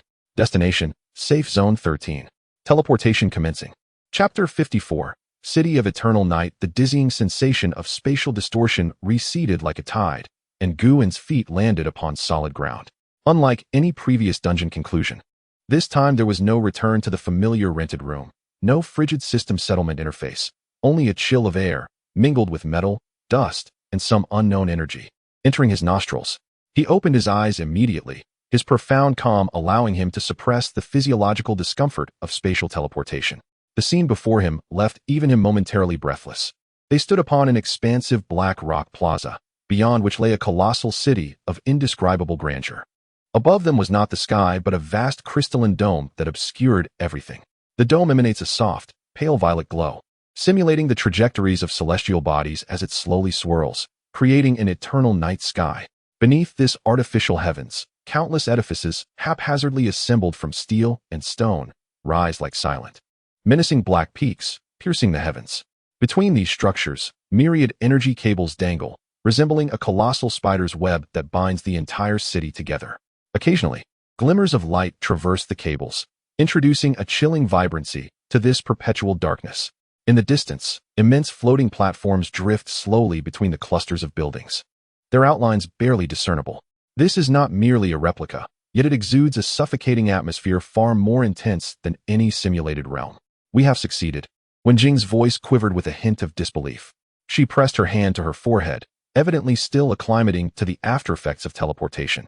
Yet the reflections of the city's illumination in her eyes conveyed a profound awe. Beside her, the young Lin Yi gaped, gripping the hilt of his short blade tightly, the veins on his hand prominently visible. Previously, in the chase-themed replica, he had exhibited extraordinary sharpness and composure. Yet now, confronted by the city's grandeur and indifference, he displayed a boyish sense of reverence and unease. Is this the safe zone? Number 13? It felt overwhelmingly vast, inducing a sense of insignificance. Guin remained silent, his gaze scanning the surroundings with the precision of a calibrated scanner. The teleportation square flickered with light as new players materialized intermittently, most wearing expressions of confusion and shock akin to Lin Ye's. However, a small fraction swiftly regained their composure, adeptly organizing their gear while scanning their environment with vigilance, before promptly merging into the city's currents. These individuals were the returnees. Guin's attention lingered on the silhouettes traversing the city streets. Their expressions were predominantly numb, alert, and even replete with unabashed predatory instincts. Each seemed akin to a tautly strung cheetah, maintaining a subtle yet palpable distance from others. Their hurried steps indicated a clear purpose, as if any moment of laxity within this city could prove fatal. What particularly caught Guin's eye was their equipment. The majority donned some form of standardized black combat attire, yet some were adorned with flowing runic metal armors. Others carried exaggeratedly large swords, and still others had rows of mysterious vials hanging from their waists. These items radiated faint energy fluctuations, evidently derived from the system, acquired through points earned from countless life and death replicas. In stark contrast, Guin and his companions, still bearing the scars and fatigue from their recent chase replica, resembled novices freshly emerged from a beginner's village, feeling conspicuously out of place. Everyone here seems formidable, Lin Yi murmured, instinctively drawing closer to Guin and Wenjing. Formidable is an understatement. Wenjing inhaled deeply, forcing herself to regain composure as she tapped into her expertise as an intelligence analyst. Observe their operational patterns. There is minimal communication, no curious glances. Each individual is executing their assigned tasks. This city resembles a colossal, efficiently functioning survival machine, and we are merely newly inserted components within it. Guin nodded slightly in agreement. He even caught sight of a brief and silent transaction at a nearby street corner. One individual handed a glimmering dagger to another, who swiped a wrist-mounted device, and a flash of light signified the completion of their exchange. The entire process transpired without a single word spoken, only the cold exchange of glances. This exemplified the order of the safe zone, a brutal yet efficient hierarchy predicated upon absolute rationality and the exchange of interests. At that moment, a cold, emotionless mechanical voice resonated within the minds of the three, elucidating some of their uncertainties. Welcome, survivor number 76034, survivor number 76058, survivor number 77229. Detection indicates you have chosen to enter the shelter. Teleportation coordinates confirmed. Safe zone number 13. City name, City of Eternal Night. Warning, the City of Eternal Night is an area of absolute free competition. All actions outside the core safe zone designated by the Central Council are unprotected by the system. New resident guidance. Please report to the registration office at the Central Square within 1 hour for identity registration. Failure to register will result in being classified as an intruder by the city's defense system and subsequently erased. The chilling voice dissipated, leaving behind a stark countdown that loomed in the corner of their retinas. 60 minutes. This time constraint instantly extinguished any thoughts they harbored of surveying their surroundings before taking action. Lin Ye's complexion paled slightly. Let us go? Guin's tone was steady and unwavering. We must proceed to register. It appears this city operates by its own set of rules, and to survive here, the first step is to adhere to them. Wenjing and Lin Yi nodded in unison. Having endured the previous replica, they had developed an instinctual trust in Guin's judgment. The trio hastened down the teleportation square, merging into the throng of people. As they stepped onto the street, the sensation intensified. The surrounding air seemed infused with an intangible pressure, compelling them to quicken their pace and remain vigilant. The towering structures flanking the street obscured much of the dome's light, plunging the ground into deeper shadows. Occasionally, holographic advertisements flickered across building facades, displaying recruitment messages from guilds or promotional offers from weapon shops. The cold electronic glow illuminating the dazed faces of passers-by. Stay close to me. Guin led the way, his pace deliberate yet measured, each step imbued with unwavering steadiness. His eyes, capable of discerning the rules of mortality, operated with unprecedented intensity. While he could not perceive the rules governing the city's inhabitants, he was acutely aware of the almost imperceptible threats lurking in the corners, a pair of greedy eyes glinting from the shadows, a knife hilt that slipped from a waist only to be swiftly grasped, and a group of individuals coordinating to encircle a solitary figure. The city of eternal night, devoid of monsters, was nonetheless saturated with peril, each resident a potential adversary, every inch of land governed by the most primal laws of the jungle. After traversing 2 blocks, their view suddenly broadened. A more magnificent central square unfolded before them, dominated by a colossal structure forged entirely from black metal, resembling a sword thrust into the earth, exuding an aura of solemnity and authority. At the entrance, a massive electronic screen displayed the word registration in bold crimson letters. A long queue had already formed at the registration office, predominantly comprised of newcomers bearing expressions of confusion and trepidation akin to their own. Alongside the line stood seasoned players radiating formidable energy, leaning against the walls, scrutinizing each newcomer with predatory gazes, as if selecting prey for the night. Guan halted his steps 50 meters from the queue. He keenly observed that, upon their arrival, particularly when his gaze fell upon Wen Jing, the eyes of the seasoned players noticeably brightened. It seemed that troubles arrived even more swiftly than he had anticipated. Chapter 55. The Laws of the City. As the heavy metallic door slowly creaked open behind them, the frigid and oppressive air of the entry hall was instantly devoured by the surging waves of heat and clamor from outside. If the eternal night city they had glimpsed through the floor-to-ceiling windows was a silent, colossal oil painting imbued with an apocalyptic beauty, then stepping into it transformed the artwork into a roaring beast, exuding boundless vitality and a scent of decay.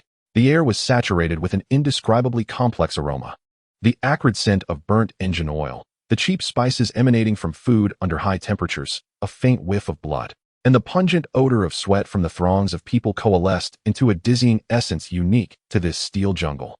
The cacophony of noise overwhelmed them from all directions.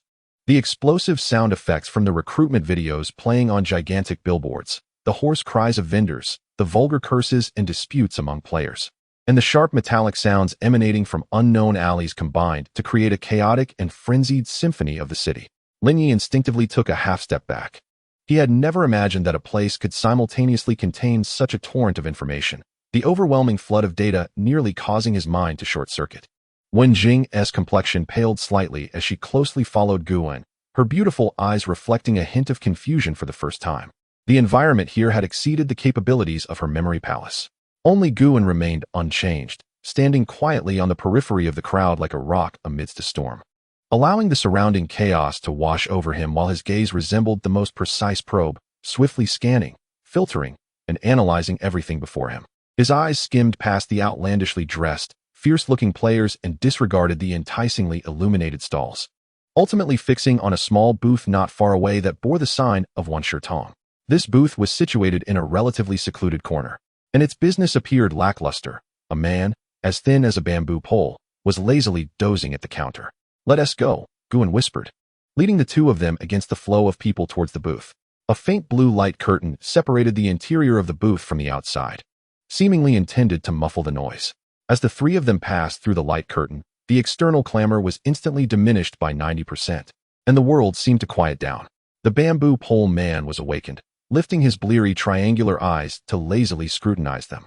Upon noticing their clean attire and reserved demeanor, which clearly indicated they were newcomers, a glimmer of shrewdness flickered in his gaze. "Newcomers?"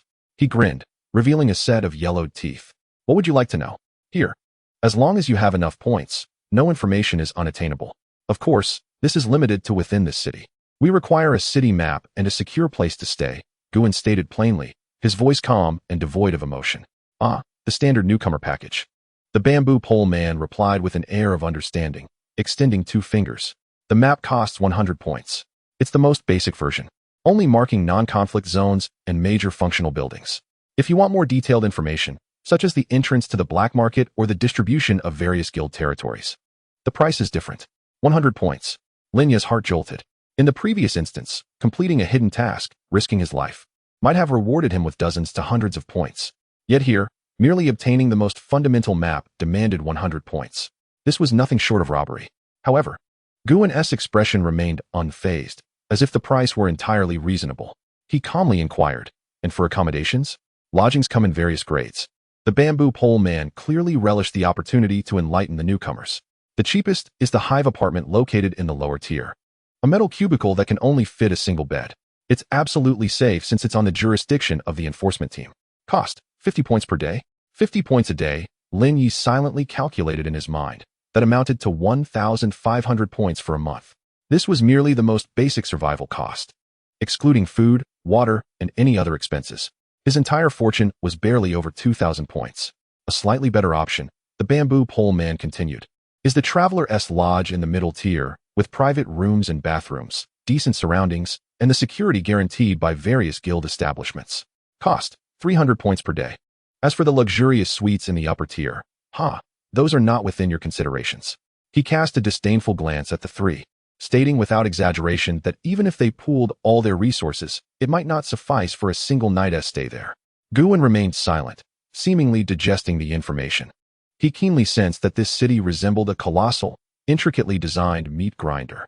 It used safety as bait, compelling all players who entered to gradually surrender the points they had painstakingly earned from life and death scenarios.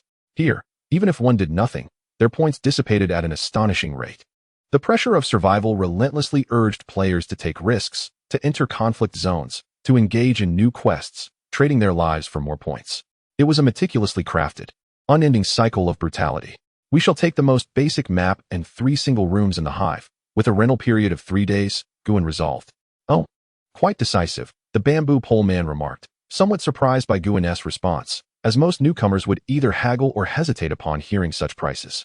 He deftly operated his screen, calculating the total, 250 points for the map and 3 days of accommodation. Who will be paying? Guin extended his wrist, adorned with a black bracelet. The bamboo pole man picked up a scanner and lightly scanned Guin's bracelet. A soft beep resonated, and Guin observed his point balance on the bracelet's screen drop from 5,800 to 5,550. This alteration in figures afforded him a newfound clarity regarding the value of points. In the previous instance, they had merely been cold numbers. Here, they represented life, oxygen, the sole currency permitting one to survive a moment longer in this steel jungle. All right, the map has been sent to your bracelet terminal, and the accommodation rights are now bound. Take this, the bamboo pole man handed over a thin metallic card. According to the map, proceed to the C7 hive area in the lower tier, locate the corresponding room number, and use this card to activate the door. Guin accepted the card and turned to leave.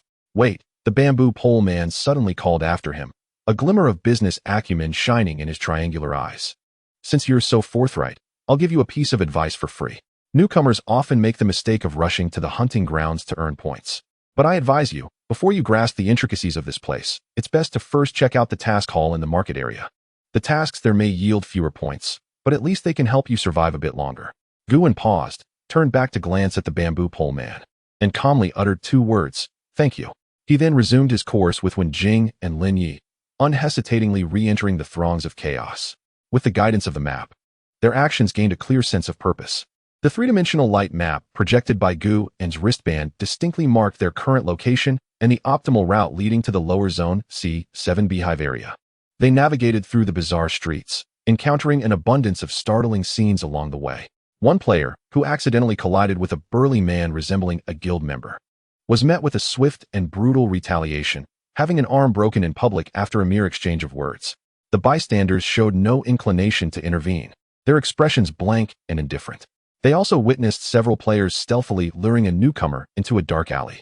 Mere seconds later, a short, piercing scream echoed from the alley before silence reclaimed the area.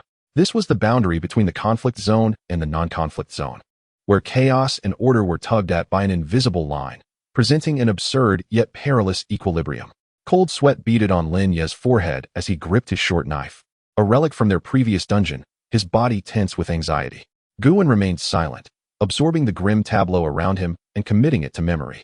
He guided the two, walking in the center of the street, where the light was brightest, skillfully avoiding any potential conflicts. Time seemed to stretch endlessly until they descended a long, rust-covered spiral staircase, where the scene before them transformed dramatically.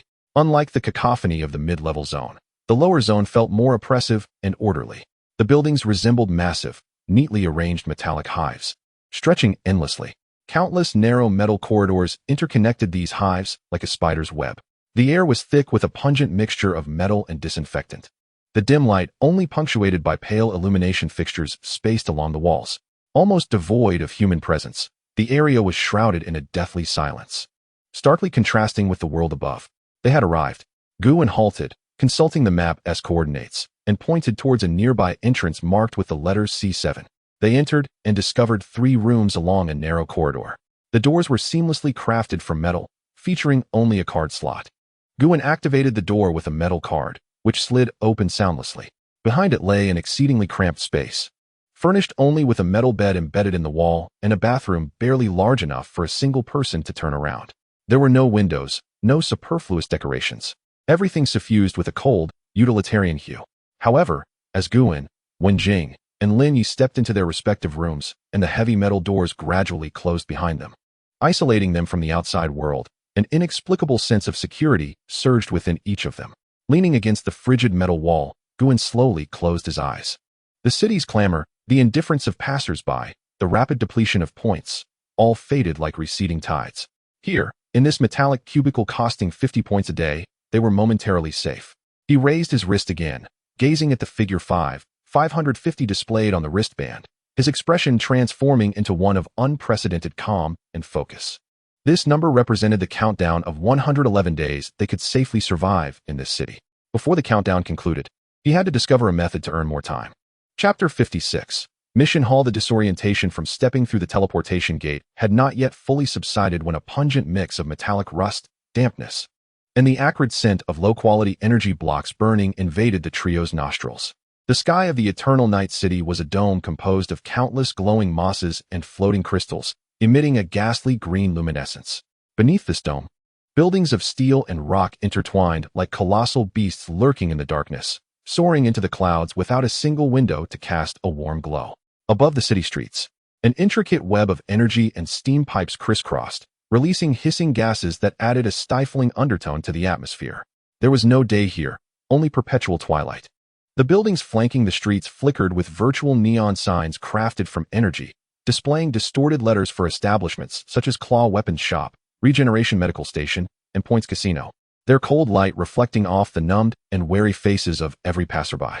The Immigration Control Office was the first stop for every newcomer arriving in this city, serving as an initial lesson for all who followed. It was a large, rudimentary square building with a long line of individuals at the entrance, each displaying a myriad of expressions, confusion, fear, and hidden ambitions lurking deep within their eyes.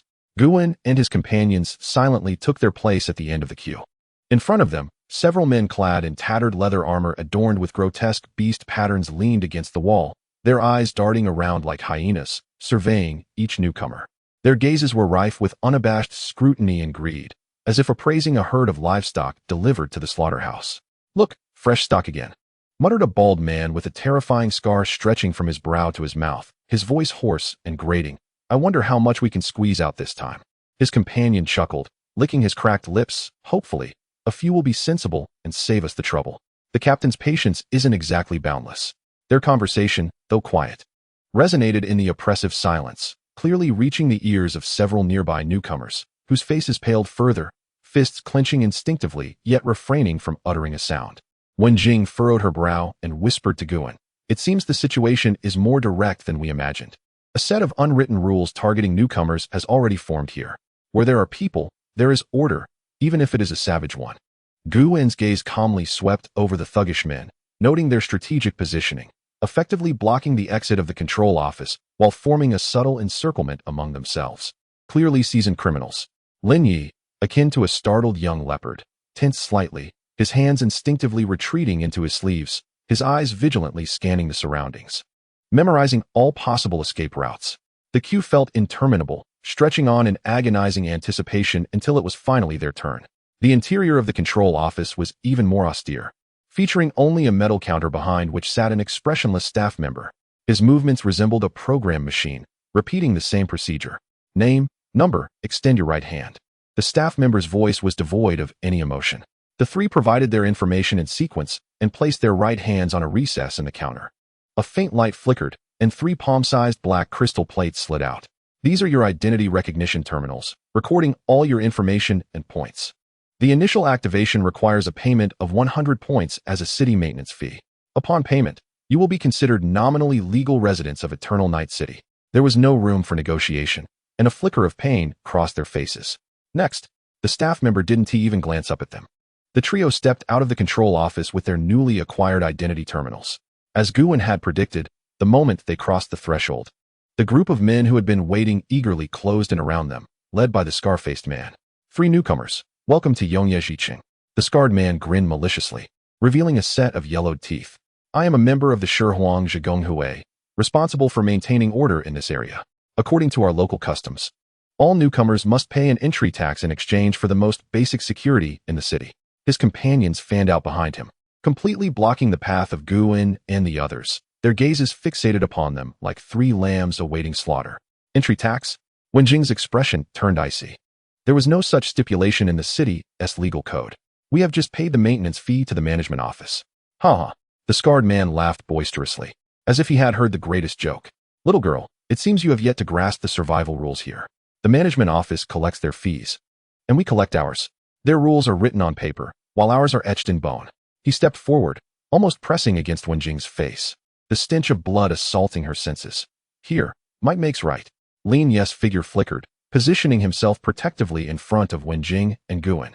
His gaze fixed sternly on the scarred man, a low growl emanating from his throat. Oh, a loyal guard dog. The scarred man glanced dismissively at Lin Ye. Don't worry, we'll make it easy for you. The entry tax isn't steep, considering you're not too unpleasant to look at. I'll give you a newcomer's price, 500 points per person. Pay up, and we'll be friends.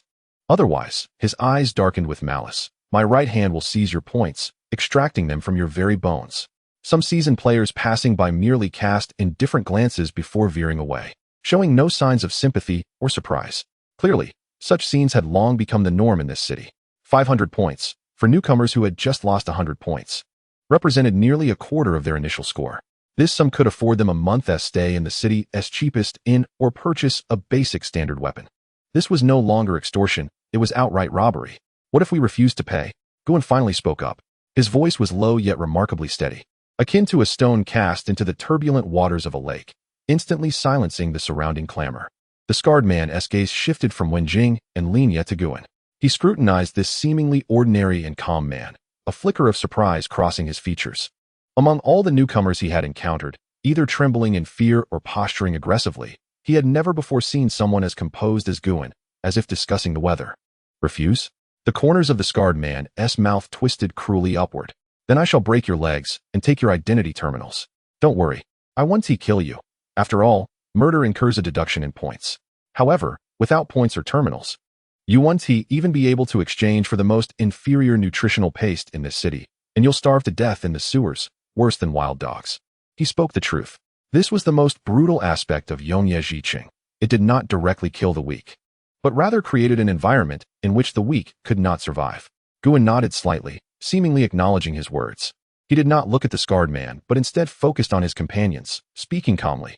There are 5 of you, all members of the Shihuang Zhigonghui. Based on the wear of your equipment and your positioning, you appear to be peripheral members responsible for the dirty work. Your strength is likely limited. Your audacity to be so blatant here suggests that the Shihuang Zhigonghui has some tacit understanding with the management office. Or perhaps your guild has become powerful enough to disregard the official patrols. Each of Guin's words was like a precise scalpel, dissecting the situation before him. The scarred man's smile faltered. Guin continued, your objective is points, not enmity. If you encounter a stronger newcomer, you would likely choose to intimidate and then let them go, to avoid unnecessary trouble. After all, those who have survived multiple instances to reach this place must possess some hidden strengths. He raised his gaze, finally locking eyes with the scarred man. In that moment, a profound darkness flickered deep within Guin's pupils. He did not employ any skills. He merely concentrated the absolute calmness and indifference towards death that he had cultivated over years in the morgue into his gaze. What kind of gaze was that? Cold, hollow, devoid of any human emotion. It was as if he were regarding a lifeless object, a corpse destined for the dissection table. He was assessing, analyzing, calculating from which angle to strike in order to dismember the man before him most swiftly and effortlessly. The excess flesh on the scarred man's face twitched involuntarily. Having danced on the edge of life and death for years, his instinct for danger was far sharper than that of an ordinary person. Under Guin's gaze, an inexplicable chill surged from his tailbone to the crown of his head, making him feel as if he were facing not a man, but a bottomless, icy abyss of death. He opened his mouth. Threatening words hovered on the tip of his tongue, yet refused to emerge. Cold sweat began to bead at his brow. We don't wish to cause trouble. Guin's tone remained flat. Therefore, we can offer you 100 points as a means to secure peace. If you find that insufficient, He paused and took half a step forward. Just this half step caused the scarred man to feel as if he had been struck in the chest with a sledgehammer, instinctively taking a step back. His companions sensed their leader's unease, gripping their weapons tightly, their expressions tense. "You can try to see if you can extract more from us," Guin said nonchalantly. The air felt as though it had solidified. The scarred man stared intently at Guin, his forehead pulsing with veins, his chest heaving violently. Reason dictated that this man was undoubtedly a formidable opponent, a ruthless character who had clawed his way up from a mountain of corpses. However, if he were to be intimidated by a newcomer, he would never hold his head high within the guild again. After a long standoff, the scarred man's Adam's apple bobbed, and ultimately, the instinctual fear overwhelmed his fragile pride. He forced out a phrase through gritted teeth. "You're tough." He glared menacingly at Guin, "and this debt will be noted by the Shihuangjia. I hope you can survive long enough in Yongyejiqing." With that, he waved his hand, and his subordinates hurriedly turned away as if fleeing from a plague. An apparently unavoidable bloody conflict was thus eerily diffused by Guin. Only after they had receded into the distance did Wenjing and Lin Ye breathe a sigh of relief. "Guin, what did you just do?" Wenjing gazed at him.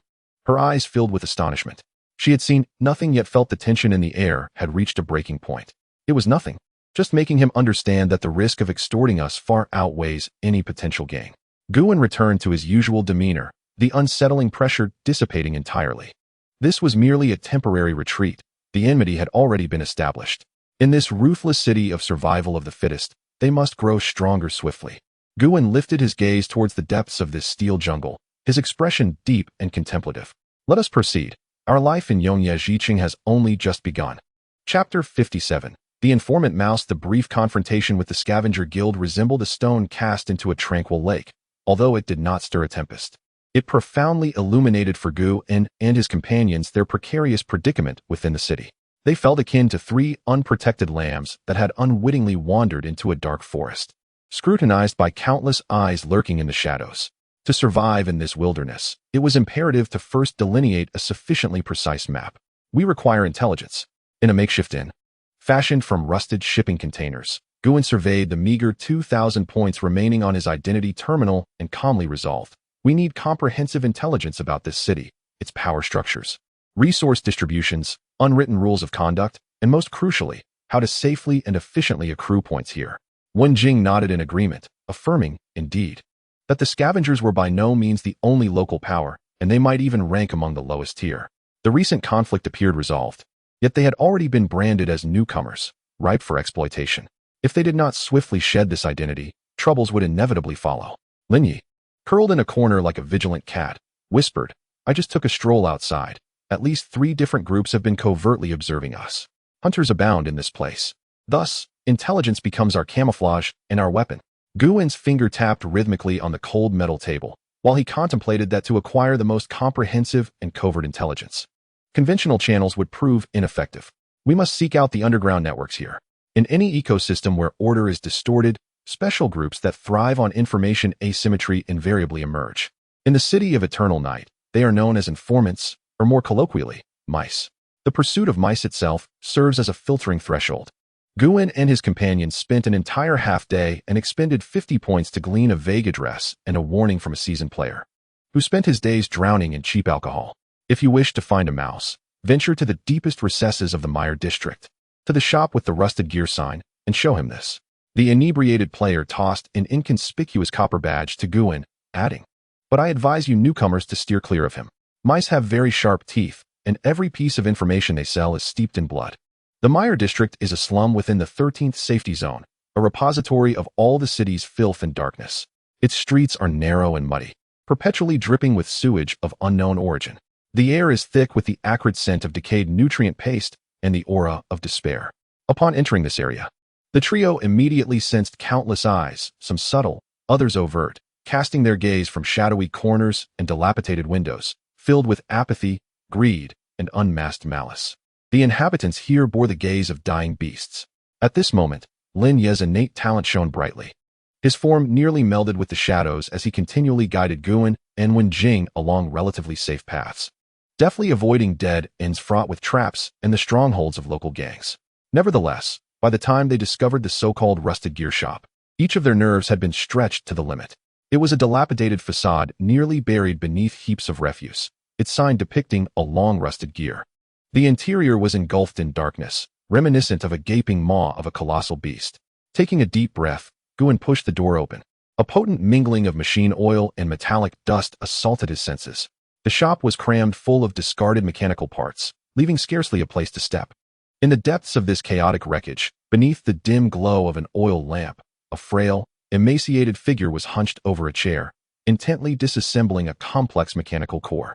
Clad in a greasy, tattered robe, with the hood pulled low, only a sharp chin and sparse whiskers were visible.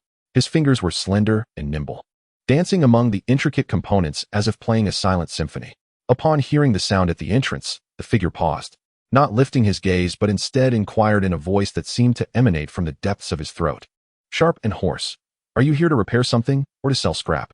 "We are here to purchase," Guin replied, placing the copper badge on a relatively clean parts box at the door. The small figure abruptly raised his head. Beneath the hood, a face so pale it bordered on transparency was revealed, most strikingly marked by small, beady eyes that darted about like those of a genuine mouse, glinting with shrewdness and vigilance. "He is the mouse." The mouse's gaze swiftly scanned the three of them, ultimately resting on Guin's face. He sniffed the air with his nose, as if discerning their scent. "Newcomers?" There was a hint of disdain in his voice. "Or perhaps three of you. Your audacity surpasses your prowess by a wide margin. Do you know how many newcomers like you come to me with a few hundred points, only to leave as fertilizer for the Meyer district? We are aware. That is precisely why we need intelligence, to avoid becoming fertilizer." Guin replied calmly. The mouse emitted a sharp, cackling laugh, akin to nails scraping against metal. "Well said. You possess awareness. So what would you like to know?" "My intelligence is tiered. Fundamental city information costs 100 points. Detailed analyses of major guild factions cost 300 points. Intelligence on special resources begins at 500 points. With no upper limit. Payment is required up front, before delivery." His pricing clearly illustrated the value of intelligence. For newcomers, it was undoubtedly a substantial sum. Guin exhibited no hesitation, promptly transferring 300 points to an anonymous account designated by the mouse through his identity terminal.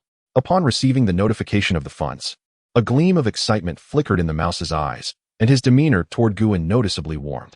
He leapt from his chair, revealing his diminutive stature, and gestured for them to follow.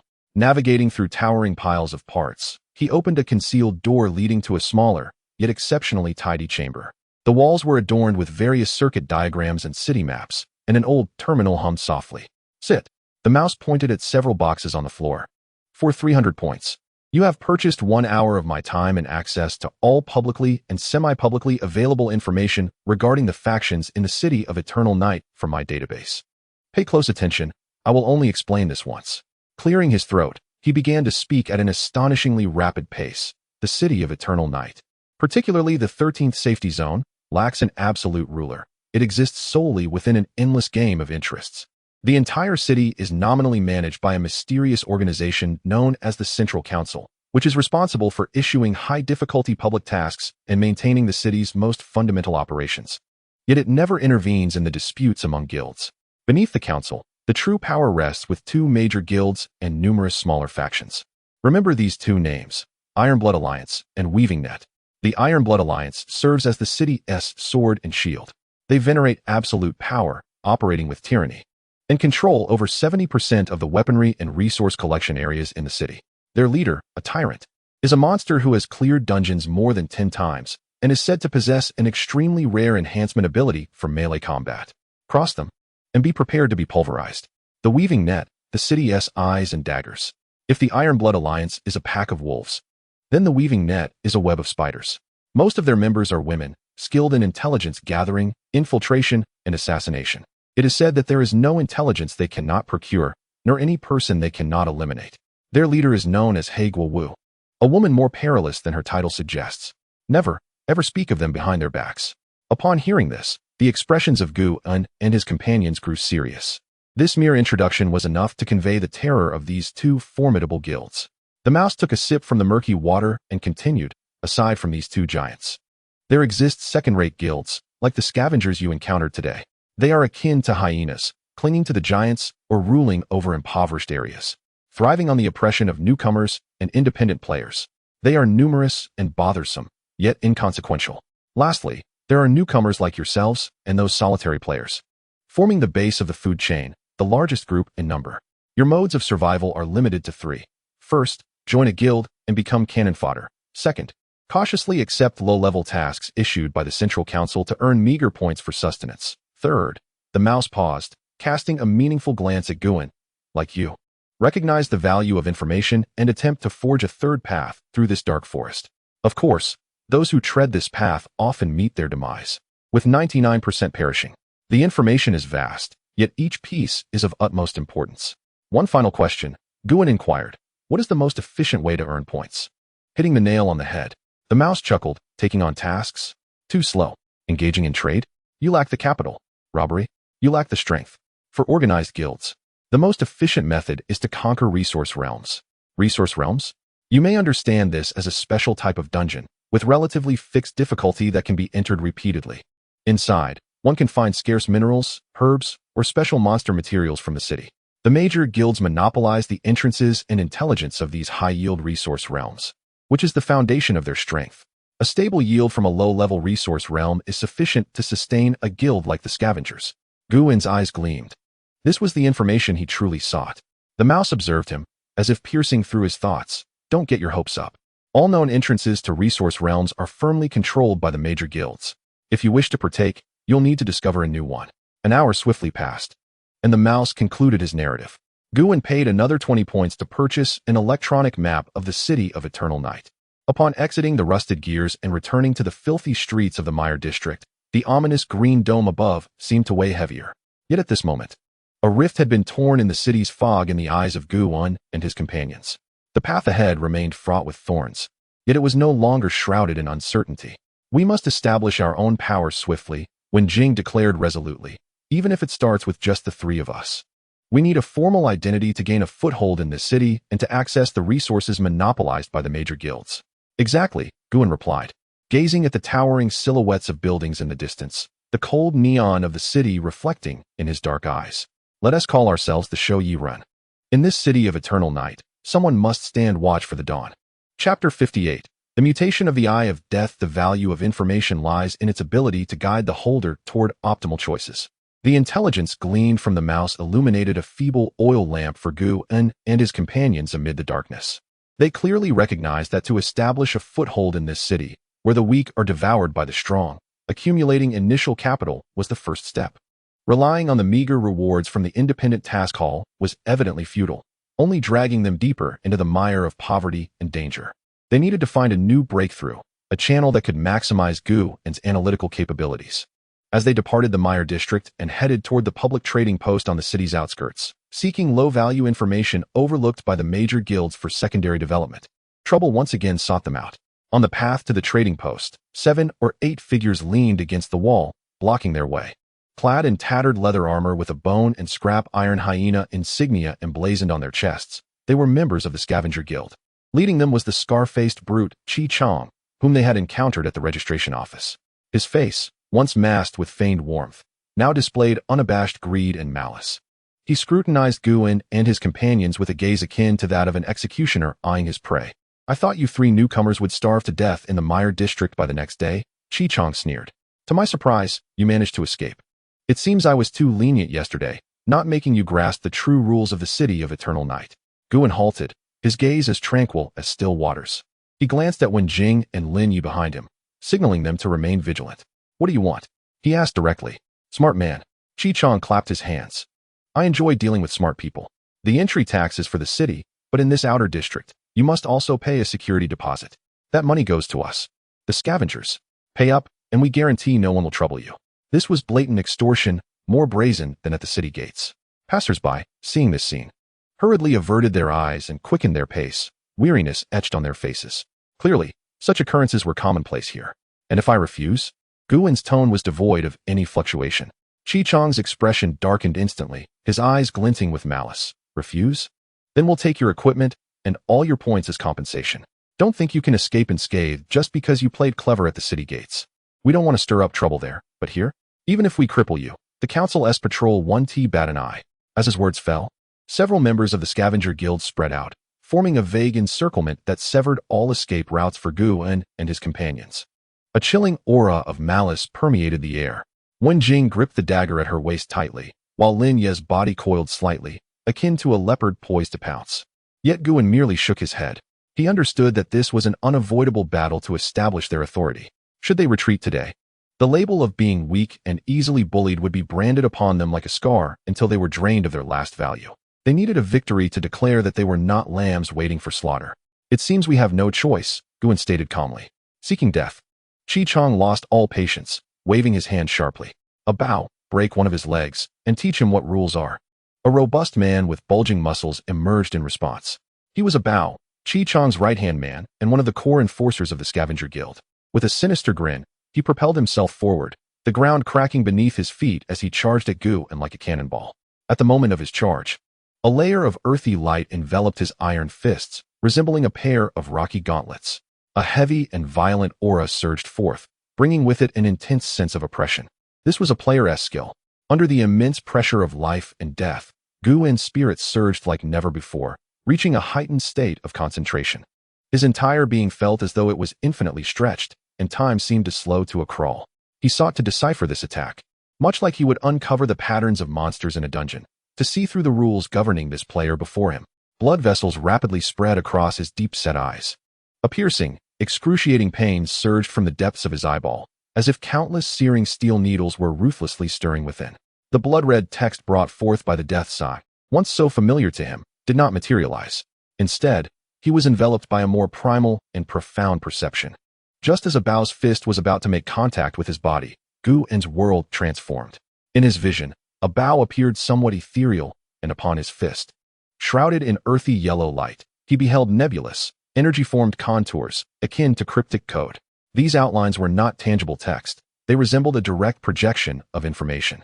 They twisted and combined into translucent, barely decipherable inscriptions, indelibly etched into Guan's consciousness. Rule, hardened impact. Description, mobilizes internal energy to grant the fist the hardness and weight of rock for a brief period. Effect, the next attack inflicts an additional 75 points of blunt damage, accompanied by minor armor-piercing and stunning effects. Duration, 3 seconds. Cost, 30 energy points. Cooldown, 25 seconds. This is the essence of player skills. Death's Eye has evolved. It is no longer confined to perceiving the death rules of the dungeon world and its monsters, but has begun to touch upon the deeper layers of this game, governed by the player's own power. The information flooding his mind in that fleeting moment instantaneously unveiled all of a Bao's hidden cards. The seemingly formidable attack was, in essence, a momentary burst skill with a limited duration. The crucial point was 3 seconds. Guan chose not to withstand it. Just as that rock-like fist was about to strike his face, he executed an astonishing sidestep, gliding away at a peculiar angle. This seemingly simple maneuver was executed with remarkable precision, perfectly timed to coincide with a Bao's expended force, leaving him unable to change tactics. The gust of wind from the fist, imbued with terrifying power, whooshed past his nose. A Bao's attack missed, and a flicker of astonishment crossed his eyes. He did not anticipate that this seemingly frail newcomer possessed such astonishing reflexes and foresight. However, what astonished him even more lay ahead. With his strike thwarted, the earthy yellow aura surrounding his fist dimmed, signaling the end of the skill's duration. The ensuing 25 seconds of cooldown reduced his current attack to mere brute force. Now is the moment. Having maintained a calm observation, Guan seized upon this fleeting opening. His gaze sharpened, and his right hand, which had hung idly at his side, shot out like lightning. He did not target a Bao's body, but, at a remarkably acute angle, with fingers splayed like claws, precisely gripped a Bao's wrist joint. The very conduit of the hardened impact skill's power. A Bao gasped in shock, attempting to change his approach, only to feel a surge of clever force at his wrist, followed by an agonizing twist at the joint. Crack! The sharp sound of a bone snapping resonated through the still street, painfully jarring. A Bao's once proud iron fist instantly softened, his entire arm contorting at an unnatural angle, the intense pain eliciting a piercing scream from him. The entire sequence unfolded in the blink of an eye. One moment, a Bao was fiercely launching a thunderous strike. The next, he was cradling his incapacitated arm, painfully kneeling on the ground. The tide of battle reversed in an instant. Everyone was left in stunned silence. Whether it was Qi Chong and his subordinates or the distant onlookers, none of them had comprehended what had transpired. To them, Guan merely dodged with ease, then swiftly seized a Bao, one of the Scavenger's ace fighters, rendering him incapacitated. This transcended their understanding of combat. Qi Chong's face was etched with shock and disbelief. He stared at Guin as if beholding a monster. He finally realized that they had provoked not a lamb for slaughter, but a prehistoric beast clad in sheep's clothing. Guin gradually straightened his body, calmly regarding Chi Chong, his ebony eyes emanating a chilling intensity for the first time. Now, will you still demand our security deposit? Chapter 59. The Emergence of the Night Watchman's Silence. An oppressive silence.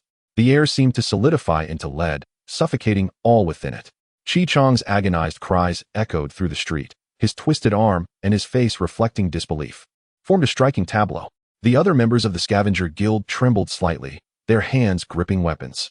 The arrogance and greed that once adorned their faces had dissipated, replaced by a profound fear emanating from the depths of their souls. They could not comprehend the spectacle unfolding before them. It was not a battle. It resembled an exquisitely precise surgical operation. With a single move, Guin severed the sharpest nerve in their team. Chi Chong clasped his severed wrist, cold sweat soaking his back. He finally grasped the gravity of the situation. The calmness reflected in Guin's eyes was no facade of a novice, but an absolute confidence that grasped every variable. I was wrong. Chi Chong managed to stammer through clenched teeth, his voice trembling from the pain. We failed to recognize the gravity of our actions. We no longer desire the security deposit, not a single point. Is that how it will be settled? Guin's voice was soft, yet resonated clearly in the ears of everyone present. Chi Chong's heart sank. He knew the other party would not so easily relent. Gritting his teeth, he retrieved a bag filled with score crystal cards from his pocket, struggling to present it. This is all our contributions for the month. Approximately 2,300 points, a gesture of goodwill for the Brotherhood. Furthermore, I, Chi Chong, assure that from this day forth, our scavengers will steer clear of the three of you.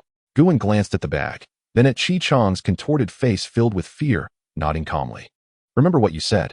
With that, he turned without casting another glance, signaling Wen Jing and Lin Yi to follow. Wen Jing, unceremoniously, stepped forward, snatched the bag of points, confirmed its contents, and then departed with Guin with an air of composure. It was only after their figures had completely vanished at the streets end that the suffocating pressure began to dissipate. The members of the Scavenger Guild collectively exhaled, collapsing onto the ground, only to realize their undergarments were already drenched in cold sweat. Brother Chong, what sort of monster is that guy? A subordinate asked, still trembling with trepidation. Chi Chong gazed at his ruined arm, filled with regret and fear. A monster? No, he is not a monster.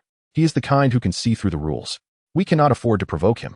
Once distanced from the conflict, stepping into a secluded alley, Lin Yi, who had maintained high vigilance, finally let out a long sigh of relief. His gaze towards Guin had shifted from initial admiration to near-obsessive reverence. Guin, you are simply extraordinary. How did you accomplish that just now? Wen Jing's eyes sparkled with a peculiar light. She understood more deeply than Lin Yi that the abilities Guin had just exhibited transcended mere combat skills. It was a prophetic insight into the flow of battle. Guin did not respond directly. Leaning against the wall, his brow furrowed, as if savoring the sensation of that fleeting moment. His right eye was assaulted by a sharp pain, and within his field of vision, translucent geometric outlines occasionally flickered into view, only to vanish almost instantly. My abilities have undergone some new transformations. He spoke slowly, his voice tinged with fatigue. Just now, I glimpsed the rules governing his skills, encompassing their effects, duration, and cooldown periods. Upon hearing the last four words, Wen Jing and Lin Yi simultaneously inhaled sharply. Both were seasoned players who had experienced multiple dungeons. Well aware of how crucial a skill's cooldown time is as a vital combat secret. To understand this meant seizing the lifeline of one's opponent in battle. However, this insight came at a cost. Guin rubbed his right eye, the sensation fleeting and demanding a great deal of mental energy.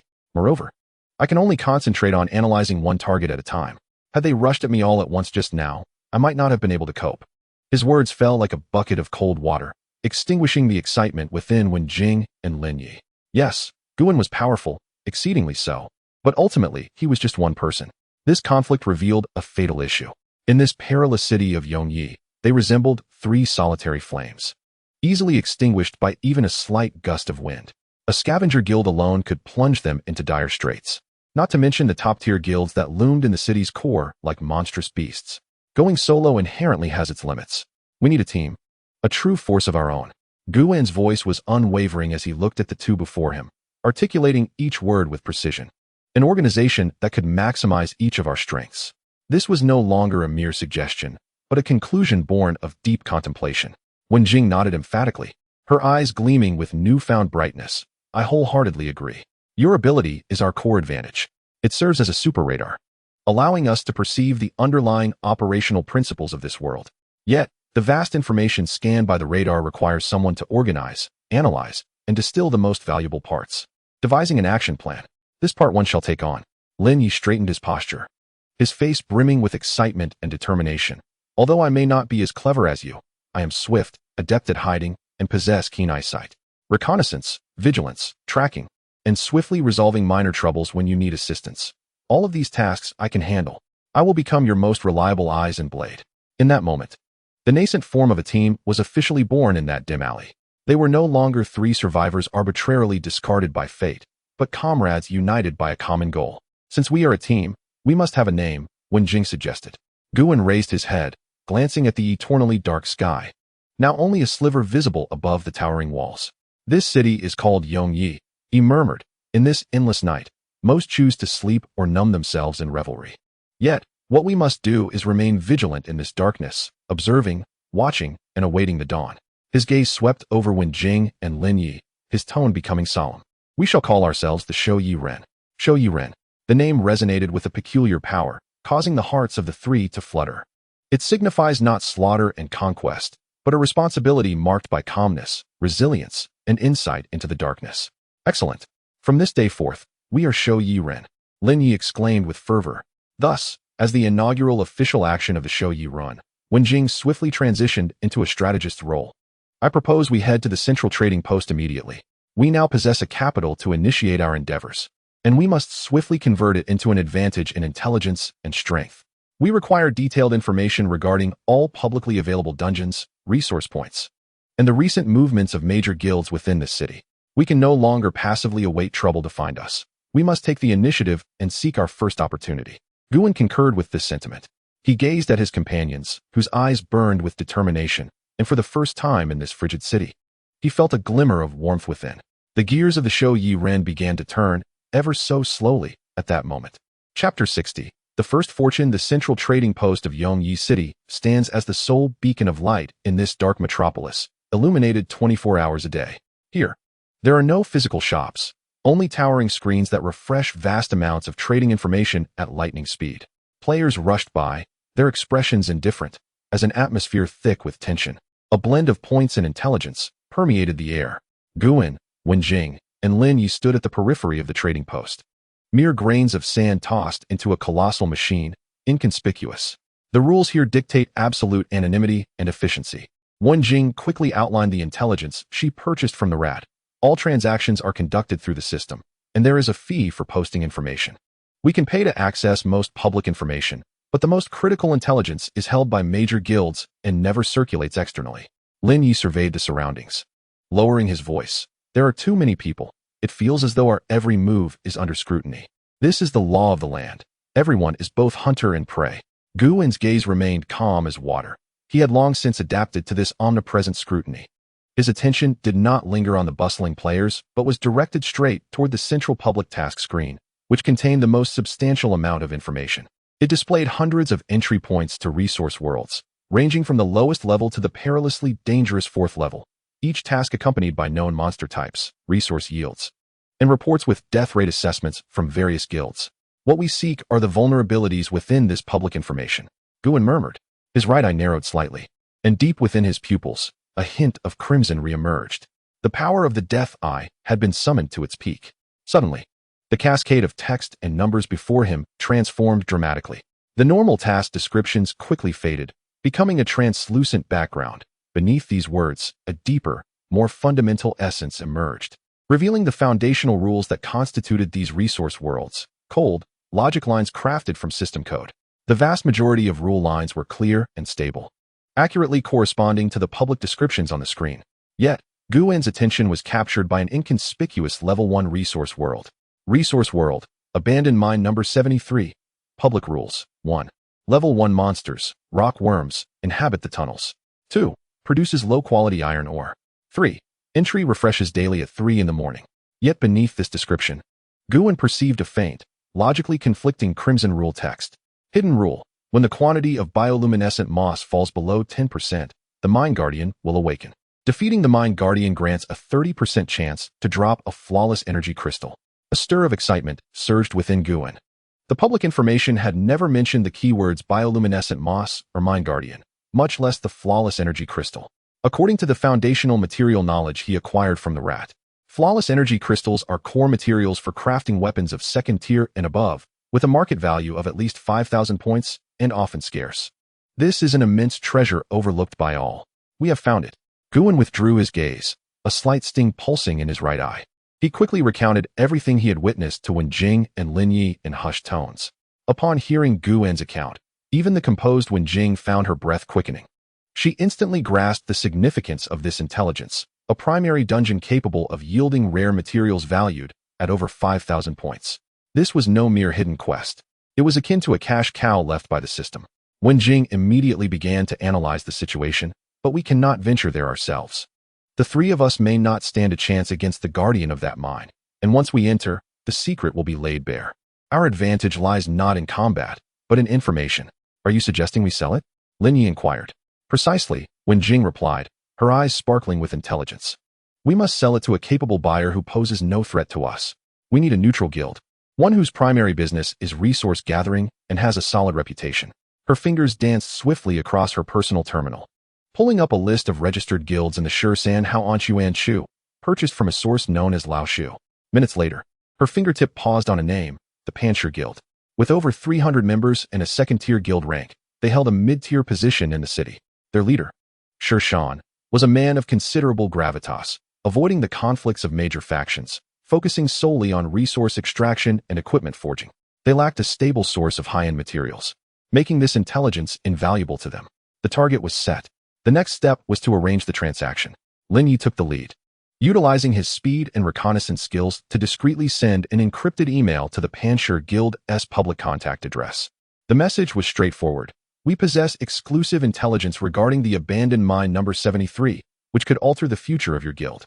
If interested, meet us in Trading Zone 3 in half an hour. Half an hour later, in a corner of Trading Zone 3, a sturdy, composed middle-aged man arrived alone. He was Shan, the guild leader of Panshur. His sharp gaze scanned the surroundings with caution. Wen Jing approached gracefully, while Lin Yi melted into the shadows. And Guin stood nearby, calmly fixing his gaze on Shan. Are you the one who sent the email? Shan's voice was deep and powerful. We are the Night Watchers, Wen Jing succinctly replied. Leader Shur, we know that your guild has been acquiring flawless energy crystals with little success. Shan's pupils constricted sharply. This was indeed a closely guarded secret of their guild, and he was astonished that an obscure Night Watcher had knowledge of it. What do you wish to convey? We can provide you with a stable source of flawless energy crystals, Wen Jing asserted confidently. This intelligence is exclusively for the Panshur Guild. The price is 10,000 points. 10,000? Shan almost laughed. Are you attempting to rob us? On what basis? Certainly not. Wen Jing gestured towards Guin. He slowly spoke, his voice low yet resonant, causing Shan to flinch. Mine number 73. Your guild dispatched a 12-member squad yesterday, collecting 340 units of low-grade iron ore, but lost 3 members due to their carelessness in damaging too much bioluminescent moss. Shan's expression shifted dramatically. This intelligence was precise, down to the number of individuals and specific details, far beyond what mere hearsay could concoct. He fixed his gaze on Guin, as if seeking some revelation from his calm demeanor. Do you wish to know why damaging the moss resulted in casualties? Do you wonder what lies dormant beneath? Do you aspire to acquire what you covet with absolute certainty? Guin continued. This intelligence merits the price. Silence enveloped them, a prolonged stillness. Shan grappled with intense inner conflict. This group was shrouded in mystery, yet their display of intelligence capabilities was astonishing. 10,000 points was no trifling sum. But if the information proved accurate, the returns could be tenfold or even 100-fold. How can I be assured that your information is genuine? Shan posed his final question. We can first establish a system contract. Wen Jing produced a pre-prepared document. We provide the intelligence, and you validate it. If the information is authentic, the system will automatically transfer the points from your guild's account. If the information is false, we will not only receive nothing, but will also face repercussions for fraud from both the system and your Panshur Guild. This confidence and transparency dispelled Shan's last doubts. Very well, I shall buy it. As the system contract was finalized, a hefty sum of 6,000 points, the result of vigorous negotiation, was automatically transferred into the Night Watcher's communal account. Wen Jing and Lin Yi were elated. their hearts racing with excitement. In a mere afternoon, they had transformed their fortunes, acquiring a sum substantial enough to make a small guild envious. They had succeeded, turning Guen's unique abilities into the first heavy golden nugget that could alter their destiny. Chapter 61. The power of information disparity. At the top of the abandoned clock tower, dim light filtered through dust-laden glass, becoming the sole beacon in this desolate area. Here lay the temporary stronghold of the Night Watchers, the meeting hall following Guen's trio's return. The spoils from the resource world No. 73 were neatly arranged on the ground. 3 pieces of earth vein crystals, each pulsing with a faint energy glow. A small pouch of a unique material known as gruesome seeds, and a skill book detailing basic trap crafting techniques. According to the market prices provided by Lao Shu, when Jing's fingers glided swiftly over the portable light screen, the data flowing clearly before her eyes. Each earth vein crystal had a stable market acquisition price of 1,500 points, totaling 4,500 points for 3. The gruesome seeds were relatively rare, sought after by many guilds specializing in control and alchemy, and could fetch at least 2,000 points on the trading market. The book titled Beginner's Guide to Trap Setup was a basic skill book, valued at around 800 points. She lifted her gaze to Guen, an uncontrollable excitement gleaming in her eyes, after deducting the 100 points entry fee to the dungeon and the consumed supplies. The net profit from this endeavor was approximately 7,000 points. Remarkably, they had accomplished this in less than 6 hours. Lin Yi, who had been silently polishing his short blade, paused momentarily upon hearing this figure. 7,000 points was undeniably a fortune for a freshly established team of merely 3 members. Most casual players in the city, struggling to make ends meet, might not earn half that amount in a month. They risked their lives venturing into utterly unknown dungeons, gambling their survival and hoping to stumble upon valuable resources. But they were different. Guen calmly surveyed the spoils on the table, mentally replaying the entire operation. Before departing, he had spent a full 3 hours at the public information terminal in the city center. Unlike other players who focused solely on the most lucrative or least deadly popular dungeons, his attention lingered on those marked as low value, with complex terrains and exploration rates below 5. Resource World Number 73 was officially described as an abandoned ancient mine, primarily inhabited by cavern-dwelling worms, yielding a meager amount of low-grade ores. This description had failed to pique the interest of the vast majority of players. However, Guen's Death's Eye perceived behind that simple description a faint thread, almost overlooked, woven from the intricate rules of the system. He expended 100 points to purchase a deeper level of inquiry, unveiling the true regulations governing this dungeon. Rule 1. The cavernous worms are exceedingly sensitive to light and vibrations. Rule 2. Deep within the mine lie native energy nodes, namely, the geomantic crystals. Rule 3. Special parasitic plants, known as gruesome, grow on the mine's rock walls. Rule 4. The tendrils of gruesome are the most detested entities by the cavernous worms. Hidden rule.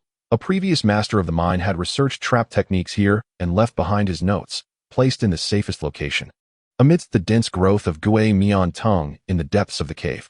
Based on his interpretation of these rules, Guen devised a strategy that could be deemed flawless for this expedition.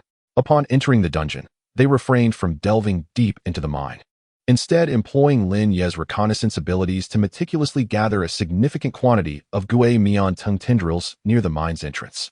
Subsequently, they applied the sap of the tendrils on themselves, effectively masking the scent of the living. Finally, they calculated the angles and utilized tools to produce a tremendous noise, drawing the cavernous worms far away from their location. Throughout this process, they engaged in no direct confrontations with any monsters.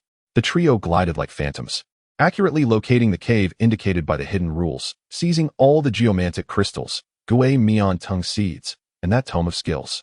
This exemplifies the potency of information disparity. While other players risked their lives and fortunes to explore the unknown, Guen transformed terrifying dungeons into calculable and solvable problems. This model is replicable. Guen broke the silence in the room, but we are only 3, and the efficiency is too low. In the city of eternal night, there are hundreds of such resource worlds. It is impossible for us to explore them all personally. Wen Jing immediately grasped Guen's intent. You mean, we sell information? Yes. Guen nodded. We sell strategies. We will package the information on resource worlds with lower risks and stable returns into products and sell them to medium and small guilds that possess strength but lack information channels. We will take a significant share of the profits, while they provide the labor, each gaining what they need. This is a far more efficient and safer method of capital accumulation than personally undertaking dungeons, directly monetizing knowledge. I agree, Wen Jing's eyes sparkled. This way, our points will accumulate like a rolling snowball. I can use these points to purchase more information about the operational logic of the city's lower strata and the major guilds to enhance our database. Lin Yi can also exchange points for better reconnaissance equipment.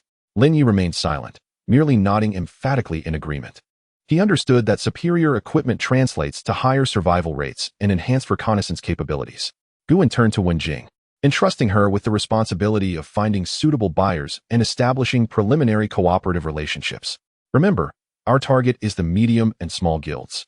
They have needs and execution power, but do not pose a direct threat to us. Understood, Wen Jing responded succinctly. With the plan finalized, the development direction of the Night Watchers officially shifted from mere adventurers to high-dimensional information merchants. In the following week, Wen Jing demonstrated her remarkable business acumen and social skills.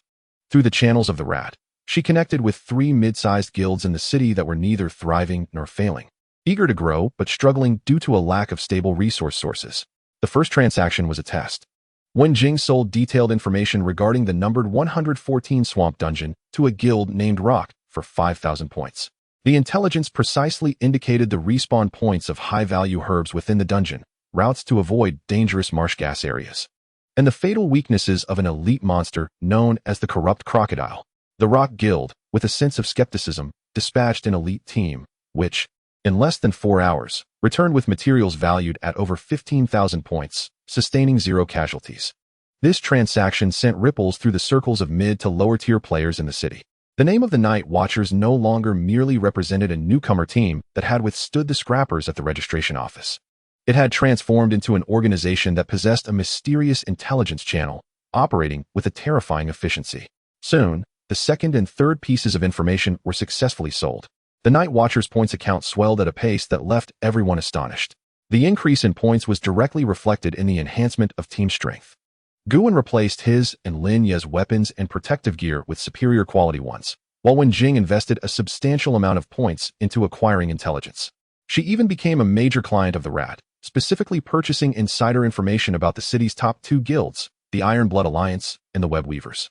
The information disparity was being maximized to its fullest extent. They operated like a spider lurking in the shadows, silently observing the city's prey and quietly amassing their strength. However, the city of Eternal Night has never been a paradise for secure development. When a dark horse rises at such an astonishing speed, it inevitably attracts the attention of predators. In the city center, at the guild stronghold of the Iron Blood Alliance, a war fortress fashioned from black metal and massive stones exuded a rugged and domineering style.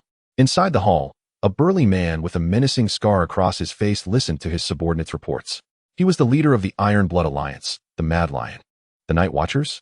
Just those 3 newcomers? The Mad Lion's voice grated like metal scraping together. In just a week, they earned over 50,000 points from selling information? Are you certain the intelligence is accurate? Absolutely, my lord, the reporting player replied with trepidation.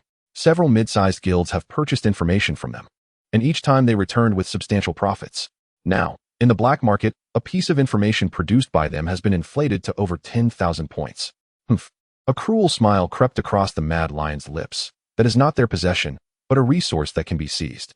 The most valuable things in this city should belong to the Iron Blood Alliance. He rose, his massive figure casting an oppressive shadow. Send someone to invite them over. Tell them the Iron Blood Alliance has taken an interest in their information source. Either they hand it over, or they perish. For the Iron Blood Alliance, the rules are simple and direct. Power is everything. They do not require cooperation. They only need to plunder. Meanwhile, at the opposite end of the city, the headquarters of the Web Weavers, with a style completely contrasting that of the Iron Blood Alliance, presented an entirely different scenario. It resembled a tranquil library, the air filled with the scent of old paper and incense. A woman clad in a black gown with a graceful figure elegantly held a cup of red tea, gazing at the information projected on the luminescent screen. She was the leader of the Web Weavers, the Black Widow. The data displayed all publicly available information about the 3 members of the Night Watchers team.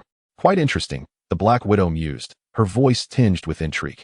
A composed and meticulous analyst, a shrewd and capable executor, and a remarkably gifted scout, an impeccable configuration for an adventuring team.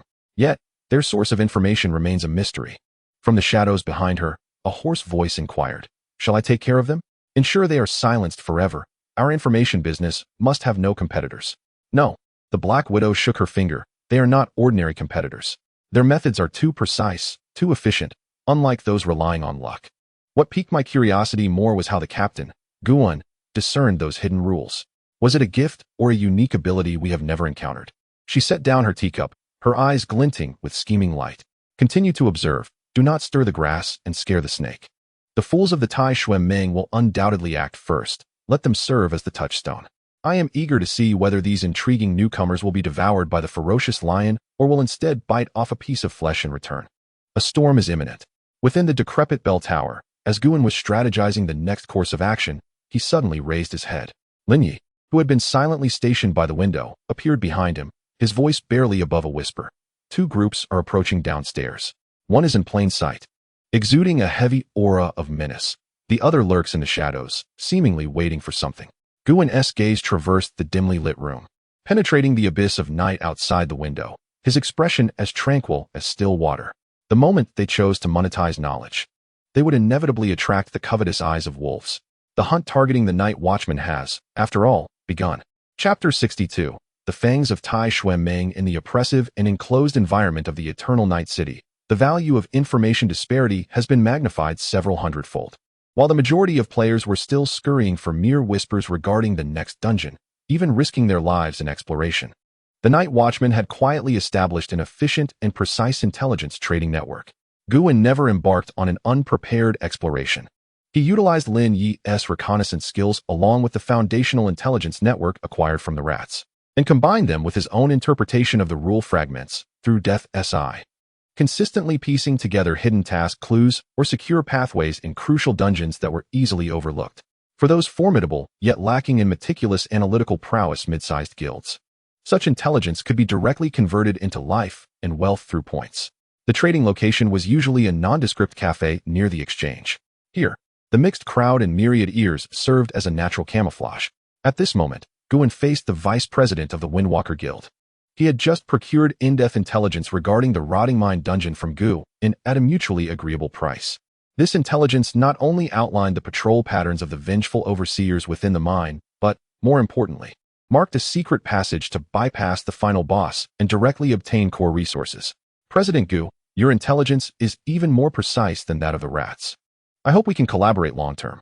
The vice president pushed a hefty points chip towards Guan, wearing a sincere smile. This 5,000 points would allow their guild to double their profits from the rotting mine while minimizing casualties. Guan nodded calmly, pocketing the chip. He never haggled. He merely sold facts, and facts were always the most precious commodities in this world. His reputation was swiftly spreading among the upper echelons of players in the city through a series of impeccable transactions. However, just as the vice president of Windwalker was preparing to take his leave, the cafe door was violently thrust open by a brutish force. With the chime of wind bells, 5 burly men, exuding an aura of blood and menace, strode in. They donned identical dark red combat uniforms, emblazoned with a crossed battle axe and shield emblem on their chests. Upon seeing this emblem, the previously bustling discussions in the cafe ceased abruptly, and everyone instinctively lowered their heads, fearful of attracting the attention of these unwelcome guests. The 13th Safety Zone's premier guild, Tai Shui Meng. The leading man bore a vicious scar that stretched from the corner of his brow to his jaw, enhancing his already fierce visage. His gaze, hawk-like, swept across the room, ultimately honing in on the corner where Guan sat.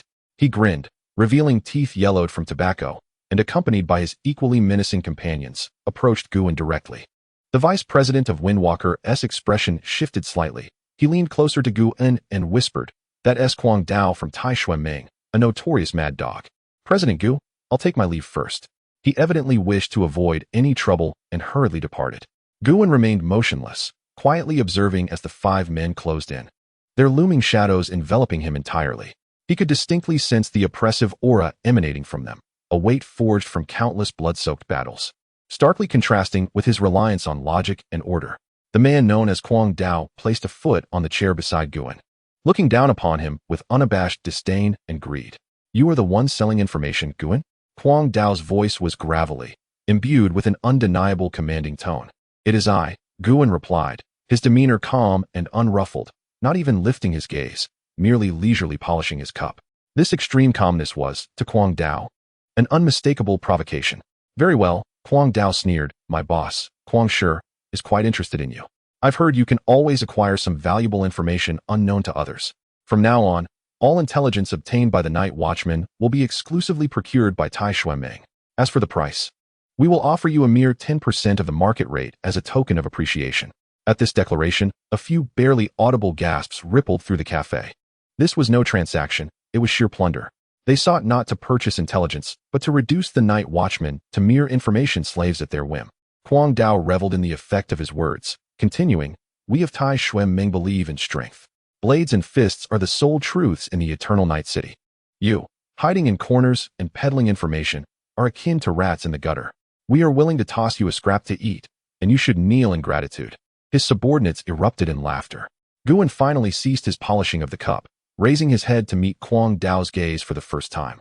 His eyes bore no anger, no fear, only a profound and unfathomable calm, as if scrutinizing a lifeless object.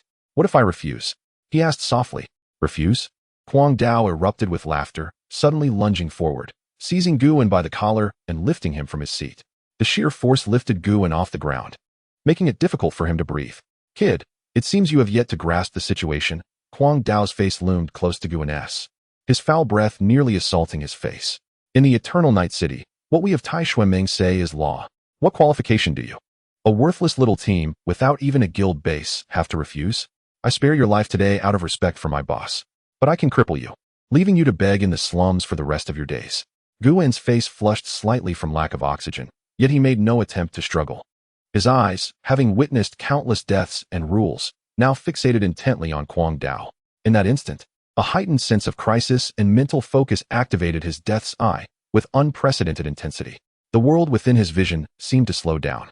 On Kwang Dao, beyond the usual life sign indicators, Guan glimpsed something distinctly different for the first time. It was a dark red energy swirling around Kwang Dao's right arm, forming a vague outline composed of countless tiny rule runes. Although obscured, Guan could decipher the core concepts within: power augmentation, frenzy, durability consumption. This was the manifestation of player skills within the rules. This revelation stirred a tempest within Guan's heart. His abilities, after a period of evolution and adaptation, have finally ventured into a new domain, no longer confined to the realms of ghosts and dungeons. He has begun to analyze the core rules that constitute a player's combat prowess. Despite the increasing sense of suffocation, Guan's lips curled into a barely perceptible smile. He understood that the game had only just begun. Kwang Dao, clearly incensed by Guan's eerie smile at the brink of death, was about to deliver a lesson he would never forget. However, a cool female voice interjected from the side. "Release him." Wen Jing had appeared beside them, clutching a gleaming dagger, while Lin Yi lurked in the shadows behind her like a poised leopard, his eyes glinting with a dangerous light. Kwang Dao glanced at them, his disdain deepening. "What? Do you still wish to make a move? With just the three of you? I could crush you all with a single hand." "You certainly could." Guan finally spoke, his voice hoarse from being choked, yet remarkably coherent. "If you kill us, your guild will lose 3 potential intelligence operatives. As for us, we would merely lose 3 lives that could easily be lost in a dungeon. This transaction is not worth it for the Tai Xuanmeng." He locked eyes with Kwang Dao, articulating each word with precision. "What you need is not our corpses, but the intelligence our minds can produce. And minds cannot be conquered by brute force." Kwang Dao was taken aback. He had not anticipated that someone whose life he held in his hands could analyze the pros and cons so calmly. He was a man accustomed to thinking with his muscles, unlike his meticulous leader, Kwang Shi, who had instructed him to capture the Night Watchman alive whenever possible.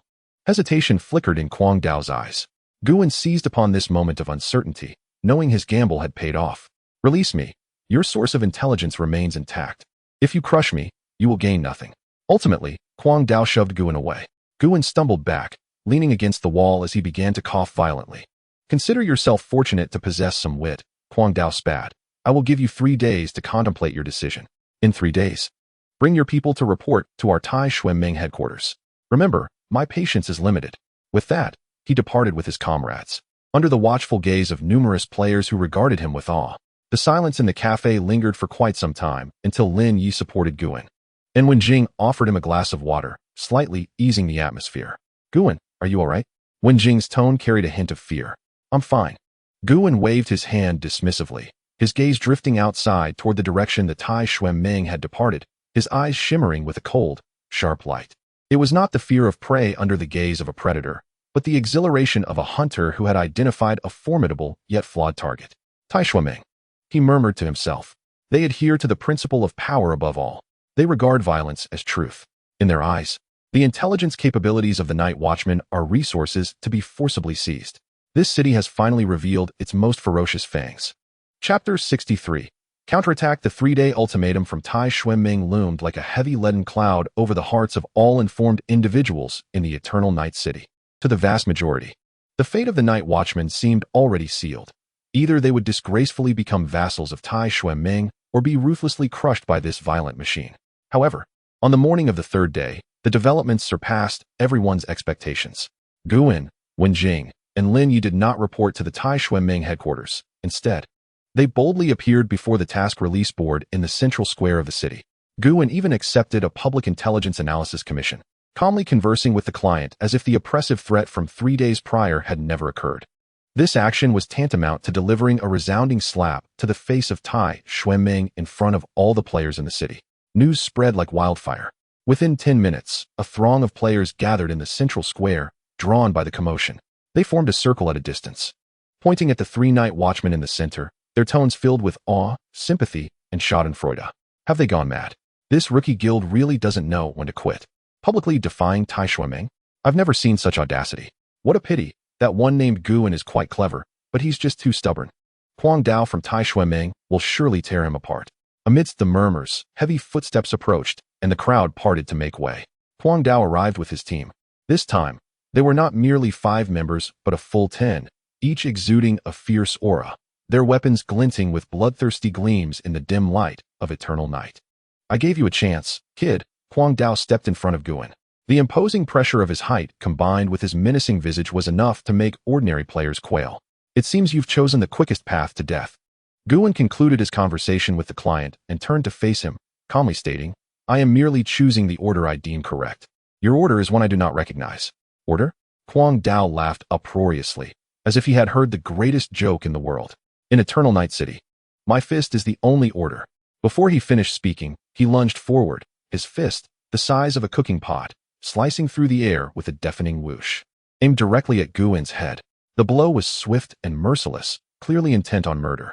However, just as the fist was about to connect with Guan's cheek, Lin Yi sprang into action. The youth's figure transformed into a fleeting blur, expertly intercepting Huang Dao's arm. With a resounding thud, Lin Yi's face paled instantly, the tremendous force forcing him to stagger back several steps, a metallic taste filling his mouth as blood trickled from the corner. In that single clash, the disparity was evident. Huang Dao cast a surprised glance at Lin Yi, sneering, not bad speed, but your strength is like that of an ant. With just a few of you. Do you dare to resist? Laughter erupted from the Tai Shuiming members behind him as they drew their weapons, preparing to turn these audacious individuals into mincemeat. Wait. Guan stepped in front of Wenjing and Lin Yi, his voice quiet, yet resonant throughout the square. According to the basic law of the safe zone, lethal duels are prohibited in non-designated areas. However, honor duels between players are subject to system validation. He raised his gaze, his eyes sharp as a scalpel, piercing directly into Huang Dao's heart. What? Does Tai Shuiming only dare to bully the few with their numbers, afraid to accept a one-on-one duel? Huang Dao's movements halted. In Eternal Night City, face and reputation were equally paramount. In front of so many witnesses, if he were to refuse a duel challenge from a rookie guild leader, the reputation of Tai Shuiming would undoubtedly suffer. Moreover, to him, accepting the duel was merely a different method of torturing the opponent. Ha! How amusing. Truly amusing. Huang Dao retracted his fist, looking at Guan with the gaze reserved for someone already dead. How do you wish to die? I shall grant your wish. Guan disregarded his taunts and turned to the crowd, proclaiming loudly, I, Guan, the guild leader of the Night Watchmen, hereby challenge Huang Dao, a core member of Tai Shuiming, to an honor duel. The honor of both guilds shall be at stake. The loser must publicly apologize to the victor and compensate with 10,000 points. The system will bear witness. 10,000 points. An uproar erupted among the crowd. For a newly established guild, this was nearly all their possessions. I accept the wager.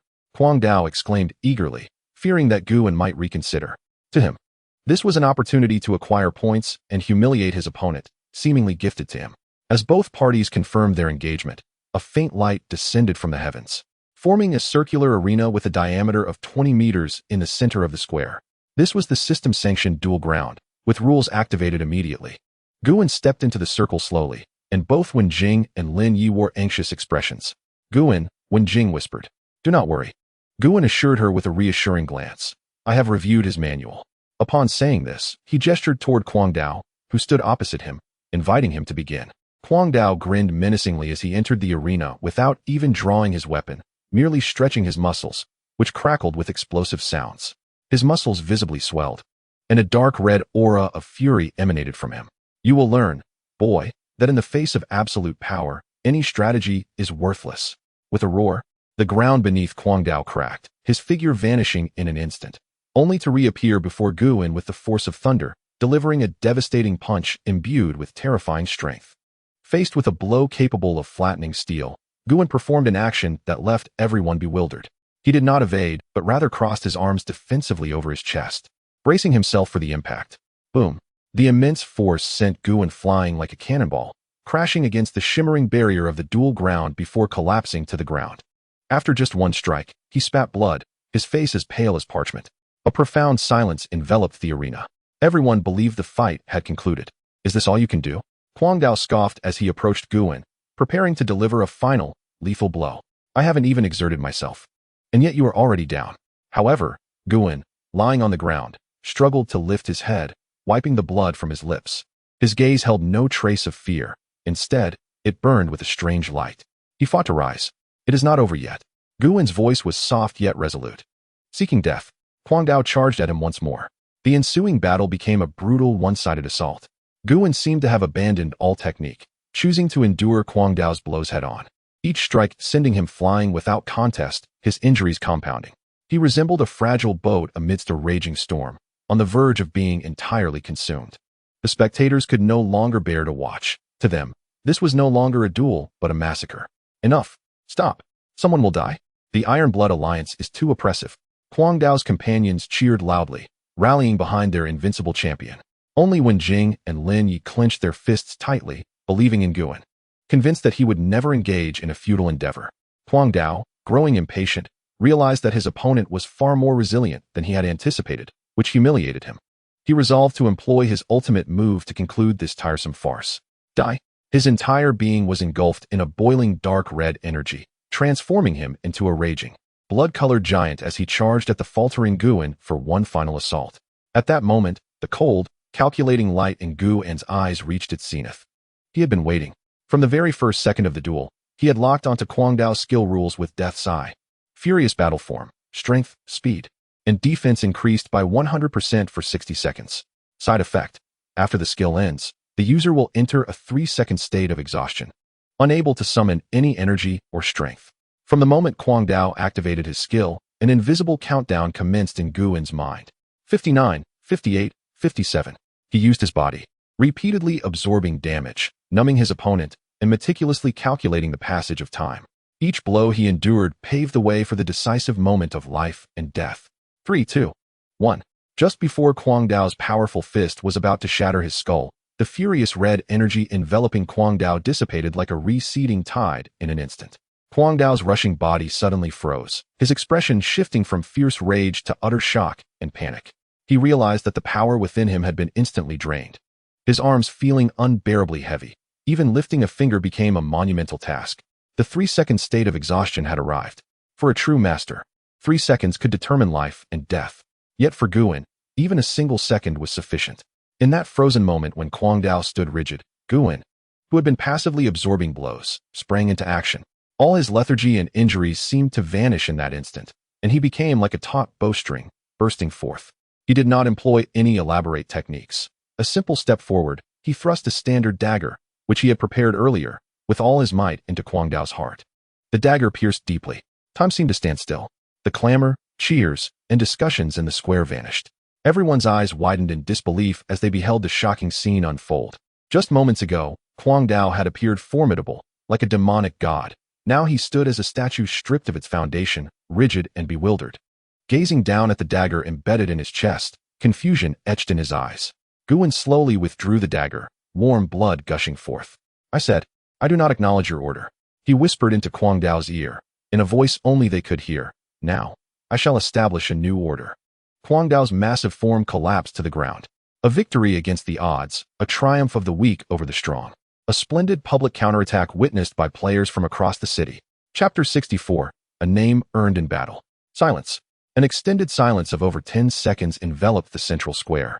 Hundreds, perhaps thousands, of players, regardless of their motives for observing, appeared as if ensnared by a spell, their minds blank. Their gazes were fixed on the injured figure, still gasping for breath in the center of the duel ground, alongside the gradually cooling, formidable corpse beneath him, creating an image of overwhelming impact. He won. That newcomer, seemingly frail and easily defeated with a single punch, truly killed the notorious Kwang Dao of the Iron Blood Alliance. This slaughter, which appeared utterly one-sided to everyone, concluded in the most astonishing manner. Kwang Dao is dead? How is that possible? I barely saw what happened. One moment he was dominating the fight, and the next, his skill. Kwang Dao's furious skill had a time limit. He calculated it perfectly. Among the crowd, a knowledgeable player finally reacted, his voice sharp with excitement and shock. This realization instantly awakened everyone. Countdown. Trap. Fatal strike. Everyone replayed the battle in their minds. The more they recalled, the more a chill crept up their spines. The man named Guan was not merely enduring blows. He was using his life as an hourglass, measuring every second of his opponent's skill.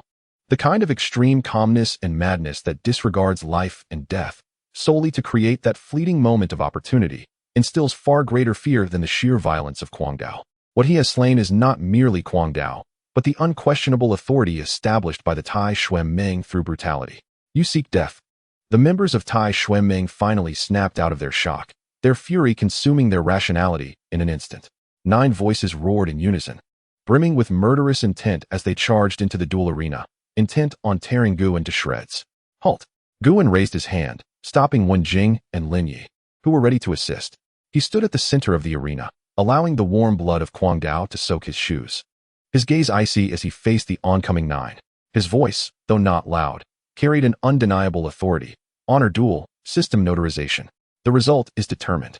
If you rush in now, are you intending to brazenly trample the law of the safe zone and become enemies of the entire city? The leading few halted abruptly. They could disregard Guan, but they could not ignore the rules of the system. Private fights and notarized duels are 2 entirely different concepts. Violating the outcome of a system notarization would result in severe punishment, potentially leading to expulsion from the safe zone. Observing their hesitance, Guan stepped forward and picked up the point chip dropped by Kwang Dao's cold body. The wager of 10,000 points, I accept it. He weighed the chip in his hand, then turned to the 9 grim-faced members of Tai Xuan Meng and added, furthermore, according to the duel agreement, the loser must publicly apologize to the victor. This statement struck like a resounding slap, harshly landing on the faces of all members of Tai Xuan Meng. To have them apologize to the enemy who killed their brother? That was more unbearable than death itself. You must be dreaming. One member shouted furiously. Guan stood firm. Rules are rules. Is it not the Tai Xuan Meng that prides itself on rules? However, you speak of the rules of fists. Now, having lost, you must adhere to the rules of the defeated. He scanned the surroundings, observing the onlookers, and raised his voice slightly. Today, in the presence of all in Yongyi City, if Tai Xuan Meng refuses to acknowledge the outcome of the duel they accepted, who will believe anything they say in the future? The so-called order they established is nothing but a joke. Words that pierce the heart. What Guan sought was not merely victory. He aimed to utterly dismantle Tai Xuan Meng's standing in the players' hearts. The faces of the 9 shifted from red to white, then from white to green. They could feel the gaze of the surrounding players transforming from initial awe to present skepticism and intrigue. They had no doubt that if they truly reneged on this wager today, the entire Yongyi City would tomorrow echo with the tale of Tai Xuan Meng as cowards who cannot bear defeat. Ultimately, the most rational-looking among them squeezed out a few words through clenched teeth. We lost. I am sorry. Despite the bitterness and humiliation in his voice, those 3 words were finally uttered. Guan nodded, pocketing the dagger and the chip, and turned to leave. Each step he took was steady. But only when Jing and Lin Yi knew that his body was already on the brink of collapse. As the 3 departed, the crowd parted to create a path for them. This time, there was no longer pity or disdain in their eyes. Instead, they were filled with profound respect and curiosity. The Night Watch Guild, President Guan. This name, along with his surgical precision in combat, spread like wildfire throughout every corner of Yongyi City within an hour after the duel concluded. Upon returning to the inexpensive inn they rented near the exchange, Guan could no longer hold on and coughed up blood as his body swayed. Luckily, Lin Yi caught him just in time. You took too much risk. Wen Jing immediately produced a healing potion, her tone carrying reproach but more so concern, having withstood so many blows from a power-type seasoned player, even without critical injuries. His insides had sustained severe trauma. Worth it. Guan accepted the potion and drank it down, warmth spreading through his body, alleviating some of the pain. If I do not inflict pain and fear upon them all at once, they will pursue me like hyenas, endlessly. At least for now. Until they find a way to deal with me, we are safe. He understood clearly that his victory was not due to strength, but rather the disparity of information and psychological tactics. Once Tai Xuanmeng discovered his trump card and prepared against him, the next encounter would be perilous in 100-fold. He must utilize the precious time gained from this victory to swiftly strengthen himself. Just then, a knock echoed at the door of the inn. Lin Yi cautiously leaned against the door, while Wen Jing gripped her weapon. Guan signaled for them to remain calm. A slightly hoarse and weary voice came from outside. "Excuse me, is this the Night Watch Guild? We wish to join." The trio exchanged glances, surprise evident in each other's eyes. Guan gestured for Lin Yi to open the door. Standing outside were 7 or 8 players, all bearing the air of travel-worn individuals. Their equipment mostly old and damaged, clearly struggling as solo players. At the forefront stood a middle-aged man, his face marked by a long scar. Though his eyes were filled with fatigue, a flicker of unyielding fire remained within. "My name is Duan Ren." Upon seeing Guan, the middle-aged man's eyes glimmered with excitement and respect.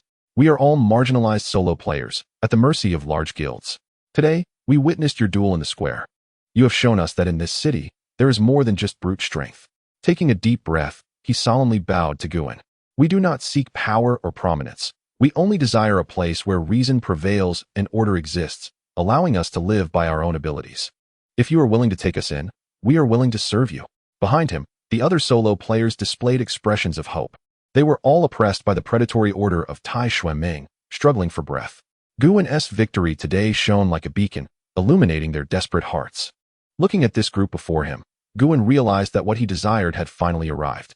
Chapter 65. The abandoned bell tower. The name Night Watch resonated like a stone cast into a stagnant pool, creating ripples far beyond Guan's expectations on the player forum of Safety Zone Number 13. The footage of the battle where the weak triumphed over the strong was edited into several versions by well-meaning individuals, circulating through various information channels. In the video, Guan's calm strategy, Wen Jing's precise support, and Lin Yi's ghostly agility became topics of fascination for many. Overnight, they transformed from mere unknown newcomers into a formidable dark horse that no one dared to provoke lightly. The most immediate change was that their private inboxes were nearly overflowing. There were those seeking to ally, others hoping to trade information, some merely wishing to befriend, and of course, mixed in were anonymous death threats from Tai Xuanmeng. "We can no longer linger in the city like phantoms." In the temporary safe house, Wen Jing closed the holographic projection of her personal terminal, rubbing her temples. Before her lay a compiled data report, detailing all the opportunities and threats currently facing the Night Watch. Fame serves as both a shield and a spotlight. It provides temporary safety, but also strips us of our concealment. We need a fixed base, a true place of our own, serving as both headquarters and fortress. Guan wholeheartedly agreed. An organization without its own foundation is ultimately adrift. He turned to Lin Yi and inquired, "Have you found any results regarding the place I asked you to look for?" In Lin Yi's eyes sparkled a glimmer of excitement as he promptly summoned a city map, marked with red dots indicating several locations. "Boss, in accordance with your specifications, there are 3 sites that are remote, defensible, expansive in view, and fall within our budget." He pointed to the first, an abandoned factory in the northern district. Spacious, yet structurally complex, posing challenges for rapid defense, and rumored to be inhabited by desperate scavengers. He then indicated the second point, a decommissioned sewer transfer station in the southern district, adequately concealed, but once its entrances are blocked, it becomes a trap. Finally, his finger rested on a solitary structure at the edge of the western district, near a gray area, the abandoned clock tower. This edifice, a remnant of a bygone civilization, was constructed from sturdy granite. Towering high, it offered a panoramic view of the entire western district, even extending to the heart of the city. Most crucially, due to legends of its unsavory reputation and its remote location, the management center had priced it exceptionally low, almost as if it were a gift. Unsavory. Wen Jing keenly seized upon this term. Lin Yi scratched his head. "Some players say that at midnight, you can hear the chimes from within, even though the clock has long since broken. Others claim to have seen shadows at the tower's peak, but I suspect those are mostly rumors. For us, who deal with ghosts daily, such tales should pose no issue." Guwen's gaze was firmly fixed on the clock tower on the map. Vision. This was the aspect he valued most. A vantage point conferred the upper hand in information control. In future endeavors, whether monitoring the movements of the Tai Shui Ming or observing the activities of the Ji Wang, an exceptional high ground held immeasurable strategic value. As for the so-called rumors, to one who could see the rules with his own eyes, any anomaly was merely another set of rules yet to be deciphered. This is the one, Guwen concluded. Wenjing, calculate our points and resources to see if we have enough. Lin Yi, conduct a field investigation. I require a detailed architectural blueprint and an environmental report. Understood. The two immediately set to work. The Night Watchman not only gained prestige in the city's ranking battles, but also received substantial rewards from the system. Wenjing quickly completed her calculations. They had more than sufficient resources to acquire and initially renovate the clock tower. Lin Yi was even more efficient. Within half a day, he returned with a holographic image of the clock tower and a hand-drawn structural analysis. The tower was more magnificent than they had envisioned. It loomed like a weathered black giant, standing alone at the city's periphery. Its surface was adorned with signs of erosion and vines, while the enormous clock faces had rusted, pointing to a forgotten time. The tower's interior was hollow, featuring a spiraling stone staircase resembling the spine of a colossal serpent. The main structure was intact, posing no safety hazards. The rooftop platform was expansive, with numerous windows serving as observation posts and firing ports. Surrounding it was a kilometer of ruins, devoid of any obstructions. As Lin Yi reported his findings, the only concern was that it seemed to have become a nesting site for some nocturnal birds. Additionally, the energy supply line was severed, necessitating their own repairs. These were solvable issues. Guwen hesitated no longer and took Wenjing to the Asset Management Center in the Western District to complete the transfer procedures. They were greeted by a drowsy old man, who expressed surprise upon seeing Guwen's choice of the abandoned clock tower. Young man, are you sure about that place? It's hardly a feng shui treasure. Previous owners didn't last long. We don't care about feng shui, Guwen replied calmly. Very well, the old man shrugged, seemingly indifferent to further persuasion. The property transfer requires 10,000 points, payable in one lump sum. After signing the agreement, the management center assumes no responsibility for any incidents there. This price was shockingly low. In the inner city, a training room of equivalent size would cost far more in rent for just a month. Without hesitation, Guwen allocated the points. As a confirmation prompt for the asset transfer appeared on his personal terminal, the solitary clock tower officially became the property of the Night Watchman. When the three first stepped through the heavy stone door of the tower as its owners, a chilling air, mingled with dust and decaying wood, enveloped them. Sunlight streamed through the high windows, forming beams of light in the air, with countless motes of dust swirling within. The interior was more spacious than anticipated. The ground floor hall could accommodate dozens. The stone steps were thickly coated with bird droppings and dust, while the walls bore some indecipherable graffiti. It seems we need a thorough cleaning, Wenjing said, her brow slightly furrowed, though her eyes sparkled with visions of the future. Leave it to me, Lin Yi volunteered, his figure darting up the handrail like a monkey, beginning to inspect the higher structures. Guwen, meanwhile, walked slowly to the center of the ground floor hall. He closed his eyes, attuning himself to the pulse of the building. Cold, solid, silent, it resembled a dutiful sentinel, guarding a profound solitude through the long years. This bore a certain resemblance to his character. He opened his eyes and gazed through a broken window, looking out towards the bustling yet chaotic eternal night city. The outlines of skyscrapers appeared somewhat blurred beneath the gray sky, and the throngs on the streets moved like ants. We have a home now, Wenjing said softly as she approached him. Her voice conveyed an indescribable sense of stability. From the start of the game until now, she had been fleeing, hiding. This was the first time she felt she might have a place to call her own. Not enough, Guwen replied, his voice as calm as ever. Yet his gaze was sharp as a blade. This is merely the beginning. He surveyed the empty, dilapidated clock tower, already envisioning the blueprint for the future in his mind. This would become their intelligence center, command center, training facility, and sanctuary. They would recruit new members here, analyze the rules of the next instance, and monitor the subtle shifts in the city. It needs a name, Guwen declared. How about Clock Tower? Lin Yi's voice called from above. Guwen shook his head. He moved to a window facing the city center, gazing at the starkly contrasting regions. One side dominated by the brazen architecture of the Tai Shui Ming, the other obscured in shadows, the domain of the Ji Wang Guild. In Eternal Night City, the night was the eternal theme, and we will be the most vigilant eyes within this dark expanse. His voice was soft but echoed through the empty hall. This will be our eye, our shield. From this day forth, It is the home of the Night Watchman.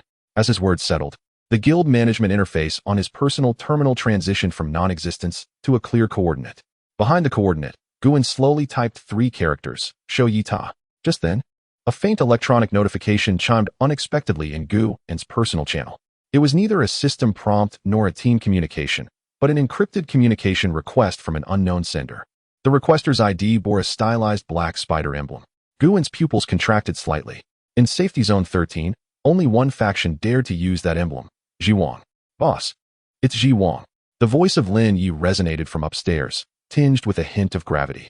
He had evidently seen the communication request through the team channel. When Jing approached Guin, her delicate brows furrowed. How could they find us so quickly? Our base information has just been registered, which indicates that our actions at the Asset Management Center have been under their surveillance all along. This conclusion was hardly surprising. As the largest intelligence organization in Security Zone Number 13, Ji Wang's surveillance network undoubtedly sprawled across every corner of the city. Their invitation at this moment carried an unmistakable intention. A battle where the weak triumph over the strong is bound to pique the interest of any astute power. Guin's tone remained steady. The Iron Blood Alliance regarded us as a thorn in their side, while Ji Wang would perceive us as a valuable investment or a rare specimen to dissect. So, shall we accept or decline?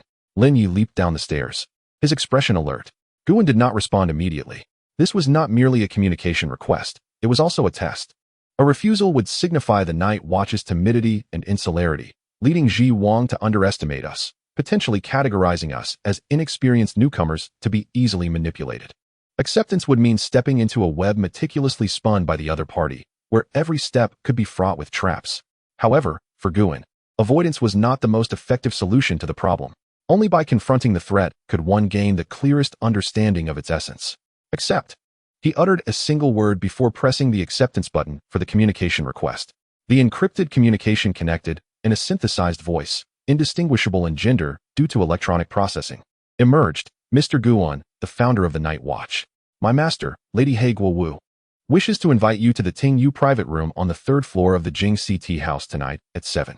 She believes you will be a clever and punctual guest. Without further pleasantries, the call was abruptly severed. Jing CT house. Wen Jing immediately searched for the location on the city map. Situated in the central business district, it appeared to be an independent enterprise on the surface. Yet our intelligence revealed that its true owner was Ji Wang. A banquet of treachery, Lin Yi succinctly remarked. All negotiations, at their core, were akin to a banquet of treachery. Guin closed the terminal, assessing whether the attendees possessed the capacity to upend the table or the insight to see through the rules of the gathering. He turned to the 2, swiftly issuing orders. Wen Jing, utilize our existing resources to compile all publicly available intelligence on the leader of Ji Wang, He Guowu. I require a comprehensive character profile report before the banquet. Lin Yi, conduct remote reconnaissance around Jing CT house. I need to know all exits, hidden passages, and potential ambush points. And you, boss? Going alone? Lin Yi expressed some concern. No, you are my eyes and ears. Guin's gaze swept over them. I will wear a miniature communication device to relay real-time audio and video back to you. You will serve as my command center at the Night Watch Tower. Remember, do not act rashly, regardless of what transpires, unless I issue an evacuation order with the highest authority. He understood that in this level of strategic engagement, bringing teammates into the lion's den would not increase their odds. Rather, it would hinder him as he would be distracted by the need to protect them. Positioning them in the safest location to maximize their intelligence and reconnaissance advantages was the most prudent course of action. As night gradually enveloped the city of eternal night. At 6:50 p.m., Guin appeared alone at the entrance of Jing CT house, precisely on time. Clad in a simple black casual outfit, he exuded an air of composure, as if he were merely an ordinary tea patron. The tea house, decorated in an elegant antiquity, was suffused with a subtle fragrance of sandalwood and tea, forming a stark contrast to the chaos outside. A waitress in a cheap house seemed to have been waiting for a long time, smiling as she approached. Are you Mr. Guin? The master has been waiting for you in the Ting Yu private room for quite some time. Guin nodded slightly, following the waitress up the wooden staircase. Along the way, he noted that the tea house had few patrons. However, each guest, seemingly engaged in sipping tea and chatting, displayed subtle signs of tension. Their temples slightly bulging and breaths elongated, clearly indicating they were formidable individuals in hiding. The entire tea house was a vast, silent trap. The waitress led him to the innermost corridor on the 3rd floor, bowing gracefully before retreating. Guin pushed open the door, and a richer aroma of tea greeted him. Inside the room, a woman clad in a black embroidered qipao sat with her back to him, elegantly arranging a set of purple clay tea utensils. Her figure was slender, and her long hair cascaded like a waterfall behind her, exuding an aura of control and danger even from just her silhouette. She was the leader of Jiwang. "Hey Guowu, you are even more punctual than I anticipated." Hey Guowu did not turn around. Her voice was soft yet tranquil, laced with a peculiar magnetism. "I have always respected rules, whether in battle or time." Guan seated himself across from her at the tea table, his gaze steady upon her. Hey Guowu slowly turned to face him. Her beauty was striking, but what captivated the eye the most were her profound, vortex-like eyes, as if capable of drawing in one's very soul. Her lips, painted a vivid red, resembled the blood left behind by a spider after a feast. "Do you enjoy my tea? It is named Fu Sheng. The initial sweetness gives way to a bitter aftertaste, much like our struggle for survival in this apocalypse." She slid a cup of freshly brewed tea towards Guan. The tea was clear and steaming, yet Guan refrained from taking a sip. "Lady He Guowu, I believe our time is precious. Getting straight to the point may be a more efficient means of communication." A playful smile danced on He Guowu's lips. "Efficient. I like that term." "Very well." She set the teacup down, leaning slightly forward, her beautiful eyes fixed on Guan. "You are quite intriguing, Guan. To everyone else, the Iron Blood Alliance is an unassailable behemoth, yet you have artfully torn through their flesh, allowing them to bleed publicly. What I admire is not your courage, but the means you employ to achieve your ends." Her fingers lightly tapped on the table, producing a rhythmic sound. "I'm not curious about how you became privy to the tactical deployments of the Iron Blood Alliance, nor am I interested in how you accurately anticipated the weaknesses of each of their members. Everyone harbors their own secrets. The secrets themselves bear no value. What matters is what those secrets can bring." Her tone shifted rapidly, sharp as a poisoned blade. "The Night Watch, a commendable name. However, in this city of eternal night, 3 people alone cannot guard against the darkness. Your rise has shaken the foundations of the Iron Blood Alliance. They will not take it lightly. The next time they send a team, it will not merely be an elite squad. So, are you here to express sympathy?" Guan countered. "No." He Guowu's smile broadened. "I am here to offer you a choice." She leaned back against her chair, her arms crossed in front of her, her posture relaxed yet imbued with an oppressive presence. "On behalf of Jiwang, I formally extend an invitation to the Night Watch. Join us. This is not annexation, but collaboration. You will become an independent intelligence analysis department under Jiwang, codenamed Night Watch. We will provide you with resources, protection, and an intelligence network that spans the entire city, while you will only need to do what you excel at, providing us with intelligence that conventional means cannot obtain." This was indeed an alluring proposition. For a nascent force just beginning to take shape, directly aligning with one of the city's top guilds was akin to a meteoric rise. Guan remained silent for a moment, seemingly weighing the pros and cons. He Guowu did not rush him, but quietly savored her tea, as if confident that her prey could not escape the web she had meticulously woven. Eventually, Guan slowly spoke. "It sounds like a rather appealing deal. As far as I am aware, the fate of prey ensnared in a spider's web typically culminates in a singular outcome, being drained of life." The Black Widow chuckled softly, remarking that it depends on whether the ensnared creature is a butterfly or a scorpion. The butterfly meets its demise, while the scorpion has the potential to turn the tables and prove fatal to the spider. "Are you implying that you are confident in transforming me into a harmless butterfly?" Guan's gaze sharpened instantaneously. "No," the Black Widow shook her head, her eyes betraying a genuine admiration. "What I mean is that I anticipate you becoming that scorpion. This city has languished in stagnation for far too long. It craves a modicum of unpredictability to become truly captivating, does it not?" She rose gracefully, approaching Guan and placing a black metal card adorned with spider motifs upon the table. "This is my private contact information. My offer remains valid indefinitely. When you find yourself cornered by the hounds of the Iron Blood Alliance, do not hesitate to reach out to me. Of course, I would prefer that you make a wise decision prior to that." With that, she turned elegantly and exited the private room, leaving behind the lingering aroma of tea and an unresolved invitation. Guan remained motionless, contemplating the now lukewarm cup of tea before him and the black card. In his earpiece, when Jing's anxious voice broke through. "Guan, what is the situation?" "She has departed." Guan picked up the cold, hard card. She had presented me with a dichotomy, yet the answer behind each option remained the same. "What answer?" "To become her pawn." Guan's tone was devoid of any tremor. Whether facing destruction by the Iron Blood Alliance or accepting her protection, the outcome would strip us of our independence, ultimately leading us to serve her. The sole distinction lay in the manner of our demise. He rose and approached the window, gazing down at the bustling streets below. The Iron Blood Alliance represents the ravenous wolves in the open, while the web weaver lurks as a poisonous spider in the shadows. The night watchman treads the precarious tightrope that lies between the hungry wolves and the venomous spider. Chapter 67. Survival in the crevice upon returning to the abandoned clock tower. Night had fully descended. The command center at the top of the tower was ablaze with light. When Jing and Lin Yi had not taken respite. A massive city map illuminated the wall, two crimson markers resembling deadly fangs denoting the territories of the Iron Blood Alliance and the Web Weavers, with the Night Watchman's clock tower positioned precisely at their intersection. What is the situation? When Jing approached, concern etched in her expression. Guan placed the cold black metal card upon the central tactical table, a seemingly generous invitation, yet in reality, a soft noose. He recounted his conversation with the Black Widow, detailing every nuance and micro-expression with clarity. Following his account, a profound silence enveloped the command center. This woman is utterly terrifying. Lin Ye's brow furrowed deeply, articulating that all pathways appeared to lead to doom.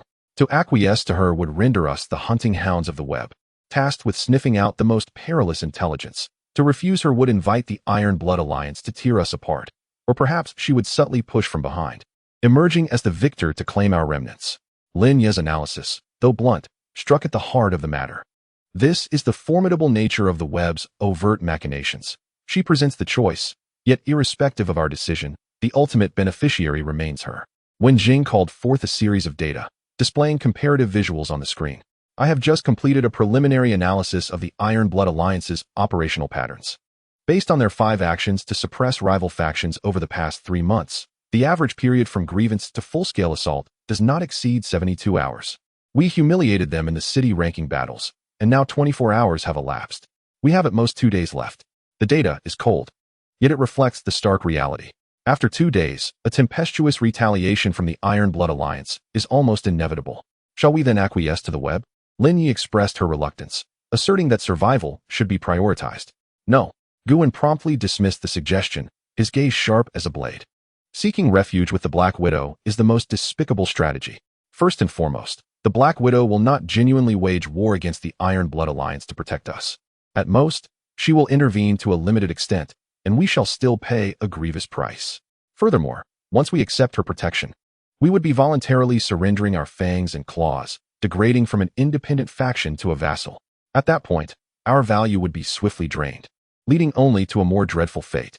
Guan stepped toward the screen, tracing a nearly imperceptible gap between the 2 red dots representing the Iron Blood Alliance and the web. Neither the wolf nor the spider will become our allies.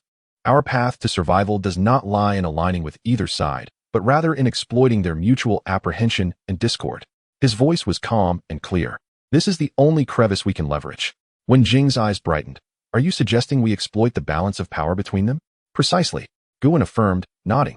Although the Iron Blood Alliance and the Web are both premier guilds within the city, their operational styles and core interests diverge significantly. The Iron Blood Alliance espouses absolute power, pursuing direct control of resources. Conversely, the Web resembles shadowy assassins and merchants, prioritizing intelligence, control, and profit maximization. Their relationship is characterized by both collaboration and relentless competition. The Black Widow's invitation to me stems from her recognition of our intelligence value. Therefore, we must transform this value into a bargaining chip that she would be loath to relinquish easily. Lin Yi appeared to grasp the concept. Make her believe that our existence is more beneficial than our demise. Correct, but that alone is insufficient. Guan's eyes sparkled with rationality. We must not only convince her that our lives hold value, but also instill the notion that this pawn is not entirely within her grasp. A valuable piece with barbs will compel her to exercise greater caution when making her moves. He turned to face the 2 of them, articulating his decision. Thus, regarding the Black Widow's invitation, we shall neither respond, nor reject, nor accept. We will treat this matter as if it never transpired, communicating our stance through silence. This ambiguous attitude will incite the suspicious Black Widow to engage in further speculation. She will ponder what cards we still hold, emboldening us to act with such audacity. Silence shall be our opening gambit. It will grant us the most precious resource of all, time. Wen Jing immediately comprehended Guan's intent, to leverage the Black Widow's suspicions to delay her ultimate decision. During this interval, we must fervently bolster our strength, ensuring we can exhibit enough power for self-preservation, rendering us indigestible to the Iron Blood Alliance, while making the web wary of overstepping. Precisely. Guwen's gaze swept across the black card on the tactical table. The Black Widow awaited my plea for aid in desperation. Yet we shall demonstrate that even without her web, we can carve out a path for survival amidst the darkness. With the strategy established, the next step involves the execution of tactics. Time is of the essence. We must make the most of every fleeting moment. Guwen's speech quickened as he swiftly assigned tasks. Wenjing, the defense of our base is our foremost priority. Compile a comprehensive list of all materials and points required for upgrading the defense system, down to the last unit. Simultaneously, initiate a selection process for potential, yet oppressed solo players within the city. We require reliable new blood. Understood. Wenjing promptly began her operations on the screen. Linyi, your reconnaissance abilities will serve as our eyes. From this moment forward, conduct continuous remote monitoring of all known strongholds of the Iron Blood Alliance for 24 hours. I need to be apprised of their every troop, gathering, and supply movement. Any slightest disturbance, report to me immediately. Acknowledged, boss. In Linya's eyes, the flame of determination reignited.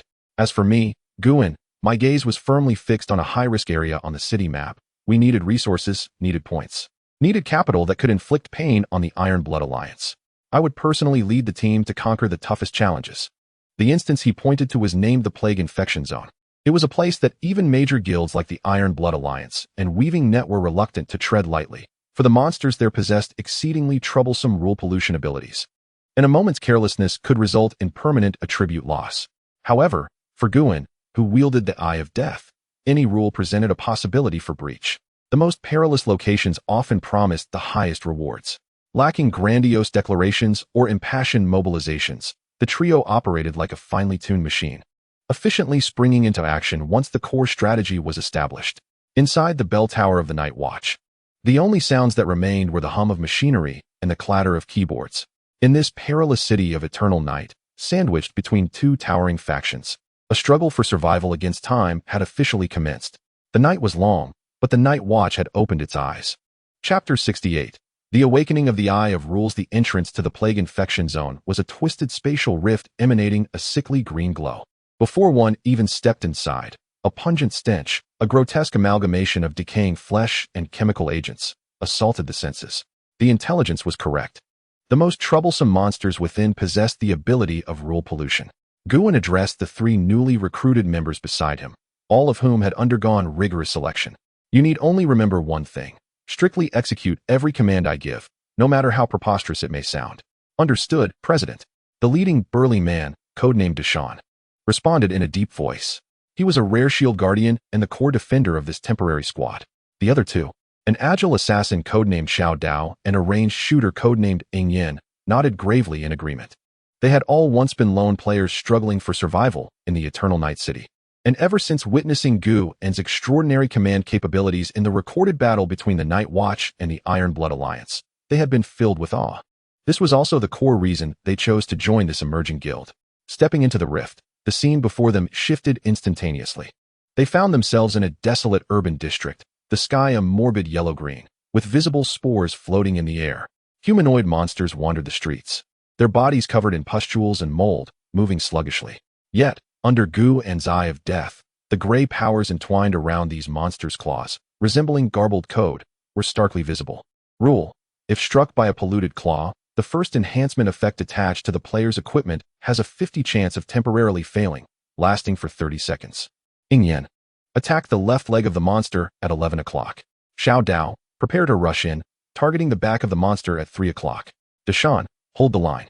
Guwen's commands were concise and swift. The battle erupted instantaneously. Under Guwen's precise instructions for targeting weaknesses, the trio methodically eliminated the surrounding monsters, striving to avoid contact with their claws. Although the monsters here were not of high level, their abilities were exceedingly troublesome, capable of plunging any team lacking coordination into chaos, ultimately leading to their demise.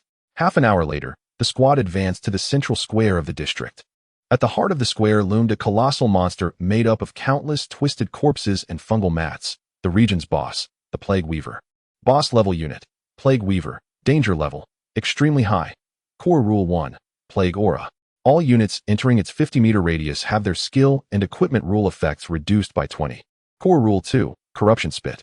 Executes a powerful attack in a fan-shaped area, randomly inflicting 1 to 3 rules of corrosion on those hit. Core Rule 3. Core Rule 4. 2 of the most critical rules remained concealed. Guin's pupils constricted slightly. This was the true test.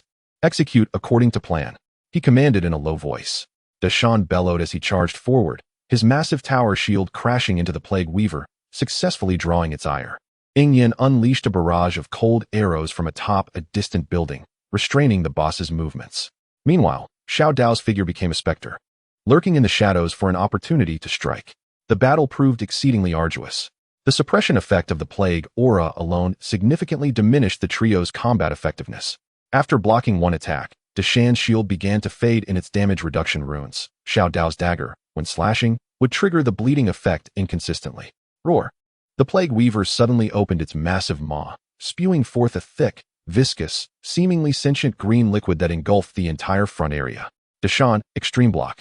Guin shouted. Deshawn planted his tower shield firmly into the ground, channeling all his strength into it. The light flashed, and he managed to withstand the blow, but was violently pushed back 7 or 8 meters, his health plummeting to below half. More frighteningly, 3 gray chain-like marks appeared on his tower shield. President, my shield. Both the indestructible and damage reflection rules have failed. Physical defense has also been reduced by more than half. For the first time, fear crept into Deshawn's voice. His tower shield was a piece of high-quality blue equipment, with its core relying on these 3 rules. Now, having lost 2.5 of them in an instant, the shield was no better than a piece of scrap metal. Without the protection of the sturdy shield, the Plague Weaver's scythe-like appendage descended mercilessly towards Deshawn.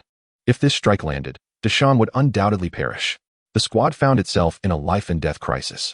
At that moment, Guin's mind raced at an unprecedented speed. Abandon Deshawn?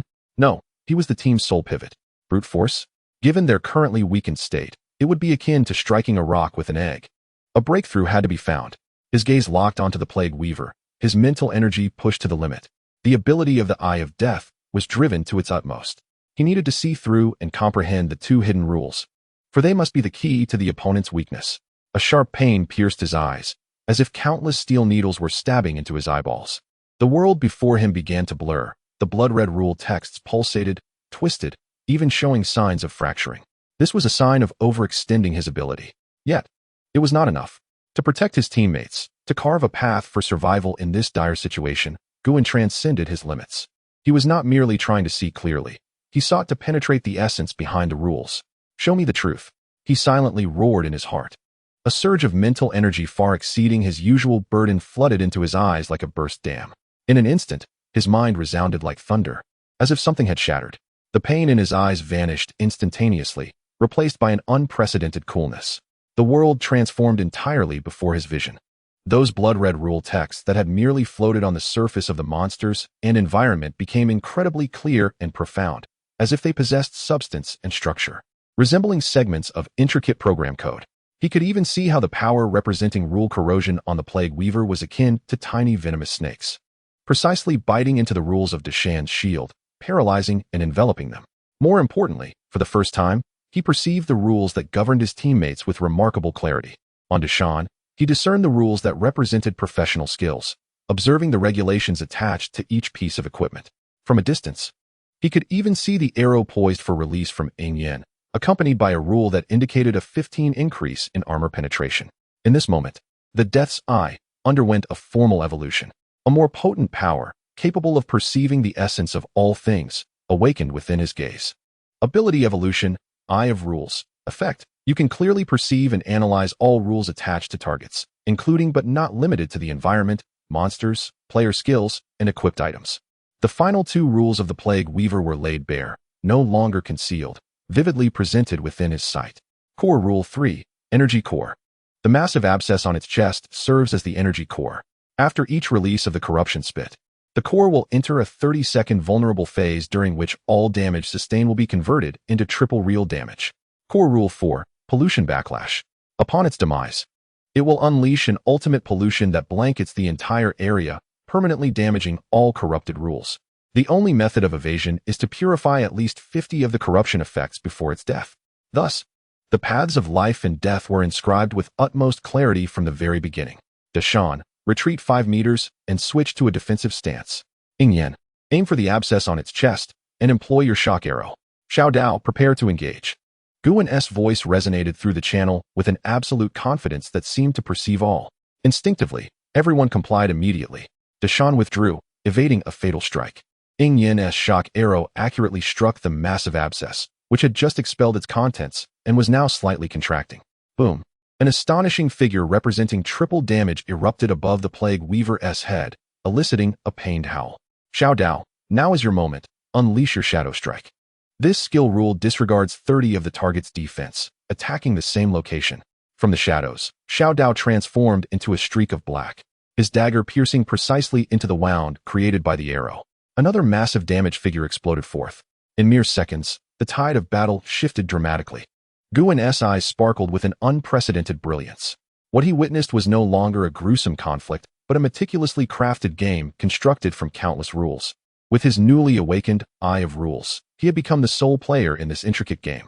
Chapter 69. City Ranking Battle at the Summit of the Abandoned Clock Tower.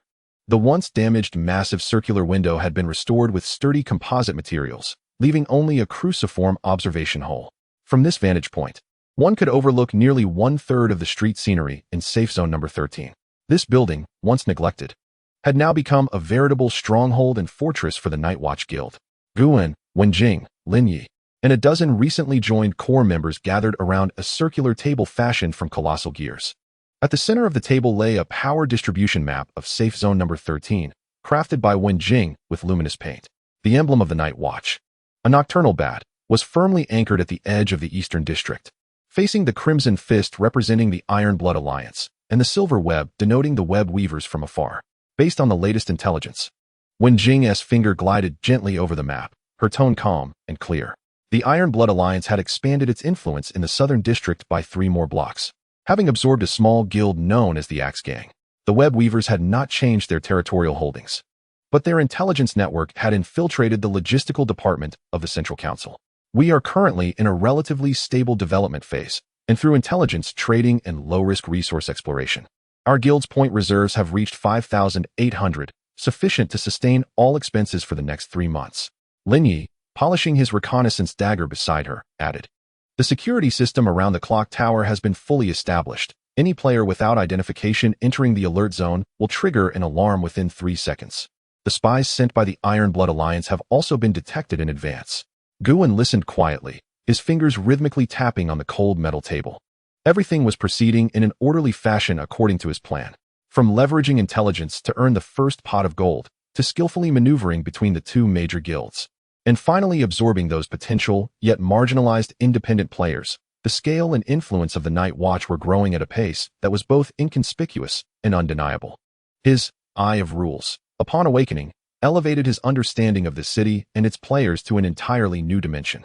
He no longer merely saw the rules. He began to comprehend the logic and flow of power underlying those rules. At that moment, a deep and grand bell tolled unexpectedly across the skies of the Eternal Night City. This sound did not emanate from any physical structure, but resonated directly within the minds of every player. The city fell silent for a moment, only to erupt into greater chaos. Shortly thereafter, a cold, emotionless mechanical synthetic voice, akin to an oracle, enveloped the entirety of Safe Zone Number 13. Attention, all players. The Central Council, pursuant to Article 17 of the Safe Zone Evolution Regulations, officially announces the annual city ranking battle commences immediately. The discussions within the clock tower ceased abruptly, and all gazes converged upon the window, as if to pierce through the eternal twilight sky. The mechanical voice continued to echo in each individual's consciousness. Ranking battle rules are as follows. 1. All registered guilds will automatically receive initial rankings based on their existing scale and influence. The top 16 guilds will gain seed qualifications. 2. The duration of the ranking battle is 30 natural days. During this period, the city will issue a series of ranking tasks, including resource gathering, exploration of special dungeons, and extermination of hostile creatures. Completing tasks will yield ranking points. 3. Guilds may initiate point-plundering wars against one another. The challenger must wager a certain number of points as stakes, with the victor claiming an equivalent amount of points from the opponent. The challenge party cannot refuse, but may accept a maximum of 1 challenge per day. 4. At the conclusion of the ranking battle, the top 3 guilds and points will receive priority access to resources in the core areas of the city for the next year, and will obtain technical and equipment support from the Central Council. The guild ranked first will have its leader granted an apprenticeship seat within the Central Council. 5. At the conclusion of the ranking battle, the bottom 10% of guilds based on points will be forcibly disbanded. A series of announcements detonated like bombs throughout the city. Countless players surged from their hidden shelters, converging on the streets, their discussions, gasps, and curses intertwining, igniting the night city into a frenzy. Priority access, a council seat. These were rewards that could drive any guild to madness. They implied stronger equipment, rarer skills, and the power to shape the rules within this city. Conversely, the phrase forcibly disbanded loomed like a Damocles sword over all small guilds, cold and lethal. This is a total reshuffle. A robust newcomer to the Night Watch could not help but mutter under his breath. Wenjing's expression grew exceedingly grave as she quickly operated her terminal, retrieving all data regarding past ranking battles. Her voice carried a hint of urgency. This is troublesome. According to the initial rankings just announced by the system, the Iron Blood Alliance ranks second, while the Web Weavers hold third. As for us, the Shui Ren, our brief establishment and limited influence in the Eastern District have placed us at a rather embarrassing 72nd position. This rank is neither particularly high nor low, lacking the robust strength to ensure our safety, yet attracting a considerable amount of animosity due to our recent rise in notoriety. Guwen's gaze was as tranquil as still water. He approached the window, overlooking the increasingly chaotic streets below. In his Gue Zhejiang, the city's landscape transformed into a myriad of intertwined data streams, symbolizing order and interests. He observed that with the announcement from the Central Council, the ferocious red data stream representing the Tai Xuan Meng was rapidly expanding, exuding a clear hostility directed at their bell tower. He understood that this was not merely a contest for resources. For the Tai Xuan Meng, it was an opportune moment to eliminate dissenters and solidify their hegemony, with the Shui Ren being the most troublesome thorn in their side. Meanwhile, in the south district of the city, within the Tai Xuan Meng's headquarters, a massive fortress of steel and concrete, a muscled man bearing a menacing scar grinned as he stood with one foot on the chest of a wailing player. He was the leader of the Tai Xuan Meng, the Mad Lion. Ranked battles? The Mad Lion bared his white teeth in a bloodthirsty smile, relishing the news that spared him the trouble of hunting down those insignificant nuisances individually. He pressed down forcefully, eliciting a nauseating crack from the player's ribcage. An aide rushed forward with a list. Leader, this is the initial ranking. We are second, just behind the council's direct guard. That new guild, the Shui Ren, is placed 72nd. The Mad Lion muttered this name, a flicker of undisguised malice crossing his eyes. That kid named Guwen had thwarted several of their schemes. He had thought Guwen would remain a timid turtle for life, but the Central Council had presented him with such a splendid opportunity. He released his foot and commanded the aide, relay my orders. Once the ranking battle begins, the first task is to initiate a point-plundering war against the Shui Ren. I want everyone in safety zone number 13 to witness the fate of opposing the Tai Xuan Meng. Yes, the aide responded with excitement. Within the bell tower, the atmosphere was stifling. Everyone understood they had been thrust into the spotlight. What do we do now? Lin Yi gripped his dagger, his youthful face etched with tension and combat spirit, knowing the Tai Xuan Meng would undoubtedly target them first. Guwen slowly turned, his gaze sweeping over everyone present. His voice was soft but exceptionally steady, imbued with a calming strength. Panic is the initial reaction of prey, but we are not prey. He approached the massive gear-shaped table and lightly tapped the emblem representing the Shui Ren. From the day we decided to establish the Shui Ren, we should have anticipated today's events. In the city of eternal night, peaceful development is non-existent. Every shift in power is accompanied by blood and bones. His gaze ultimately settled on Wenjing. Wenjing, I need you to immediately consolidate all details regarding the ranking battle rules, especially the criteria for point plundering, identifying every word and potential loophole. Then he turned to Lin Yi.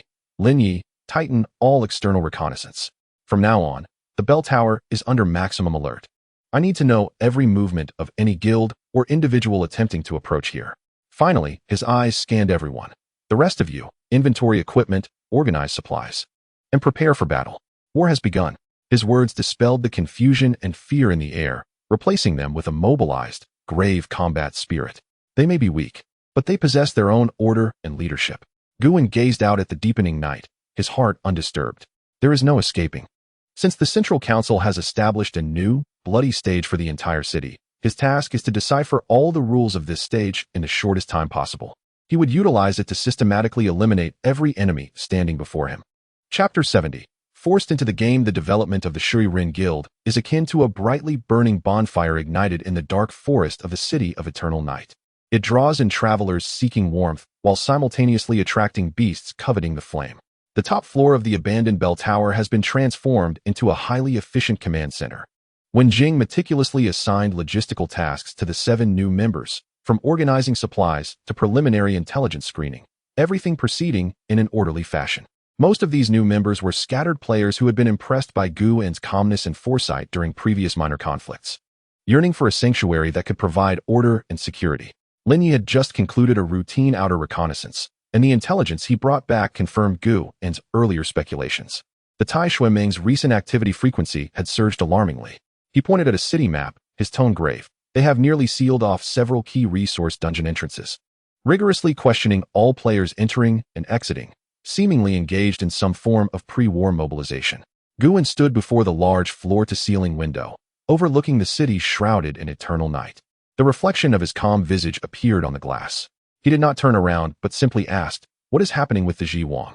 The Black Widow's forces have completely withdrawn their influence, adopting a stance of spectator. When Jing interjected, handing him a prepared document, she seemed pleased at the prospect of a direct conflict between them and the Tai Xueming. Even on the black market, wagers were being placed on how long the Shui-Rin could survive. This is the reality of survival in the cracks. For the Ji Wang, the Shui-Rin, known for their intelligence and cunning, pose a greater threat in some respects than the simple-minded Tai Xueming. Using others as tools for one's own ends is always the least costly strategy. Gu En silently scrutinized the intelligence in his hands, rapidly processing all known information and projecting every possible outcome. The leader of the Tai Xueming, the Mad Lion, is a quintessential worshipper of strength, exceedingly arrogant and vengeful. The earlier retaliatory strike at the abandoned factory had undoubtedly torn apart his pitiful self-esteem. For such an individual, conventional means of revenge could no longer satiate his fury. What he sought was a public execution capable of shattering the Shui-Rin's dignity. The recent announcement from the Central Council undoubtedly provided him with the optimal tool, the city ranking battle, a legal yet bloody battlefield. As the entire bell tower was enveloped in the oppressive atmosphere of an impending storm, a cold, emotionless electronic voice suddenly resonated throughout the City of Eternal Night without warning.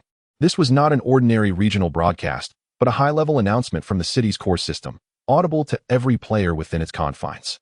City announcement: the high-ranking guild Tai Xueming, ranked 3rd, activates the resentment judgment privilege. Judgment target: emerging guild Shui-Rin, unranked. Judgment mode: guild ranking deathmatch. Judgment time: 72 hours later, to be held at the central arena. Judgment rules: this is a mandatory challenge. The Shui-Rin Guild has no right to refuse. Should they decline or evade, the guild will be immediately disbanded by the system, and all members will be expelled from the City of Eternal Night. This series of announcements struck the hearts of every member of the Shui-Rin Guild like a heavy hammer. The clock tower was suddenly enveloped in an eerie silence. As if the very air had solidified, the expressions of the newly inducted members turned ashen. They had just found a reliable organization, only to face imminent disaster. What was the Su Yuan Kaiju? A trembling new member inquired.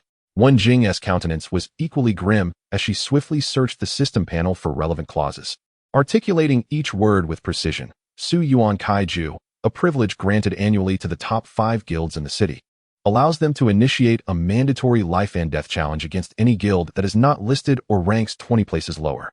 This was not merely a duel. It was a blatant slaughter. The Tai Xueming, as one of the 3 venerable guilds in the City of Eternal Night, boasted over 300 core members, many of whom were seasoned players with extensive battle experience. In contrast, the Shou Yi Run, even counting the newly joined recruits, barely numbered 20. This was not just a matter of sheer numbers. It was a colossal chasm in terms of equipment, skills, and combat experience. They were leaving us no escape. Lin Yi slammed his fist on the table, his eyes brimming with fury and resentment. All gazes instinctively turned towards the figure who had remained silent throughout. Gu En slowly turned around, his expression devoid of panic, even a hint of emotion. He calmly approached the conference table, lightly tracing the cold system announcement with his fingertips. They have exercised their privilege. Gu En spoke, his voice soft yet remarkably clear, instantly quelling the anxiety and trepidation in the room. This indicated that, in the eyes of the wild lion, he no longer possessed absolute certainty in utilizing conventional methods to eradicate us. He raised his gaze, surveying everyone present. He was afraid. He feared my analytical abilities, feared our unconventional approach to combat. Thus, he resorted to the most foolish and direct method, attempting to mask his inner terror with overwhelming force. Gu Wen's words possessed a peculiar charm, rather than soothing the crowd's emotions. He deconstructed the seemingly formidable oppression of Tai Xueming into an action rooted in fear through pure logical analysis. This rekindled a flicker of hope in the hearts of those who had felt utterly despondent.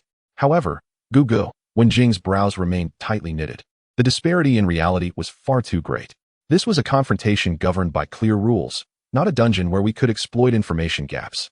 In a central coliseum, no schemes could hide. You are correct, Gu Wen nodded, openly acknowledging this fact. If it were purely a contest of strength, we stood no chance. He paused, then shifted his tone, his eyes gleaming with profound insight. But who said that the rules only pertain to strength? He approached his workstation, deftly manipulating the virtual screen, bringing forth an interface that took everyone by surprise.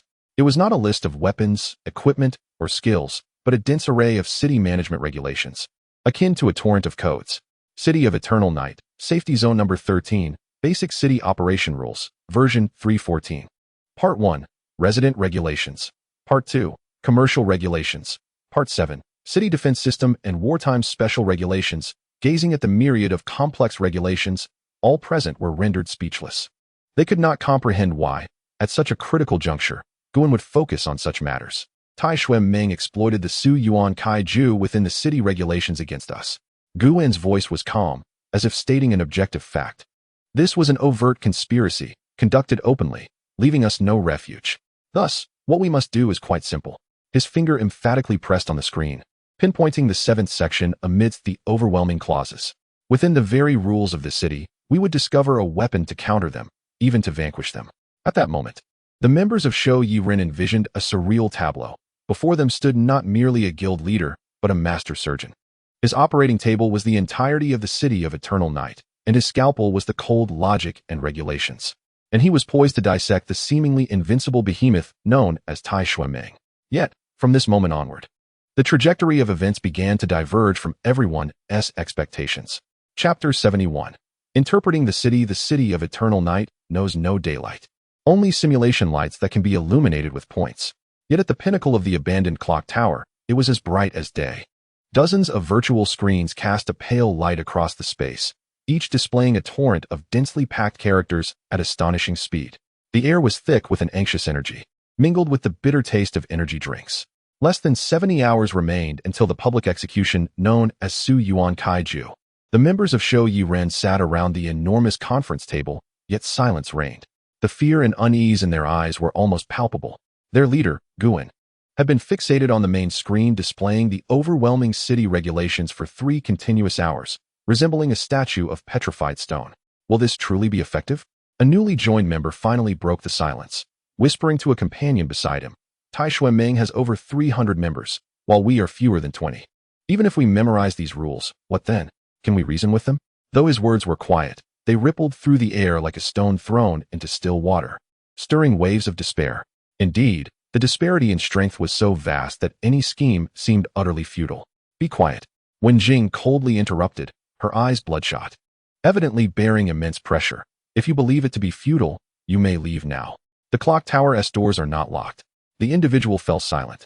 His face flushed crimson, yet he dared not utter another word. He could not leave.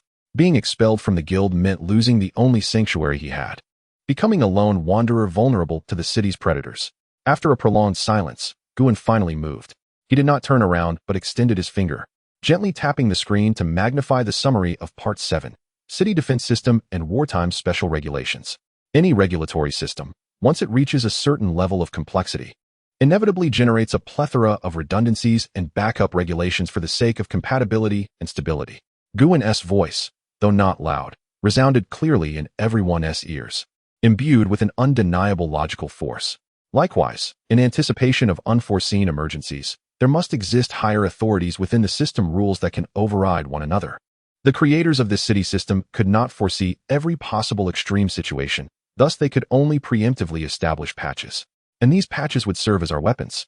He turned to face the group, his gaze calm as it swept across them. Panic resolves nothing and only wastes the little time we have. From this moment onward, we must interpret this city. How do we interpret it?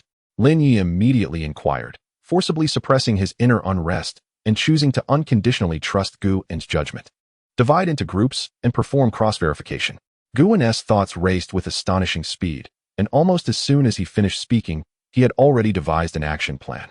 Wenjing, you shall lead half of the team, tasked with meticulously organizing all regulations pertaining to the central gladiatorial arena, encompassing architectural structures, energy supply, permission levels, and emergency protocols, leaving no detail overlooked. Lin Yi, you will guide the remaining members in scrutinizing all ordinances related to guild wars, with particular emphasis on adjudication processes, standards for victory and defeat, as well as the definitions of external interference. I require clarity on where the boundaries of these rules lie. And what about me? Guwen assigned himself the most formidable challenge. I will oversee the main system. My objective is to cross-reference the over 37,000 foundational regulations of the city's defense system with the specific rules of the arena and guild wars, seeking potential logical conflicts between them. This is no simple endeavor. It is akin to gambling in a vast ocean of information, searching for a needle. Yet, Guwen's unwavering calmness served as a potent tonic, momentarily stabilizing the wavering spirits of the team. The members of the Night Watch ceased their whispered discussions and immediately immersed themselves in frenetic work according to their assigned groups.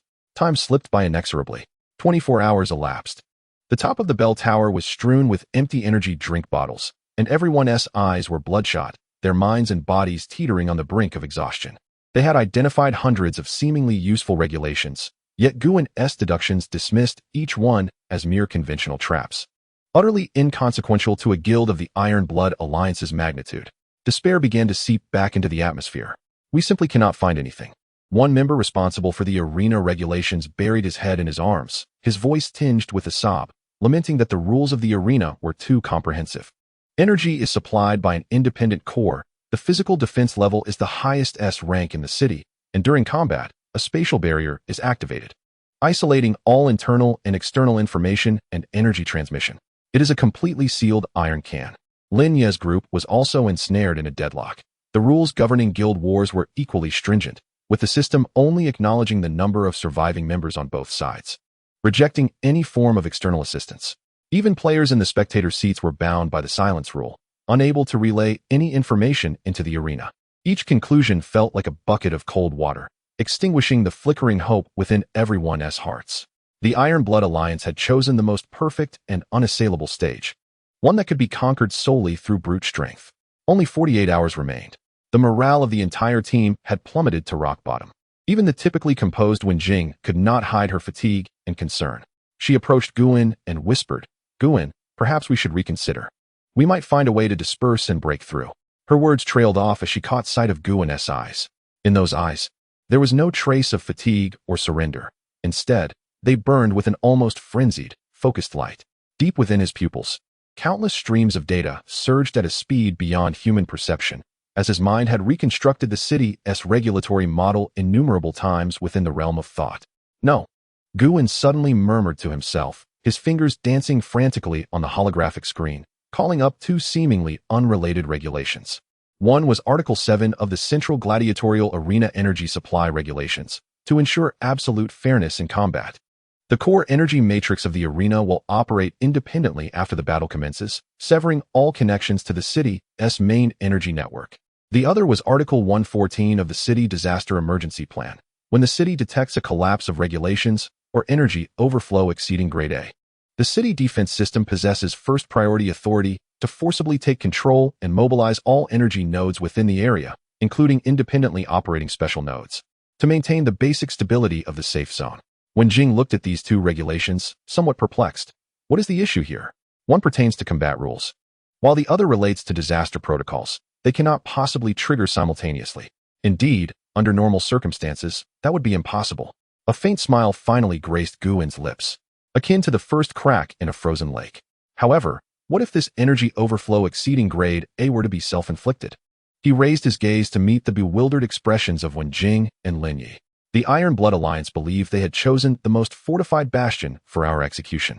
Yet they overlooked that even the sturdiest fortress is built upon the foundation of the city. What I intend to do? Guwen's eyes glimmered with a madness infused with wisdom, is to excavate a logical trap at the very foundation of this city, deep enough to entomb them all.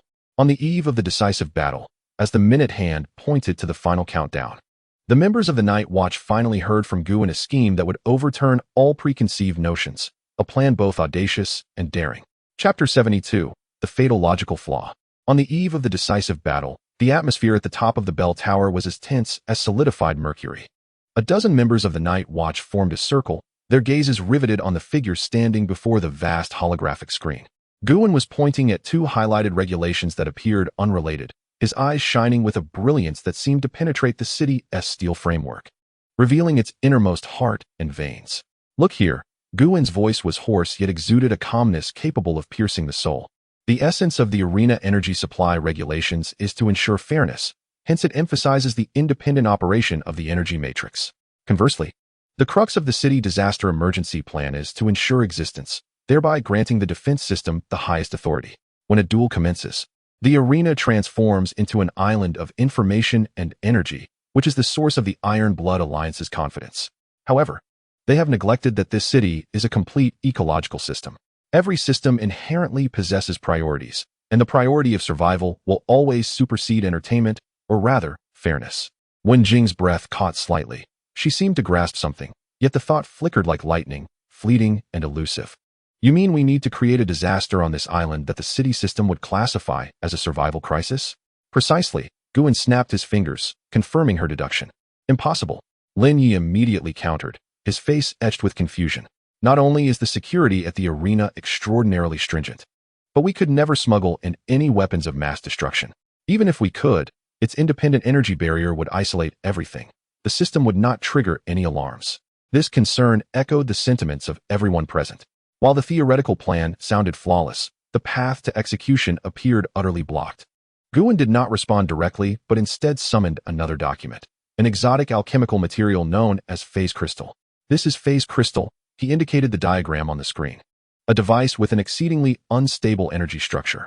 Its most notable feature is not the amount of energy it can release, but rather that when subjected to energy shocks of specific frequencies, its internal rules undergo a brief phase collapse, triggering a chain reaction of regulatory chaos among all energy devices within a localized area." He turned to Lin Yi. "This substance is not classified as a weapon, nor even as an explosive. It could merely be categorized as an unstable device. With our permissions, we can acquire it from the city's material black market for a price, and bringing it into the arena will pose no issues. But the energy overflow from this would only reach grade D, which is leagues away from triggering the city's emergency protocols at grade A." Lin Yi remained furrowed in thought. "Under normal circumstances, yes."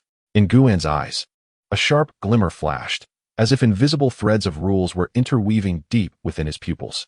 "Yet, do not forget, I can perceive these rules." His gaze slowly swept across the crowd, his voice low and clear.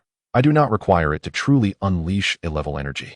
I merely need the arena's energy monitoring system to believe it has erupted with A-level energy."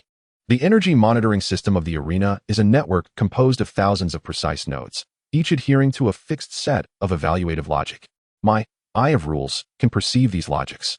They are stringent, but to prevent the monitoring devices from being easily destroyed during combat, a fault tolerance mechanism exists within the rules. When over 10% of the nodes report abnormalities simultaneously, the system will prioritize deeming a disaster to have occurred rather than verifying the authenticity of the information one by one.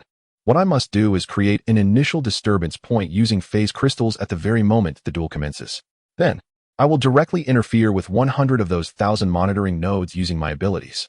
I do not need to destroy them. I merely need to alter a small segment of the judgment code they relay to the main system, allowing them to report the D-level energy fluctuations as A-level. Silence enveloped the top of the bell tower, a deathly stillness. Everyone was awestruck by Gu and seemingly insane plan. They had previously thought he sought to exploit a loophole in the rules, yet they did not realize he intended to conjure a loophole out of thin air using his enigmatic abilities. This was no longer about utilizing the rules. It was about deceiving them. What would happen when over 100 monitoring nodes simultaneously reported an A-level alert? Guin disregarded the astonished crowd and continued to expound his strategy. First, it would immediately initiate the highest level of internal damage control. But since no A-level energy overflow truly existed, the control program would plunge into logical chaos. Second, and more crucially, it would swiftly send the highest level distress signal to the city's main system. For it, a catastrophe capable of annihilating the entire venue was unfolding. And how high is the priority of this distress signal? It surpasses even the independent operational rules of the arena. This means that the signal can penetrate the so-called energy island and be captured by the city's defense system. Guwen's finger struck the light screen decisively, as if ringing the bell of judgment. Next, we would proceed to the final step of our plan. Once the city defense system receives the A-level disaster alert, Article 114 of the City Disaster Emergency Plan will be activated. The central brain of the defense system will prioritize survival above all else, forcibly taking control of everything within the disaster zone, including the core energy matrix of the arena, which ought to operate independently. And then, Wen Jing's voice trembled slightly. She had foreseen the outcome, yet still found it hard to believe. And then, a cold smile finally graced Guwen's lips. How would a disaster plan initiated to manage an energy overflow treat an arena engaged in fierce combat? It would shut down all non-essential energy outputs and forcibly activate a widespread energy suppression field to stabilize the space. At that moment, the Iron Blood Alliance's proud energy weapons, rune equipment, and defensive shields would instantly become mere heaps of scrap metal due to the loss of energy supply. Their 300 members would transform from fully armed warriors into unarmed prisoners. From the very beginning, we never intended to confront their equipment head-on. The fatal logical loophole revealed its grotesque, yet captivating visage before all. The essence of this plan was not combat, it was deception, deceiving the arena system, then using that very system to deceive the city's system, ultimately wielding the supreme power of the city's rules to judge those adversaries who fancied themselves in control of everything. This trap was intricately linked, a masterpiece of precision. Each step was built upon a profound interpretation of the rules and Guwen's unique abilities, indispensable to one another. After a brief silence, the bell tower erupted in a chorus of suppressed yet exhilarated gasps. Despair was entirely dispelled, replaced by a mingling of fear and fervent hope. They looked at Guwen as if he were a devil walking on the edge of a blade. The plan was complete. Guwen retracted all the light screens, and the room was instantly shrouded in darkness, leaving only the eternal night of the city. Wen Jing, you must remain in the bell tower, monitoring the city's system's response in real time. Lin Yi, you will lead the others to secure me 5 seconds of absolute, uninterrupted time at any cost once the duel begins. 5 seconds. He extended 5 fingers, his gaze as tranquil as water. That is all the time we need to send the Iron Blood Alliance to hell. Chapter 73. Confronting Power with Rules. The Central Arena is the oldest and most brutal structure in the City of Eternal Night. Its sole purpose is to witness the absolute adjudication of power against power. The massive circular stands were filled to capacity, with tens of thousands of players' eyes converging on the central arena, their expressions brimming with bloodthirsty excitement. The enormous light screen hovering above displayed the odds of this duel in real time, a staggering 100-to-1, clearly announcing everyone's predictions regarding the outcome. This was a sacrifice, an unambiguous public execution of a seasoned powerhouse against an emerging challenger. On one side of the arena, 300 members of the Iron Blood Alliance formed an impenetrable steel phalanx. Clad in uniform rune-heavy armor, the energy cores on their chests emitted a dull glow. Their energy weapons were fully charged, various colored auras intertwining into a realm of death. Their leader, the massive and bear-like Mad Lion, didn't even don a helmet. The scar that marred his face appeared even more menacing under the arena's lights. He looked disdainfully across at the opposition, his gaze akin to that of a butcher surveying lambs destined for slaughter. On the other side, the formation of the Night Watchmen appeared thin and pitiful.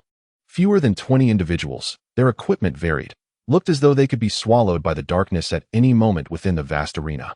They did not form an attacking formation, but instead encircled Guwen in a tight defensive circle, protecting him at the center. The cold announcement of the system resonated throughout the arena. Old Grudge Judgment, countdown begins. 10, 9, 8. Remember, Guwen's voice echoed in the team channel. Calm and unwavering, act according to plan. Lin Yi, your task is not to kill enemies, but to employ every means possible to secure me 5 seconds of absolute uninterrupted time. Understood. Lin Yi and several other defense specialists responded in unison. Their palms were slick with cold sweat, yet their eyes were resolutely determined. 3, 2, 1. Duel begins. Boom. At the moment the duel commenced, the Mad Lion did not even bother to utter a single word. He swung his hand violently, and from the rear ranks of the Iron Blood Alliance, dozens of scorching energy beams and explosive fireballs coalesced into a deadly barrage, raining down upon the Night Watchmen's meager formation. This was a pure firepower assault devoid of any tactical nuance. They aimed to obliterate these naive newcomers, along with their dignity, into mere ashes in the most savage and direct manner possible. Activate the barrier. Lin Yi roared, thrusting a massive tower shield into the ground. Other defense members simultaneously activated their defensive skills. Layers of translucent energy shields sprang forth, enveloping the entire team just before the barrage could reach them. The deafening explosions merged into a singular cacophony, causing the entire arena to tremble violently. The Night Watcher's defensive shield resembled a solitary leaf amidst a tempest, its brilliance diminishing at a visible pace, while countless fissures spread across its surface with reckless abandon. Hold firm. Linya's jaws clenched, blood seeping forth as the tremendous impact made his bones cry out in anguish. The first volley lasted a mere 3 seconds, and the outermost 3 layers of shields shattered without warning. A cruel smile graced the face of the ferocious lion as he raised his hand once more. Now is the moment. Guwen's voice was as calm as a surgeon's scalpel. Roar! Lin Yi and all the peripheral members erupted with one final roar, channeling every last ounce of their remaining energy into the final line of defense, forming a wall of light that was nearly corporeal, inscribed with runes. It was at that very instant that Guwen sprang into action. He retrieved the unassuming phase crystal from his bosom, gripping it tightly. Simultaneously, his gaze deepened profoundly, the world around him fading into a monochromatic realm, leaving only a frigid network of rules comprised of countless lines and nodes. The Eye of Rules, activate. His sight pierced through the defensive light wall, transcending the chaotic torrent of energy, directly locking onto the thousands of energy monitoring nodes concealed within the walls and underground of the arena. In his perception, these nodes twinkled like stars in the night sky, each operating quietly according to a fixed logical program. Step 1. Activate the source of chaos. Guwen murmured softly, infusing a thread of mental energy into the phase crystal. The crystal emitted a faint hum, an imperceptible D-grade energy fluctuation radiating outward from him in an instant. At the same moment, the Iron Blood Alliance's second volley commenced. A more ferocious barrage of energy collided violently against the Night Watcher's final light wall. Crack! The light wall shattered in response. Lin Yi and the others coughed up blood, hurled away by the immense force, yet they had bought Guwen precious time with their bodies. A flicker of savage delight flashed in the ferocious lion's eyes as he envisioned Guwen being torn apart by the energy. However, Guwen did not even glance at the approaching barrage of death. His entire focus was immersed in the manipulation of the rules. Step 2. Deceive the rules. His vast and pure mental energy acted as an invisible chisel, precisely targeting 100 monitoring nodes within the rule network in a fraction of a second. He did not assault the physical structures of these nodes, but rather directly altered the segment of logical judgment code that dictated their feedback to the central computer. Under the influence of his mental energy, the information, energy fluctuation level determination, D-grade, was instantaneously rewritten as energy fluctuation level determination, A-grade. Warning, A-grade. It was akin to injecting 100 lethal viruses into an exceedingly precise program. A searing pain radiated through Guwen's brain, blood streaming from his nostrils. Simultaneously, the burden of manipulating 100 independent rule units reached his limit. Yet, it was sufficient. 5 seconds, time's up. Just as the lethal energy barrage was about to reach Guwen's body, a piercing alarm echoed throughout the arena without warning. Alert!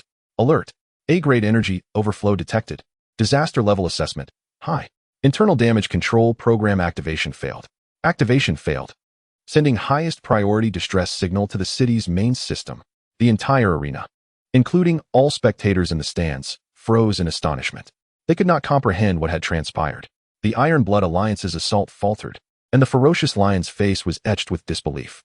Immediately thereafter, a voice of grand authority, as if emanating from the very will of the city itself, enveloped the entire arena. City announcement: A-grade energy disaster detected in Zone 7, Central Arena. In accordance with Article 114 of the City Disaster Emergency Plan, the city defense system will forcibly take control of this area. Executing first command. Activating energy suppression field. The moment the words fell, an invisible yet irresistible force surged forth from all directions of the arena, akin to a tidal wave. A bizarre scene unfolded. The runes glowing brightly on the armor of the 300 members of the Iron Blood Alliance dimmed at a visible pace, ultimately extinguishing completely. The weapons still emanating energy auras in their hands emitted a mournful wail, all light effects vanishing instantaneously, reverting to cold metal. The energy-based defensive shields disintegrated silently into the air, akin to punctured soap bubbles. The entire process transpired in less than 2 seconds. Just a moment ago, the Iron Blood Alliance, armed to the teeth like a flowing tide of steel, was abruptly stripped of all its defenses and became a throng of ordinary individuals encased in heavy metal shells. Meanwhile, Guin stood calmly before them, wiping the blood from the corner of his mouth. The devastating energy barrage dissipated into nothingness merely half a meter from him, having lost its energy supply. Power, in the face of higher rules, crumbled effortlessly. Chapter 74. Judgment time seemed to freeze at that moment. Within the central arena, the clamor and shouts of tens of thousands of players were instantly drained by an invisible force known as astonishment. The world was reduced to the cold, unrelenting alarm of the city defense system, along with the dull metallic sounds of the Iron Blood Alliance's armor losing power. Just a moment ago, they had been a torrent of steel dictating everything. Now, they were prisoners confined within iron shells. What has happened? A player in the stands murmured in confusion, voicing the questions on everyone's minds. Energy suppression is a city-level defensive measure.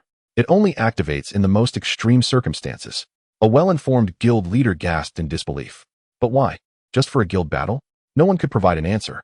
They could only watch in stunned silence as the scene unfolded in the arena's center, defying all logic. That perpetually calm youth, the leader of an unnamed guild, had disarmed an elite battalion of 300 in less than a minute of the duel's commencement, employing a method utterly incomprehensible to them. This was no battle, it was sorcery. No, more terrifying than sorcery. It was a precise exploitation of the underlying rules of the world. Impossible. My Fury of the Wild has malfunctioned. My lava battle axe within the Iron Blood Alliance. Panic spread like a plague. The very power they relied upon for survival, the equipment they took pride in, transformed into a pile of useless scrap metal in that instant. The ferocious lion's eyes were bloodshot. Following the immense shock came a more ferocious rage. He could neither comprehend nor accept the reality unfolding before him.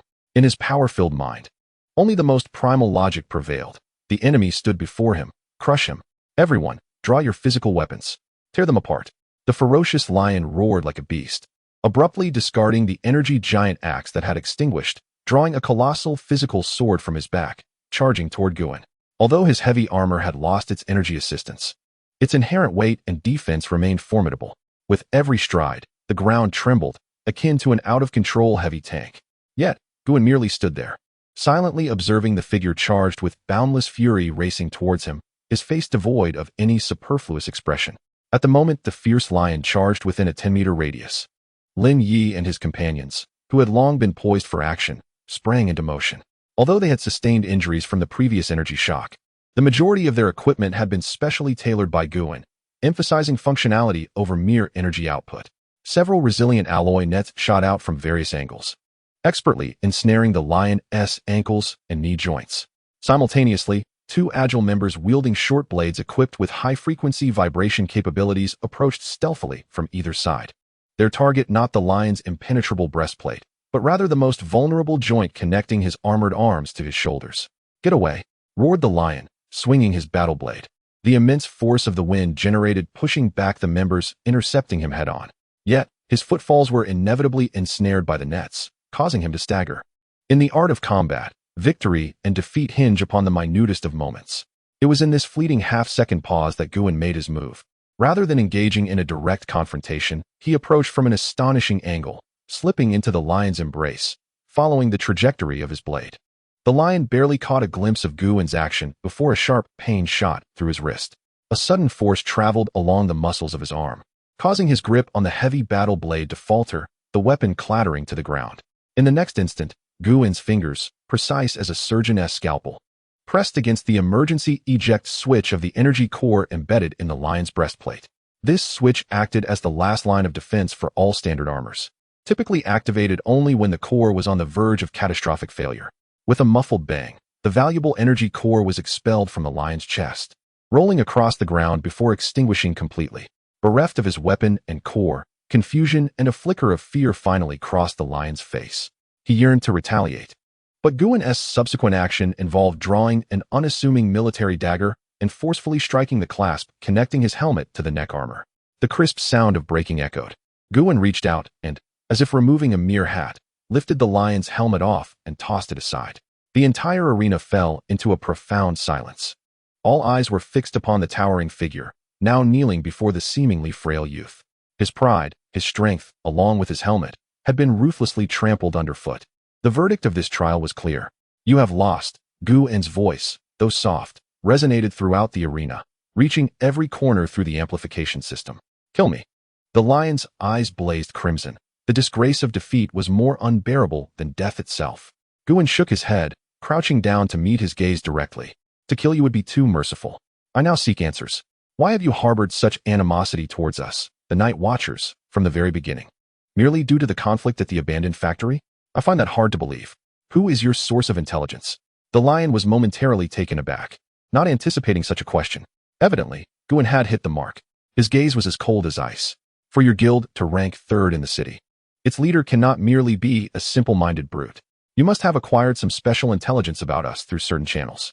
It is this intelligence that has instilled in you a sense of threat, prompting you to eliminate us in the most direct manner possible. Answer me. Guin pressed the tip of the dagger against the lion's throat, demanding, what intelligence? Under the scrutiny of tens of thousands and amidst the overwhelming disparity of power, the lion's heart, once ablaze with fury, gradually succumbed to an icy fear. He realized he had been utterly defeated. It's the Ji Wang, he managed to utter slowly, grappling with the weight of impending doom and profound humiliation. What did the Ji Wang provide you?